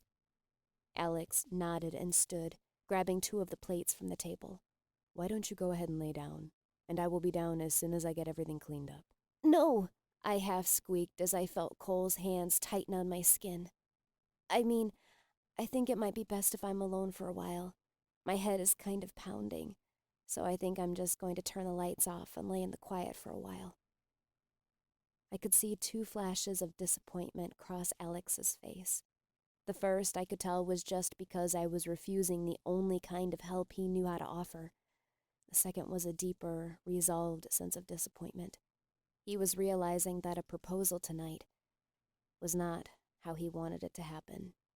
He would want everything to be perfect, not with me feeling sick and acting distant. "All right," he said. I could tell he was trying to sound positive. "Let me know if you need anything." Thank you, was all I could say. A slim feeling of relief washed through me as I walked down a set of incredibly narrow stairs to the bedroom. The task Cole had assigned me was completed. I had acted as normal as possible, prevented Alex from proposing, and was headed to bed alone. I could bear whatever Cole might have in store for me now, so long as Alex was safe. My body felt numb as I walked into one of the luxurious but tiny bedrooms. The door closed quietly behind me, but not by my hands. Beads of sweat formed on my brow as I stood frozen. The still invisible hands rested on either side of my bare forearms, slowly sliding up till they rested on either side of my neck. I felt the air rustle slightly as he breathed into my hair and felt his lips trail lightly against my ear. "What do you want?" I barely managed to whisper. "Why are you here?" "The answer to that question is the same thing," he said in a low voice. His right hand trailed from my neck, down my arm again, all the way down to my hip where he paused. "You." My blood seemed to chill and come to a standstill as his words penetrated into my system. Of course, that's why he was here. In truth, I had known that all along. I had simply been unwilling to see it. What else could the reason possibly have been? "Now," he continued, his right hand returning to a less insistent spot on my arm. "It's been a long day for you. Why don't you lie down and get some rest?" He didn't wait for a response from me as he started pushing me toward the king-sized bed. But even as he did so, I felt myself hit a wall. Everything I had been dealing with was falling before me like a pile of bricks, and I couldn't move past it. I was exhausted, and my body was going to refuse to deal with any more tonight. I was going to have no choice but to sleep. My body was shutting down. I could tell I wasn't thinking straight when I didn't feel afraid as I lay down on the expensive-feeling bed. There was so much to be afraid of. For simple starters, I was always afraid to sleep. Secondly, I had a demented angel lying down next to me, and he had threatened my life multiple times tonight, and he had admitted the reason he was here was for me. And thirdly, I still had no guarantee that Alex would be safe while I slipped into hell. No, I wasn't thinking straight. The fear that was so familiar as of lately wasn't coming. I only wanted to sleep. I didn't have to wait for more than a few seconds. The bars that held me captive felt like a welcoming home, but I could not figure out why they felt so safe at the moment. I knew there was something I needed to hide from, something out there waiting for me beyond the normal of the terror of the trials. It sat at the edge of my mind, looming like a shadow that refused to reveal its true ugliness.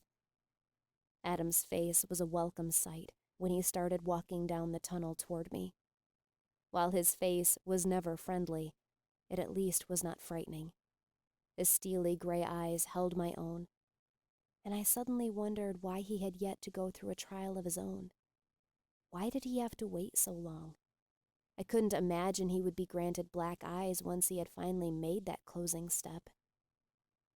As he opened my cage and wrapped the golden cord around my wrists, the feelings of comfort were erased and replaced by a surge of panic. I couldn't go out into the cylinder. There was something out there that I could not face, something terrible. Adam's face remained expressionless as he pulled me to my feet and started tugging me down the tunnel toward the light. A small whimper slipped from my lips as I tried to plant my feet and refuse to move. It took him only one tug to make me stumble forward and get my feet moving. "Please," I begged, my voice sounding muffled through the bag that covered my head. "Please." This yielded no reaction and no response. Again, I tried to stop, to drag us in the opposite direction, but Adam pulled again on the golden chain. This time, as I was yanked back toward the exit of the tunnel, the chain dug painfully into my wrists. I didn't care, though. I couldn't go out into the cylinder. My muffled sobs grew louder and more hysterical as we neared the end of the tunnel, and I had struggled against Adam's sure strength so much my skin had turned raw where the chain dug into it. A few small slashes had formed around them, tiny drops of blood smearing on my skin. I gave one final plea as we erupted from the end of the tunnel onto the catwalk, and knew it was too late. I couldn't go back once I was out here. There was never any going back. Once he was sure I was in my place in the center of the narrow stone bridge, Adam turned and walked back into the dark safety of the tunnel, leaving me to face what I knew was coming. I stood frozen, tiny drops of blood dripping down to my feet, my eyes transfixed on one of the elegantly carved stone chairs. I didn't bother to look around when I heard the rustling of wings and felt the air stir. I could not look away from that one seat. A few all too short moments later, a glorious and perfect form settled into that seat, and eyes blacker than night stared back at me. I could not force any air in or out of my lungs as I beheld Cole's glorious form. It was as if I'd had a veil over my eyes every time I had looked at him before, and only now was I seeing him clearly. His face was so gloriously beautiful and perfect. It brought tears to my eyes, and I felt my body go numb. It was difficult to make my brain comprehend it fully. The perfect form of his bare chest, the defined lines of his arms, the strong set of his chin. But the intensity of those black eyes, they burned into me with unstoppable force.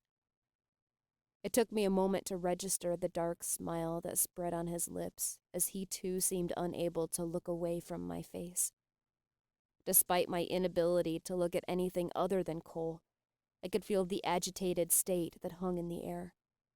Something was upsetting the other council members, upsetting them enough to distract them from their one single task of the trials. I had no doubt the reason was the more-than-man staring back at me. The trial began, and only when I heard the heckling laughter from below me rising did I finally snap out of my state of numbness. The full realization of everything that had happened hit me in the gut with incredible force. Cole was indeed the escaped angel. He was the leader of the condemned. There was no denying this, as I now looked upon him, seated in his position of power. The council members held their positions for a reason. The exalted members had led lives of purity and goodness, far better than the average person could even attempt to lead. The condemned members had led lives of murder, deceit, adultery, and every other despicable act one could and could not think of. And Cole was their leader. "What do you want?" The scream erupted from my throat with a shrill force that would have surprised me if I hadn't been in such a fury. "Leave me alone! Make it stop!" A look of shock crossed most of the council members' faces as they watched my eruption. They glanced around at each other, each seeming to wonder exactly what to do. Twisted laughter ricocheted off the walls, and hundreds of fingers pointed at me as I struggled with the golden cord that bound my hands. Blood dripped faster and faster to the floor as I fought against the beautiful but deadly cord. 2 angels landed on either side of me, and I barely even noticed one had blue eyes and the other black. They each took a hold of one of my arms and forced me to straighten and face the council. I continued to scream and thrash, but the leader of the exalted only proceeded with the trial.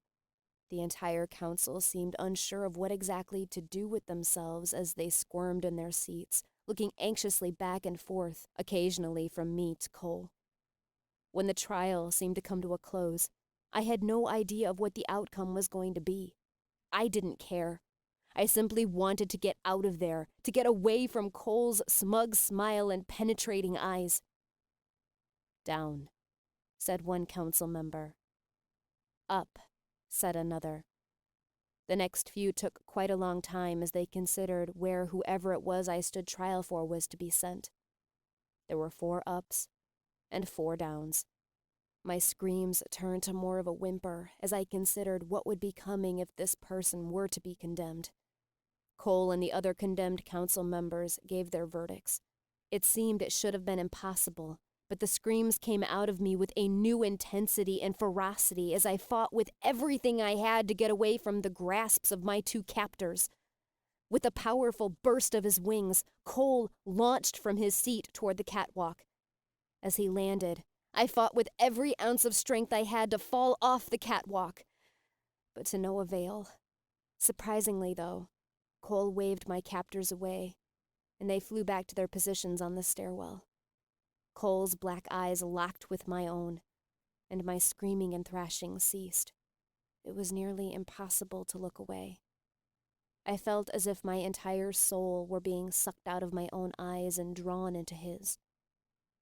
I did not even notice how Cole was standing only inches away from me, or how the council squirmed all the more, a few quiet protests coming from their direction.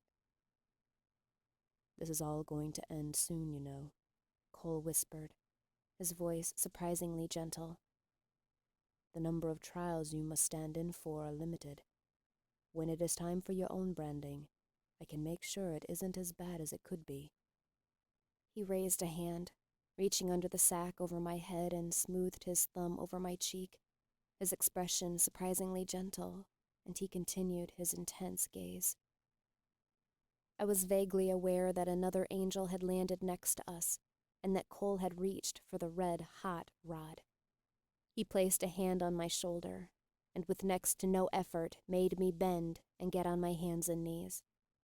My mind seemed to be on a standstill as the hair fell away from my neck. The breath caught in my throat as the scream tried to escape when the iron was pressed into the back of my neck. My vision went black for several seconds, and my head spun violently as the pain ripped through me. My arms and legs refused to work anymore, and I collapsed onto the cold and bloodied stone. The only thought that processed was pain, and that I wanted to die right then and there. A pair of firm but gentle hands raised me to my feet, and my vision slowly returned. It remained unfocused, however, and my head lolled slightly from shoulder to shoulder. "Judgment has been placed," I heard a beautiful voice say, though I could not make my eyes find the source of it. My skin crawled for a moment before I could feel the flesh tearing in my back. The beautiful wings that I loathed erupted forth, but this was nothing compared to the pain that was radiating from the back of my neck. I didn't even hear the laughter from the condemned ones, though I knew it was there. But I did see them spring from their seats and launch themselves towards me. Before they were even halfway there, Cole wrapped his arms around me and tipped us over the side of the walkway. Chapter 29. When I woke, it wasn't just my neck that hurt. My entire body felt as if it had been hit by a semi-truck, pulled through gravel mixed with shards of glass, and then dropped off a 10-story building. My head throbbed so fiercely, it felt as if a few of those shards of glass had to be protruding into my skull. As my brain sorted out all of the pain, my stomach heaved, and I just managed to roll to my side, the contents of my stomach shooting into a bucket that was unexpectedly on the floor. With a sharp intake of breath, I rolled back onto my back. Every movement sent new, raw shots of pain pulsing through my veins. It took me a few moments before I realized I didn't know where I was, and I felt sure I was not in the same place I had been when I'd fallen asleep last. Opening my eyes as little as possible, I looked at my surroundings. There was very little light in the room. There did not appear to be any windows, and the only light that did come into the room streamed in from a door that was open on the far wall. The room seemed to be bare of anything besides the bed I was lying on and a simple wooden kitchen chair. As far as I could tell, the walls were plain white, and I couldn't see the floor. The first time I saw you, I heard Cole's voice at the foot of the bed and watched as he stood. Then he took a seat on the chair. I knew I had to have you. It was so strong, the drive. It nearly drove me mad. I glared at Cole, sitting so relaxed with one ankle crossed over the other knee. I had never truly hated anyone in my life, but hate could not even come close to being the right word for how I felt about Cole. It should have been easy to find you, for us to be together. Had you been the person who was on trial, I should have simply had to go into the depths of hell and look for you. There wouldn't have been anywhere for you to hide. But when I saw you, I knew there was something different. You were so frightened, and yet you seemed to know exactly what to expect. None of the other council members seemed to notice you were not who you were supposed to be. But I knew something was wrong as soon as I looked into your beautiful face. My body started shaking as hate and disgust flooded through me. I wanted to make him stop. I didn't want to hear what he was saying, to know the full truth of how he had come after me from a reality that should not have been real. It was then that I decided I had to have you for myself. It took me a little while, but I figured out a way to follow you back into the world of the living. It was so strange being back. The world has changed a lot since I last walked it. I suppose a lot should change in a few 100 years. My mind was so twisted with fury, I could not even make myself comprehend what his last few sentences meant. Cole sat forward, resting his elbows on his knees. He stared into my face for what could have been a few intense seconds, or several long minutes. I wasn't sure. His eyes were so severe I could not look away. They drew me in, called to me like water would to a man who had been stranded in a desert for days without it. I snapped my eyes closed and turned my head away. Something was wrong with those eyes. They did strange things to my thinking, and I didn't like it. There was a power behind them that was all the more evidence he was not human anymore. "You're dying, Jessica," Cole said, his voice hard and clear. When he didn't say anything else, I looked back at him, trying to be careful to not lock eyes with him again. His eyes were hard, his jaw clenched, his fists knotted into balls that rested on his knees. "I'm sick," I said with disgust in my voice as I struggled to sit up a bit. "That doesn't mean I'm dying." "Actually, it does," Cole said, his voice low. "You remember that lovely little conversation you had with your father yesterday? Everything he said was the truth. You were dying when you were a child. He made a plea to have more time with you, and that plea was heard. You've been living on borrowed time for the last 15 years, but that time is quickly running out. Do you remember what your father said was wrong with you when you were a child?"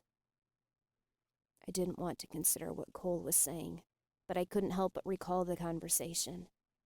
My father had said I'd had a horrible fever, chills, headaches, body aches. I couldn't eat anything without throwing it up. Exactly like I was experiencing now. The same thing is happening again. Like I said, you've been living on borrowed time in exchange for standing trials. Time is up, though. You don't have long left now. You're already becoming more like me with every passing day.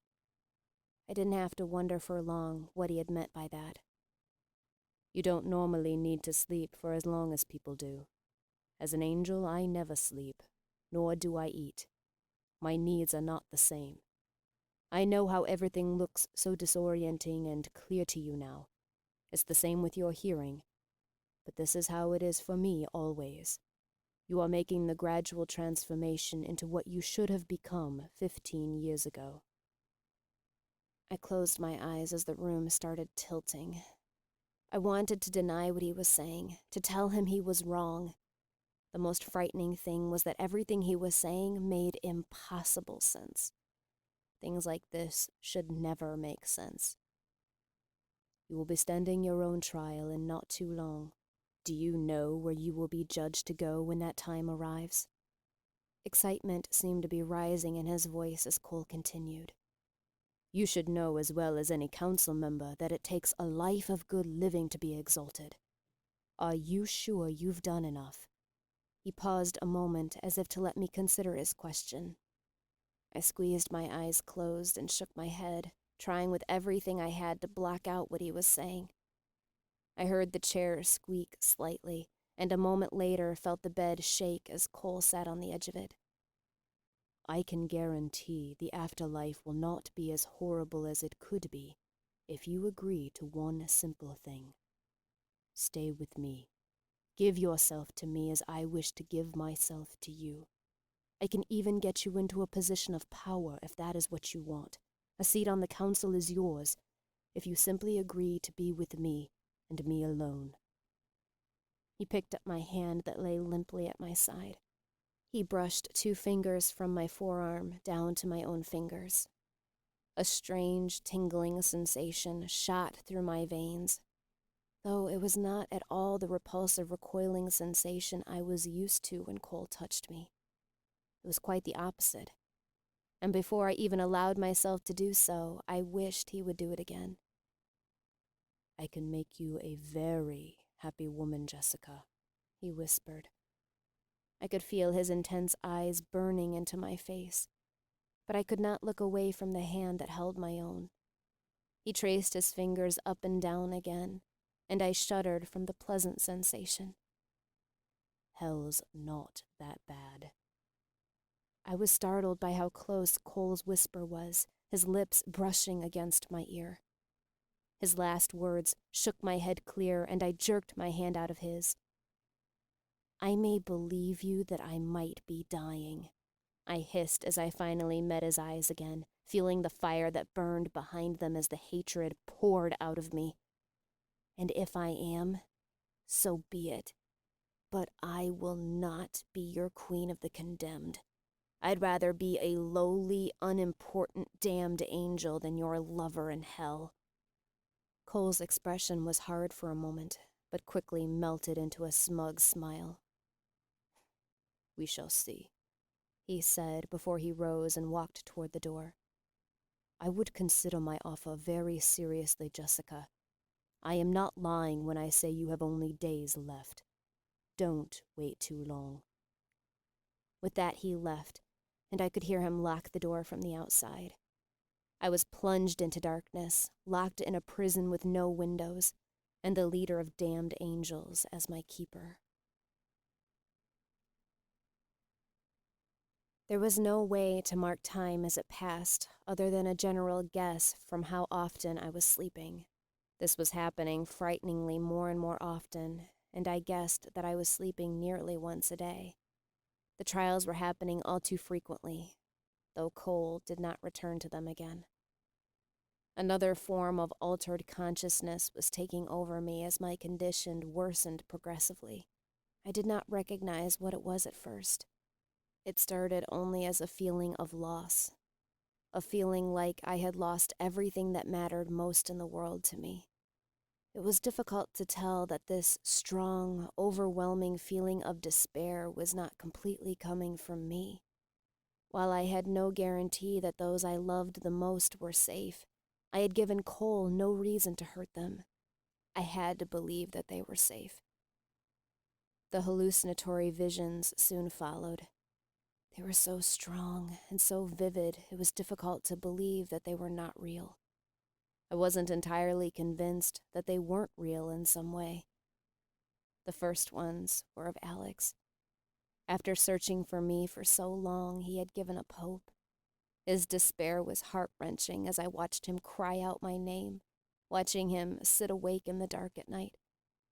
I wanted to call out to him, to assure him that everything would be all right. His grief couldn't last forever, though. The visions that came next were of Alex meeting another woman and quickly falling in love. He gave the ring he had bought for me to her. I saw Sal, alone and scared in the mental institution. The staff was telling her that she had to leave and go home. They also told her that I had gone missing and that they presumed that I was dead.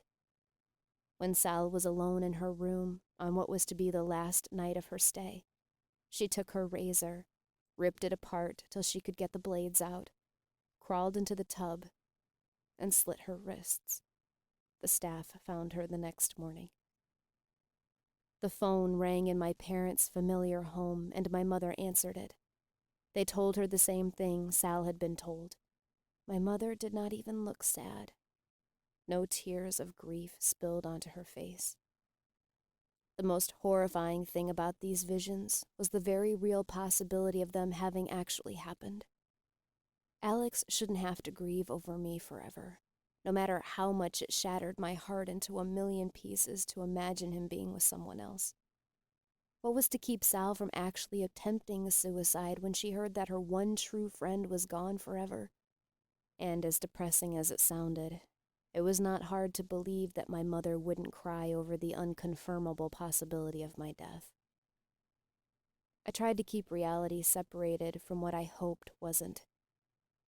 What would Alex think happened to me? Would he have any reason to suspect kidnapping? It would have been difficult for someone to sneak onto the yacht and take me without me making any kind of sound. Would Alex think I had left him in the middle of the night?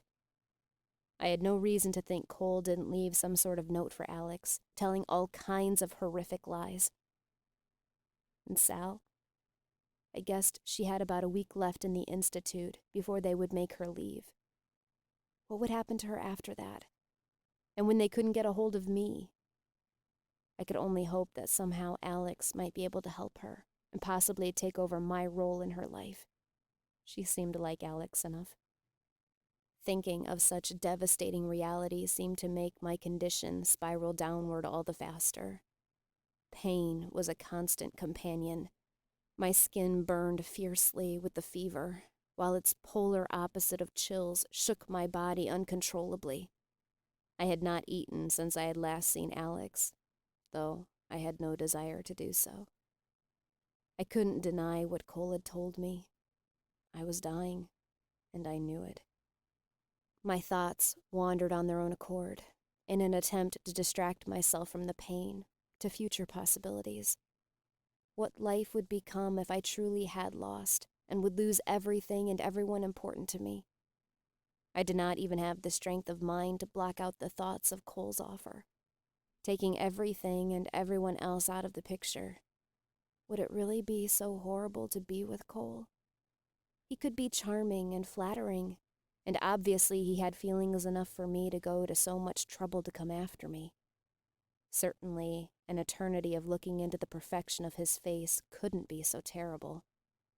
I considered something else he had said as well. He was right. It took a lifetime of good living to be exalted. People in general were good, but it was so easy to do something to condemn yourself. Had I done enough to gain blue eyes? What true good had I done with my life? I had abandoned my family years ago and lost most care for them. I had shut everyone out of my life. I had been selfish enough to drag Alex into this mess. I may not have been a criminal, but what had I done with my life to better those around me? If I was to receive my own branding, certainly it would be better to be with Cole than to be one among the thousands, tens of thousands. Cole had said that hell wasn't that bad. Thoughts of Cole filled my head more and more frequently. I found myself pondering over his perfect features over and over. The strong set of his jaw, the straight line of his nose, those intense eyes. Any athlete would have traded his soul for Cole's body and build. The memory of Cole's touch haunted me in a nearly painful way. I wanted him to touch me like that again. I wanted to feel his skin against mine again, just for the thrill it gave me.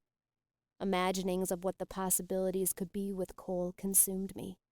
I thought of lying under a blanket of stars, wrapped in those impossibly strong arms and knowing they would never, ever have to let me go. I pictured how his hands would trace up and down my arms, wrap around my waist, how his lips would feel against my own. The sound of his voice flooded my ears, telling me over and over how he loved me as no other man could love a woman. He told me of how he would do and had done everything he had to in order to be with me. He whispered how beautiful I was, and that he never wanted to be with another woman in the rest of his existence. As time continued to pass, I did not know what was real anymore, and what was not. My state of consciousness was so loose I could not tell if Cole was really there, beside me on the bed, whispering those words to me, touching me in the ways I longed for, or if it was only a figment of my imagination. It didn't seem to matter anymore. The feelings of unreality were better than the pain that ripped through me. Chapter 30. After what had to have been at least a week, pain sank into every corner of my body, and it was all I could do not to scream out. No pleasant visions filled my head, and all I could think of was the fact that I just wanted it to be over. I was tired of the slow descent toward death. My brain did not even register the sound of the door being unlocked, or the way light spilled into the room. I barely even noticed when the bed shook just slightly. An all too audible sigh slipped out of me, though, when the hands I had wished for softly traced down from my temple to my jaw. "It will all be over soon," the beautiful voice said. My eyes searched crazily for the face I longed to see. Everything around me seemed so blurry, but when I finally found his face, it cleared. I could see every devastatingly beautiful feature of him. His face seemed sad, all too serious. A face like that should never look sad. I wanted to reach out and touch it, to tell him that everything was okay. But something inside of me knew it wasn't. I also couldn't muster the strength to lift even my fingers. "The time is fast approaching. You must make the decision," he whispered. "Are you willing to risk that we might not be able to be together? That you might be taken away from me?" My brow furrowed as he said this. I didn't like talk like that. Of course we should be together. I should listen to everything he said. He loved me. Everything he had done thus far was evidence of that. I gave a slight shake of the head, all I could manage through the pain. With this, Cole's eyes brightened a bit, his jaw unclenched just slightly. "There's something you must do before it happens, before you go. We must guarantee we will be able to be together. We must not take that risk, right?" My head felt muddled and clouded as I shook my head again. "You have to make sure where you will be placed," he said, his voice low and serious sounding. I felt something cold being placed in my hand, like metal of some kind. "The pain doesn't have to keep going on. You can make it stop, and make certain that we will be together at the same time." I lifted my head slightly to see the object that rested in my hand. It was small, hard, and a shiny silver color. The barrel curved beautifully and perfectly, and the trigger begged for me to pull it, to end it all. My eyes never left the gun, even as Cole rose again and left. Even when I was plunged back into darkness, I continued to stare through the dark at where I knew it was in my hand. He was right. I didn't have to keep suffering through the pain like this.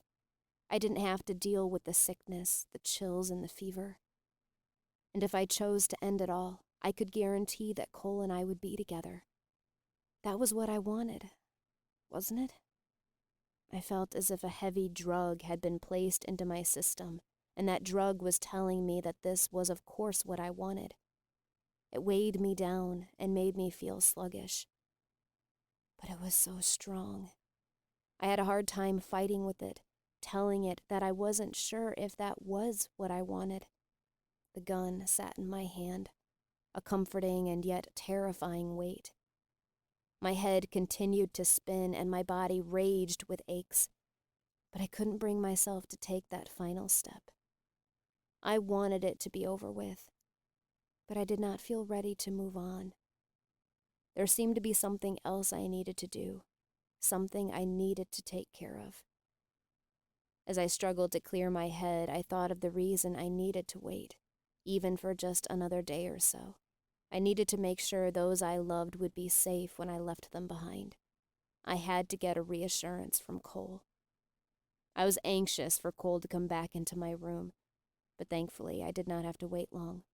I have decided, I croaked, my voice sounding almost inhuman.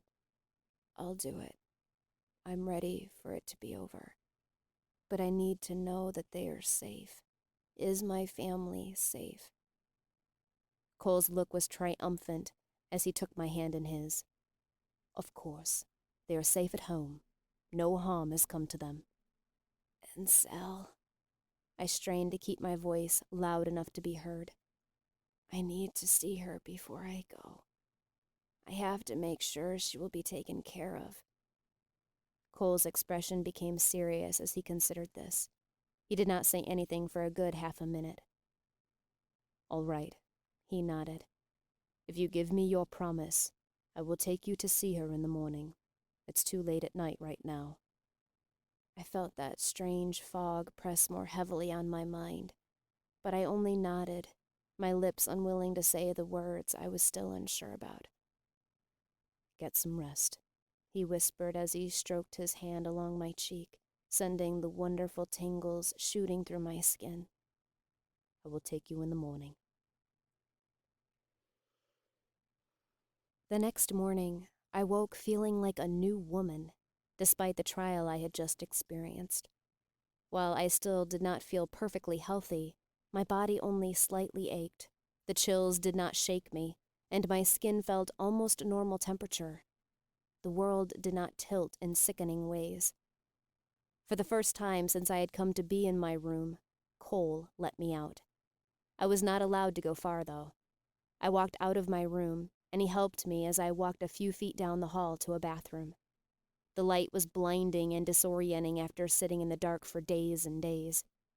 After Cole left me in the bathroom, I looked around to see if he had set out soap and the necessities to wash my hair. There was also a stack of familiar-looking clothes sitting on the counter. I began to wonder how he had gotten them, but realized it would have been only all too easy for him to obtain them. No one would have seen him enter the house to retrieve them, even if they were looking straight at him. The water felt like new life washing over me as I stood in the shower. My body suddenly felt disgusting and wasted. I had trouble even recalling when the last time I had showered was. At the same time, I realized I had not even needed the use of a bathroom since I had woken up here. While I was reluctant to turn the water off, I was even more anxious to see Sal, as Cole had promised. I finished getting ready as quickly as possible. When I emerged from the steamy bathroom, Cole was sitting at the bottom of a flight of steps that led to an unseen place. His expression was calm, and I had no way to guess what thoughts were behind those captivating eyes. How do you feel? He asked as he rose and stood before me. He placed his hands on the sides of my arms, rubbing up and down them slightly. Wonderful, I said. You should get some rest for a while, he said, his eyes suddenly burning into mine with intensity. With those words, the world went dark. I woke from wonderful visions of Cole and I on a sandy beach to the pleasant softness of his voice in my ear, calling me to wake. His eyes were intense as always, yet soft in a way that threatened to melt me into butter at any moment. We are here, he said softly as he pushed a bit of hair out of my face. I sat straight up, realizing we were in Cole's car, sitting in the parking lot of the Institute. I will give you as much time as you need, he said, his voice low and intimate as he continued to look into my face. Call me at this number when you are finished. He handed me a slip of paper. I didn't even look at it as I slipped it into my pocket. Cole reached across me and pushed my door open. Without a second thought, I stepped out into the gray, overcast day. I was glad to see that the halls and front desk were deserted as I walked straight toward Sal's room. After giving 3 sharp taps on the door, I let myself in. I did not see Sal right away when I entered the room, and was almost panicked that she might not even be in here when I remembered Sal's old tendencies. After a moment's search, I found her curled up in a ball in a blanket, pulled over her head at the foot of the bed on the floor. She startled awake as I uncovered her. "Jessica?" she whispered sleepily. "Yeah, it's me," I whispered as I sat on the floor next to her, leaning my tender frame against the wall. Sal struggled to disentangle herself from the blanket as she sat up. She rested her back against the bed, staring at me long and hard. "You look terrible," she said quite clearly after a moment. "Like my cousin who used to do drugs, kind of." She sounded like her normal self an instant later. I couldn't help but chuckle a little. Inside, my thoughts tried to clear, and a faint voice tried to tell me how I felt a bit like I was on drugs. "Is everything okay, Jessica?" Sal asked, her expression full of concern. I didn't answer her immediately, as that small voice in the back of my head tried to tell me something else. It was too faint to hear. "It will be soon," I replied. She seemed confused at my reply, but I continued before she could ask any questions. "I need you to request that your caretaker be switched to Alex," I said suddenly, unsure of the best way to word everything I needed to say. "He can help you with everything you need, like I have." "Why?" Sal asked, her voice sounding slightly hurt. "Because," I said with a sigh, "I have to go away. I have to leave." This seemed the easiest way to put things. "Besides, you will be going home soon." "No!" Sal said too loudly as she shook her head violently. "I can't! He's there! He knows where to find me!" "Cole is leaving too," I said softly, not quite meeting Sal's eyes. "He will be gone soon, so you can go home." I could feel her eyes boring into my face, but I could not bring myself to look at her. "He's a bad man, Jessica. You can't go with him. You can't trust him." I still couldn't look at her. "We have to leave. We can't stay." She looked at me for a long time without saying anything. She was abnormally still as she considered what I had said. "I don't understand." I didn't say anything for a while. Feeling stiff and sore, I slid across the floor to sit beside her. I put one arm around her shoulders and gave her a squeeze. "I am so happy to have met you, Sal," I said, my voice low as I tried to keep tears out of it. "You've been one of the best friends I've ever had. I'm going to miss you so much, but I know Alex will take good care of you." Sal continued her quizzical stare. "I don't understand," she repeated. "Don't leave. I don't want you to go." A tear spilled down my cheek as I squeezed my eyes closed. "I have to. I don't have any choice. My time here is up." "I don't understand," Sal whispered again. Her bottom lip trembled slightly as tears of her own spilled onto her cheeks. I met Sal's eyes and the tears poured down my face freely. "I have to go now," I whispered. "You know I love you, Sal." She shook her head, but with a tearful voice said, "And I love you too." Knowing that if I were to stay any longer, I would be in danger of having a total meltdown. I placed a kiss on Sal's forehead and climbed numbly to my feet. I hesitated in the doorway. Sal's expression was so confused. Seeing the tears running down her face sent a fresh wave of my own down my cheeks. "Goodbye," I said quietly. I closed the door behind me, and again, glad there was no one around, I tried to wipe the moisture from my face. Without even looking in a mirror, I knew I wasn't a pretty sight. Crying did horrible things to my face.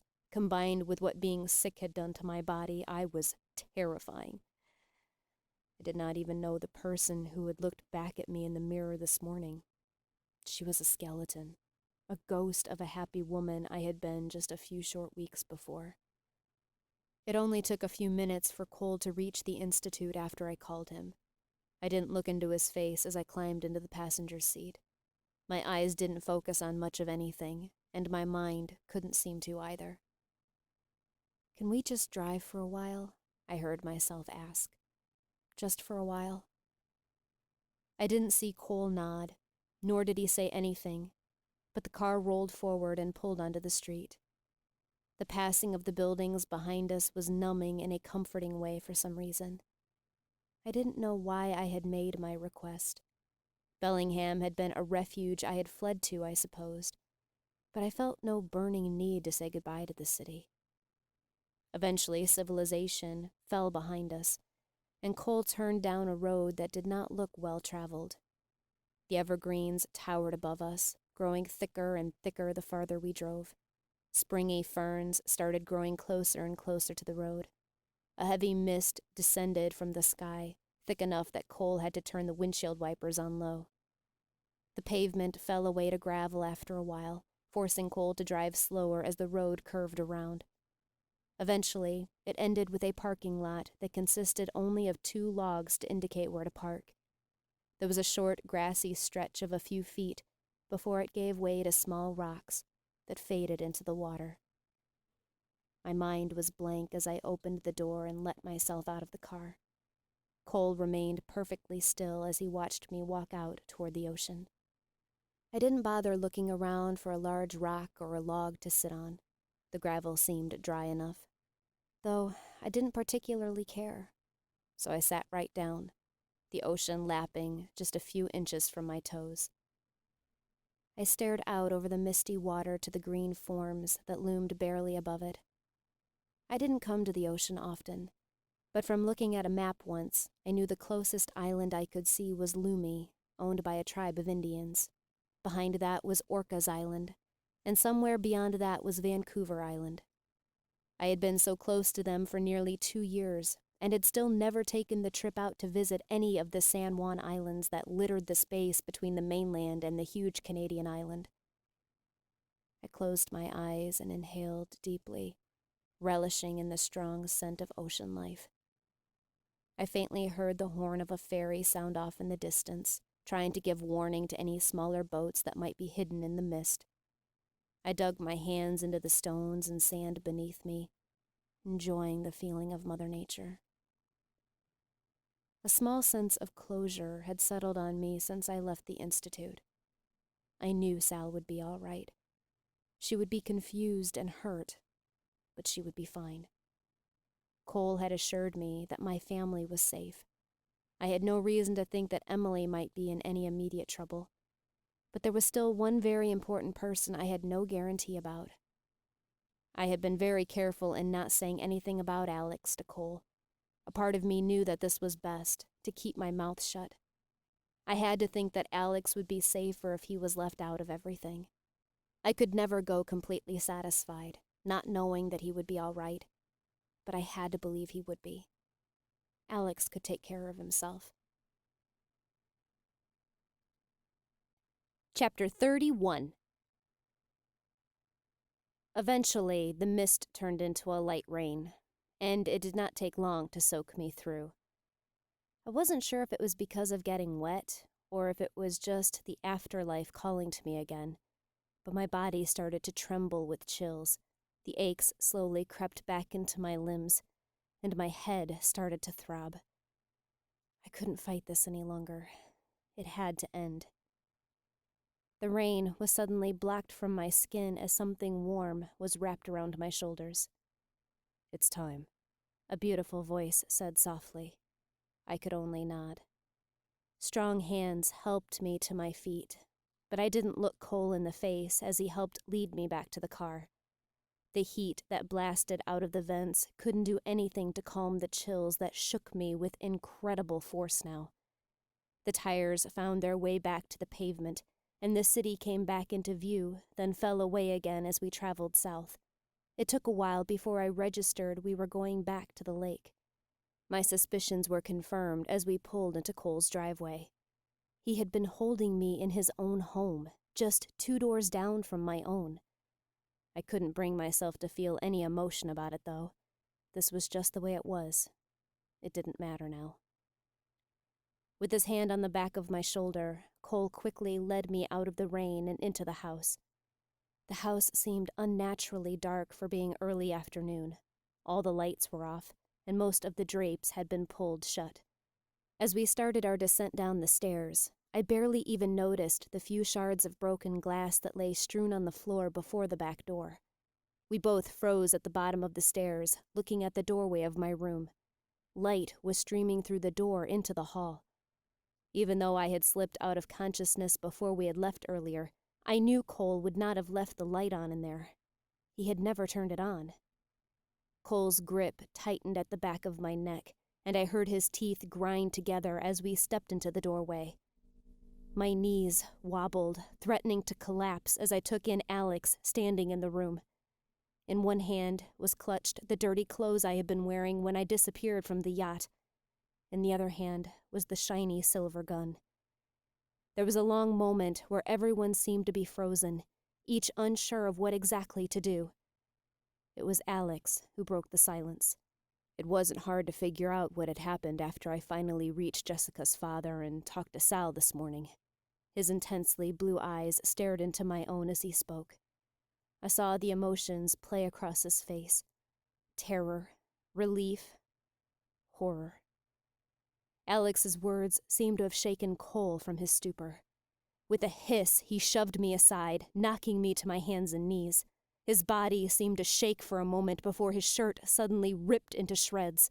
A pair of beautifully dangerous wings burst from his skin. Seeing Cole standing there in the real world in his true form was the most terrifying experience of my life. The thousands of times he had grinned in glee as he pressed the brand into my skin flashed through my head. The sound of the demented laughter that I had heard from him and those who were in his charge filled my thoughts. And Alex was in the same room with him, standing directly in his path. These thoughts all crossed through my head in only a moment. That was all it took for the wings to coil and launch Cole at Alex. I didn't even hear my own scream as Alex and Cole collided into the far wall, just to the side of the bed. The sheetrock buckled beneath the force, dust exploding from the wall as they slid to the floor. Cole was on his feet again in a movement that was too fast to see. He grabbed the front of Alex's shirt and launched him across the room. Alex's body hit the space where the ceiling and wall met, the wall again crumbling before he dropped to the floor.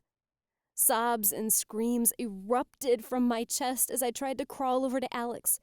He was struggling to sit upright, shaking his head as he briefly met my eyes, trying desperately to warn me to stay away. As Cole slowly made his way across the room, I realized with horror there was a spot in Alex's left arm that was bulging in the wrong direction. Blood covered his face as it poured from his nose. "You couldn't just leave her alone, could you?" Cole hissed as he reached for Alex again. He picked Alex up like a rag doll and slammed his body into the wall twice before he threw him across the room again. Alex didn't move for a second. That felt like a century. Then he rolled onto his side and he struggled to prop himself up on his good arm. He winced at the motion, and even though he said nothing, I could see the pain that was in his eyes.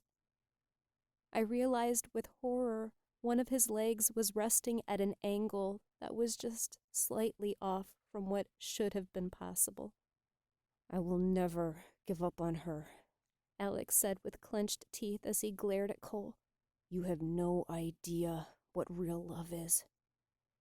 Cole crossed the room in 3 steps, this time grabbing Alex by the throat, pinning him against the wall. "It's too late for her," Cole whispered, his nose only inches from Alex. "You can't save her. I can give her something you never could." Alex's hands, which had been clawing uselessly at Cole's, stilled for a moment. "That's where you're wrong," he choked, his eyes burning with intensity as he met Cole's livid stare. "I made a deal." I barely heard the words as Alex hissed them. Cole's expression suddenly went blank. Slowly, a look of realization, anger, fear, and defeat all mixed on his face. "No," he quietly hissed. "It's true," Alex whispered. "And you know there is nothing you can do about it." Cole's face distorted with an emotion beyond anger. "No!" he screamed into Alex's face. He slammed Alex's head against the wall, leaving a dent behind it.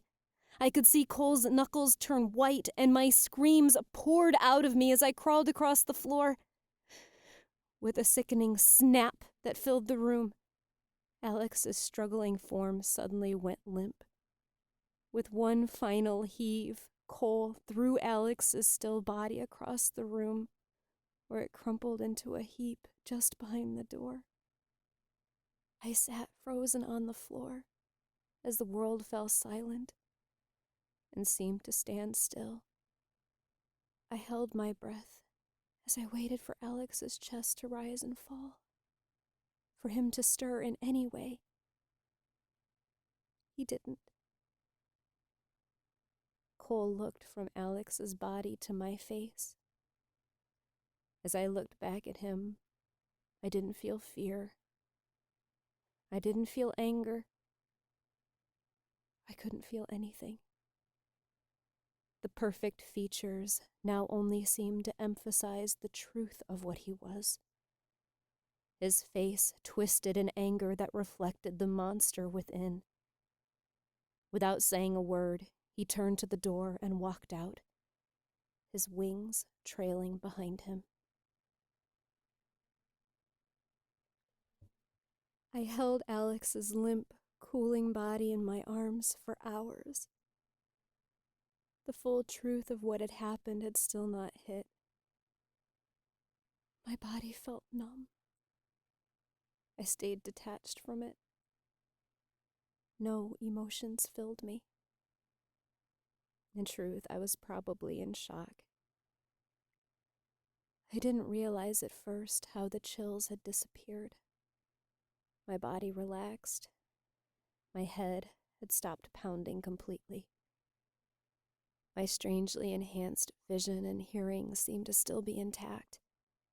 And with how my head had stopped spinning, the effect was amazing. It was hours before I realized that I felt perfectly normal again. Better than normal. At least, that was how my body felt. Inside, I was beyond broken.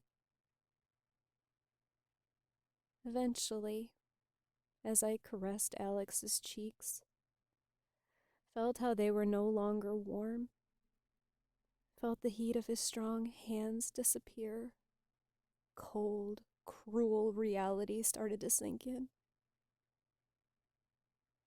Alex was dead. Cole had killed him. The tears began first, building in intensity as they rolled down my face and spilled on the top of Alex's head as I cradled it against my chest. Small sobs bubbled from my lips and grew into cries of agony and torment.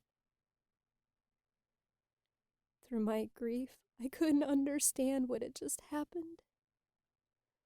What had Alex's final few words meant?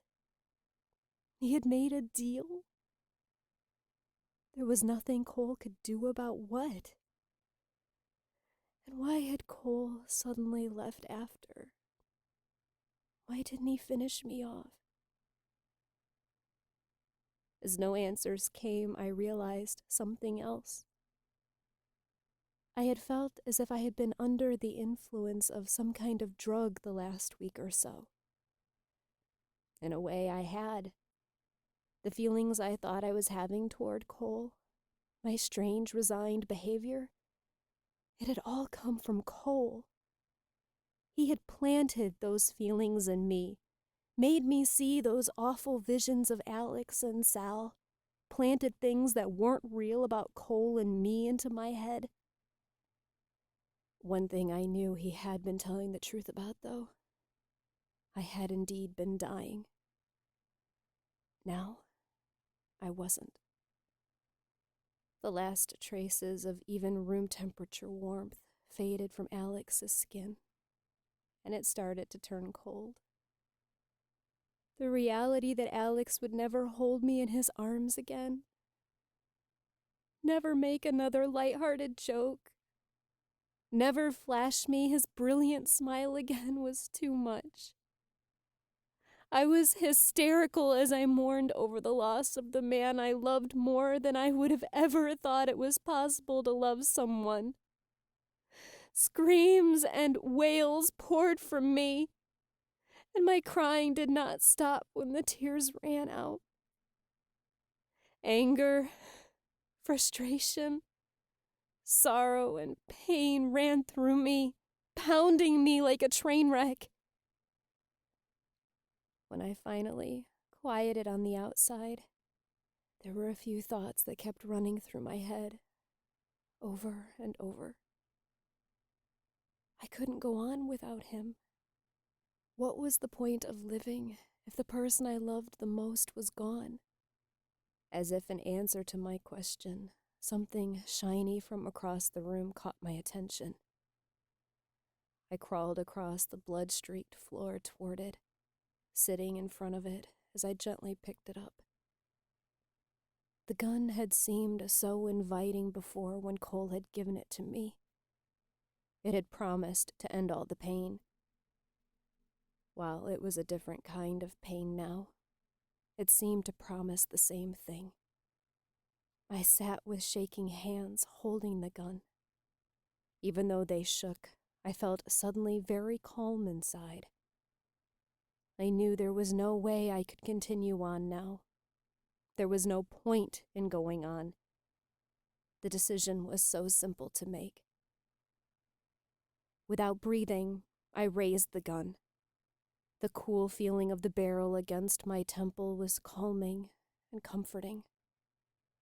It would all be over soon. I wouldn't have to think about anything but my own branding in just a moment. I had endured plenty of those. This would be easy.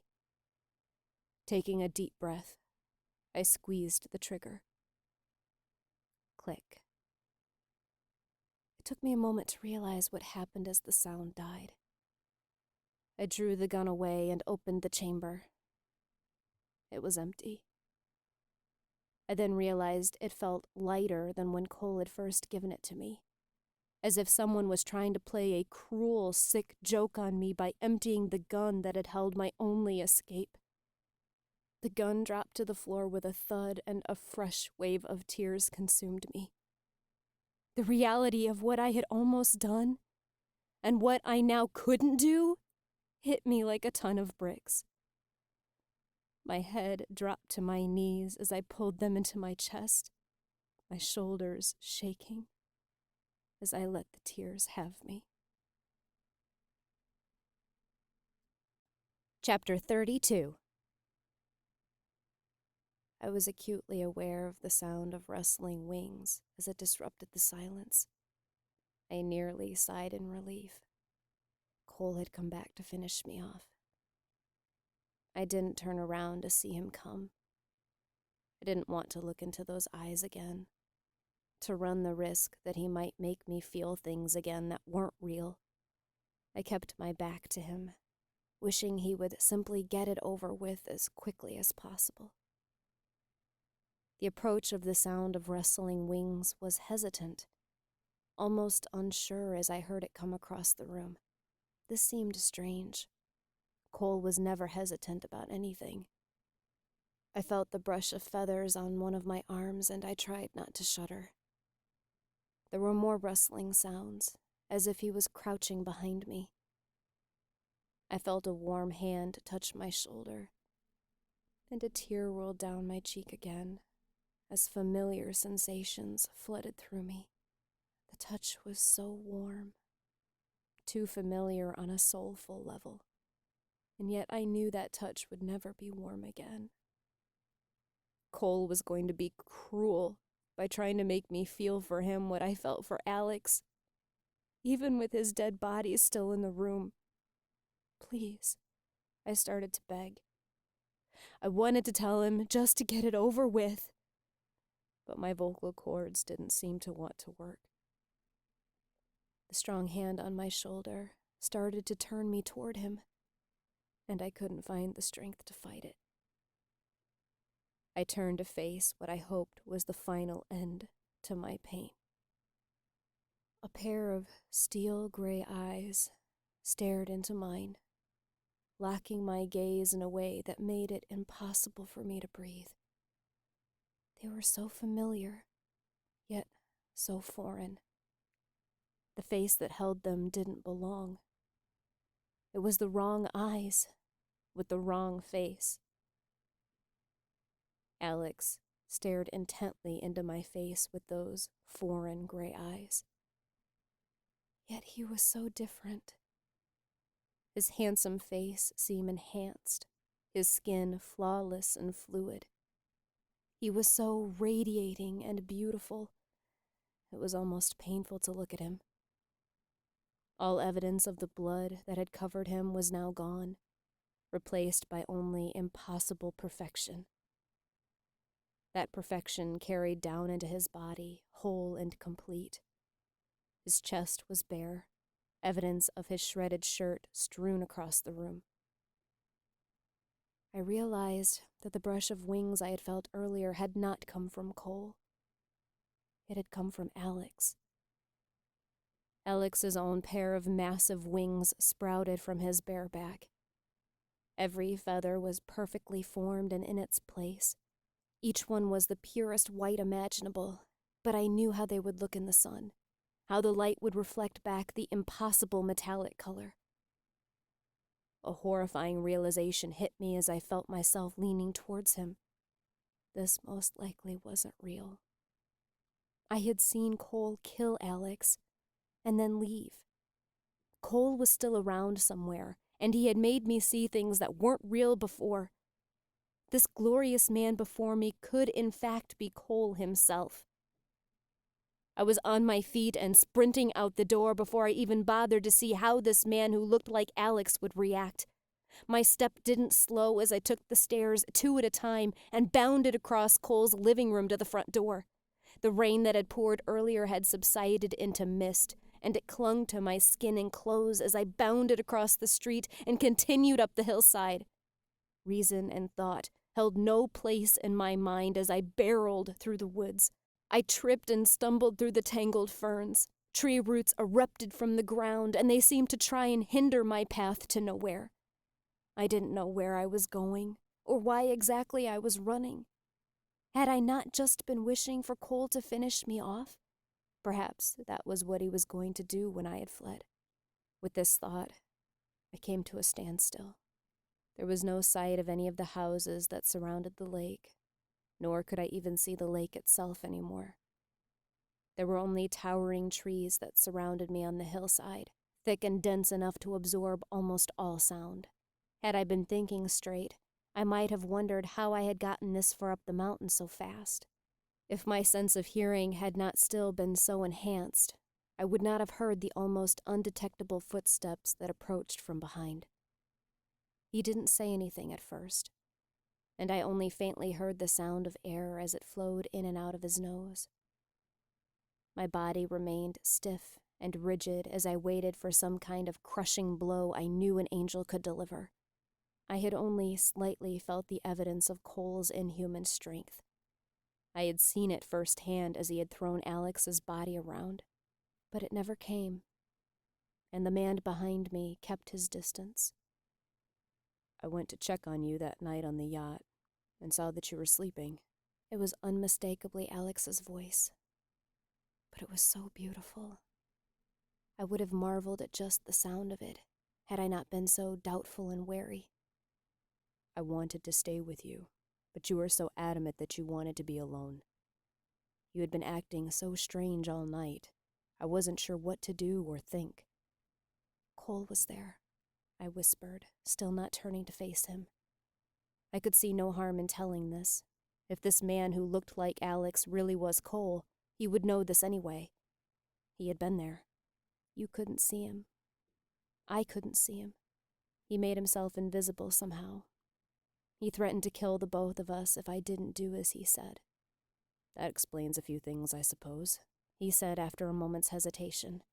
I went to check on you again in the morning and you were gone. My first instinct was panic, But I tried to reason with myself that there was a chance you may have just gone for a walk or something, so I waited anxiously. When you didn't return, I started looking for you. I must have searched the whole city for you. Seattle's a big city. I called back to the house, but you didn't answer. I didn't know where else to look. I didn't know what to think. I hadn't heard anything in the night, but I thought maybe you had been kidnapped. Perhaps I had done something to upset you and you decided to leave. There were all these possibilities, but I didn't know what to think or do. And then I thought maybe your dad would know something, since you had talked to him that day. It wasn't too hard to track him down. Yukon, Idaho isn't a very big town, and he was the only Bailey listed. I called him and explained that you were missing. I asked him if he knew anything, if something had maybe happened while you two were talking. As the sun disappeared through the trees, a strange gray hue settled itself into the mist, giving everything an unearthly light glow. It only enhanced the bizarreness of everything that happened in the last 24 hours. He told me everything about the conversation the two of you had, he continued. He told me about why you started having the nightmares, how you had been so sick. I put the two together pretty quickly, that you were experiencing the same things now. He then told me that he had promised you he would return home because you were afraid of a dangerous angel from your nightmares, that this angel lived just 2 doors down from you. As Alex continued to reveal what seemed to be the truth, I started to realize that if this really were Cole in disguise, this explanation would not be going the same. It wasn't hard to guess who that meant. The hatred in Alex's voice surprised me. I had never heard him sound hateful in any way. Your dad flew back to Seattle that night, and I picked him up from the airport. The first place we checked out was of course Cole's, but he never would answer the door. Most of the drapes had been pulled, all the lights were out, and we couldn't see anything. All the doors had been locked. It looked as if he had abandoned the place. We went to the police and filed a missing persons report, but they weren't exactly helpful. Your dad wanted to try and get a warrant to go into Cole's house, but what evidence did we have? And even if there were any, why would they believe us? I agreed internally. I was glad they hadn't gotten too far with the police. It would have sounded crazy. With this thought, I admitted to myself that I was determining that the man behind me was not, in fact, Cole. My pulse quickened, and I felt the spark of life ignite within me slightly again. We tried to think of everywhere you might have gone to hide. Perhaps you had just gotten scared and ran to escape Cole. We didn't come up with much, though. We didn't even know where to start. I heard Alex take a step closer, and my heart gave a strange flutter. I didn't retreat, didn't try to keep that gap between us. And then I had an idea to go visit Sal. I didn't know if I expected to turn anything up from it, but it had been a long time since I had seen her. I figured it couldn't hurt to talk to her. Imagine my surprise when Sal told me you had just been in to see her not an hour before. Alex continued, his voice stiff. She told me how terrible you looked. She kept telling me you had turned into a skeleton, but that you said everything was going to be fine soon. She said you told her that you and Cole had to leave, that you couldn't stay. She said that you told her goodbye, and Sal said she was afraid she wouldn't ever see you again. I could hear Alex's frame stiffen, and his voice sounded strained when he spoke. I knew 3 things then. You were dying. Somehow you knew it was going to end soon. And Cole was involved with how it would end. Alex grew quiet, and I somehow sensed he didn't want to tell me the next part. "What happened, Alex?" I whispered. As the words slipped out of my mouth, I turned around to face him. He stood 20 feet away, his chest still bare, but the glorious wings now gone. His steel-gray eyes seemed to nearly glow as he gazed through the thick mist at me. I couldn't deny it anymore, couldn't fight it. This wasn't Cole playing a cruel joke on me. This was my Alex, and he had done something in exchange for my life to become this way.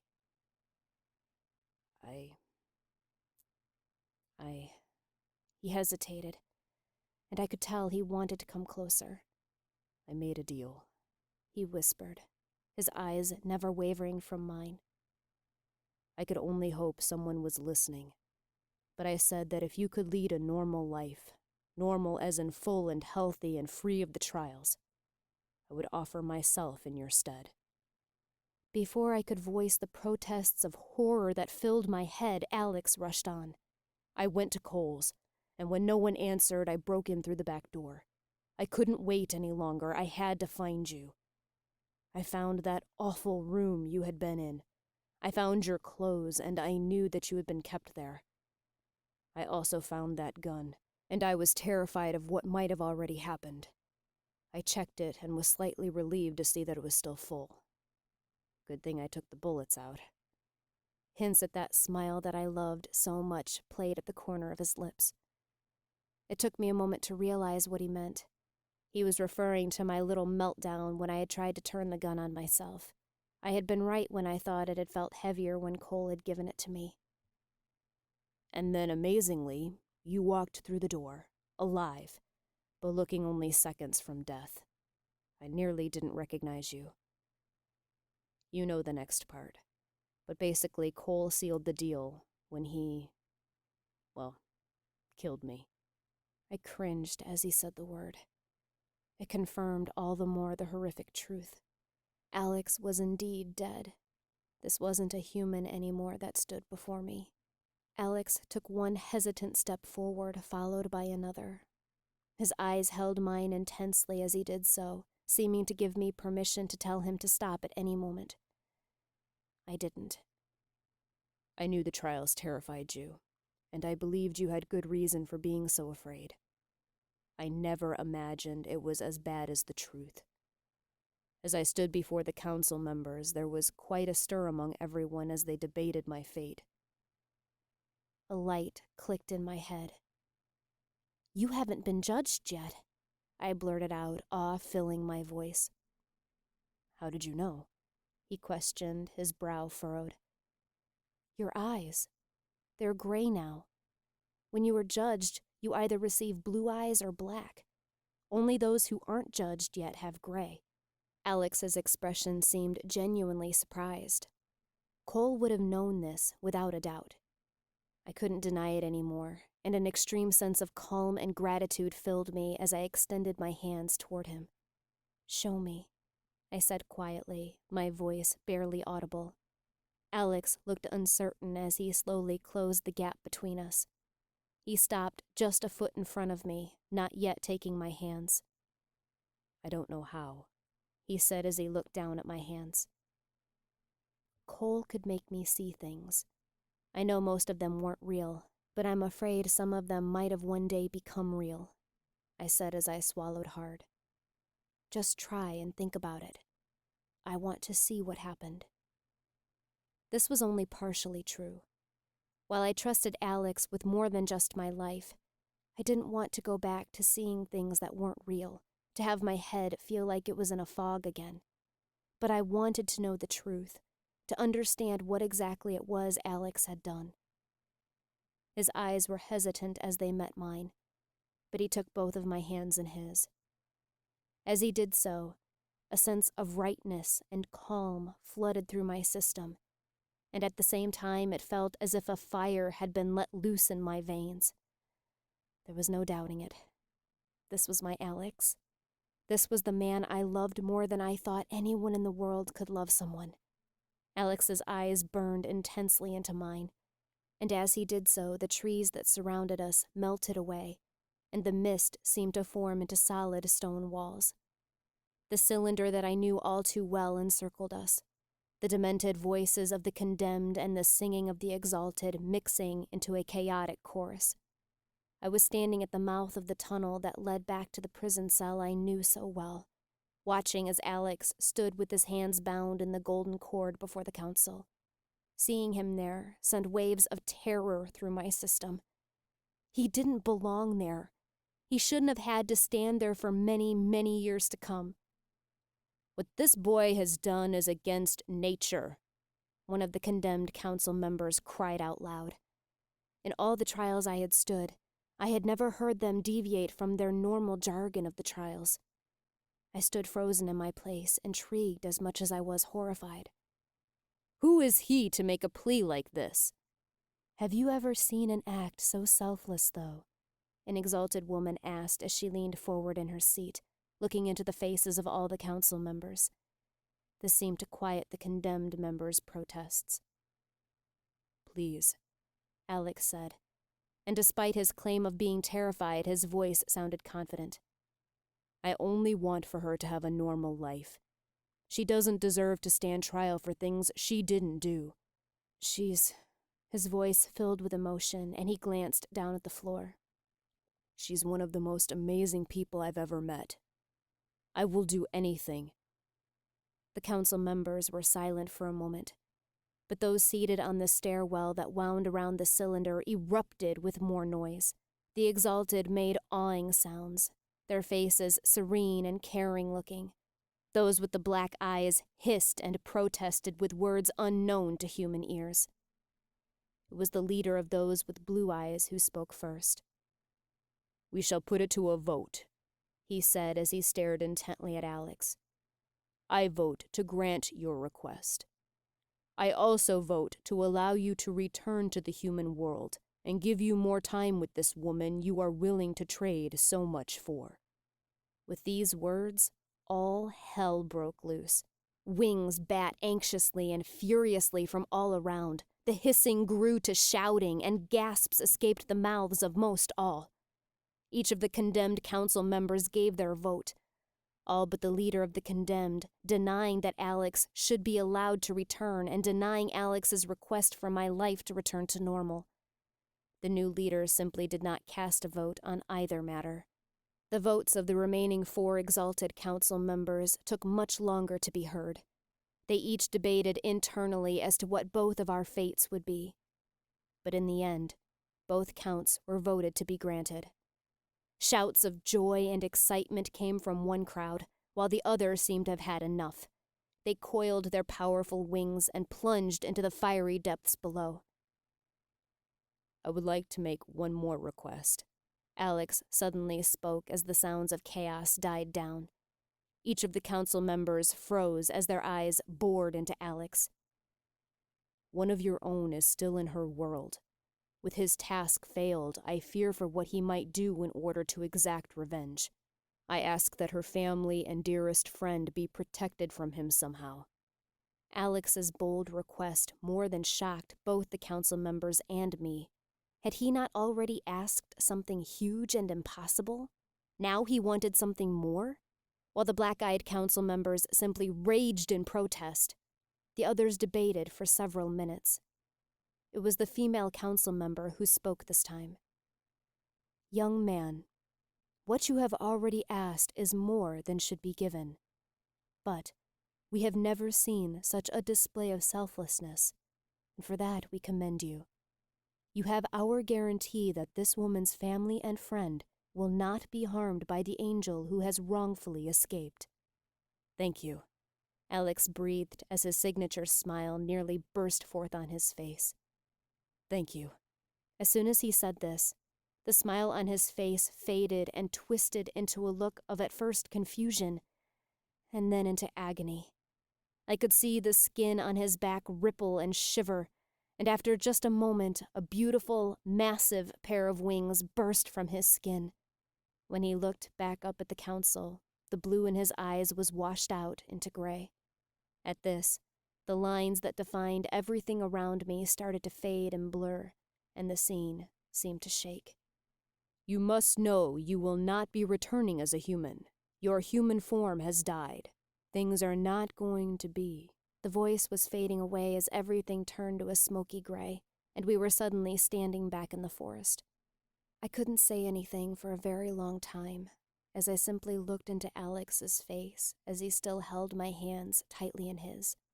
I didn't notice, nor did I care that tears were slowly rolling down my cheeks. There seemed to be no words grand or sincere enough to express the feelings that were surging inside of me. Knowing I was never going to be able to express in words what I was feeling, I closed that small gap between us, pressing my lips to Alex's and wrapping my arms around his waist. As my hands drifted over his back, I felt 2 thick raised scars on the inside of his shoulder blades, evidence of the wings that could appear there. I felt in no hurry as my lips moved greedily with his, and I breathed in the familiar scent that was Alex. It was impossible to comprehend the love that I felt in that moment, the love that I knew would last me through the rest of my days. Alex had sacrificed the greatest thing he could for me, and I knew I would have done the same thing in a heartbeat if there had been a chance. When I did finally pull away, my face was still streaked with tears. I looked intently into Alex's eyes, my forehead resting on his. "I don't deserve you," I breathed. Before he could protest, I continued. "I don't deserve you, but I'm going to try and be worthy of you. It's going to take a lot of work, but I am going to do everything I have to do to be worthy of you." That half smile cracked on Alex's lips before he pressed a short kiss to my lips. "Just be you," he whispered as he looked back into my eyes. "That's all it takes. I am yours for forever, and even longer." "I love you, Alex," I said as I tightened my arms around him. It should have been impossible, literally holding an angel in my arms. Even more impossible knowing this angel loved me enough to become one in exchange for my survival and freedom. "And I love you, Jessica," he breathed. He pressed his lips very gently to mine before he stepped away. Keeping one of my hands in his, he led the way back down the hill to our house. I knew things weren't perfect. Cole was still out there somewhere, and even though I knew he couldn't touch those I loved, I still knew what he was capable of doing. And even though I had Alex back, he wasn't human anymore. There would be complications and challenges. But despite everything that wasn't right in my world, for the first time, I slept without enduring a trial and branding for things I did not do, in the arms of an angel. This has been branded Fall of Angels, written by Keary Taylor, narrated by Anne-Marie Susan Sylvie.